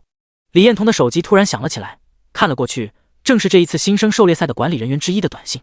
横刀小队队长李彦彤，有没有发现同僚现今多人小时之前去了你们横刀小队的地方？是否有看到？这么快就被发现端倪了？李彦有些犹豫，但思前想后还是回复道：没有发现，没有发现。如果有消息的话，我会第一时间汇报。发送。李彦彤突然之间感觉自己睁眼睛说瞎话的能力真是越来越强了。不再多想，李彦彤又开始编辑消息。老齐，东南方向发现3名新生，我自己不好处理，咱们2个分配一下吧，你拿2个，我拿1个，怎么样？这种好事我肯定第一个就想着你，咱俩谁跟谁啊？林寒一石头直接砸向刚刚到达这里的学长，熟练的从身上摸出了身份卡9，直接丢了过去。舒服。段时间，他依靠这些学长累积的积分都已经好几千了，赚钱真简单。这让林寒突然想着，等以后他也大3了之后，他也要这里参加新生狩猎赛，毕竟谁能够嫌钱少呢？大不了等到那个时候，他也去坑学生，这也是一件很不错的事情。说不定这大学这几年的花的费用就从这些学长开始养活。林寒心中想着。李彦彤则是越来越上瘾，甚至都已经将这算盘打在了自家队友的身上，但是最后的理智告诉他，这件事情绝对不能做。要是真做了，那问题可就大了。但是周边的人已经被他给祸害光了，一时半会还真想不到有什么太好的人选。要不让总指挥。此时，森林的另一边，队长现在还是没有找到他们的消息，但是现在几乎能够肯定，这次消失的所有人都在横刀小队所管辖的方向。现在横刀小队还没有给消息吗？没有，他们的队长李彦彤现在可谓是一点消息都没有。我后来也尝试的联系了一下，但是从来都没有这么严肃。这横刀小队究竟在搞什么飞机？怎么会接连2、3的去横刀小队所在的地盘？这到底是怎么一回事？队长此时有些麻木，这刚刚开始新生狩猎赛，自家这边就已经很多人都失联了。这放在之前，是其他届学生从来都没有发生过这件事情。算了，先不管这些事情。正当队长要挂断电话的时候，突然间有人将信息发到了他的手机上。我是横刀小队的队长李彦彤，在我的区域内发现了一个3人的小队，按照队长你之前的命令，让我们速战速决。但是现在问题还有些复杂，一时半会是根本不可能成功的。据我所观察，现在已经有不少的同僚栽倒在新生的手中，需要支援，需要支援。见到这一段话，不只是队长，身边的人都纷纷投去了震惊的眼神。队长，李彦彤说新生已经干掉了我们几个同僚了，这是不是有点太梦幻了？新生有什么能力联系干掉我们那么多同僚？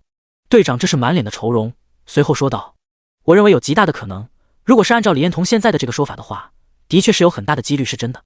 现在那么多人都已经失联了，李彦彤所说的这句话的确是很容易让人相信的。队长，你是不是有些太高看这些新人了？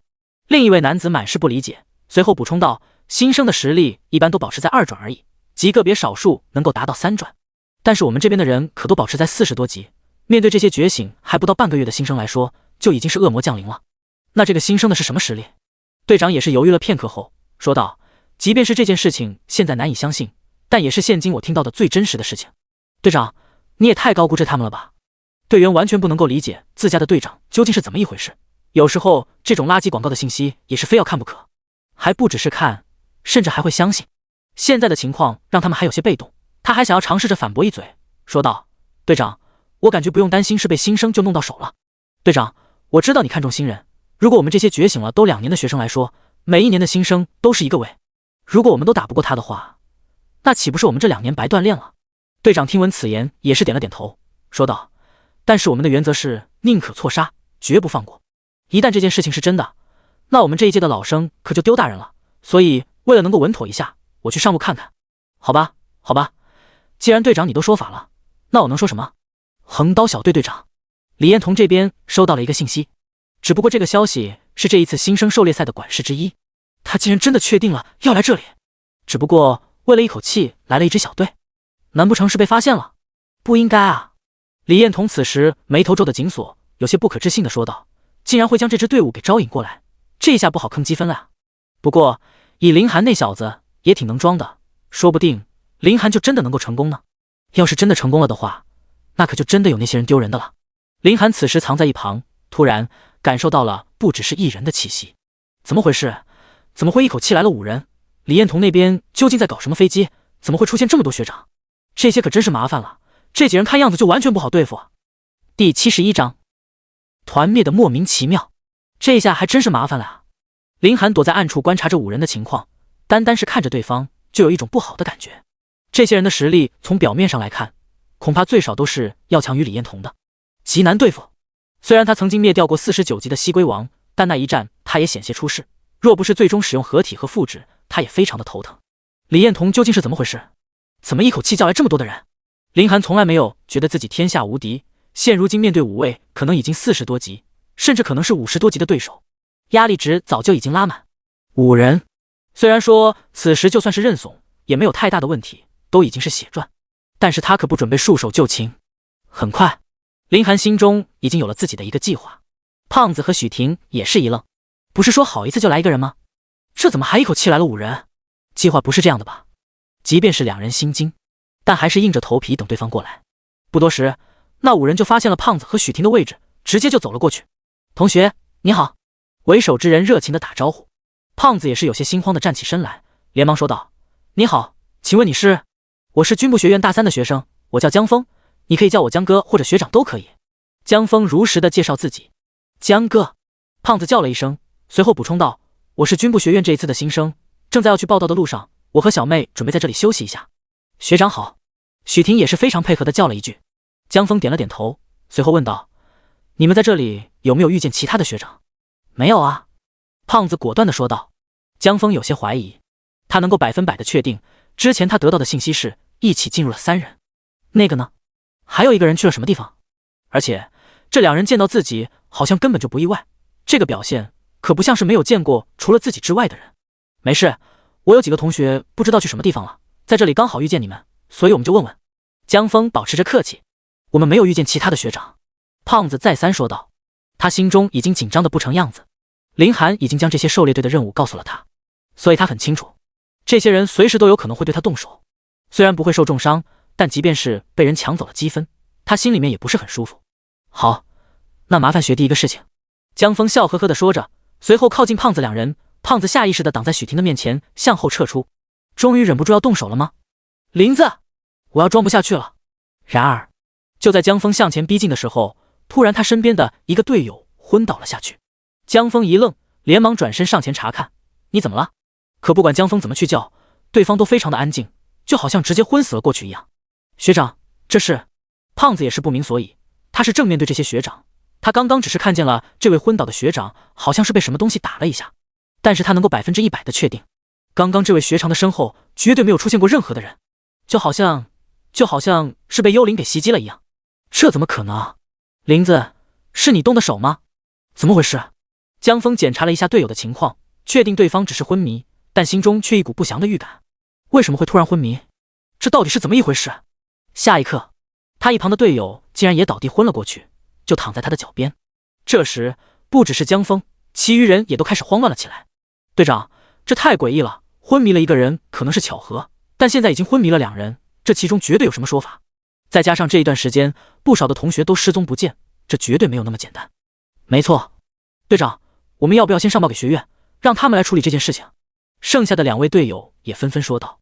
他们并不怕和人正面冲突，最害怕的就是这种莫名其妙的事情。江峰也是眉头紧皱，说道：的确是有些诡异了，刚刚我竟然没有发现任何的端倪，即便是被一种我们不了解的特殊攻击手段攻击的话，也不太对劲。我以前也没有听说过森林的附近有这种凶兽。胖子见状连忙装了起来。学长，你快带我们去学院吧，这里太可怕了。许婷会意也连忙向后撤了2步，说道：学长，这周围不能是有什么不干净的东西吧？这到底是怎么回事啊？你们先别慌。江峰连忙安慰起来，他现在也非常的头疼，这种情况他也是第一次遇见。但没等他多想，他身后又是1个人倒地，依旧和之前一样，悄无声息，压根就没有人看到究竟发生了什么。胖子已经大概的猜到了，这8成是林寒的手段，否则的话，那就真的只能是鬼怪作乱了。江峰和剩下的队友在这人昏倒的第一时间就拉开了距离，谨慎地观察着四周，丝毫没有发现任何的端倪。队长，你快看！另一名队友闪身直接钻进了一旁的草丛之中，眼前的场景让他不禁慌乱起来。江峰有些不明所以，也连忙赶了过去。胖子和许婷心中暗叫不好，那个位置可就是储存之前被他们偷袭了的学长地方。江峰来到草丛的面前，心头一紧，在此之前收到失踪消息的人竟然全都出现在了这里，都昏倒了。这到底是谁做的？江峰系下意识的就看向了胖子两人，难不成这些都是他们做的？即便这是目前最有可能的事情，但是他还是不愿意相信两个新生竟然能够做到这么夸张的事情。不对，他们不是2人，而是3人。江峰想起来了之前他得到了情报，这一组新生应该是3个人一起进来的才对，现如今怎么就剩下了2人？那人去哪里了？第72章收获颇丰。智博，动手！江峰第一时间便喊了起来，随后就冲向了胖子方向，没有一丝一毫的犹豫。滕智博也是明白了江峰的意图，第一时间就要出手。可下一刻，滕智博感觉自己的脖子被什么东西重击了一下，下一刻眼皮就有些沉重，最终倒在了地上。江峰一忙，动作延迟一些，胖子抓住机会撒腿就跑，许婷也是连忙的跟在他的身后。现在2人已经没有别的机会了，只有跑就最好的选择。或许林寒能够打得过这个家伙，但他们2个并不是林寒，他们可不觉得自己会拥有这样的实力。江峰见到这2人逃跑，则是更加的肯定了这一件事情，绝对和面前这2人有分不开的关系。现在他的4名队友已经悄无声息的被人击晕，他如今能做的就只能是抓到这2人，逼问到底是怎么一回事。但林寒可不准备给江峰任何的机会，刚刚便是林寒使用自己隐身的能力，配合着隔绝气息的手段，使自己保持在一种难以被发觉的情况下，这样才能够悄无声息地解决掉那4人。而这也算是他有些取巧了，毕竟他都是趁着对方没有任何防备的情况下有了这样的动作，若是对方防备十足的话，他是根本不可能如此轻易的就得手。毕竟双方的实力差距，种种因素还是很大的，只能说对方的注意力还并不集中，也正是因为这样才让他最终得手。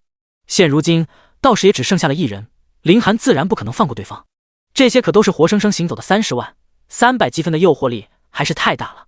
林寒径直接就追了过去，复制极刑。这一刻，林寒将自身的隐身解除，也是重新的出现在了众人的视野中。果然还有一个人。在林寒出现在额的第一时间，江峰就发现了他的位置，是拥有类似于隐身这一类的技能吗？这一届的新人还真是人才济济啊，竟然将隐身技能都给弄出来了，真不知道是什么职业。江峰第一时间就做出了自己的判断，随后转头直接对着林寒杀了过去，可后者的速度极快，他一时间也有些拿捏不到。这速度也太诡异了吧，只不过是一个刚刚觉醒不到半个月的新生而已，这不是有些太过夸张了。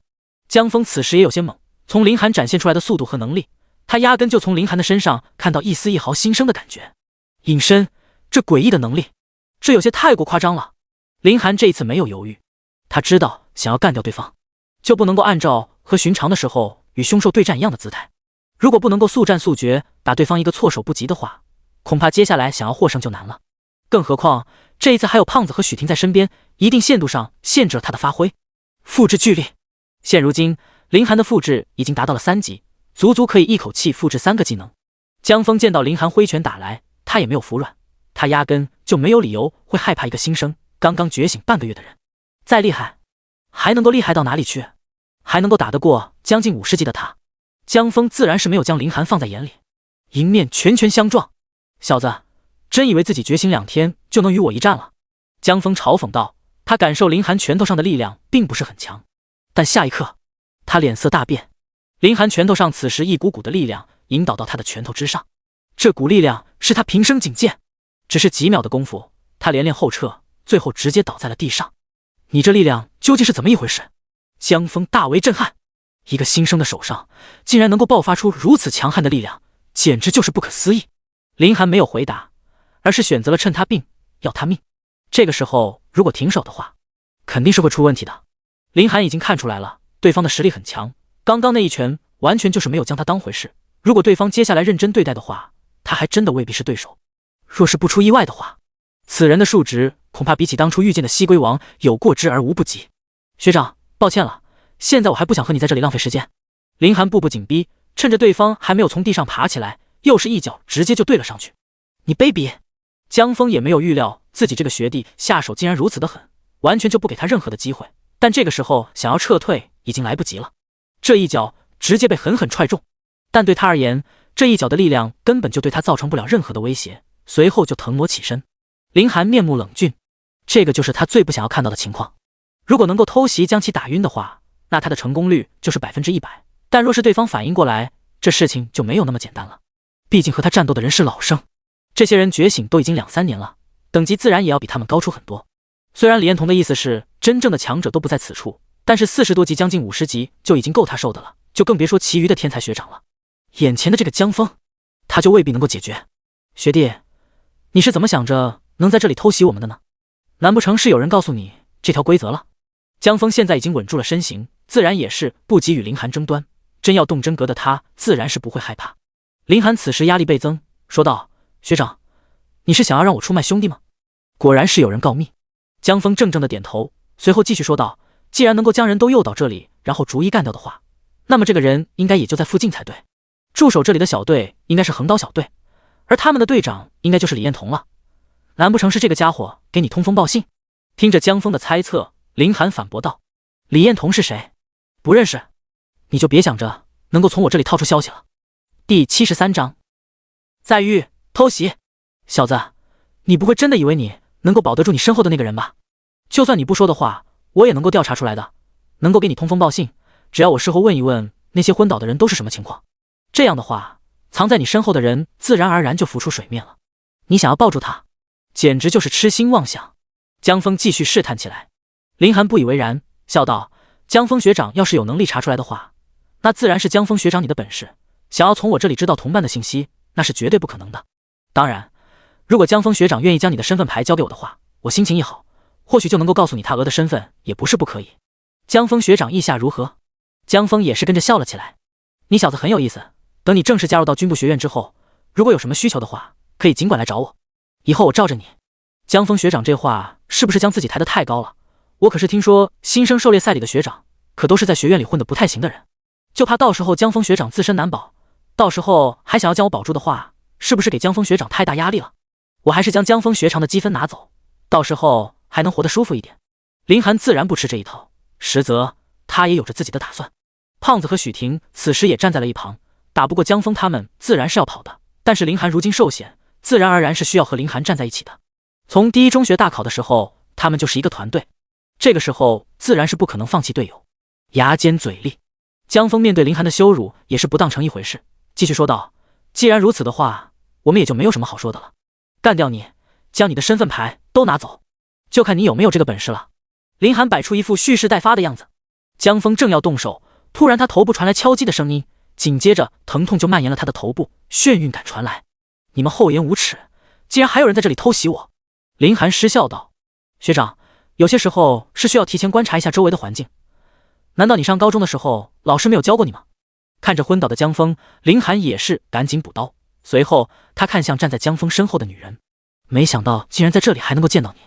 林寒热情地打着招呼：我也是有些意外，你这是考入军部学院了？苏念威看到林寒也是有些惊喜，直接就走了过来。你也是？林寒问道。来者正是当时林寒准备抓捕雷鸟的时候遇见的追踪大师苏念威，他以为上一次就是两人最后一次见面了，没想到这里竟然又见到了，瞬间就有一种老友会面的感觉。苏念威笑着说道：我考入了军部学院，按理说以你的实力应该能够考入青盛、北天这2所高校的才对，怎么会想着来军部学院呢？还没等林寒解释，一旁的胖子就笑呵呵地说道：林子都已经被青盛学院还有北天学院的主任强烈邀请了，但是我家林子一身傲骨，就不愿意去那种地方，所以就来了军部学院。苏念威明白了过来道：原来如此，我就说以你的实力根本不可能落榜的。好了，林寒连忙打消了这个话题，连忙说道：我给你们介绍一下，这位是宇宙市的追踪大师苏念威，这2位是我的朋友，狂战士龙天骄，而这位则是骑士许婷。当时我们大考的时候就是一支队伍的，这处也算是巧有成为了一支队伍。其余3人也是互相客气地介绍自己。你们这是？苏念威看着周边的情况，继续说道：我看你在这里好像跟人打了起来，我就想着能不能帮你偷袭一下，还是得多谢你了，这家伙的实力很强，还真是不好对付。林寒道谢，随后他就将他得知的情报和苏念威分享了一下，没想到竟然还有这个说法。苏念威听到林寒的话也是一愣，惊奇地说道：“怪不得我一进入到森林之后，就感觉有好多双眼睛盯着我，甚至我进入到森林之后，还有人跟踪我。要不是我使用能力锁定了对方的位置，寻找有利的地形逃走，不然的话，我现在恐怕应该也没有积分了吧？追踪大师就是不一样，你竟然还能够方向锁定对方的位置，给自己创造逃生机会。士别3日，真让我刮目相看啊！”林寒不由得有些感慨，泰嘎上次遇见苏念威的时候，对方还是一个为了10级转职任务头疼的小女孩，这短短半个月，对方的成长也快得他有些发麻。最重要的还是对自己技能的运用，这就已经超越了大部分的人了。这有什么用？再厉害也没有你这个变态夸张啊！苏念威是见识过林寒实力的，所以对对方也是非常的赞赏。他可不觉得自己能够和林寒进行比较。这句话你倒是说到点子上了，林子完全就是一个怪物，一个正常怎么可能拥有这样的实力？胖子也是在一旁附和起来。这要是一个游戏的话，我绝对举报你一手开挂。许婷也是暗暗的点头，不至于，不至于。林寒想要解释的，但是这3人玩去哪就不听他说的话，而是自顾自的聊起天来了。你们聊，你们聊，我去将身份信息牌给拿回来，省得一会这些人醒过来。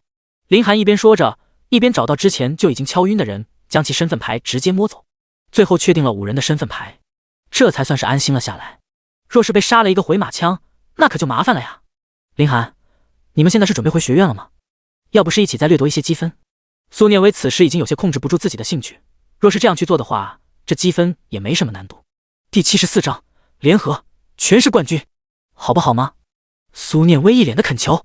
他是刚刚才知道这个消息，如果说按照军部学院的规矩只能够消费积分的话，那么现在就是获得积分最好的办法。只要能够平安无声的抵达军部学院的正门，那么也能够获得积分。但是想不起来数量已经很少了。现在林寒一个追着对方5个人刷，所以发育简直就是让人羡慕的不得了。短段时间内，林寒就已经获得了足足有16个人的身份信息牌，这让人怎么可能不去羡慕呢？所以苏念威才会问出这句话，他也想要跟着林寒去获得更多的积分。就像当初在雷电森林的时候，就是2人的配合达成了大家共同的目的。林寒自然是非常爽快地答应了下来，说道：“自然是没有问题，刚好我还在想着应该怎么去寻找学长呢。这下有了念威的话，我们就能够主动出击了。”真的吗？闻言，苏念威有些兴奋，他生怕林寒会当场拒绝他的想法，但是没有想到对方竟然答应得如此的果断，这下就能够在去学院之前获得一批丰厚的积分了。良好的开局从抱好一条大腿开始。许婷有些不可置信地问道：“韩哥，你确定我刚才没有听错？你的意思是说，现在我们要开始主动出击？这是不是有些太过冒险了？”林子，这件事情你的确是需要考虑考虑。那些学长可都是40多级，将近50多级的存在，我们要是上前主动出手的话，我们可没有那么幸运啊。胖子此时有些虚，刚刚的那一幕他也看见了。即便是林寒都未必是那位学长的对手，若不是苏念威刚好出现的话，恐怕他们就要在这里出事了。放心，林寒解释道，虽然我们最里面说的是主动出击，但是我们的模板还是要按照之前的模板，只不过我们需要换一个地方而已。现在我们拥有了苏念威的能力，就能够自身去锁定学长的位置，然后你们依旧按照这个剧本去表演，剩下的就交给我背后偷袭就可以了。你要是这么说的话，那也不是不行。许婷也考虑再三，最终感觉这个计划还是非常靠谱的，再加上他们也的确是想要多赚一些积分，只要开学之前能够超越大部分，那他们的职业之路也就能够舒服很多，只不过有些危险而已，但是他们其实并不在乎。胖子听着林寒的解释，他也更加的兴奋了起来。这种大胆的事情他还从来都没有想过，第一天开学就全图找寻自己的学长，然后去恶心对方，任他再多么的卑鄙，都难以想出来这样的对策。而林寒不但想出来了，甚至还要执行这个计划，这已经不能用大胆来形容此时的林寒了。你没问题吧？林寒问了一嘴。苏念威笑呵呵地说道：“别小看我，我都已经不是你认识的那个软弱的苏念威了，我可是以禹州市第1名的身份靠近军部学院的。巧了，我们也是以婺州市第1名的身份考入军部学院的。”胖子自然是不会放过这个装逼的机会，对方苏念威都已经开口了，他哪里有认怂的意思？我也是。许婷默默地说着。此时婺州市冠军别墅已经彻底的交给了他家。林寒无奈的摊手说道：“谁还不是冠军的成绩进入到军部学院的吗？”4人互相看了看，随后大笑起来。此时站在一旁树上观察着这边情况的李彦同人都已经傻了。如果说他虽然也想过林寒能够干掉江峰所在的小队，但是却从来都没有认真。林寒的实力他是认可的，但是想要对付江峰小队的话，那就真的有点螳臂当车了。可是现在事实就摆在他的面前，他亲眼的看了一位少年英雄将江峰干掉。虽然说手段没有那么光明磊落，但是江峰也要为这一次的失误痛失300积分，也算是一个教训了。而且他李彦彤现在可谓是赚得盆满钵满，16个人早就已经将他亏出去的钱全都赚了回来，现在开始就狂赚。但是林寒接下来的一顿操作让他有些迷离。林寒等人没有按照之前的计划继续守株待兔，而是开始全图乱跑了起来。这究竟是怎么一回事？李彦彤不敢相信自己的眼睛，他这里的位置都非常的远，所以很难知道对方究竟说了什么。但当他看见林寒又一次藏了起来，这3人就好像是什么都没有发生的时候，演戏，又开始演戏了。难不成这附近有人？李彦彤不禁感觉有些不解，但是下一刻人就出现在了许婷等人面前，随后就是一脸笑容满面的走了过去。几人还没有聊上几句，林寒就从背后绕了出来，直接一棒子打在了那男人的头上，力道非常的精准，直接就将对方打晕了过去。魔鬼，这几个人就是魔鬼吧？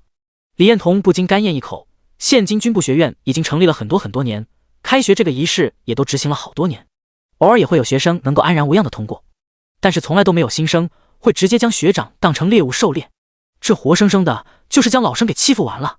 倒反天罡，刚刚觉醒不到半个月的新生，在森林里一顿乱窜，到处抓捕老生，这如果不是亲眼所见的话，就算是李彦彤也压根不信。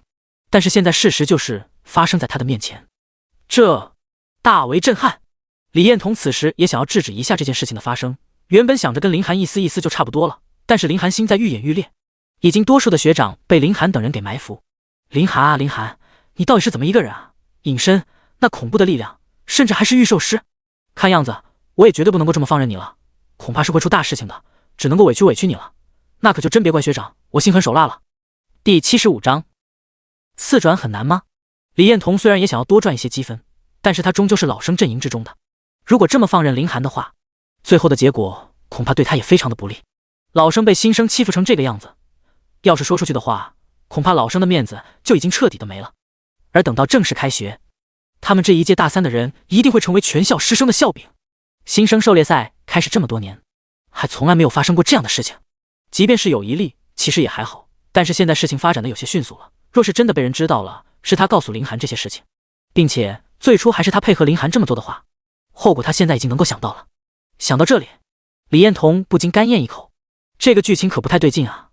如果说他不给林寒继续提供信息的话，倒是也没有什么问题，但是现在林寒这个队伍已经能够开始自己寻找了老生了，这一切一定是跟那个刚刚加入林寒队伍的人有直接的关系，绝对那个人的能力恐怕能够锁定周围的人，这种团队上的默契配合真难以想象，这是刚刚觉醒不到半个月的新生能够干出来的事。不过此时天已经渐渐的黑了起来，李彦彤原本是想要上报学校的，但是想着天要是黑下来了，林寒等人或许就会放弃，而是进入到学院之中，这也算是及时止损了。毕竟学院现在也快要关门了，如果不进入的话，那可能就要等到明日了。这些在入学通知书上都是有写的，他相信林寒等人也是知道，可林寒几人完全就没有想要进入到学院的意思，而是继续在周围找人。这几人到底想要干什么？现在李彦彤越来越摸不清林寒等人的心思，完全就没有按照他预想的情况走下去。难不成这几人还不准备进去？此时林寒刚刚又击倒了一人，第23个了。林寒笑呵呵地将这位学长衣服里的身份牌给拿了出来，满脸的笑容。林寒，你这究竟是什么能力，竟然能够悄无声息地摸到别人的身后？一般情况下这个距离应该会散发出气息才对，不可能没有一点的防备。苏念威有些不解，他上一次见到林寒对方还没有这个能力，这才短短几日，林寒的各种能力已经让他有些震惊，算是我4转之后觉醒的职业天赋能力吧，可以隐藏我的气息，一般情况下都不会被人察觉到的。林寒解释了一下，只是这个能力是系统给他的，并不是职业面板的天赋能力。不过他这样说也不会被人怀疑，太厉害了，4转的能力。等等，你说什么？4转？苏念威眼神之中满是震撼，你竟然突破到了4转！林寒没有掩饰，说道，就是在大考之后突破的，没什么好惊讶的。这还没有什么好惊讶的。苏念威不可置信地说道，大考之后我才勉强突破了3转，你竟然都已经达到4转了，你是一个变态吧？这突然间被人这么一说，林寒也有些没反应过来。胖子两人此时也都瞪大了眼睛，不可置信地说道：“林子，你竟然突破4转了！”许婷他们也是不知道这件事情的，所以心里面也有些震惊。林寒没想到这消息竟然会引发这样的骚动，不过在他看来，这的确是没有什么大惊小怪的事情。4转很难吗？对于他来说，拥有天角蚁和雷帝加上真皇这3个太古师兄来说，还真的算不上难。胖子苦笑道：“林子都已经突破4转了，咱们2个也才摸到3转的边而已，真是人比人气死人啊！算了吧，就不能拿韩哥和正常人比较。”许婷早就已经接受了这个现实，当时在幻虚境的时候看到了林寒的记录，他就已经接受了这个现实。哪有人能够在白银级的时就能够轻而易举突破白银级幻虚境的，还是以那种成绩？况且当时的林寒可才刚刚跨入白银级而已，真不至于现在我就已经陷入到了停留期了。4转之后经验条实在是太高了，一时半会都难有突破。林寒说道：“林子，我现在不想跟你说话。”不至于。许婷连忙说道：“对了，现在天黑了，应该很快就要到了军部学院这2天关门的事件，我们还是快点进去吧。”不急。林寒突然一笑说道：“你感觉我们在这里赚积分快不快？”快呀。许婷如实的说道：“如果大家不急着进入学院的话，我们或许可以再来1天呢。”再来1天？3人同一时间喊了出来。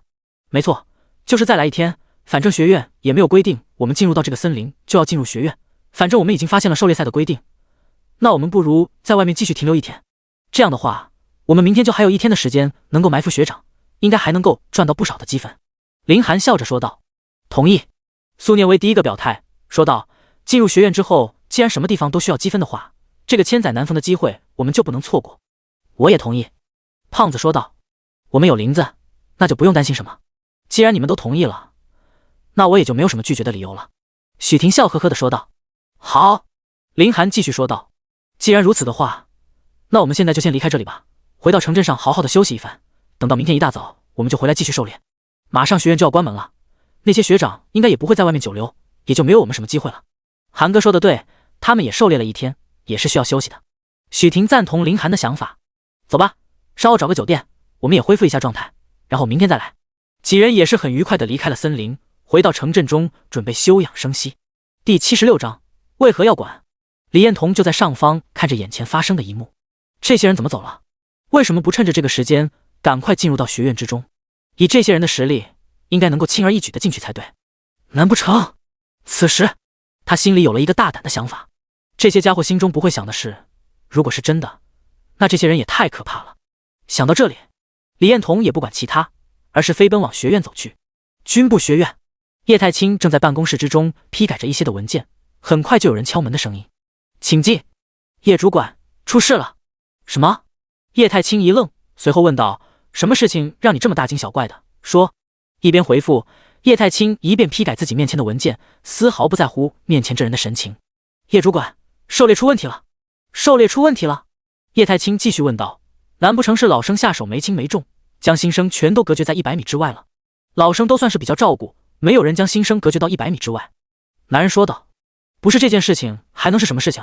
叶太清有些疑惑说道：“除了这件事情，剩下的事情，学生们想要怎么去弄，我们就管不到了，随他们去吧。”男人苦笑道：“叶主管，不是老生狩猎新生的事情，而是老生被狩猎了。”叶太清停下了手中的笔，一脸怪异地看向男人，说道：“这应该算得上是我们军部学院自从有了这个活动以来第一次吧？不错，终于有人打破这个先河了，这很好的事情。至于将你吓成这个样子吗？”看着叶太清的样子，男人都有些不忍心开口，但最终还是说道：“叶主管，如果真是这样就好了。问题是，那个新生现在疯狂的狩猎老生，已经不下20位老生被人狩猎了，其中甚至有一个小队都被覆灭了。”你说什么？叶太清这一次眼神中的震撼没有丝毫的隐藏。男人看到对方这个表情，也是有些无奈，随后继续说道：“20多名的老生在短短1天之内被狩猎，是谁做的？”叶太清有些懵，他难以想象刚刚觉醒半个月的新人，竟然能够在1天之内反向狩猎20多名老生，这已经不能够用逆天来形容了。林寒，正是叶太清主管你招来的学生。林寒就是那个婺州市的御兽师。叶太清对于林寒还是很有印象的，当初林寒精彩的表现让他眼睛一亮，而且他后续也发现了林寒在婺州市幻虚境的数据表现，完全就不像是一个新手能够做出来的事情。而真正让他印象比较深的，还是林寒的那2头御兽，单单是从血脉上看，就是两头品质极高的凶兽。林寒在他眼中的形象也还算是不错，在他看来，林寒就是天生的御兽师，日后的成就一定不会很低。但是万万没有想到，林寒竟然在入学开始的第一天便开始反向狩猎老生，这种事情的确是有些太过夸张了。叶主管，我们是不是要管控一下？按照林寒这个趋势来的话，恐怕遭受这种事情的人会很多很多。每年参加狩猎的都是实力一盘的学生，借着这个机会能够多换取一些资源，但是林寒的操作完全的打破了我们的计划。男人有些焦急，随后继续说道：叶主管，你别在这里发呆啊，现在就等着你的一个决定呢。叶太清不以为然道：现在的时间距离这2天的关门时间也差不多了，没必要组织吧，应该也差不多适可而止了。叶主管，他们走了。男人苦笑道：走了？走去哪里了？叶太清发懵，今天发生的事情，即便是让平城都非常冷静的他，都为之一振。按照我们的推测，林寒极有可能现在会打破了镇子上休息，等明天早上杀回来继续狩猎老生。单单今天一天，林寒所拿到的积分兑换成天龙币的话，最少也有几百万了，恐怕他们很难能够忍得住进入学院。如果我是他们的话，我也会明天再来狩猎一遍。如果按照这个趋势的话，恐怕明天的价值会破1000万，甚至可能会更多。男人如实的解释着自己的想法。你说的有道理，但是这究竟是怎么一回事？为什么能被一个新生给弄成这个样子？这个根据回来的同学的说法，对方有2-3个人在前面打掩护，吸引老生过去动手，然后林寒就会从背后偷袭。林寒基本上都是一棍子直接打晕，压根就没有多余的动作，非常的麻利。从现在回来的学生上的情况来讲，林寒的气息隐藏得非常好，而且林寒还掌握了瞬移、隐身等增幅自身的能力。林寒，你成长得这么快吗？叶太清听着这一番话有些吃惊，他上一次见到林寒还没有展现过这些能力，但是这一次林寒却是只靠着自己的力量，御兽甚至没有从对方的嘴里面听说过。不好对付啊，这一次还真是给老生吃了一个苦头啊。叶太清不禁笑了起来，招收如来一个实力的学生，他自然是非常高兴的。不过这种事情你跟我说有什么用？这就是新生狩猎赛的规则，我们也没有必要去改变。我们要是帮助老生的话，新生又应该作何感想？这不是明摆着欺负新生吗？所以这件事情压根就不是我们能管的。300积分对于这些学生来说虽然有些压力，但也不是赚不回来，就当是吃了一点教训吧。叶太清是不准备趟这趟浑水的。叶主管真的不管吗？我问你，这一场战役中谁的实力应该是比较强？叶太清问道。当时是老生的队伍更加厉害，最弱的也有4转的实力，林寒等人不应该是对手才对。所以说为何要管？第77章，学院发布悬赏。可是按照这个趋势的话，没有什么可是，如果他们失败了，那就只能够说明他们的实力不行。叶太清冷哼一声说道。林寒等人是第一次来到军部学院，对于这里的地形都不熟悉，甚至连实力都不如他们。请问，一个实力不如对方，甚至都不如对方了解地形的团队，怎么能够获胜？而现在我们的学生确确实实的就被这样的一支队伍给获胜了，难道你们不觉得可笑吗？林寒等人已经这么努力的想要多拿到一些积分，难不成我们还要稍作阻拦？那我们还是人吗？叶主管倒是这么一个道理，可是我总感觉不太对劲。男人虽然知道叶太清说的一点问题都没有，到那时心里还觉得不是那么一回事。好了，别想这么多了，这些事情我是不会管的，我没有去帮助林寒就已经不错了。军人一言，驷马难追，既然他们不服，那么就去狙击林寒，不是都已经知道了林寒明天会来了吗？既然如此的话，那就做好准备将他们已经丢掉的东西抢回来。可是叶主管，我们不是已经有规定吗？一旦被抢了身份牌，那么就代表已经退出了这一次的狩猎。可是别人也可以帮助他们抢，按理说老生才是狩猎的，但是现在这些新生也想要狩猎，那么也让我们好好的看一看，究竟是谁在狩猎谁。你不感觉这样的事情也是非常有趣的吗？听着叶太清的话，男人也是有些兴奋了起来，说道。按照叶主管这么说的话，那的确是还不错。对喽，不要将自己的生活搞得那么压抑。这些大3的学生马上再过1年就要加入到军队中了，这些对他们来说也是一种历练。如果什么事情都要靠着我们的话，就不太行了。还是叶主管深谋远虑。虽然我们现在能够照顾一下他们的面子，但是如果他们现在连这些新生都处理不掉的话，那以后加入到军队之中又该如何？现在男人已经彻底的服气了叶主管的思路。这一次他之所以来到这里，原本的意思就是为了能不能想着办法处理一下这件事情。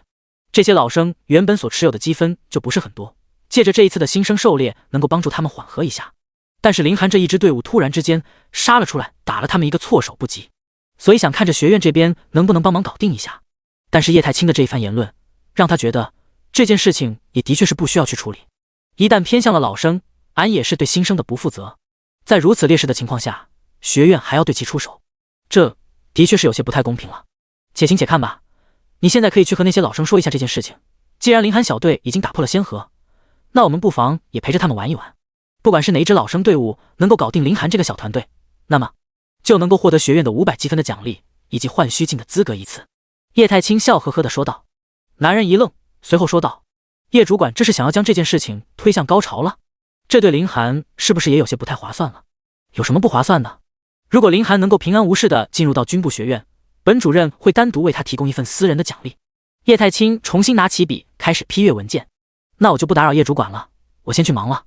去吧。随后男人就退出了房间中。叶太清无奈地摇了摇头，随后感慨道：林寒啊林寒，你还真是给我一个大惊喜啊。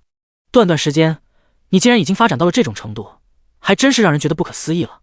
不过接下来也不知道你能不能承受得住。这一夜军部学院的论坛已经彻底炸了。论坛的热点新闻第一便是红色的标注，非常的显眼。新生狩猎赛，老生反被狩猎，已被狩猎23人。紧接着下面的一条便是新生狩猎赛主持之一江峰已被狩猎。花田会不会玩？会不会玩啊？让一个新生全都狩猎了。我就是战神，你们要是不行的话就让我上吧。大3的学长就这点能耐，虽然我是大2的，但是也不至于会让新生给狩猎吧。杀光一片，这一次大3真是丢人丢大了，竟然被几个新生给弄得丑态百出，这下有好戏看了。花妖，我听说叶太清主管悬赏林寒用了500积分以及一次换虚境的资格，这还是第一次为了一位新生提出悬赏吧？神来了也得死。呵了，想当年我大3的时候，新生见到我只有跑的份上，真是将我们军部学院额的脸都丢尽了。这要是让其他学院知道，还以为我们军部学院大3的学生连一个新生都能欺负呢。梧桐树，你们能不能要点脸？你们怎么就知道对方不是用什么卑鄙无耻的方式将大3的人给偷袭了呢？一个个都不了解情况，就在这里瞎说。花妖，看样子你是很了解了，不会你就是被狩猎的大3学生之一吧？杀光一片，看他这个语气，8成就是了。快来给我们说说，你是怎么让一个新生给虐了的？梧桐树，快滚！懒得搭理你们。李彦彤在论坛里发出最后一条消息，就关上了手机。现在论坛里针对他们可谓是讨伐，如果文字能够杀人的话，恐怕他现在都快要死无葬身之地了。这也是他能够预料到的情况，毕竟这种事情古往今来第一次发生。一群觉醒了2-3年的人被一个刚刚觉醒半个月的新生给玩弄了，而他还是首杀。想要跟论坛里这些喷子对线，他还自认没有这个能力。他也了解到了叶太清的奖励，不由得还为林寒有些担忧。明天林寒想要继续狩猎，注定没有那么轻松了。第78章改变计划。第2天一早，林寒几人没有过多的浪费时间，便来到了军部学院的地点。只不过这一次林寒没有着急进去。我们今日换一个入口吧。林寒突然说道。怎么了？寒哥？许婷疑惑地问道。林寒解释道，昨天我们猎杀老生的事情很有可能现在已经在军部学院中传开了，为了以防万一，我们不能够从这个方向继续进去了。如果他们已经做好了防备的话，极有可能会联合人在这里等着我们。而且昨天足足有23人被我们拿走了身份牌，我并不清楚这些已经被我们拿走身份牌的人还能不能继续狩猎。如果不能的话，对于我们而言倒是一件好事，但若是能的话，这些人今日肯定会和我们不死不休。听着林寒的一番话，众人也都是纷纷明悟过来。按照林子掌握的资料来看，这300积分对于他们来说应该是非常重要的。如果他们真的能够继续参战的话，我们接下来的确是很麻烦了。胖子也是赞同林寒的说法。对我他们来讲，我们毕竟是暗处的存在，如果我们的位置暴露在大家的视野里的话，那我们就成了待宰的羔羊，绝对不能够暴露在他们的视野之中。林寒说着，几人便找了另一处的位置。苏念威也是在第一时间将自己的技能全力释放，确定找了一处没有人的入口，几人也是没有丝毫犹豫地走了进去。进入的第一时间，几人便直接跳上了树，如果行走在地面，很容易被人发现。念威，找到他们的位置了吗？林寒询问道。附近没有，我需要一点时间。苏念威满头大汗，他现在也不过是3转的实力而已，技能释放的范围并不是很大，除非能够拥有对方身上的东西，这样的话还能够判断出来一个大概的方向，就像是当初2人在雷电森林中寻找雷鸟一样。没事，你慢慢来，我们时间还多得很。林寒并没有着急。心急吃不了热豆腐这个道理，他还是明白的。几人慢慢的移动，确保苏念威能够将森林寻找的细致。不多时，苏念威就已经有些力竭。找到了！苏念威突然说道。林寒等人都有些兴奋。1个、2个、3个、8个、9个、10个、15、26、30。苏念威最终喃喃自语，说道：“林寒，在我们刚刚避开入口的位置上，足足有将近50个人在镇守。”什么？即便是林寒有预料这件事情的发生，但是现如今听到了准确的答案之后，还是有些震撼的。50人，他们若是刚刚从正门进去的话，恐怕就真的没有一点的退路了。当时对战江峰的时候，1人他就险些没受了，更别说现在的50人，那完完全全就是在找死，而且还是没有一点活路的那种。还好韩哥有先见之明躲开了，没想到这些家伙竟然无耻到有50人对我们围追堵截。许婷也是没好气的说道。胖子掐着腰说道：“不过就是管他们要了一点东西而已，竟然抠抠搜搜的，真是一点都不大气。”你这话说的是好听，谁想要自己的东西被人给抢走？许婷苦笑一声，好歹我们是新生吧，照顾一下新同学不是应该的吗？胖子倒是不感觉自己有什么错，继续说道：“那我们现在怎么办？总不能杀回去吧？毕竟是50个人，我们恐怕没有那么好受。念威，这些人中有没有昨天我们袭击过的人？”林寒不管其余几人的牢骚，而是问道。没有。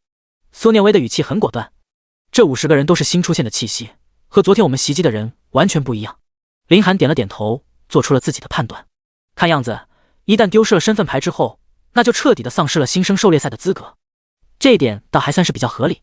可即便是这样的话，我们想要搞定这50个人也有点难度吧？许婷说道。的确是有些难度，现在想要硬上的话是不可能了。经过昨晚一夜，恐怕我们几个人的脸都已经在这些参加狩猎赛的人记住了。也就是说，昨天的方法已经行不通了。林寒此时感觉有些头疼，虽然他的确是猜到了这个环节，但是没有想到对方的动作竟然这么快，一夜之间竟然已经开始针对他了。苏念威这时候说道：“我现在有一个计划，或许能够实施。”你说。几人现在没有了别的办法，只能够听取苏念威的意见。苏念威说道：“虽然他们可能记住了我们的样貌，但是他们对其他的新生应该还是放松警惕的，或许我们可以尝试。”有道理。许婷连忙点头，随后说道：“韩哥，我感觉这个办法可行，或许可以试试，没准也能够给我们带来不小的收获。”林寒也是赞同的点了点头，这个计划的确是不错。既然如此的话，就按照苏念威的意思去找找吧。数分钟后，一道身影走进了森林之中，一旁的树上有人按动耳机道：“发现一名目标，和林寒队伍中的人长得都不一样，应该就是一个新生。盯着他，等他走近100米之后干掉他。”没问题。男人随后就跳上了另一棵树，牢牢地跟在这个男生身后。等进入到了森林100米之后，男人直接跳了下去，拦在了新生的面前。同学，麻烦你配合一下，放心，这里是非常安全的，还请麻烦你在这里睡一觉，届时会有人将你接进军部学院的。不等新生同不同意，老生便要直接动手。但下一刻，老生感觉头部被重击，直接就昏倒了过去。新生刚从惊慌中缓过神来，不可置信地看着他面前的2男2女道：“你们是？”第79章，配合，我是林寒，我们跟你一样，也是这一届的新生。许婷热情的自我介绍：“你们好，我叫刘苏毅。”刘苏毅诺诺的说着，明显对几人还是有些忌惮的。“你好，我叫许婷，这位是林寒，这位是苏念威，这位是龙天骄。”许婷将几人一一介绍。“刚刚这人是坏人？”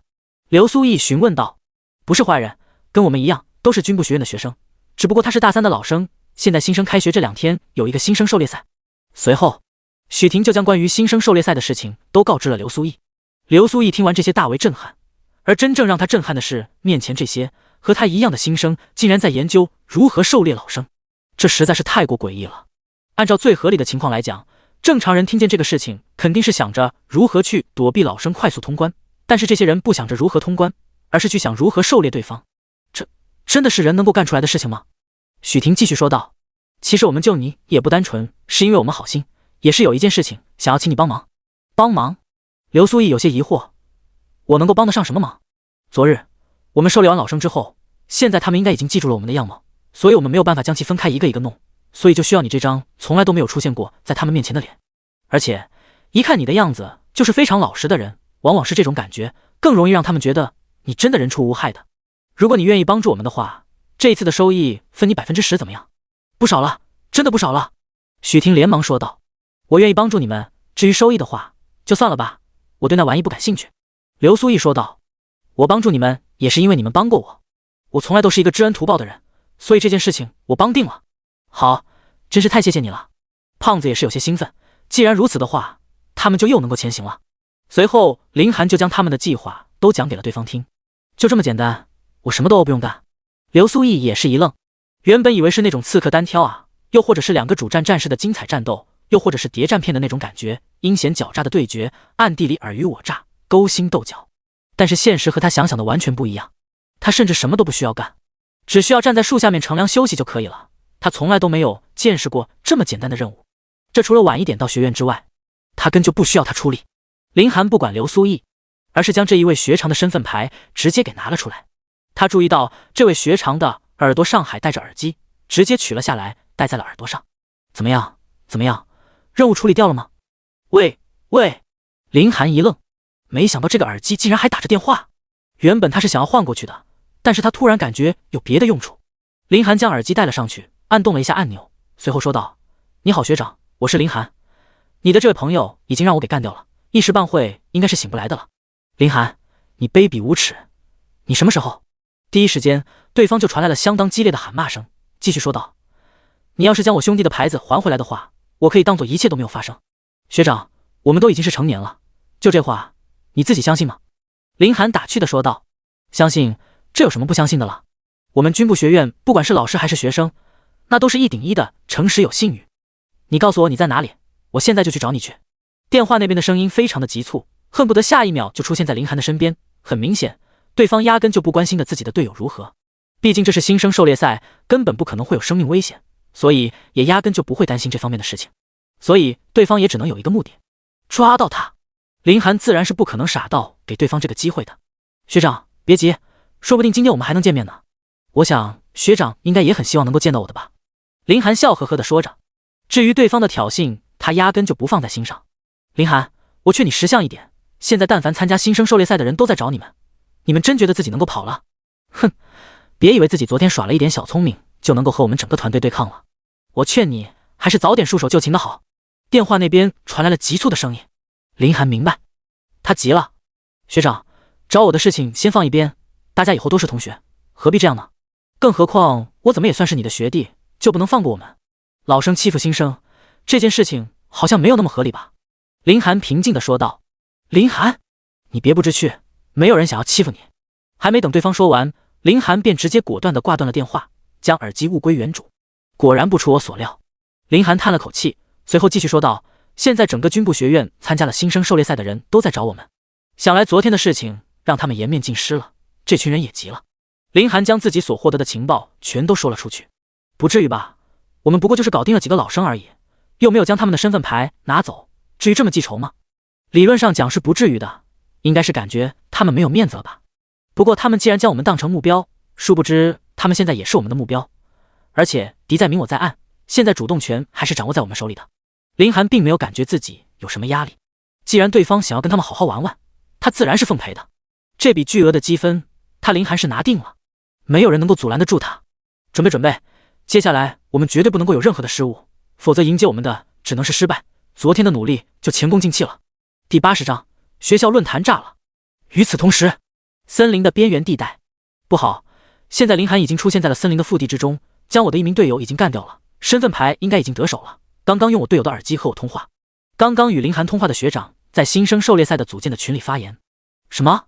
群里瞬间就炸开了一片。林寒这小子竟然不按套路出牌，竟然偷偷的潜入了进去，而且这么快就得手了，他到底是怎么做到的？你那个队友什么情况？不是都已经知道了林寒的样貌和能力，怎么还这么轻易被人得手了？我怎么知道？我接电话的时候就已经是林寒了，真是可笑，竟然让一个觉醒半个月的小子给得手了。我说你们先校队就这么点实力吗？你别站着说话不腰疼，被干掉的又不只是我们一个小队，有本事这话你去和江峰说去。哼，能被新生给搞得这么难看，真不知道你们都在干些什么。群里瞬间就炸成了一片，原本大家都埋伏在各个地方，想要等着林寒的到来将其快速干掉，但是万万没有想到，对方竟然已经猜到了这一点，并且做出了反制，这么短时间就干掉了他们其中一人，这对他们的士气也有不小的冲击。行了，现在不是吵架的时候，要是真让林寒给跑了，我们就真的算得上是前功尽弃了。如果你们想要剩下的这1年抬不起头的话，你们大可继续吵架。这话一出，群里顿时安静了许多。你知不知道林寒现在所在的大概位置在哪里？我给你们发个定位，我的队友当时就是往那边去的。林寒现在应该也跑不了太远，我们一起去搜捕的话，应该能够将其处理掉。好，从现在开始，我们只有一个目标，抓捕林寒。此时，学院的论坛也炸了锅，因为林寒昨日的事情，这件事情的关注度还是非常好的。现如今，论坛的第1名则是林寒首杀。这个词条刚刚出现2分钟，下面的评论就开始飞速增加，而下面的评论此时也都是非常的激烈。花鱼这么快就被林寒搞到首杀了，这些人在干什么啊？神来了也得死，这群人真不是在干什么。既然都知道了今天的主要目标是林寒，竟然还能够让林寒拿到首杀。别杀我，6啊，这么轻松就干掉了1人。梧桐，昨天我就说过了，林寒没有你们看起来的那么简单，虽然是新生，但是实力也远在一般的新生之上。我不是剑神，这下有好戏看了。原本还以为狩猎队能够轻松的干掉林寒，现在没找到对方的影子，竟然还被干掉1人。跳皮筋，的确，现在可真是有意思。你们说，要是真让林寒跑了，这些人还不得直接被气死？安慰，有意思有意思，要是我也能够参加这一次的狩猎赛就好了，真想要会一会林寒啊。此时，叶太清坐在办公室之中，手中则是拿着手机观看着学院的论坛，竟然在狩猎队防备如此严格的情况下就拿到了首杀，这么想还真是有些夸张啊。林寒有这么厉害吗？他也算是看过林寒战斗的人，所以对林寒也是有一些了解，但是他看的战斗也没有看出来林寒有什么太过可怕的地方。对方依靠着凶兽，或许有些手段，加上自身的力量也的确是和寻常人不同，但是绝对没有达到那么逆天的情况。最少面对这么多无转的强者，不可能轻而易举的取得胜利，还是现在警惕心十足的情况下。叶太清皱起了眉头，林寒这个学生给他的惊喜实在是太大了，一个面对清盛、北天2大学府付出重金的邀请都能够熟视无睹，直接就加入到了军部学院，觉醒职业7天内就成为了3转强者，手中的2头御兽更是颇有实力，想来现在林寒应该也成功踏入4转了吧。可即便是4，这首杀也未免有些太快了吧。叶太清心中想着，他现在感觉自己也是非常的矛盾，他既希望林寒能成功来到军部学院，又不希望老生被一个新生戏耍。算了算了，都是这些年轻人自己的事情，能够发展到什么程度也是他们自己的事情。叶太清也不再多想，将手机放在了一边，就继续处理收手边的公务。此刻林寒4人已经藏得非常深，苏念威将自己的能力扩展到一个小范围内，如果有人进入的话，他就能够第一时间感知到，这样的话也能够避免出现一些麻烦的事情。刘苏毅的任务就比较简单，他便靠在一棵树边上休息，他什么都不需要做，只要这样就能够吸引敌人。来了1人，苏念威轻声说道，随后话音一转，不是1个，是3个，有3个人往这边来了，按照他们的速度，再有不到1分钟就能够看到刘苏毅。林寒点了点头，已经随时做好了出手的准备。果然，就按照苏念威所说的那样，2男1女就跑到了刘苏毅的面前。在这里休息的吗？其中的女生轻声说道。刘苏毅也察觉到了来人，睡眼惺忪的说道，你们是什么人？虽然表面上如此，但是内心里早就已经翻天覆地。知道了狩猎赛的存在，他自然不会相对对方是什么好心人了。女生细声细语的询问道，同学，你有没有看见一个2男2女的组合？其中一个男生很胖，另一个匀称的身材。没有，我也是刚刚进来。你们是出什么任务吗？刘苏毅装作什么都不知道的样子说道。很明显，对方言语中的目标就是林寒。那好吧，既然弟弟不知道的话，那学姐只能让学弟你再多多休息一会吧。女生面露狠色，随后就要抬手，但下一刻女生猛然回头，一拳直接抡了过去。什么？为什么会这样？第81章，放心，我办法多的是嘞。怎么可能？林寒心中一震，双臂挡在胸前，一股巨大的冲击力直接顶在他的双臂之上。女生也连番后撤，第一时间就拉开了距离。你究竟是怎么做到的？按理说你不应该察觉到我的气息才对。林寒有些不解，刚刚明明他已经断绝了自己的气息，对方又怎么可能会察觉到他的一举一动？这已经是有些不合理的成分。尤珊珊冷哼一声道，学弟，你还需要练，虽说学姐我没有察觉到你的气息，但是不代表我没有别的办法察觉不到你的存在。别的办法？林寒想不出来，但现在如果不干掉面前这个学姐的话，那他可就真的要功亏一篑了。没有任何的犹豫，林寒直接飞身上前，一拳轰出。尤珊珊愣了一下，但并没有过多的犹豫，也是一拳对了过去。拳拳相撞，林寒没有吃到好处，对方的力量并不在他之下，甚至在他之上。果然，达到了4转之后，一个境界之间的差距都是很大的。林寒深深呼出一口气，天角蚁、雷帝、真皇。第一时间，林寒就将3头御兽从御兽空间中召唤了出来。这一次的动作极其的麻利，如果不能速战速决，将更多的学长学姐引过来的话，他可能就真的没有任何的办法了。一个4转甚至是5转，他还有对战的能力。以他现在的手段，数量一旦堆积起来，那迎接他的只能是失败无疑。御兽师虽然情报中提起过这个，但是这3头御兽亲眼看见，也的确是有些唬人了。游珊珊愣了一下，当3头御兽出现的瞬间，他还以为是什么远古凶兽出现，但下一秒，游珊珊就反应了过来，对方的确是有些手段，但未必就真的是他的对手。御兽长得再凶狠，又能如何？实力不强，再说什么都没有用处。游珊珊认定了这件事情，随后就直接冲上前去。天角蚁正面杀出，雷帝和真皇侧翼两边开始游动。林寒提醒了一声：“别弄死了，差不多意思意思就可以了。”天角蚁嘶吼一声，速度愈发的快。游珊珊被这一声怒吼给震了一下，稳定心神，继续上前杀去。学弟，今天就让你知道知道，不是谁你都能够搞定的。面对天角蚁的惊叫，游珊珊直接就抓了过去。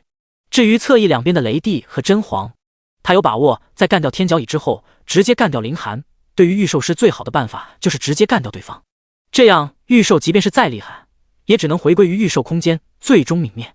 这时，全世界公认的一套方法。当游珊珊抓到天角蚁的金角的那一刻，一股强大的力量从天角蚁的金角上传来，前者面露惊疑，双脚竟然在这一刻脱离了地面。这是什么力道？游珊珊的职业是聆听者，属于是半辅助半战一类的职业。刚刚之所以能够发现林寒，就是他听见身后传来了细微的声音。为了以防万一，所以就直接对身后出手。没想到瞎猫碰到死耗子，竟然成了。即便聆听者在所有职业中战斗力排不上中上等，但是他从小就刻苦训练，所以也有把握能与林寒一战。这是实力给他带来的自信，毕竟他可也是45级的强者。林寒再强又能如何？但是现在他有些后悔这个想法，天角蚁所散发出来的力道竟然让他直接身体腾空，他想要将其给重新压回去，但是他却根本做不到。凭什么会拥有这样的力道？游珊珊不敢相信，但现在却不由得他不相信了。天角蚁用力一甩，游珊珊直接飞了出去，最后重重地砸到了一边的树上。不是跟你说了吗？别下死手！林寒出声训斥，他知道天角蚁控制力道的能力还是非常强的，所以即便是对方看着摔得很重，其实并没有受很多伤，只不过他是说给这位学姐听而已。雷帝在其落地的一瞬间，直接就飞了过去，将其的身体抓了起来。游珊珊想要反抗，但是天角蚁和真皇就在他的面前虎视眈眈地看着，让他压根就不敢动。他这一次算是小瞧自己这个学弟了。即便是如此，他也不敢相信自己竟然会被一个觉醒职业还不到15天的新生给搞成这个样子。这么一想，其他失败的那些人倒是也不冤枉，这压根就不是一个新生能够展现出来的实力。学姐，是你主动一点将身份牌交给我，还是我自己动手拿？林寒见对方已经没有了什么反抗的能力，自然而然是不想将其打晕。原本将别人打晕的意义，就是为了能够轻而易举地拿到身份牌。现在这个的意义不大。游珊珊轻哼一声，还是略有些硬气地说道：“学弟，不妨告诉你，姐姐的身份牌就在衣服里面。你要是好意思的话，那就直接从学姐的衣服拿出来就好。只要你将学姐的身份牌拿走的话，那就代表学姐失去了参赛的资格，肯定是不会给学弟找麻烦的。就看学弟好不好意思将手放在学姐的衣服里了。你真以为我不敢？”林寒嗤笑一声，最后将手直接就给伸了过去。随着手距离游珊珊的衣服越来越近，后者的内心建设逐渐开始慌乱了起来。但即便这样，他也没有任何松口的意思。他在赌林寒不敢做出这样的事情。下一刻，林寒的手距离他的衣服已经不足5厘米，下一秒就会直接伸了进去。游珊珊紧闭双眼，不敢继续看下去。也在这一刻，林寒的手在半空停了下来，深深叹出一口气，道：“你就不怕我真伸进去？那我就是赌对了。”游珊珊睁开眼睛，也是松了一口气，笑道：“学弟，既然你不敢，那就放学姐走吧。你留我也没有什么用了。我是不敢，但是将你放走的话，岂不是放虎归山？放心，对付学姐还有很多办法。”第82章，死人会说话吗？什么？一时间，游珊珊没明白林寒是什么意思，补充道：“难不成你是想要就这么一直抓着我？”当然不是。林寒问道：“要是我没有猜错的话，失去了身份牌的人是不能够继续充当猎人的吧？”没错。尤珊珊如实的说道。那就好。林寒轻轻一笑，确定了自己心中想的事情之后，那接下来就没有什么可以阻止他的了。小婷，麻烦出来一下。话音一落，原本躲藏的许婷就从一旁钻了出来。寒哥，有什么需要我帮忙的？许婷问道。的确是需要你帮个小忙。这位学姐的身份牌藏在衣服底下了，我不方便动手，你替我从她衣服里拿出来。林寒将自己的麻烦说了出来。原本他动手的时候是想要吓唬一下对方，没想到这位学姐完全就是油盐不进，丝毫不管他是不是真的敢将他的手给塞进去，所以最后他也只能无奈的放弃。但他的队伍里可是有女孩的，既然他不方便，那就让许婷来做也是一样。林寒，你无耻！尤珊珊怒目而视，没想到对方竟然还有这么卑鄙的方式。学姐，我也是没有办法的办法，如果让你带着身份牌回去的话，那我们的行踪就确确实实的暴露无遗了。如果学姐此时答应我，绝对不跟人提起我们的事情，我也是绝对不相信的。所以这也是不得已而为之，我也不想让学姐损失300积分，抱歉了。林寒随手说道。小婷，动手吧。许婷点了点头，随后看向了尤珊珊。学姐，对不住了。随后许婷就在尤珊珊的身上摸了起来，在其衣服兜里摸出来了身份牌。林寒见状，有些无奈的说道，学姐，你将身份牌放在外衣兜里，就不能如实的告诉我吗？这就不用这么麻烦了。哼，无耻！尤珊珊哼了一下。学姐，你现在可以离开了。按照狩猎赛的规定，学姐你现在已经无权参与这一次的狩猎了。林寒示意雷帝将其给放了下来。你就不怕我现在就回到队伍里将你给供出来？尤珊珊挑了挑眉说道。不怕，我相信学姐的为人，你肯定做不出来这样的事情。林寒坚定地说道。尤珊珊叹了一口气，说道，行，那我走了。学姐慢走。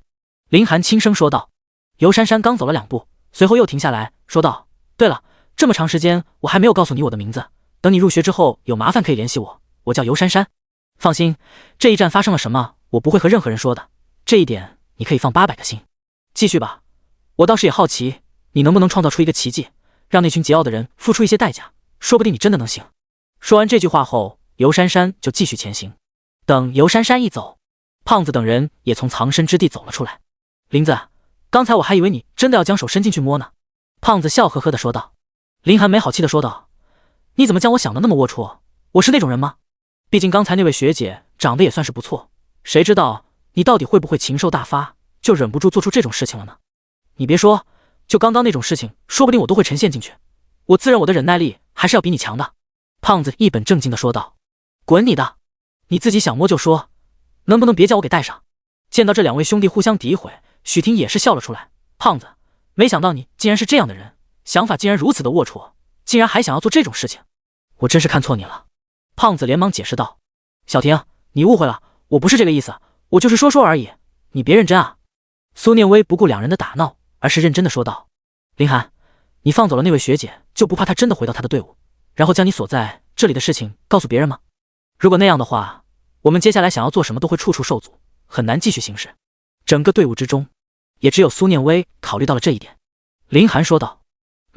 的确是有这一番的风险，但是我看那位学姐也不像是那种人，而且这种破坏规定的事情若是做出来的话，应该对她也没有什么好处，所以就看那位学姐了。好吧，既然是你的决定，那我尊重你，反正我们这支队伍你是主心骨，想要获得更多的积分还需要依靠你呢。苏念威也不再多说。刘苏毅在一旁诺诺地说道。同学，那我们现在应该怎么做？对于这个刚刚连忽悠带骗进来的人，林寒也是回应道。放心，我们继续行事就可以了，其他的你不用担心，到时候积分也有你一份。刘苏毅自然是满不在乎这种事情，对于他而言，只要能够获得积分就已经是不错的事情。原本他甚至都不知道这些，这都是林寒告诉他才知道的。不要浪费时间了，我们继续吧。尤珊珊向出口走去，突然看见很多人围在此处。珊珊，你刚刚去哪里了？为首的一人将其叫住。尤珊珊叹了口气，随后说道，我刚才被淘汰了。你说什么？几人明显是对于这个回答一愣，没想到尤珊珊竟然会说出这样的话。就是被淘汰了，现在得回学院了。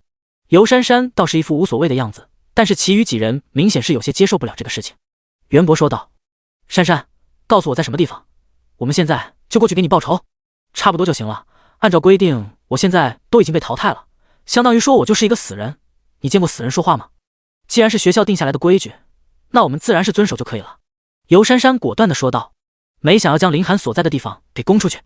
第83章全面搜查。珊珊，现在不是你任性的时候，我知道你对我有些成见，但是你们小队只有你一个人参加了这一次的狩猎，而且哪怕不是为了你，为了我们大三的面子，我也得帮你把这件事情处理了，你知道吗？袁博眉头紧皱，他完全是被这件事情给弄得很不舒适，语气也重了几分。尤珊珊听见这话倒是冷笑一声，随后说道：袁博，我都已经说过了，死人是不会说话的，现在我跟你说话完全是看在朋友一场的面子上，你但凡要点脸，也不应该在这里问我学弟所在的位置是什么地方，难不成我将他的位置告诉你，你就有面子了，你就能够将整个大三的面子给找回来了？能不能不要这么天真？如果你真的想要将我们的面子找回来，就应该光明正大的去搞定这件事情，竟然还在这里问我学弟所在的位置，你能不能要点脸？你的羞耻心都被狗吃了吗？说到这里，尤珊珊不再说话，而是径直向前方走去，但袁博几人明显是没有想要让开的意思。尤珊珊语气冷淡的说道：让开？你们是想要被学院处分吗？袁博即便是心里再不甘心，此时也只能够将自己的身位让开，放尤珊珊过去。珊珊，你知不知你这样做会让参加这一次狩猎的同学都对你有成见？听着袁博的话，尤珊珊满不在意的说道：哼，有没有成见是你们的事情，跟我有什么关系？连一个大一的学弟都处理不掉，还对我有成见？有这股劲，还不如去对着凶兽用用，只会在我一个弱女子的身上找存在感。算了，跟你们说这些也没有什么用，你们还是想着如何不被团灭吧，万一要真的被团灭了，那可就丢大人了。慢慢的，尤珊珊就消失在几人的视野。林寒，说不定你真的能够教训教训这些人，军部学院的风气也的确有人应该管一管了。尤珊珊离开后，袁博等人的4人小队愣在了原地。队长，我们现在应该怎么办？还能怎么办？没想到这个学弟要比我想的难缠一些，短段时间已经有2人被其搞定，看样子我们不能将其当成寻常的大一新生对待了。袁博说出了自己的想法。的确，不过队长，珊珊不愿意那人的位置告诉我们，那我们应该如何是好？现在我们没有那位学弟的位置，对于我们而言，现在压根就没有任何的办法能够处理这件事情。队伍中另外一个人突然说道。袁博嗤笑一声，随后说道：真以为尤珊珊不告诉我们林寒在什么地方，我们就没有办法了？刚刚珊珊所出现的位置就是那个方向，不难猜测出来珊珊就是在那个地方遭受埋伏的。刚刚大群里也锁定了一个位置，只不过我们没有找到人而已，现在再结合珊珊给出的信息，不难猜测出来对方在什么位置。队长睿智啊！几位队员纷纷的赞叹起来。队长，我们现在要不要将我们所总结出来信息和所有人共享一下？现在我们正是需要盟友的时候，说不定有了其他人的帮助，我们能够更快的完成这件事情，这样也能够确保万无一失。共享？袁博冷笑一声道：我们为什么要跟他们共享？跟他们共享之后，然后来瓜分我们的劳动成果吗？不可能！如果我们共享了，被别人瓜分了的话，对于我们而言，这就是天灾。凭什么我们的劳动成果也要和别人共享？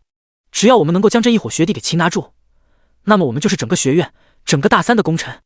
难不成你们会觉得我们没有能力干掉一个刚刚觉醒15天职业的新生吗？听到袁博这一番言论，几人都是眼睛一亮，这种事情可太让人兴奋了。袁博继续说道：所以现在你们还要将我们所知道的情报共享吗？不，几人纷纷说道。这就对了，这个猎物最终也只能是属于我们的，绝对不能够让其他人染指。竟然敢将珊珊淘汰，那我绝对要亲自为珊珊报仇。没错，我们就是要为珊珊姐报仇，绝对不允许我们的胜利果实被别人抢走。走！几人意见统一了之后，直接就奔着刚刚尤珊珊所在的地方前行。林寒等人在刚刚地点转移了一下位置，又按照之前的计划埋伏了起来。来人了！苏念威轻声说道，随后语气一震，4个人往这边走了，他们的样子好像是在侦查着什么。难不成是刚才那个学姐将我们的位置给暴露出去了？不然的话，为什么他们会往这边前进？许婷也是说出了自己的见解。林寒则是摇了摇头，说道：应该不是，刚刚念威也说过，现在这个森林之中足足有几十个人，如果尤珊珊学姐真的将我们的位置给暴露出去的话，那现在就不应该是这4个人在这里寻找我们了，那就应该是几十人直接将我们这里给包围。想来这些人也只是瞎猫碰到死耗子罢了，应该不是会找到我们。苏念威也是点了点头，说道：没错，林寒说的有道理，可是这个距离流苏翼已经不可能逃离这里了，肯定会和这些人面对面碰上。我们的实力真的能够和这一支小队对抗吗？林寒心中也是有些纠结，这一支小队平均的实力也绝对在5转之上，他现在还真的没有十足的把握能够在4位5转的强者手下反杀对方，这对他来说也是有些难度的。但这也绝对不是放弃的意思，让他认输是绝对不可能的事情。念威，你有把握能够从他们的手中逃脱吗？林寒突然问道。苏念威也是愣了一下，说道：不好说，有点压力。第84章分头行动，那就是有可能了。林寒说道。所谓的追踪大师也是反侦察大师，我现在对周围的地形已经有了一个大概的了解，拖延一段时间问题应该不大。不过对方毕竟都是5转的职业，即便是辅助，在敏捷这里应该也是远远高于我的，所以我不能有100%的把握。但是拖延一段时间是没有问题的。苏念威也没有拖大，而是如实的将自身的情况说了出来。林寒也是频频点头，随后补充道：那我们现在就制定一个计划，这4人我们吃掉他们。这话一出，其余人纷纷投来震撼的目光，他们没有想到林寒竟然有这样的计划，这对于他们而言实在是有点太过疯狂了。林寒轻声说道：放心，我们虽然跟他们实力等级相差的很多，但也不是没有100%的把握干不掉对方。不瞒你们说，我曾经一个人干掉过一头5转的凶兽，所以我还是有一些信心的。听见这话，几人的眼睛都瞪得溜圆。寒哥，你干掉过5转的凶兽？没错，当时我还是3转的时候就干掉过5转的凶兽，不过那一战之后我也是力竭，所以我想只要打一个出其不意的效果，问题应该就不大。林寒说出了自己的想法。你是怪物吧？苏念威不敢相信自己的耳朵，但是他也不觉得林寒会在这里和他们逗乐子，所以对方说的很有可能就是真的。当初在雷电森林的时候，我就感觉你不是一个正常人，没想到你竟然真的足够变态了。3转就能够干掉5转的怪物，我甚至有些怀疑这个世界上还有什么是你不能做到的。也有，林寒轻声说道，我感觉6转的凶兽我就干不掉。别说了，你越说我越感觉自己有些自卑。苏念威苦笑连连，他曾经自以为自己的天赋已经不错的，即便是比他高也不可能高出太多，这今天听到这一番言论，他有些怀疑自己真的是天才吗？这个想法已经诞生在他的心中。林寒说道，没什么，只要就是我的御兽比较特殊，再加上一些能力，所以才能够干掉5转的凶兽。好了，现在不说这些了，你们要是好奇的话，我可以晚一些跟你们说，现在还是说怎么将这4人小队给处理掉才是。寒哥，你说吧，反正你厉害。几人现在心里面也有些平复，虽然说这4人在他们的眼中是不可能对付的，但是这不代表林寒就不能对付。这个世界上还有什么是林寒不能够对付的？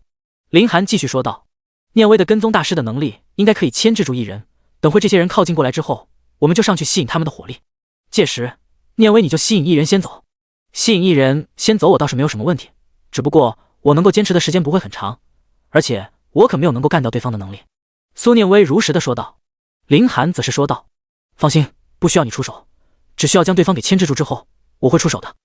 那没有问题。苏念威也是点了点头，他内心里其实也想要尝试一下，看能不能躲开对方的侦查，这对他的职业能力也是一个挑战。那我呢？胖子问道。林寒说道，放心，到时候你和许婷一起牵制住1个人就可以了。为什么我们2个一起？许婷有些不解的说道，你们的能力和苏念威不一样，念威的能力是追踪大师，可以进行反侦查，所以我才能够放心让他1个人去牵制这种事情。但是你们2个都是主战类的职业，所以让你们2个牵制1个才有可能。如果让你们都各自牵制1个的话，你们2个这边会出现大问题的。我明白了。许婷也是点了点头。胖子则是一脸感激的看向林寒，心道，林子，我知道你的意思了，我一定会在这段2人时光好好促进我们之间的感情。林寒看到胖子的表情有些无语，我长得很恶心吗？为什么要露出这样的表情？好了，现在任务分配完了，稍后就执行。苏念威有些不解地问道，我们3人去牵制2人，那还剩下2人呢？这2人我去处理，等我将这2个人干掉之后，我就会去找你们，然后帮你们干掉他们，这样分工合作应该没有问题吧？苏念威怔了一下，随后说道，我倒是没有什么问题，但是你1个人干2个人没有什么问题吗？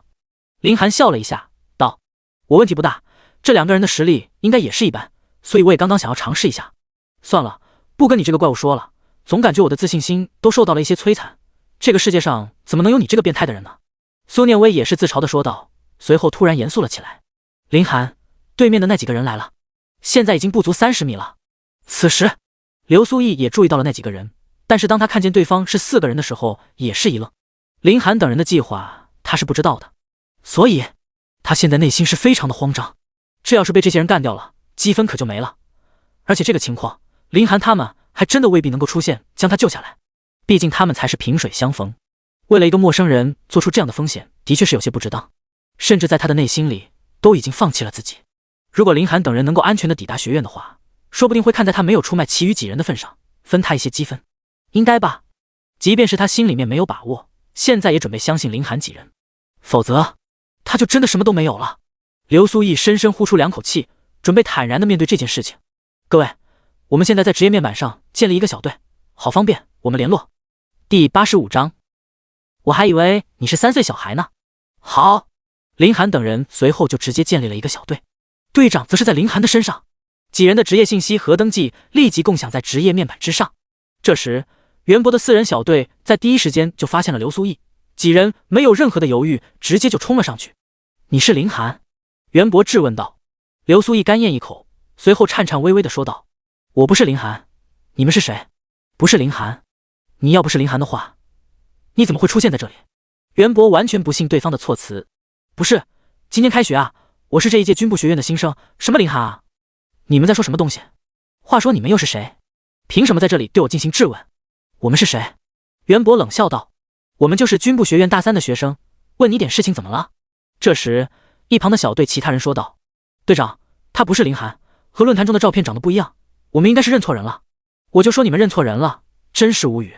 刘苏毅也是将嚣张演绎的淋漓尽致，装作一副不知道对方要抢夺他积分的样子。不是林寒。袁博上下打量了他一番，随后继续说道：管你是不是林寒，今天学长就让你在这里好好的睡一觉。刘苏毅下意识地闭上眼睛，他已经知道自己是跑不掉了，所以想要为林寒等人多拖延一点时间。住手！突然，身后的灌木草丛传来声音，林寒等人便出现在几人的身后。袁博等人猛然转身，四目相对。林寒，你们怎么出来了？刘苏毅惊呼出声，他万万没有想到林寒几人竟然真的会为了他直接钻出来。放心，我们是不可能放弃一个朋友的，积分我们自然是要一起赚的。林寒温柔地笑了一下。袁博等人反应过来，笑道：看样子你就是林寒了，我早就觉得这个家伙不太对劲，果然将后面的你给调了出来。哼，找你林爷爷有什么事情？要是想死的话，可以直接给我打电话，不用这么麻烦的。林寒嚣张跋扈地说道。狂徒，真以为自己搞定了几个废物，就感觉自己天下无敌了？那是你没有遇见我，如果你昨天第一次遇见的是我，那你将没有这么多的废话。袁博愤怒地说道。被一个大1的新生给如此说教，他心里面自然是也不好受。林寒嗤笑道：如果我昨日第一次遇见的就是你，那你可能早就被淘汰了，应该会很轻松的。好啊，就是不知道你一会的嘴能不能和现在一样硬。袁博的心里自然是非常的不爽，又问道：尤珊珊应该就是被你给淘汰了吧？没错，尤珊珊学姐就是被我淘汰的。怎么？你是她什么人？是来给她报仇的？此时林寒想要套话，他其实心里也没有100%的把握，能确定尤珊珊没有将他们给供出去。我队长，那可是尤珊珊的头号追求对象，尤珊珊就是我们未来的嫂子。袁博一旁的小弟直接说道。袁博听到这句话也是比较满意，低调，这种事情我们自家人偷摸说说就行了，跟他们说那不是让他们羡慕吗？对不起老大，是我们疏忽了。行了，这件事情不重要。袁博继续说道。小子，珊珊不愿意将你的位置告诉我，是怕我忍不住对你出手，但是你淘汰了珊珊，有些东西就是你需要承受的，这一点已经是改变不了的，所以你现在应该准备好承受这一切了。听着袁博的话，林寒也是明白了对方的身份，舔狗，这绝对是舔狗，而且还是狗中狗。他现在也能够判断出来，尤珊珊应该是没有给他好脸色，自然也是没有将他们的情况告知对面。从刚刚对方没有认出来刘苏毅这一点，几乎就能够判定尤珊珊还是比较有信誉的，说没有告诉就没有告诉，这倒是让林寒对尤珊珊有了一些好感。林寒继续说道：你怎么感觉你就有十足的把握能够搞定我们呢？若是你们被我们给反杀了的话，你们可就真的一点面子都没有了，还不如现在退下，我们也懒得和你们开战，到时候在珊珊学姐的面前，你可就真的颜面尽失了。林寒不禁偷笑起来。珊珊也是你能够叫的？袁博瞬间怒火中烧。林寒自然是故意的，他就是想要激怒对方，让其丧失理智，这样的话他胜利的可能性就更大了。对于一个失去理智的人，总要比一个头脑清晰的人要简单的多，这一点林寒非常明白。怎么，人家珊珊学姐就让我这么叫了，你算哪根葱啊？林寒火上浇油。此时袁博再也忍不住了，直接就冲了上去。找死，看来我今天不好好的教训教训你，你小子是真的不知道什么叫做天高地厚。真以为军部学院是你能够撒野的地方吗？林寒没有一皱，随后一拳打出，拳拳相撞，林寒直接被震得后撤数米，这才稳住了身形。好大的力量！不出意外的话，应该是主战类无疑了。果然，这样的对手和游珊珊这种完全不在一个层次，这就没有那么好对付了。但是，林寒可不准备放弃。小子，这下知道你和我之间不可逾越的鸿沟了吧？袁博这一拳直接让他的气势大涨。这样的话，他就能够100%获得胜利了。林寒晃动着自己的关节，随后笑道：“就这点力道，要不是说你是大3的学生，我还以为你是3岁小孩呢。”这话彻底将袁博给激怒。你找死！队长，我们来帮你。别来，这小子我要亲自干掉他，否则我以后都没有脸在珊珊的面前。你们去将其余人给处理掉。好，几人也没有拒绝，对付其余人也是不错的一个选择。他们也不相信自家的队长会输。第86章分散行动。分散！林寒大喊一声，其余人纷纷开始了自己的动作。苏念威首当其冲，直接就窜了出去。周围2公里的地形瞬间在他的脑海之中呈现。我倒是要看看你究竟有没有这个能力追得上我。苏念威也是有些想要挑战一下。他虽然在禹州市拿下了状元的名号，但是他知道自己的职业并不是主流的职业，所以想要日后能够有更好的前途，现在他就必须不断的突破自己的极限，让自己对技能更加的熟练。而这种机会并不是很多，但这一次可谓是千载难逢。毕竟这是学院的狩猎赛，学长们虽然想要抓到他们，但是毕竟不能够下死手，所以生命危险是完全没有的。这也让他稍微的安心一下。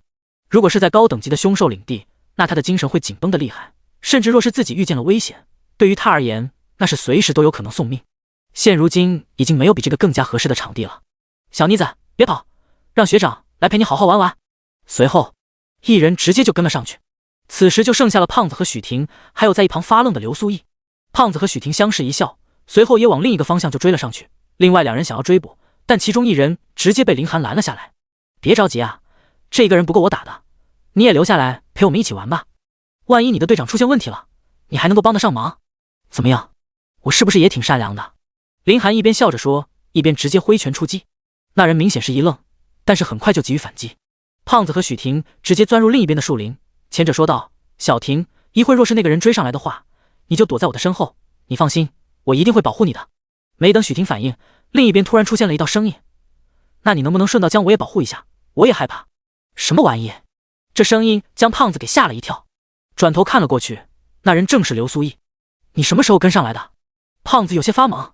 刘苏毅尴尬地说道：“就是刚刚你们跑的时候，我就直接跟了上去。你怎么不留在那里帮助林子？”胖子没好气地说道：“这不是破坏他的2人世界吗？林子好不容易给他创造的机会，这就特么被这小子给破坏了，这让他有些不能够接受。我没有能力对抗那些学长，就算是留在那里的话，也只是给林寒添加麻烦，还不如跟你们一起跑呢。”刘苏毅也是如实的将自己的情况给说了出来。事已至此，即便是胖子心里面1万个不爽，现在也只能认命，毕竟不能现在将刘苏毅给遣送回去。的确，正如刘苏毅所说的一样，若是刘苏毅在那里的话，的确是会给林寒带来不少的麻烦。现在跟着他们一起行走，的确是最好的方法。毕竟林寒在那边，以一敌2需要足够的注意力，一旦有什么东西让其分神的话，那只能够带来不必要的麻烦。算了算了，赶紧跑吧，一会那个学长就追上来了。许婷不想管这些多余的事情，而是连忙的提醒了起来。对啊。而另一边，苏念威在丛林中四处躲闪，眼神不断的向后方看去。真是离谱啊，这家伙的速度竟然这么快，我都利用地形这样躲避了，竟然还能够跟我保持这样一个距离。武传的实力还真是超乎了我的想象。不过就算是厉害，和林寒比的话，还是林寒变态。苏念威一边想着，一边直接就向另一边冲去。他感觉那个地方可以躲藏一阵，对方一时间应该未必能够发现。想要从武转的强者手中逃脱，必须要有充足的时间恢复自己的体力。小妮子，别藏了，你不会真的觉得能够躲藏我的眼睛吧？田青云一边说着，一边四处看着。刚刚那一时间，苏念威竟然直接就消失了在他的眼前。他不能够接受让一个新生给耍成这个样子，但是他可不准备放弃。对方只能够是躲在这里，不可能真的消失在原地。按照情报来说，林寒是拥有这一份能力的，但绝对不是这个人。另一边，林寒已经和2人交手，只不过他一直都陷入到了被动的状态。林寒，真不知道你有神妖本事，竟然敢以1敌2，你不会真觉得我们都是纸糊的吧？那么容易就会被你给打烂。袁博嘲讽道，他始终都没有将林寒放在心上。对方的实力只不过是一个新生才会有的，即便是他站在这里让林寒打，他也不可能有手段将他给击败。哪怕是在大三里，他的实力也绝对算得上是中上等水平。对于一个新生，可以说是绰绰有余了。你怎么那么多废话？希望一会你失败了也能够说这么多。林寒此时已经感受到了压力，随后就将三头玉兽从玉兽空间中给召唤了出来。见到这三头玉兽，袁博震了一下，他从来没有见过如此霸道的凶兽，不过很快就反应了过来。早就从情报中听说了你是一名御兽师，现在终于舍得将自己的凶兽给召唤出来了吗？看看你这3个宠物，真以为凭借着这玩意就能够打败我？是不是有些痴心妄想了？林寒不在乎对方说的话是不是痴心妄想，一会你就知道了。下一刻，天角仪等3头御兽直接就冲上前去。这3头御兽嘶吼起来，对着袁博就直接杀了过去。林寒也没有任何的犹豫，面对5转的强者，他不可能放松警惕。天角椅技能全开，一时间天角椅的身上产生了一些变化，整个体型看起来非常的魁梧，所有的技能都在同一时间绽放。找死！袁博手中出现一柄弯刀，直接就斩了出去。今天我便斩你一头御兽，让你知道自己和我之间的差距。第87章火力全开。天角椅面对对方的气势也没有丝毫的胆怯，对于天角椅来说，战斗才是能够让他唯一兴奋的东西。头上巨角直接对着他的弯刀就挡了过去，两者相撞。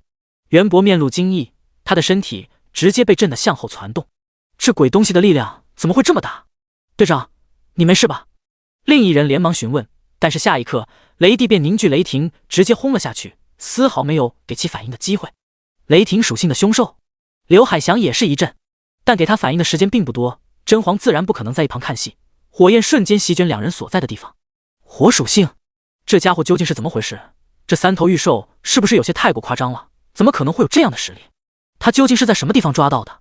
刘海翔有些发懵，他震惊的根本就不是这3头御兽的属性，而是这3头御兽的实力让他不由得有些震撼。刚刚天角椅所释放出来的力量就让他心头一震，即便是袁博刚刚有些轻敌，那也不应该直接被搞成那个样子。而刚刚那股雷霆他竟然有些支撑不住，这就已经不能够用夸张来形容这件事情了。逆天，完完全全的逆天，这真的是一个刚刚觉醒职业15天的新生能够做出来的。有一瞬间，他甚至觉得输给这几个新生也不是什么大不了的事情。对方的实力明显是要比他之前预料的要夸张得多。林寒轻声一笑，学长，你们怎么还躲起来了呢？不会是看到我的御兽现在有些害怕了吧？应该不至于吧？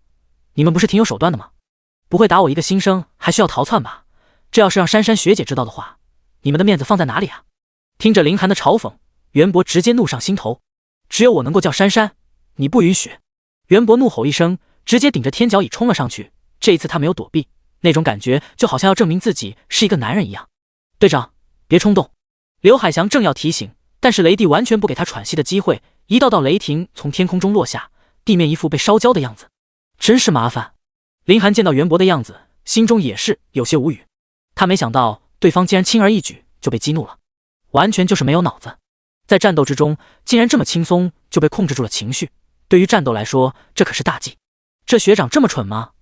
怪不得珊珊学姐对他没有兴趣，谁能够看得上是一个傻子。现如今3头御兽的数值已经是非常的夸张，这也是林寒没有使用合体的前提。他感觉依靠这3头御兽或许已经能够与这种级别的5转强者一战。这倒不是他嚣张，只是这种级别的选手还真的不至于他用上合体，可以说完全就是没有任何的压力。林寒也是轻笑一声，这一战看样子问题不大了。昨日他也从那位学长的口中得知，但凡是能够参加狩猎赛的学长实力都不是很强，即便是有的学长等级能够达到5转的巅峰，但是真实的实力的确就是一般，这是已经能够肯定的事实。所以林寒才能够在最初制定这一系列计划的时候如此的自信。如果是对付一些稀有职业甚至是隐藏职业的话，他自然是不敢托大，但是这些学长能够给他带来的压力实在是太小了。就好比当初的西龟，对方的品质不高，他自然是敢与之一战。如果他的敌人是天角以这种太古十凶品质的凶兽，他自然是万分谨慎，甚至可能会在第一时间就逃窜。而此时3头御兽已经将这2人牵制的无法移动分毫。最初袁博依靠着自身的怒火还与天角椅打得有来有回，但是没过多长时间，天角椅就慢慢的掌握了主动权，可谓是愈战愈勇。相对比，袁博这边的情况就逐渐的劣势，有些支撑不住天角椅猛烈的攻势。更何况现在的天角椅可谓是技能全开，学长加油啊！你现在每后退一步，可就是距离珊珊学姐远了一步。要是珊珊学姐知道你最后被我打败了，那肯定是瞧不起你的。加油啊！为了你的爱情，现在可不是后退的时候啊！林寒开始添油加醋起来，这也是御兽师的一个优势，他完全不需要参加这里的战斗，只需要在一旁想好如何讽刺对方就可以了。有些时候，这些言语就会变成一柄柄锋利的利刃，刺入敌人的胸腔之中。林寒，你找死！此时的袁博已经完全被林寒的言语给乱了阵脚，眼神之中只有熊熊燃烧的怒火。慢慢的，他手中的招式也不如之前那般整齐统一，逐渐开始变得杂乱无章了起来。林寒感觉有些可笑，最初的时候他还有些担心，但是现在看来完全就是多虑了，这压根就没有什么挑战性，只能说是能有多无聊就真的有多无聊。这其中自然是有他言语攻击的厉害，单单是一个天角椅就能够轻而易举地对付袁博。而另一边，刘海翔则是与雷帝和真皇交手，面对两个太古师兄，他自然是没有讨来任何的好处，甚至可以说压力已经快要将其给充斥了。刘海翔也看出来自家的队长现在的处境是非常的危险，杂乱无章的步伐以及手中已经乱套的招数，失败也只能说是时间问题。他想要相劝，但是这边的压力却非常的大。他从来没有见过打法这么凶悍的凶兽，而且实力竟然如此的恐怖，明明只是第一个觉醒了15天新生的御兽，等级又能够高到深层次，可他却拿着2头御兽没有任何的办法。林寒在一旁看得无聊，经过刚刚的试探，他也对这两人的实力有了一个认知。天角野、雷帝、真皇，将这2个人干掉吧，我说的是打晕，别真的给弄死了。林寒连忙补充了一句，真弄死就不好玩了。第88章，你会后悔说这话的。3头御兽听到了林寒的命令，也不再犹豫，而是开始发力。原本就已经被乱了阵脚的袁博，此时已经完全没有还手的余地。或许若是袁博没有慌乱的情况，或许林寒交手起来也不会那么顺畅，毕竟是5转的强者，越阶挑战也不会那么顺利，数值之间的差距还是非常大的。不多时，袁博就已经被天角已压在了地上。而另一边，雷帝和真皇也不甘示弱，几乎是同一时间直接将刘海翔控制起来。学长，还要继续打下去吗？林寒笑眯眯地说着。现在的情况已经完全倒向了林寒这一边，这2人也完全没有了任何能够反抗的能力。自此，这一战也算是告一段落。林寒，你到底是什么人？你一个新生怎么可能拥有这样的实力？袁博此时不可置信，他堂堂一个5转的强者，竟然会败在一个新生的手里。狩猎赛已经维持了这么多年，还从来没有出现过这样的情况。即便是一些当今军部学院的一些强者，他们曾经参加狩猎赛的时候，也没有发生过这种情况。林寒无奈地叹了口气，说道：我只不过是一个普通的学生而已，可能是你们太弱了吧。你……袁博被如此羞辱，一时间有些说不出来话。此时的确就是这么一个情况。2位学长，将身份牌拿出来吧，都别浪费彼此的时间了。林寒轻声说道。即便是林寒如此的说，2人也没有丝毫的动作。300积分的损失，这可不是一个小数目。学长，不至于这样执迷不悟吧？林寒有些无奈，只能示意天角仪等威逼一下。见到这3头御兽向前压动，2人只能不情愿地将自己的身份牌给拿了出来，这总比被揍一顿来的划算。多谢2位学长。林寒欢欣雀跃，这又是600积分到手，接下来还麻烦2位学长睡上那么一会。林寒笑了一下，随后便拿起一旁的石头，对着袁博和刘海翔的头砸了过去。5转强者的头还是很硬的，即便是被这么砸了一下，也没有什么太大的事情。见到2人昏厥过去，林寒也是松了一口气，随即神情严肃了很多。他现在还需要赶快去支援其他人，他已经没有多少时间能够在这里消耗了。他能够轻松地干掉5转强者，但是这可不代表其余人也能够轻松地干掉5转强者。他此时的压力还是非常大的，必须要赶在自己的队友支撑不住之前将他们给解救出来。与此同时，森林的另一处，苏念威躲在一个石头的后面，他的身材非常的纤细，刚才足以他去躲避。自从2人的追逐战开始的时候，苏念威已经不停地换了不下10个位置，此时他的身体都有些支撑不住，持续地观察着四面八方，还要时刻地盯着后面的追兵，这让他时时刻刻都处于精神状态紧绷的时刻。这种全技能打大开的状态，他也不知道自己能够支撑多久。而且2人的距离逼得也越来越近，最近的方向也没有太适合藏身的地方，身后的学长很快就能够追逐上来。等对方追上来之后，他就真的没有可以躲藏的地方了，到时候他就只能殊死一搏。小妮子，你继续跟我藏下去也没有必要，还不如赶紧出来，我将你打昏，拿了你的100积分就足够了，稍后我就将你送到军部学院的。田青云后面不断的喊着，这一路上他始终都在追逐对方，甚至此时他都有些心烦气躁。原本很快就能够解决的事情，现在硬生生的被拖延了这么长的时间，这家伙还真是穷追不舍。苏念威听着对方的声音，在心里吐槽起来。接下来用不了多长时间，对方就能够追到这里，到时他就真的没有任何的机会了。林寒，你怎么还没来啊？我快要撑不住了呀！苏念威在信息框里发着消息。原本他是不想要打扰林寒战斗的，毕竟对付的是5转的强者，稍有不慎可能就会出问题。但是现在如果他再不联系林寒的话，他可能就出问题了。即便是那些身份卡都不在他的身上，但是他也不想被人打晕带回学院。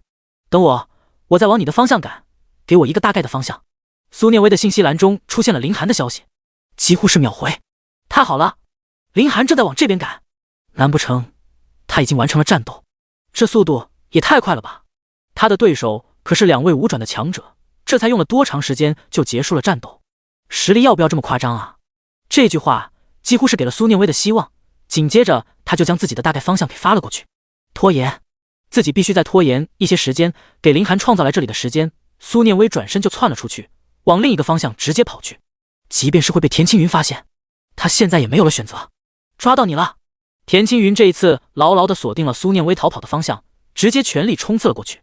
苏念威始终用余光观察着田青云的动向，当他看见对方的速度之后，不由得心中震惊。5转的速度真是可怕，这样的话用不了几分钟就会被直接追上了。而且这附近没有能够藏身的地方，他只能逃跑。你跑不了了！田青云在后面嘲讽道，想来你的队友现在都已经被擒住了，你也老实一点，我送你去学院报道。别做梦了，说不定你的队友现在已经被干掉了也说不定。我建议你现在束手就擒吧，将身份卡交出来，大家也能够剩下一下麻烦的事情。苏念威喊道，我的好学妹，你也太将林寒当成一回事了吧，真以为凭借一个新生就能够干掉我们队长了？就算是信任也不能无脑的信任吧。田青云轻笑道。苏念威不爽地说道，相信我，你定会后悔说出这句话的。第89章逐个击破。我后悔。田青云大笑了起来，学妹，你刚刚觉醒职业不到半个月，所以你的无知很正常。3转和5转之间的差距可不是你想的那么简单的。以林寒的实力，学院中的任何一个学生都能够轻而易举地干掉林寒，更何况林寒还只是一个御兽师而已。御兽师这个职业虽然是隐藏职业，但是100个里面能够出来一个就不错了。你不会以为林寒是那个吧？除非是大家族，否则想要培养出来一个御兽师简直就是痴心妄想。林寒自然是不可能。若是之前的话，苏念威对于林寒干掉过5转的凶兽还有些怀疑，但是现在林寒安然无恙的给他发信息，他已经对林寒这件事情深信不疑。而田青云的队友现在已经是失败了无疑，否则依照林寒性格，他不可能说出那样的话。学长，不如我们打一个赌如何？苏念威一边跑着一边说道。你说，我们就赌究竟是你的队长赢还是我的队长赢？苏念威说道。哼，你这完全是送死的赌。田青云随后说道，如果林寒能赢，那我就额外输给你500积分如何？但是如果你输了……说到这里的时候，田青云奸邪一笑，你就当我的女朋友如何？不要脸。苏念威有些无语，但还是答应了下来，因为林寒现在已然是胜利的姿态，这一点他已经不需要任何的怀疑。可以说是这一场赌注，他完全就是打开了上帝之眼的姿态。爽快！见到苏念威答应了下来，田青云也是心中一喜。苏念威的美貌完全凌驾于游珊珊之上，这让他自然是非常的心动。如果能让这么一个尤物当他的女朋友，已经不能够简简单单用幸福2字能够概括的。田青云在后方说道，等这件事情结束之后，我带你去学院吃好吃的，但是在此之前，我还是需要将你打晕。放心，我会轻轻的，我也会亲自送你回到学院的。你……苏念威没见过这么不要脸的人，此时2人的距离已经不足2米，转眼间就会被对方抓到。林寒，这下我真的要支撑不住了！住手！正当苏念威陷入到绝望的时候，突然天空之上传来一声暴喝：谁？林寒！苏念威和田青云同一时间抬头看了过去。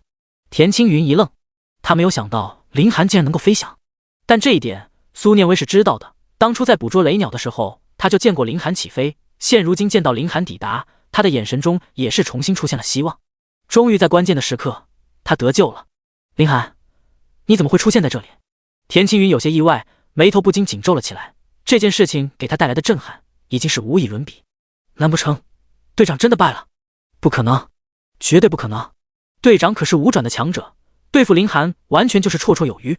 对了，一定是林寒会飞，所以逃了出来，一定是这样。林寒，没想到你竟然当成了逃兵，打不过我们队长，就利用自己会飞，直接逃了出来，真是不害臊啊！田青云嘲讽道。林寒眉头一皱，你幻想什么呢？下一刻，雷帝和真皇就从后方飞了过来，将田青云给包裹得严严实实，压根没有一丝一毫的缝隙。而天角乙也从一旁的树林之中直接就窜了出来。现在你有2个选择，一是你自己主动投降，将身份卡交出来；二是我揍你一顿，然后强迫你将身份卡交出来，你选一下吧。林寒平静地说道，如果不用战斗的话，对他而言自然是最好的，毕竟另一边的许婷和胖子等人现在还不知道是什么情况，职业面板上的聊天框也始终没有传出他们的消息，所以速战速决，他自然是希望对方能够配合。田青云听见这话，直接就大笑了起来。林寒，就算是幻想，你终究也得有个度吧？你将我当成什么人了？竟然还想要让我投降？你真以为自己有这个让我投降的实力？今天我就代替我队长将你的积分给收下。执迷不悟，林寒是不想打的，但是对方一心想要打架，他自然是不会惯着。速战速决。话音一落，3头凶兽就直接对田青云围剿了过去。可笑，曾经我可是斩杀过5转凶兽的人，你以为靠你的这3头宠物就能够干掉我了？人多可未必就强。田青云怒吼一声，直接就冲上前去，但事与愿违，几乎没用上几分钟就被3头凶兽给压得喘不过气。这3头御兽的实力早就已经媲美了寻常5转的凶兽，可见当初天青云干掉的5转凶兽的品阶也不是很高。怎么可能？田青云也是比较震撼，难不成他真的已经干掉了队长？他一个新生，凭什么？他到底凭什么？林寒落在地上，随后将袁博和刘海翔的身份卡给拿了出来，说道，你队长的身份卡我已经拿到了，我劝你也别做多余的挣扎，还是好好的配合一下，否则你的下场绝对要比你想的要惨。你应该是知道，学院对狩猎赛反制的规定可是只要不将老生弄死，怎么样都可以。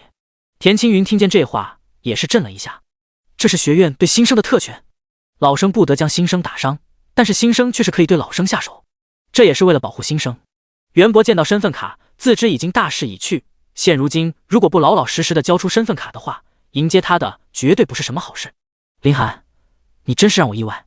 田青云咬着牙将自己的身份卡给拿了出来，这样老老实实的不就没有那么多事了？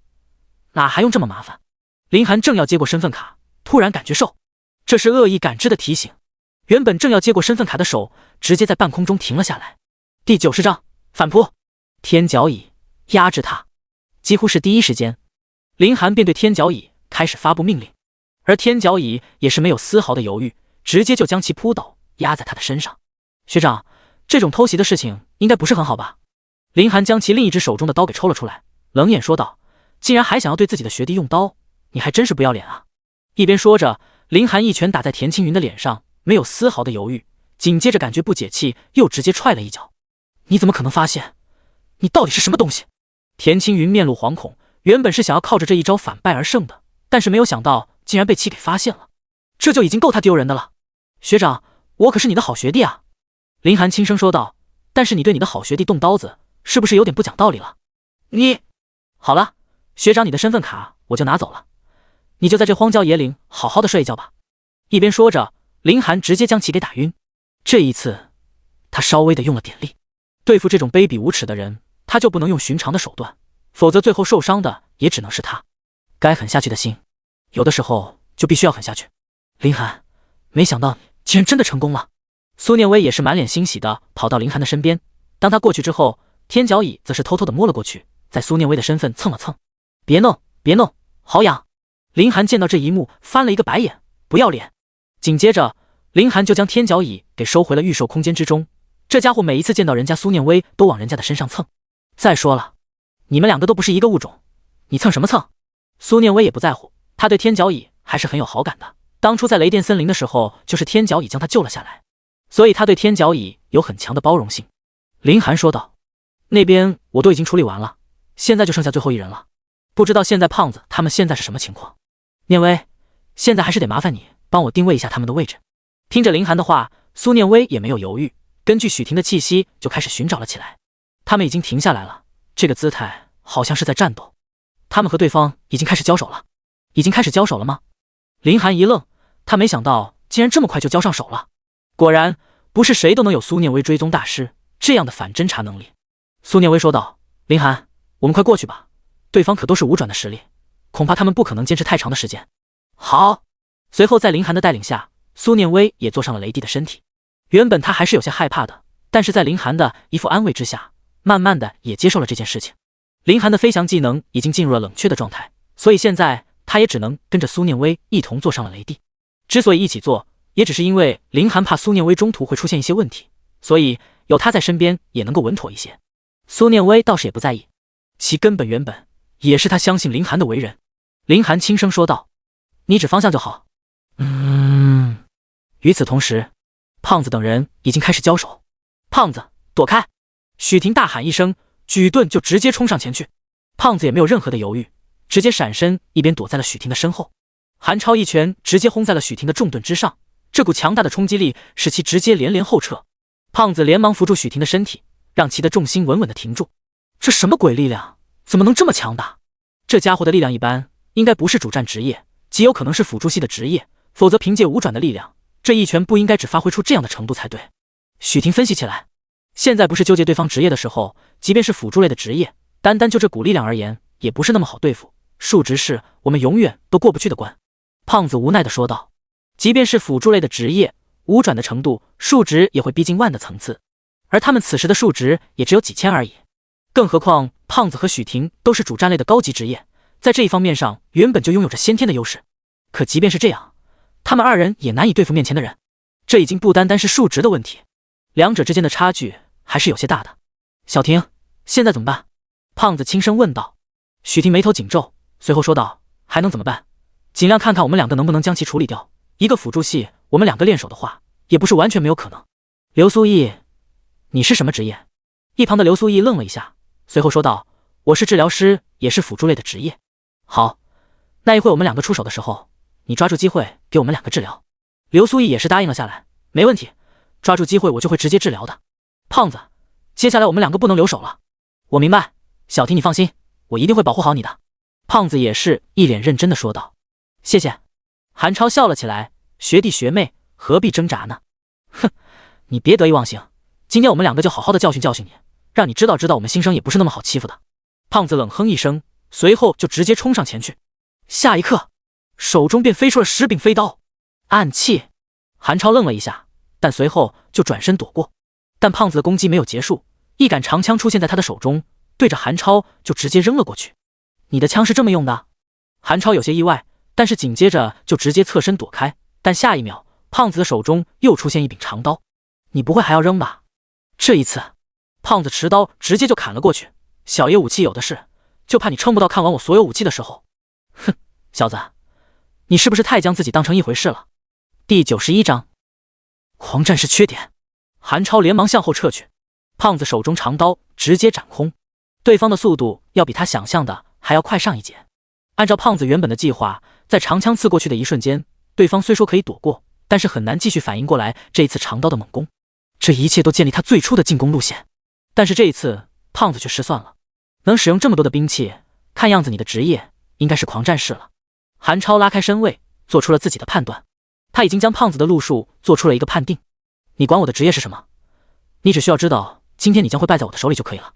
胖子才不惯着对方的脾气，一边持枪继续攻击，另一边则是从衣服里再摸出几柄飞刀甩了出去。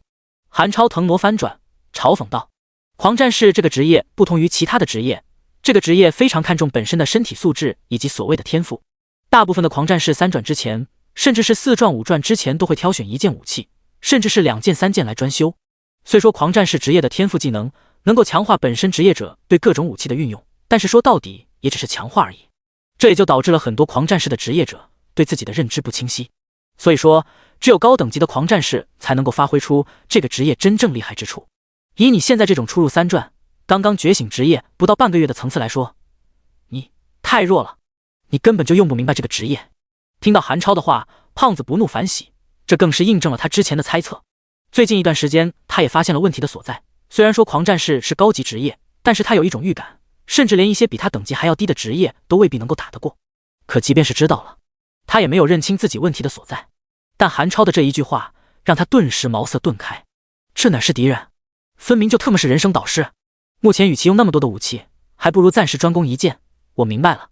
胖子的眼神逐渐的变得坚定，他持刀直接就冲上前去。韩超并没有发觉胖子的变化，而是继续侧身闪躲，抓住空隙便对胖子出拳。他的职业毕竟不是主战类的职业，所以没有属于能够抗敌的武器，现阶段则是非常的麻烦。当然，也仅是麻烦了一下而已。若论成败，他可不认为自己会输给一群新生，哪怕他不是主战类的职业，他所拥有的作战经验是非常丰富的，即便是单单以身体素质，他也有信心能够搞定这些新生，对方甚至一刀都不可能碰到他。抓到机会了，韩超嘴角微微鼓起，一拳直接就轰了出去。这一拳直接打中胖子的腹部。换位！许婷突然大喝一声，持剑就直接冲上前去，一剑斩出，拉开了胖子与韩超之间的距离。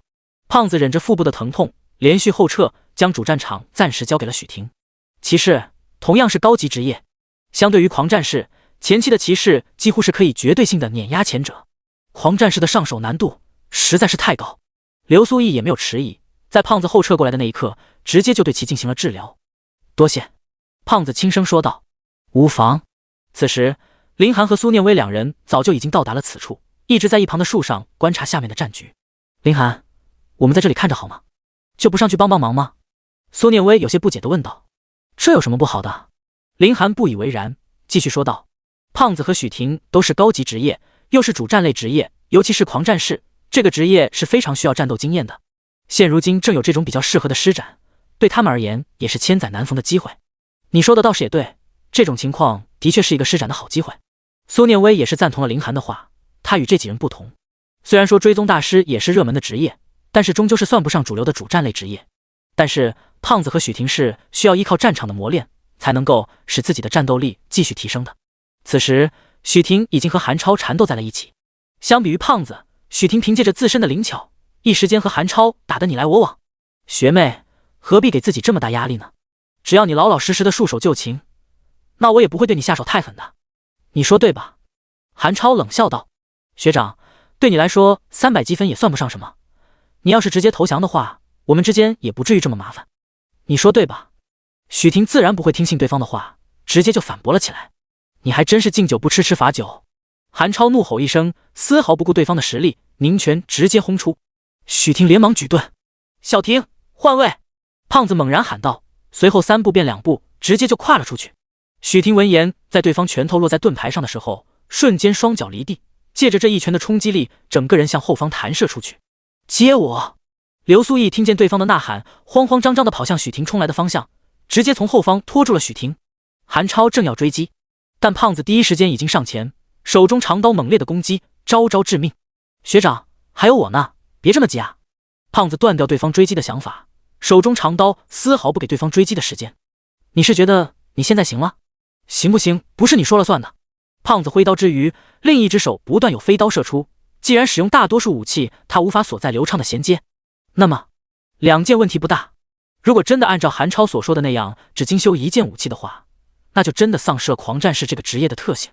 所以，刚刚胖子深思良久，最终决定，在如今这个阶段，必须主修2件兵器，绝对不能完全相信刚刚韩超的鬼话。胖子不给韩超任何犹豫的时间，紧紧相逼。韩超也是一惊，这小子怎么回事？怎么短时间内就好像是变了一个人一样呢？第92章催眠师。不可能，一个人即便是进步再快，也不可能短段时间就有如此的变化，这绝对是不可能的事情。这种事情以前从来都没有发生过。这小子，此时韩超内心的震撼无以伦比，他难以想象胖子是如何做到的。胖子，换位！转眼间，胖子急停，许婷直接从另一边杀了过来。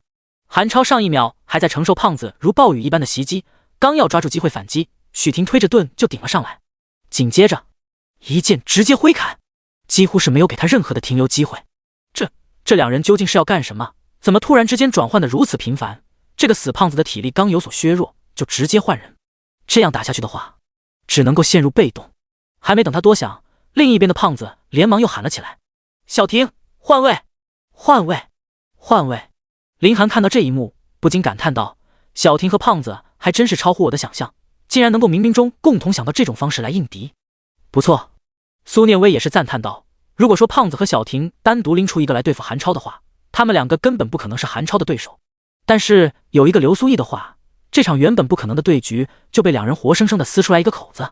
不断的利用流苏翼来补充状态。两人其中只要有一个人状态下滑，便直接恢复，所以两人在与这位学长交手的时候，都是以状态最完美的情况下对战。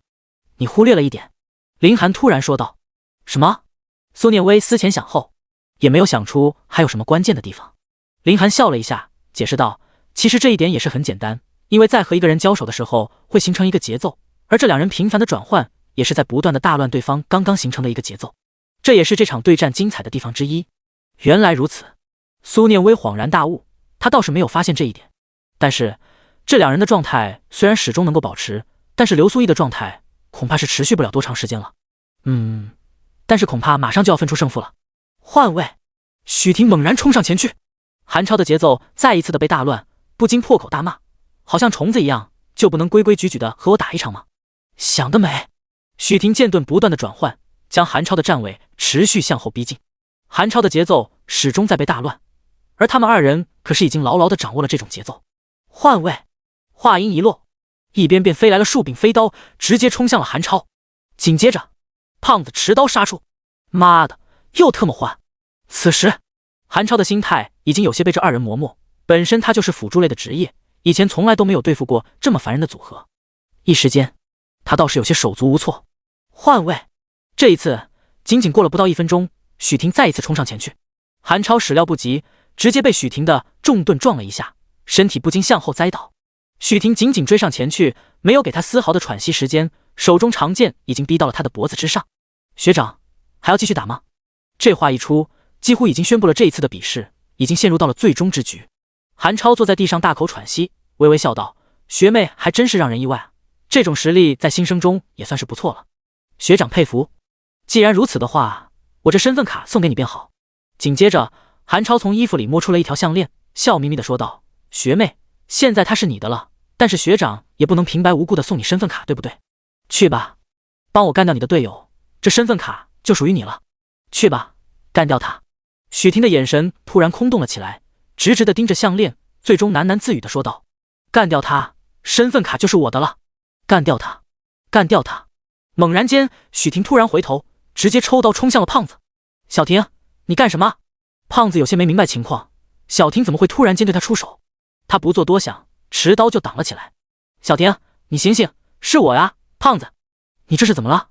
干掉你，干掉你，身份卡就是我的了。许婷仿佛根本就没有听见胖子的话一样，嘴中只是喃喃地重复这一句话。小婷，你继续这样可就别怪我不客气了。胖子压根就不敢反击，只能够一味地做着防御。流苏翼眉头皱的老身猛然喊道，胖子，小婷应该是被催眠了。催眠？胖子一边反击一边询问，而许婷就好像不要命一样，招招攻击要害。这家伙一直都没有说过自己是什么职业，而战斗的过程中也始终没有透露过自己的职业。刚刚他拿出那条项链的一瞬间，应该是发动了自己的能力，将小婷给催眠了。对付催眠师最好的方式就是直接攻击催眠师的本体，这样就能够轻而易举地唤醒被催眠的人。你说的倒是轻巧，胖子没好气地说道，现在我被小婷给拦在这里，你让我怎么去攻击那家伙？这流苏翼也有些为难，他不过是一个治疗师，战斗力根本就比不上对方，如果他上前的话，说不定还没有打到对方，就同样会被对方催眠，这和送人头无疑。韩超嘲笑道，真以为老子就这么好对付？你们也太小瞧我了，就凭你们，还是老老实实让我收了你们的积分吧。不过在此之前，我倒是对你们自相残杀的戏码比较感兴趣，同等级的骑士战斗力可不比你狂战士弱，如果你一直这么防御下去的话，最终迎接你的只能是失败。听我一句劝，反攻吧，对你的朋友持刀相向。胖子闻言大怒，骂道，你个卑鄙小人，竟然用这么无耻的方式，别给我机会，否则我一定让你吃不了兜着走。希望你会有这个机会。第93章反杀，无耻。此时胖子完全分不开神，而韩超已经往他这边的方向靠了过来。我们下去帮下忙吧。林寒也没有料到韩超额能力竟然是催眠，这倒是打破了他原本的计划，这个催眠一出，直接就逆转了原本的局面。以胖子的能力，根本就没有任何的办法能够打破现在的局面，他能够做的也只有和许婷继续消耗下去。五转催眠师的手段，他并不觉得刚踏入3转的许婷能够依靠自己的意志力给破除，如果再不动手的话，若是让许婷和胖子两败俱伤，就没有那么舒服了。好，苏念威和林寒直接从树上跳了下去，林寒复制雷帝的敏捷技能，直接就来到了韩超的身边。韩超一愣，这是什么速度？这家伙为什么会出现在这里？队长呢？难不成……还没等他多想，林寒对着他的头就一拳砸了过去。速战速决，迟则生变。他对催眠师的技能了解的并不是很多，所以也不敢去赌对方是不是还有别的手段。如果自己中招的话，那丢人可就丢大了。韩超头部受创，直接就侧倒了过去。没等他继续反应，林寒早就已经跟了上去，对着他就是一顿猛击，丝毫没有留手。一旁的苏念威见到这个场面都是一惊，真是血腥。林寒心中是有些愤怒的，他难以接受自己的队友被人如此的控制，所以只能将怒火全都发泄在韩超的身上。韩超双手抱头，嘴里口吐芬芳：“林寒，你不要脸！你竟然偷袭我！不要脸！哪有你不要脸？”林寒自然是不爽对方的话，直接就反驳了回去：“别打了，别打了！我说了，我真认输了。”韩超见对方硬的不吃，也只能来软的，连连求饶：“既然认输了，就将手给拿开！”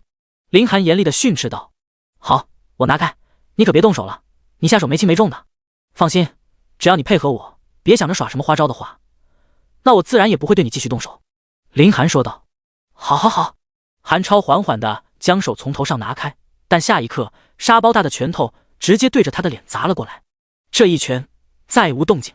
苏念威见到这一幕，颤颤巍巍的说道：“他没事吧？”“没事，就是昏迷了。”林寒轻轻吐出一口浊气。与此同时，许婷身子一软，直接就倒了下去。胖子见状连忙上前搀扶：“小婷，你还好吧？”“我怎么了？”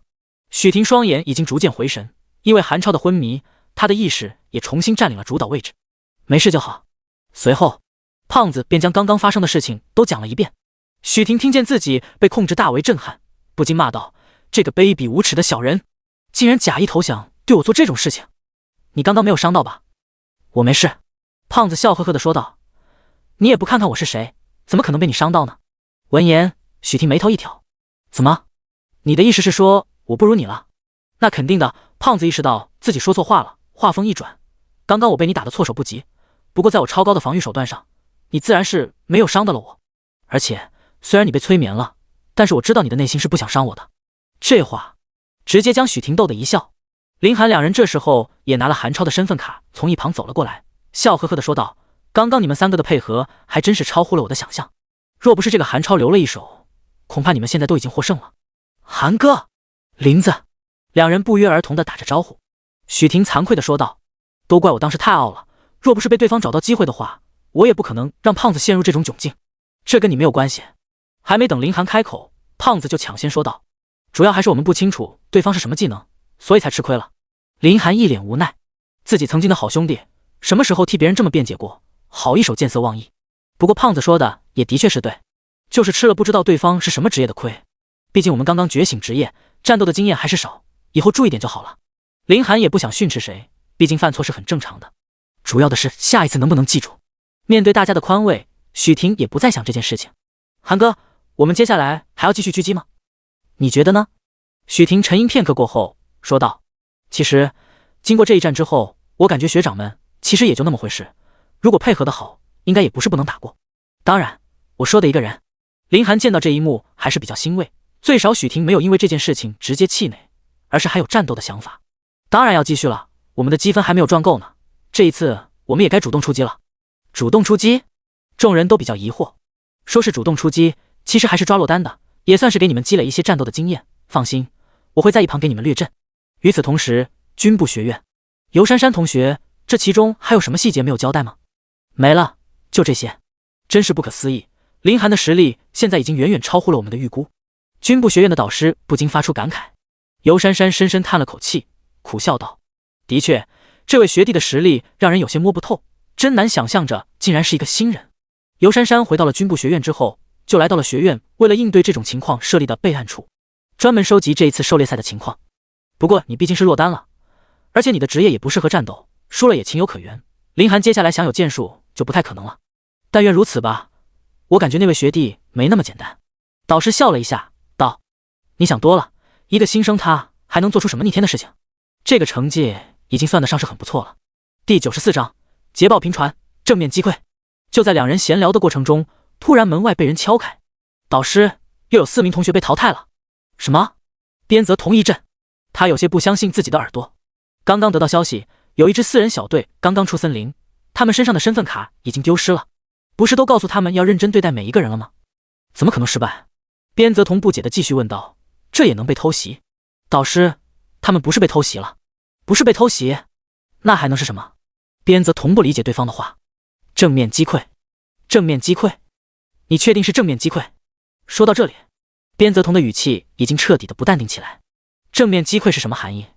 一支慢慢修炼了2年的队伍，被一组刚刚觉醒不到15天的队伍击败，这太过逆天了，说给谁都不会相信。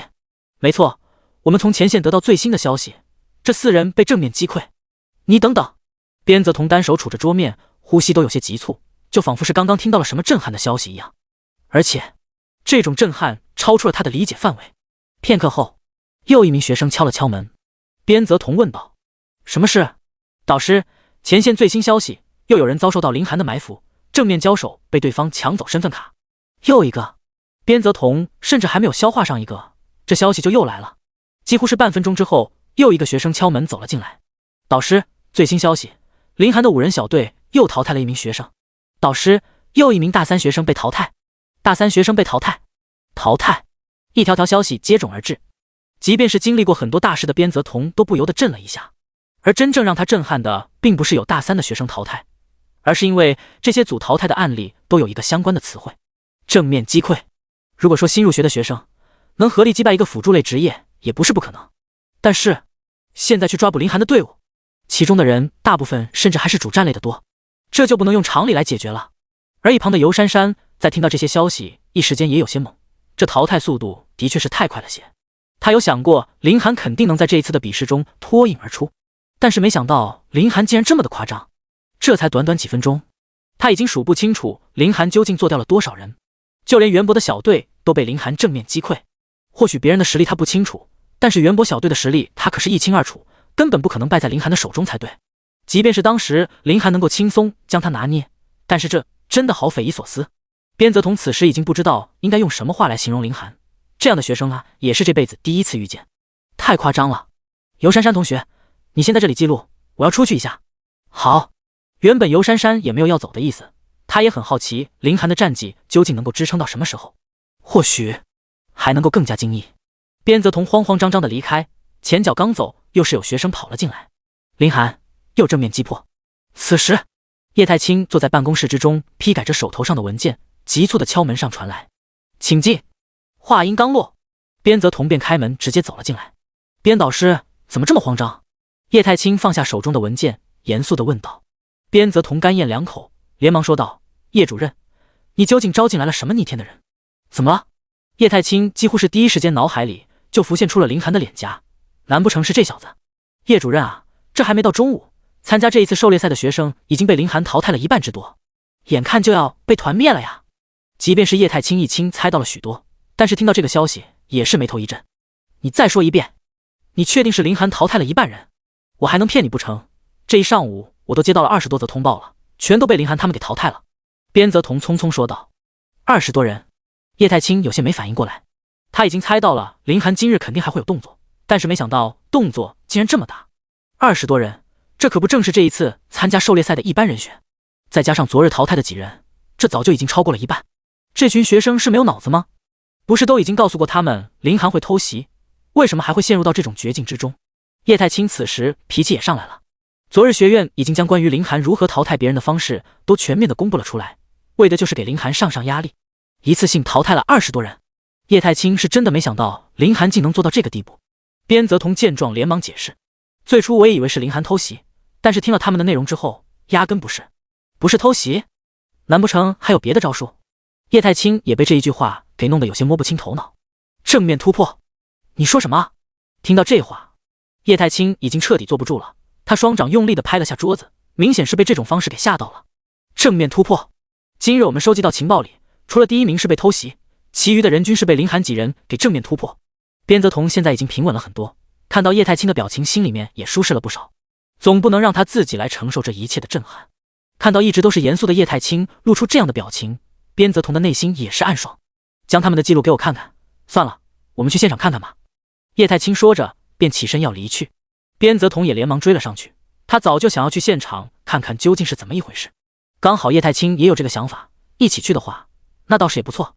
叶主任，等等我，别急啊。与此同时，军部学院的论坛已然炸锅。林寒正面击破狩猎赛参与者26人，林寒正面击破狩猎赛参与者28人。一条条的消息出现在论坛之中，学生们甚至都已经开始怀疑了这则新闻的真实性。毕竟这种事情谁都不能轻易相信的。第95章，震惊学校。论坛里对这件事情展开了激烈的讨论，杀光一片。这消息是真的？花妖，肯定的啊，这是前线记录传过来的消息，绝对是100%的真实性。梧桐树，这若是真的，林寒也太恐怖了吧！昨日还都是偷袭，今日怎么一下子就变成了正面击破？神来了也得死！你有没有一点脑子？林寒既然是能够将大三的学长偷袭，肯定是有这方面的能力，不然的话，他如何能够做到偷袭？我就是战神，逆天，究竟是哪个主任将这么一个怪物给招进来了？这家一起都已经击破快50人了吧？杀光一片，那肯定啊！昨天20来人，今天又20来人，应该是已经过50人了。花妖，这个怪物一共参加这次比试的就88人，这就干掉了50人，也就剩下30多人了。神来了也得死！你们可要知道，现在可才过中午，距离比试结束还有5个多小时的时间，就以现在这个速度，别被弄个团灭就好。杀光一片，要是真的被弄了一个团灭，那今年可就有2个传奇事件要出现了。梧桐树，什么传奇事件？杀光一片，一个是新生团灭大三学长队伍，而另一个就是老生被新生团灭。梧桐树，神来了也得死！我记得昨天这个梧桐树就发过言，昨天说到他是老生就直接潜水了。花妖，没错，我也记得。李彦彤看着论坛里的消息，一时间有些无语，这群人怎么总盯着他不放呢？昨天结束过后，他可就被一群人给质问了，是不是告密者？要不是他脸皮厚给圆回来了，说不定还是一群暴揍。林寒，你这战绩还真是让人有些猛啊！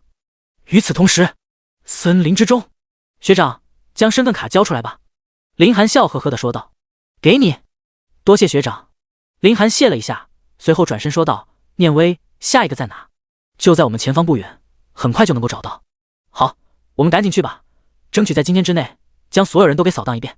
此时的林寒已经信心十足，原本他还会觉得这件事情没有那么简单，但是实施过后发现这件事情还是比较轻松的。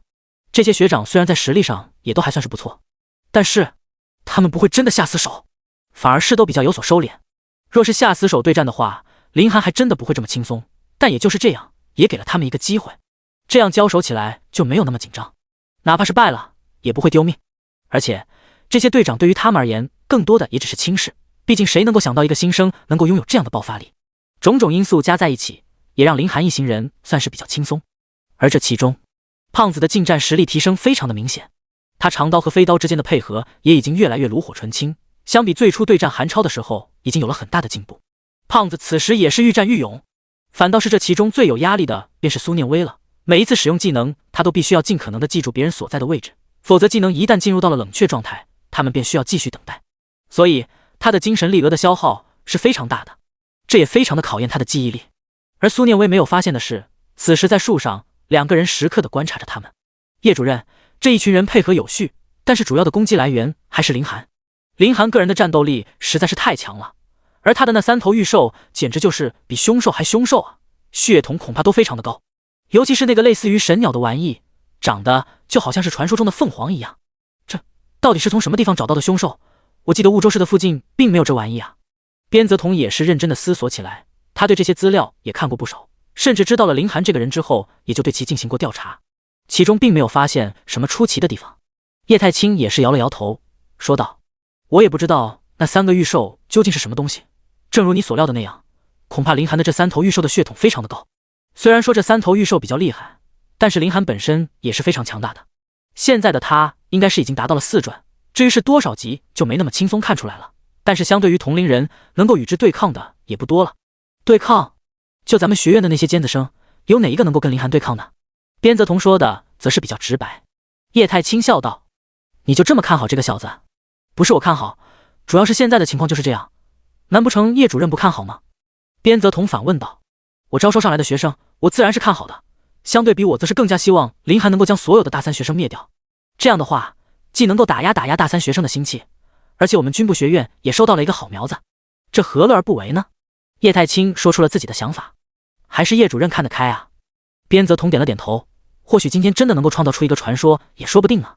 御兽师，我天龙帝国已经很久都没有出现过强大的御兽了，又或许这小子就是下一个呢。此时，森林的另一边，2个大3的学生坐在树边。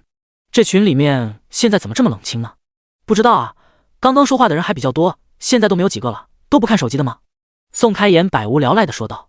参加狩猎赛的过程中，除非是有了目标，否则众人都是比较无聊的。他们的手机这个时候已经连接了一个特殊的网络，参加狩猎赛的时候是不能够使用其他的软件，只能够使用狩猎赛群组。当出了这个森林的范围之后，才能够使用其他。你说有没有可能这些人都被林寒干掉了？你想什么呢？昨天还有可能，但是现在不至于的。第96章，夸张一击。你说的倒是也对，今天林寒还想要使用那么招数的话，那就真的有些没有将我们当成一回事了。而今日林寒若是还想要从我们身上拿到积分的话，那就只能够使用一个办法，正面对抗。林寒那家伙就算是心声中的妖孽，应该也不至于能够正面对抗我们吧，除非是这小子不想活了。2位学长，是你讨论我吗？林寒笑呵呵地出现在2人的身后。谁讨论你了？我们在讨论林寒。这话还没有说完，2人便直接警觉了起来，但是林寒压根就没有给2人机会，抓住时机就抓住了其中一人的脖颈。学长都已经光明正大的讨论我了，就直接说呗，何必这样畏缩畏脚呢？林寒始终都保持着一副人畜无害的样子。林寒，你什么时候出现在我们身后的？被宋开言一愣，他想要反抗，但是他刚刚有一个小动作，林寒这边手上的力道就不会有丝毫的犹豫，这让他一时间也有些进退两难。林寒继续说道，学长，我身为一名新生，学长意思意思交出来300积分应该问题不大吧？林寒表面上是在说积分，但是实际上就是身份卡，他现在只对身份卡比较感兴趣，毕竟那就是和地上捡钱已经没有什么差别了。林寒，你做梦！宋开言自然是心中不爽，突然之间被人直接给威胁，这换给谁都不能够舒服，更何况还是被一个新生。学长，识趣一点。林寒一边说着，另一旁其余的人也都纷纷的围了过来。林寒，你不会真觉得就凭借这些人就能够干掉我们2人吧？学长，有时候话说的再多也没有用处，至于能不能解决，那就是我们的事情了，和学长你没有任何的关系。这时候宋开言已经彻底无语了，跟他没有任何的关系？放屁！老子的脖子现在还被你给捏在手里呢。开言，你忍忍，等我处理掉他们再来救你。你妹的，等你处理掉他们，我都要被他给弄死了。此时宋开言也有些慌张，刚刚在自己的队友说出这句话的时候，他能够感受到林寒暗中发力了。林寒也是笑了笑，说道，这位学长，不如你们2个将自己的身份卡交出来，这件事情也就能够和平的解决了。你们说呢？你卑鄙无耻！宋开言的队友明显是被这句话弄得有些不爽，宋开言则是一脸无奈的说道，要不我们还是将身份卡交出去吧，你说呢？你……林寒趁机又说道，这样吧，我也不趁人之危，这位学长，你若是能够抗住我御兽一击，我就认输如何？听见这话，宋开言也是开心的说道，答应他，难不成你还会派一个新生？也好，队友也是同意了下来。现在宋开言还在林寒的手中，若是继续对战的话，对他们而言并没有什么好处，但是他可不害怕林寒，只不过是一个新生而已。若是能够将林寒擒住，那么他就是整个大3的骄傲，这是一定的事情。现在很多大3的学生都已经被林寒给击败了，不管是谁干掉了林寒，他们能够获得的声誉都是非常大的，他也不想要放弃这个名誉。天角椅听到了对方同意，林寒也是将天角椅从御兽空间中召唤了出来。好威武的御兽！宋开言不禁赞叹道，他杀过的御兽而已不在少数，还是第一次见到这么霸气的凶兽，只是第一眼竟然就让他有了失败的想法。林寒轻声说道，学长，那我可就开始了。你开始吧。宋开言的队友也是做好了防御的姿态，即便是天角椅长相的确是威武无比，但是他并不感觉自己会失败。难不成他真的打不过一个刚刚觉醒15天的新生？林寒见对方上套，也是轻声说道，技能全开，一击解决掉他。天角椅闻言，全身开始发生变化，随后如子弹一样直接就窜了出去，速度极快。好快！宋开言都不禁震撼，这远远超出了他之前的预料，这种速度可不像是一个新人御兽师能够做出来的。宋开言的队友也是一愣，即便是心中有些慌乱，但也没有表现出来，只不过是虚张声势罢了，还能够厉害到哪里？可是当天角椅接触到他的那一刻开始，他隐约间就感受到了一股巨力，直接就打到了他的身上。这是什么力道？怎么能如此的强悍？凭什么？他凭什么能够拥有这样的力道？宋开言的队友一惊，但下一刻他直接就倒飞了出去，重重的落在了一旁的树上，直接给树都撞出来一个大坑。你没事吧？宋开言心中一慌，这和他之前想象的事情不太一样啊。宋开言的队友正要起来，一旁胖子几人也都跟了上去，手中长刀长剑都纷纷的抵在了他的颈部。学长，还请遵守我们之间定下的规则，这一场战斗你可是输了。胖子笑呵呵的说道。宋开言也震惊林寒的实力，你竟然有这样的实力，都是侥幸而已。林寒从宋开言的身上摸了摸，摸出一块身份卡，也是满意的收了起来，随后说道，按照我们比试的规定，这身份卡拿到手之后，你们可就不能攻击我们了。宋开言叹了口气说道，放心，我们不是不遵守规矩的人。听到这话，林寒也是将其放开。胖子等人也从宋开言的队友身上摸出了一块身份卡，也都纷纷收刀。两位学长，你们现在要是快点走的话，说不定还能遇见刚刚离去的那位学长，你们路上也能够有个伴。林寒好意提醒，随后带着几人就要走。你们现在淘汰几人了？宋开言好奇地问了一嘴。不多不少，应该是59人。第97章，狩猎赛结束。59人。宋开言倒吸一口冷气，这一次狩猎赛一共就参加了88人，淘汰了59人是什么概念？现在就只剩下了29人，仅凭借这5人，竟然就对抗了59人的老生。这届的新生是魔鬼吗？不是新生是魔鬼，这个林寒是魔鬼吗？他是如何做到的？他凭什么能够做到这般？林寒几人拿到了自己想要的东西，也是离开此处。现如今他们的状态都已经不是巅峰期的状态，所以得想一些办法来处理接下来的战局，否则打到最后的话，他们的力气都是不够用的。这也是他最担心的事情。宋开言将队友给扶了起来，叹息道，我们输得不冤，的确是有些小瞧这个林寒了。你是没有被那个玩意给撞到，那家伙的力量数值在那一刻恐怕都已经达到了5万之上，甚至可能更高。宋开言的队友吐槽道，究竟是什么玩意，竟然能够爆发出那么高的力量？若不是那御兽有意避开了我的要害，这一击我怕是承受不住。有这么恐怖吗？5万之上的力量数值，可是已经达到了一般钻石级的凶兽范畴，难不成那是一个什么高等级的血统？看那个样子，应该是蚂蚁类的凶兽，没听说蚂蚁有什么比较厉害的种族啊。鬼知道那是一个什么玩意，不过无所谓了，反正他都已经淘汰59人了，我们两个也不是第一个被淘汰的，无所谓了。我们也快点走吧，说不定能遇见刚刚被他淘汰的那个人，问问他们是怎么交手的。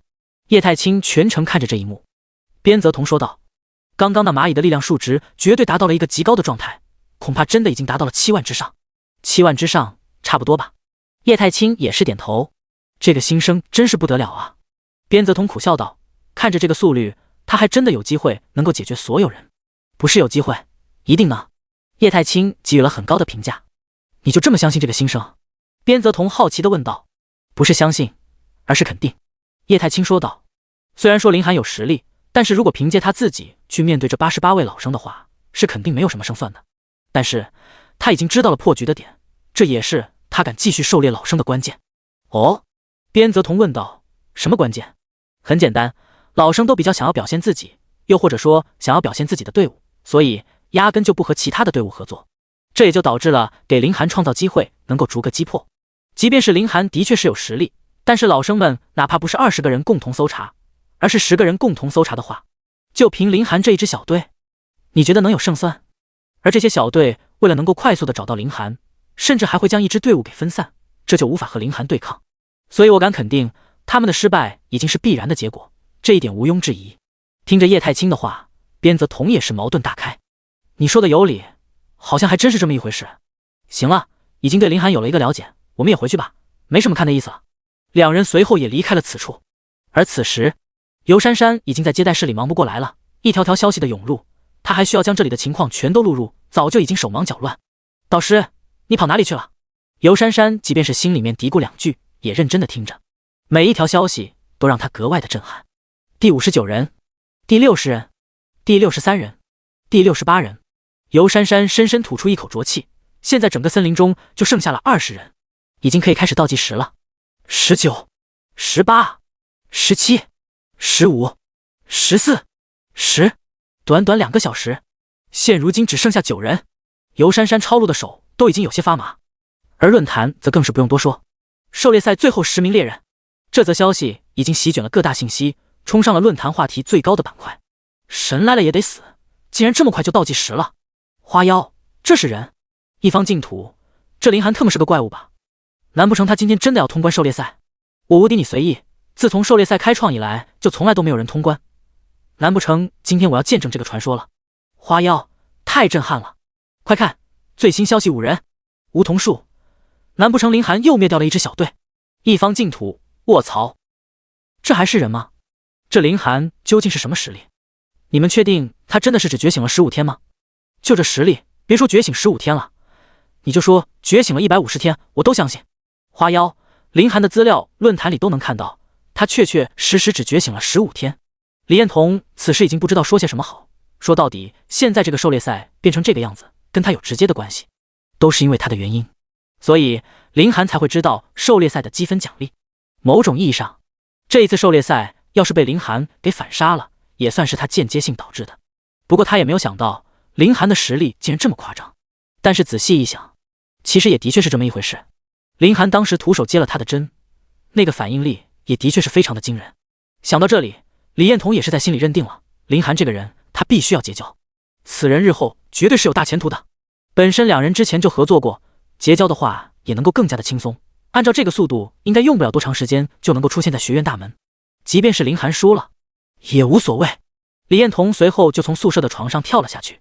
队长，你干嘛去？其余人见李彦彤有动作，纷纷问道。你们别管，我去做大事，为了我们日后的前途着想。话音一落，李彦彤便冲出了宿舍的门，直奔着军部学院大门跑去，生怕跑慢一步。第98章入学。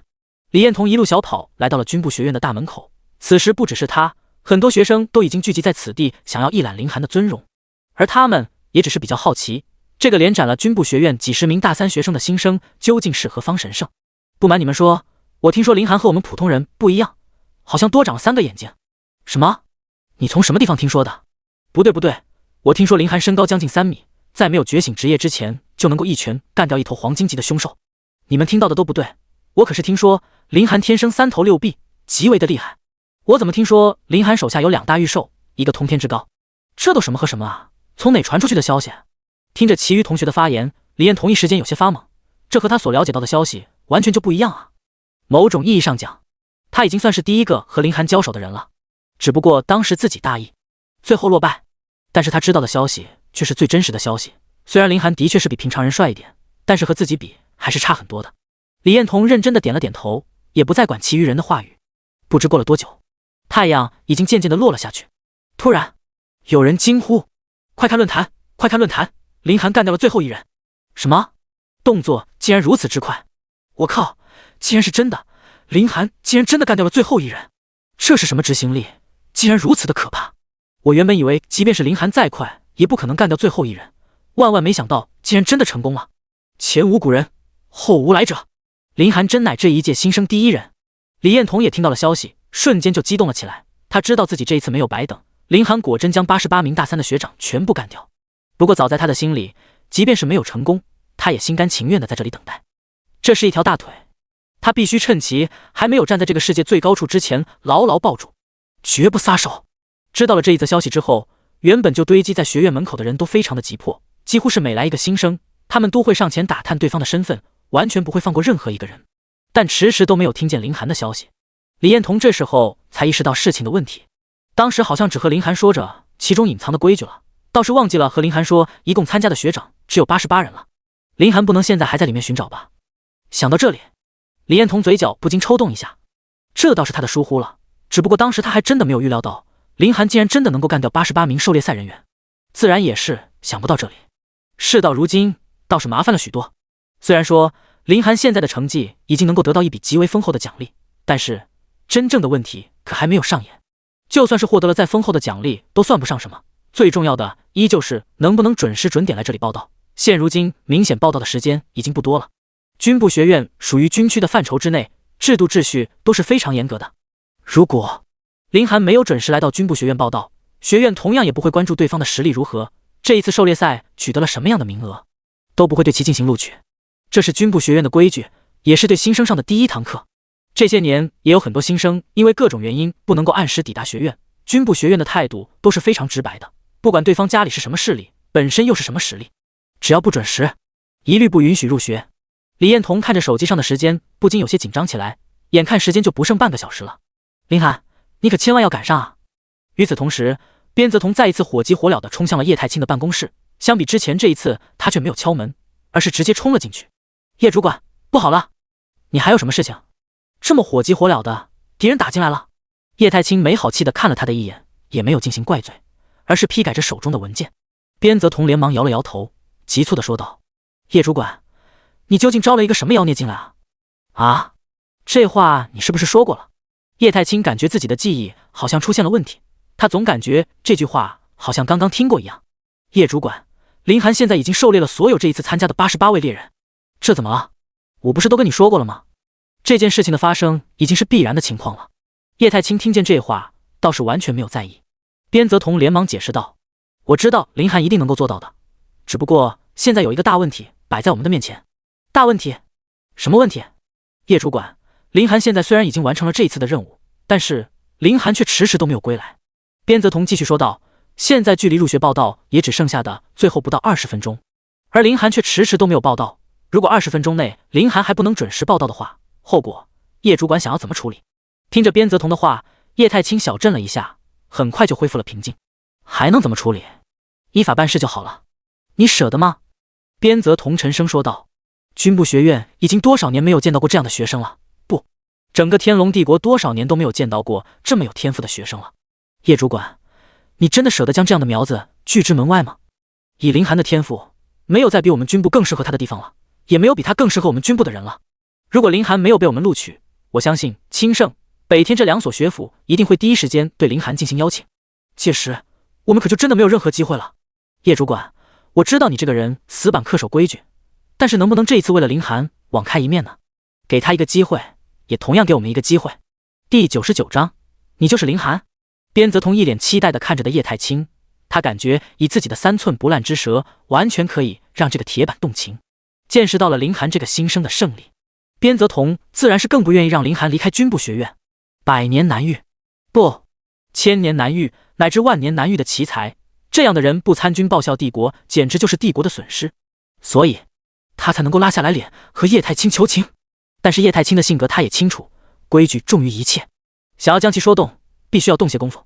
虽然说现在时间还剩下20分钟，但是他必须要以防万一，绝对要给林涵谋取到一条后路，绝不能让林涵这样的天纵之才被军部学院抛弃。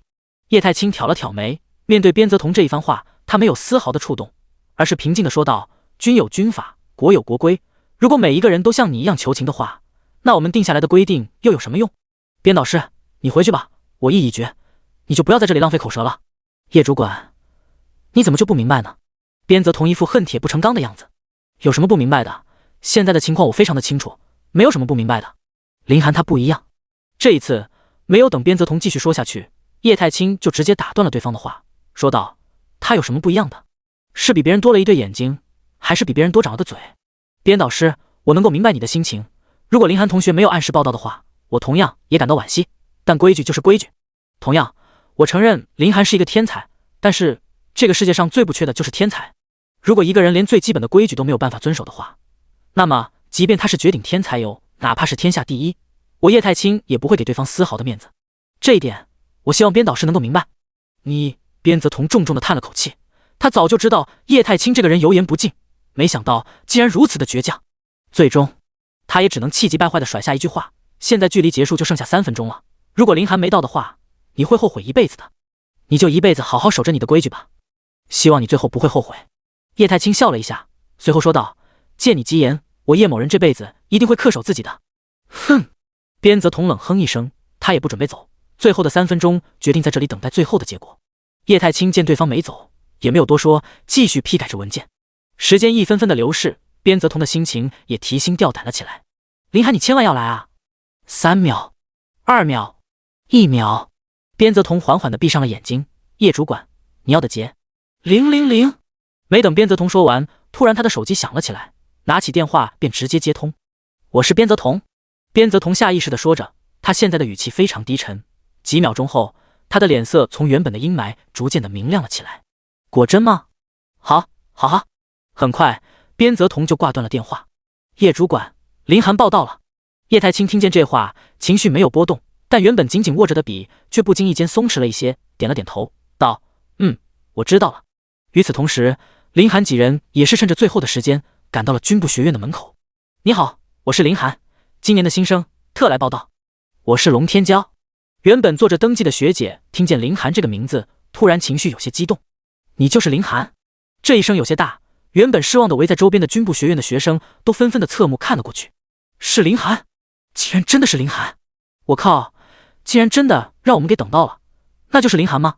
这也和网上说的不一样，这哪是三头六臂啊，这不是和正常人没有什么区别吗？你别说，你还真别说，林寒竟然还有点小帅。你们这群花痴！林寒见状也是一懵，5人直接就被围堵了个水泄不通。什么情况？不知道啊，这群学长学姐怎么看到我们就好像看到了什么稀世珍宝一样。林子，我有些慌。胖子看到这个场面，一时间也有些拿不准对方是什么路数。许婷轻声说道：“韩哥，你说不能是他们想要帮那些学姐学长们报仇吧？所以在这里狙击我们？不至于吧？军部学院的规矩不是很严吗？怎么能允许学生在学院里私斗呢？”苏念威虽然嘴上这么说，但内心里还是慌乱的。主要原因还是对方的阵容实在是有些太过吓人了。学姐，这是什么情况？我们现在用跑吗？林寒将目光重新看向了接待他们的学姐，求救般的问道。接待的学姐也是笑了笑，随后说道：“放心，他们不会对你们动手的，只不过大家都比较好奇能够将整个狩猎队都团灭的新生长什么样子而已。”就因为这个这么大阵仗？林寒有些不相信。就因为这个？你们是真不知道你们都做了什么啊？接待的学姐只能苦笑应对。好了学弟，你们的登记都办理好了，这是你们的宿舍分配。学姐给你们一个建议，现在直接转头就跑，否则一会可就真的没有机会跑了。啊！林寒几人刚刚接过接待的学姐给出的房卡，还有一些资料，那一众的学长瞬间就蜂拥而上，直接将几人围堵个水泄不通。学弟，有没有兴趣交流交流？学弟跟我走吧，给我讲讲。学弟学妹们，你们刚来军部学院，对很多事情都不是很明白，跟学长走，我告诉你们，别听他的，跟我来学弟妹们。一时间，林寒等人有些摸不清头脑。就在众人不知道现在是什么情况的时候，突然间，人群之中钻出来一人喊道：“林老弟，跟我走，再不走的话，一会就更不好走了。”第100章消息。李兄，林寒也是一脸兴奋，没想到刚刚入学就看到了老熟人，这让他怎么可能不高兴呢？来者正是李彦彤。林寒虽然不知道对方为什么会出现在此处，但是相对比其他人，他还是更愿意相信李彦彤的，毕竟两人曾经也合作过。虽然时间并不多，但对方最少没有坑害他的意思。不对，林寒也正有问题，想要问问这个学长。紧接着，一行人直接化身土拨鼠，直接就跟着李彦彤直接就钻了出去。不得不说，李彦彤不愧是已经在军部学院生活了那么长时间的人，对于军部学院还是非常熟悉。带着几人左转右转，最终来到一处空地。累死我了，这群学长怎么和疯了一样，穷追不舍。胖子直接坐在地上开始抱怨了起来。林寒也是问道：“李兄，那群人是什么个情况？怎么突然间对我们如此的激动？你是真不知道你们都做了什么啊？”李彦彤苦笑道：“我们不就是狩猎了几名学长吗？至于这样吗？”林寒思前想后，最终也只想到了这个事情。狩猎了几名？李彦彤都不知道说些什么好了。你们可是狩猎了整整88名猎人啊！你知不知道这一次参加狩猎的有多少人？不知道。林寒对于这一点确实是不知，他当时也没有问李彦彤，只不过后来干掉第88的时候，他们倒是浪费了一些时间去寻找其他的学长，最后什么都没有找到，还差点错过了登记的时间。你们啊，李彦彤深深叹了口气，随后说道：“这一次狩猎赛一共参加的大3学生是88人，而你们将这88人全都给团灭了，你们知道意味着什么了吧？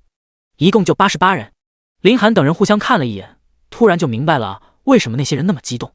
仔细一想，好像即便不止88人，5个新生淘汰了88人，好像也的确是有些过分了。只不过当时的林寒还真的没想轰动竟然有那么大。等到了后面的时候，几人也是越来越兴奋，只想着多多弄到一些积分，哪里会在乎这些外界的因素。李彦彤看着几人的表情，说道：“看样子，你们也意识到自己究竟造成了多大的轰动。自从狩猎赛开始这么多年，就从来都没有人做出你们这样的逆天事情，不但没人做出这么逆天的事情，也从来都没有人想过狩猎猎人。你们算是开了一个先河了。现在咱们学院的论坛，你们的事情的话题量都已经好几万了，不只是在校的学生，就连早就已经毕业了的学长们都大为震撼。一部分人觉得你们新生的实力惊人，另一部分就说我们参加狩猎赛的大3学生无能。”李彦彤一想到自己是这一份罪孽的开端，就不禁老脸一红。他不但是林寒的第一个干掉的对手，也同样是他将狩猎赛的详细信息告诉林寒的。只不过现在还没有人反应过来这件事情而已。某种意义上，这件事情也算是狩猎赛的一个漏点，因为学院不会提前和新生说会有狩猎赛这个东西，除非是学生主动提起，不然新生是压根不知道的。学长，你别有压力，不是你们无能，主要都是让着我们，要是生死之斗的话，我们是肯定比不上你们的。林寒也是比较委婉的说道。呵呵，若是之前，李彦彤说不定会赞同这个想法，但是仔细回忆当天林寒摸到他后面的事情，就让他背后发凉。他当时压根就没有丝毫的察觉，就直接被林寒给弄到了。那种潜伏的手段，他压根就没有见过。如果当时是生死之战的话，恐怕他都已经死800遍了。所以，这种恭维，他内心里早就不当一回事了。林寒也不再考虑这个话题，反正自己没有违反学校的规定，就算再团灭一次也不算什么。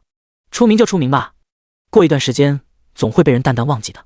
今天还真是多亏李兄了，若不是李兄突然出现带着我们出来，说不定我们就要被困在那里了。林寒客客气气地说道。李彦彤摆了摆手说道，我们两个可是合作伙伴，这算不上什么的，总不能看着你身陷窘境吧。李兄真是深明大义，等学校那边给我结算积分，我肯定第一时间和学长你分红。林寒自然不会忘记李彦彤的那一份，最初的时候李彦彤可的确是帮助他不少的忙，卸磨杀驴的事情他林寒可是做不出来的。学弟不急，这种事情到时候再说也赶趟。李彦彤没有直接拒绝，毕竟这一笔积分对他来说也是一笔不小的数目，虽然决定抱上林寒的大腿，但是这一笔积分他还是不准备放弃的。而且林寒干掉了88支队伍，也不差他这点了，反倒是拒绝的话不是很好。学弟学妹们，你们先回寝室准备一下吧，有什么想问的问题我们可以晚上细聊，学长请客也算是不打不相识了。李彦彤再一次的说道。林寒几人倒是没有意见，那我可要狠狠宰学长一笔了。几人相视一笑，随后在李彦彤的带领下，很快就找到了几人的宿舍楼。将女生安排了之后，李彦彤便带着其余的3名男生去了男生宿舍。就是这里了，你们直接进去就行，应该是5楼。好，多谢学长了，那晚上联系。林寒和李彦彤交换了联系方式之后，便直接上了楼。军部学院的宿舍是4人宿舍，也就是说他们3人还会和一个新室友在一起住，几人也算是比较期待的，毕竟能够认识新同学。林寒几人找到了自己的宿舍，便敲了敲门，很快就传来了开门的声音。他们毕竟是最后一个来的，所以就只能分配到这个寝室。你好，我们是刚来的，你的室友。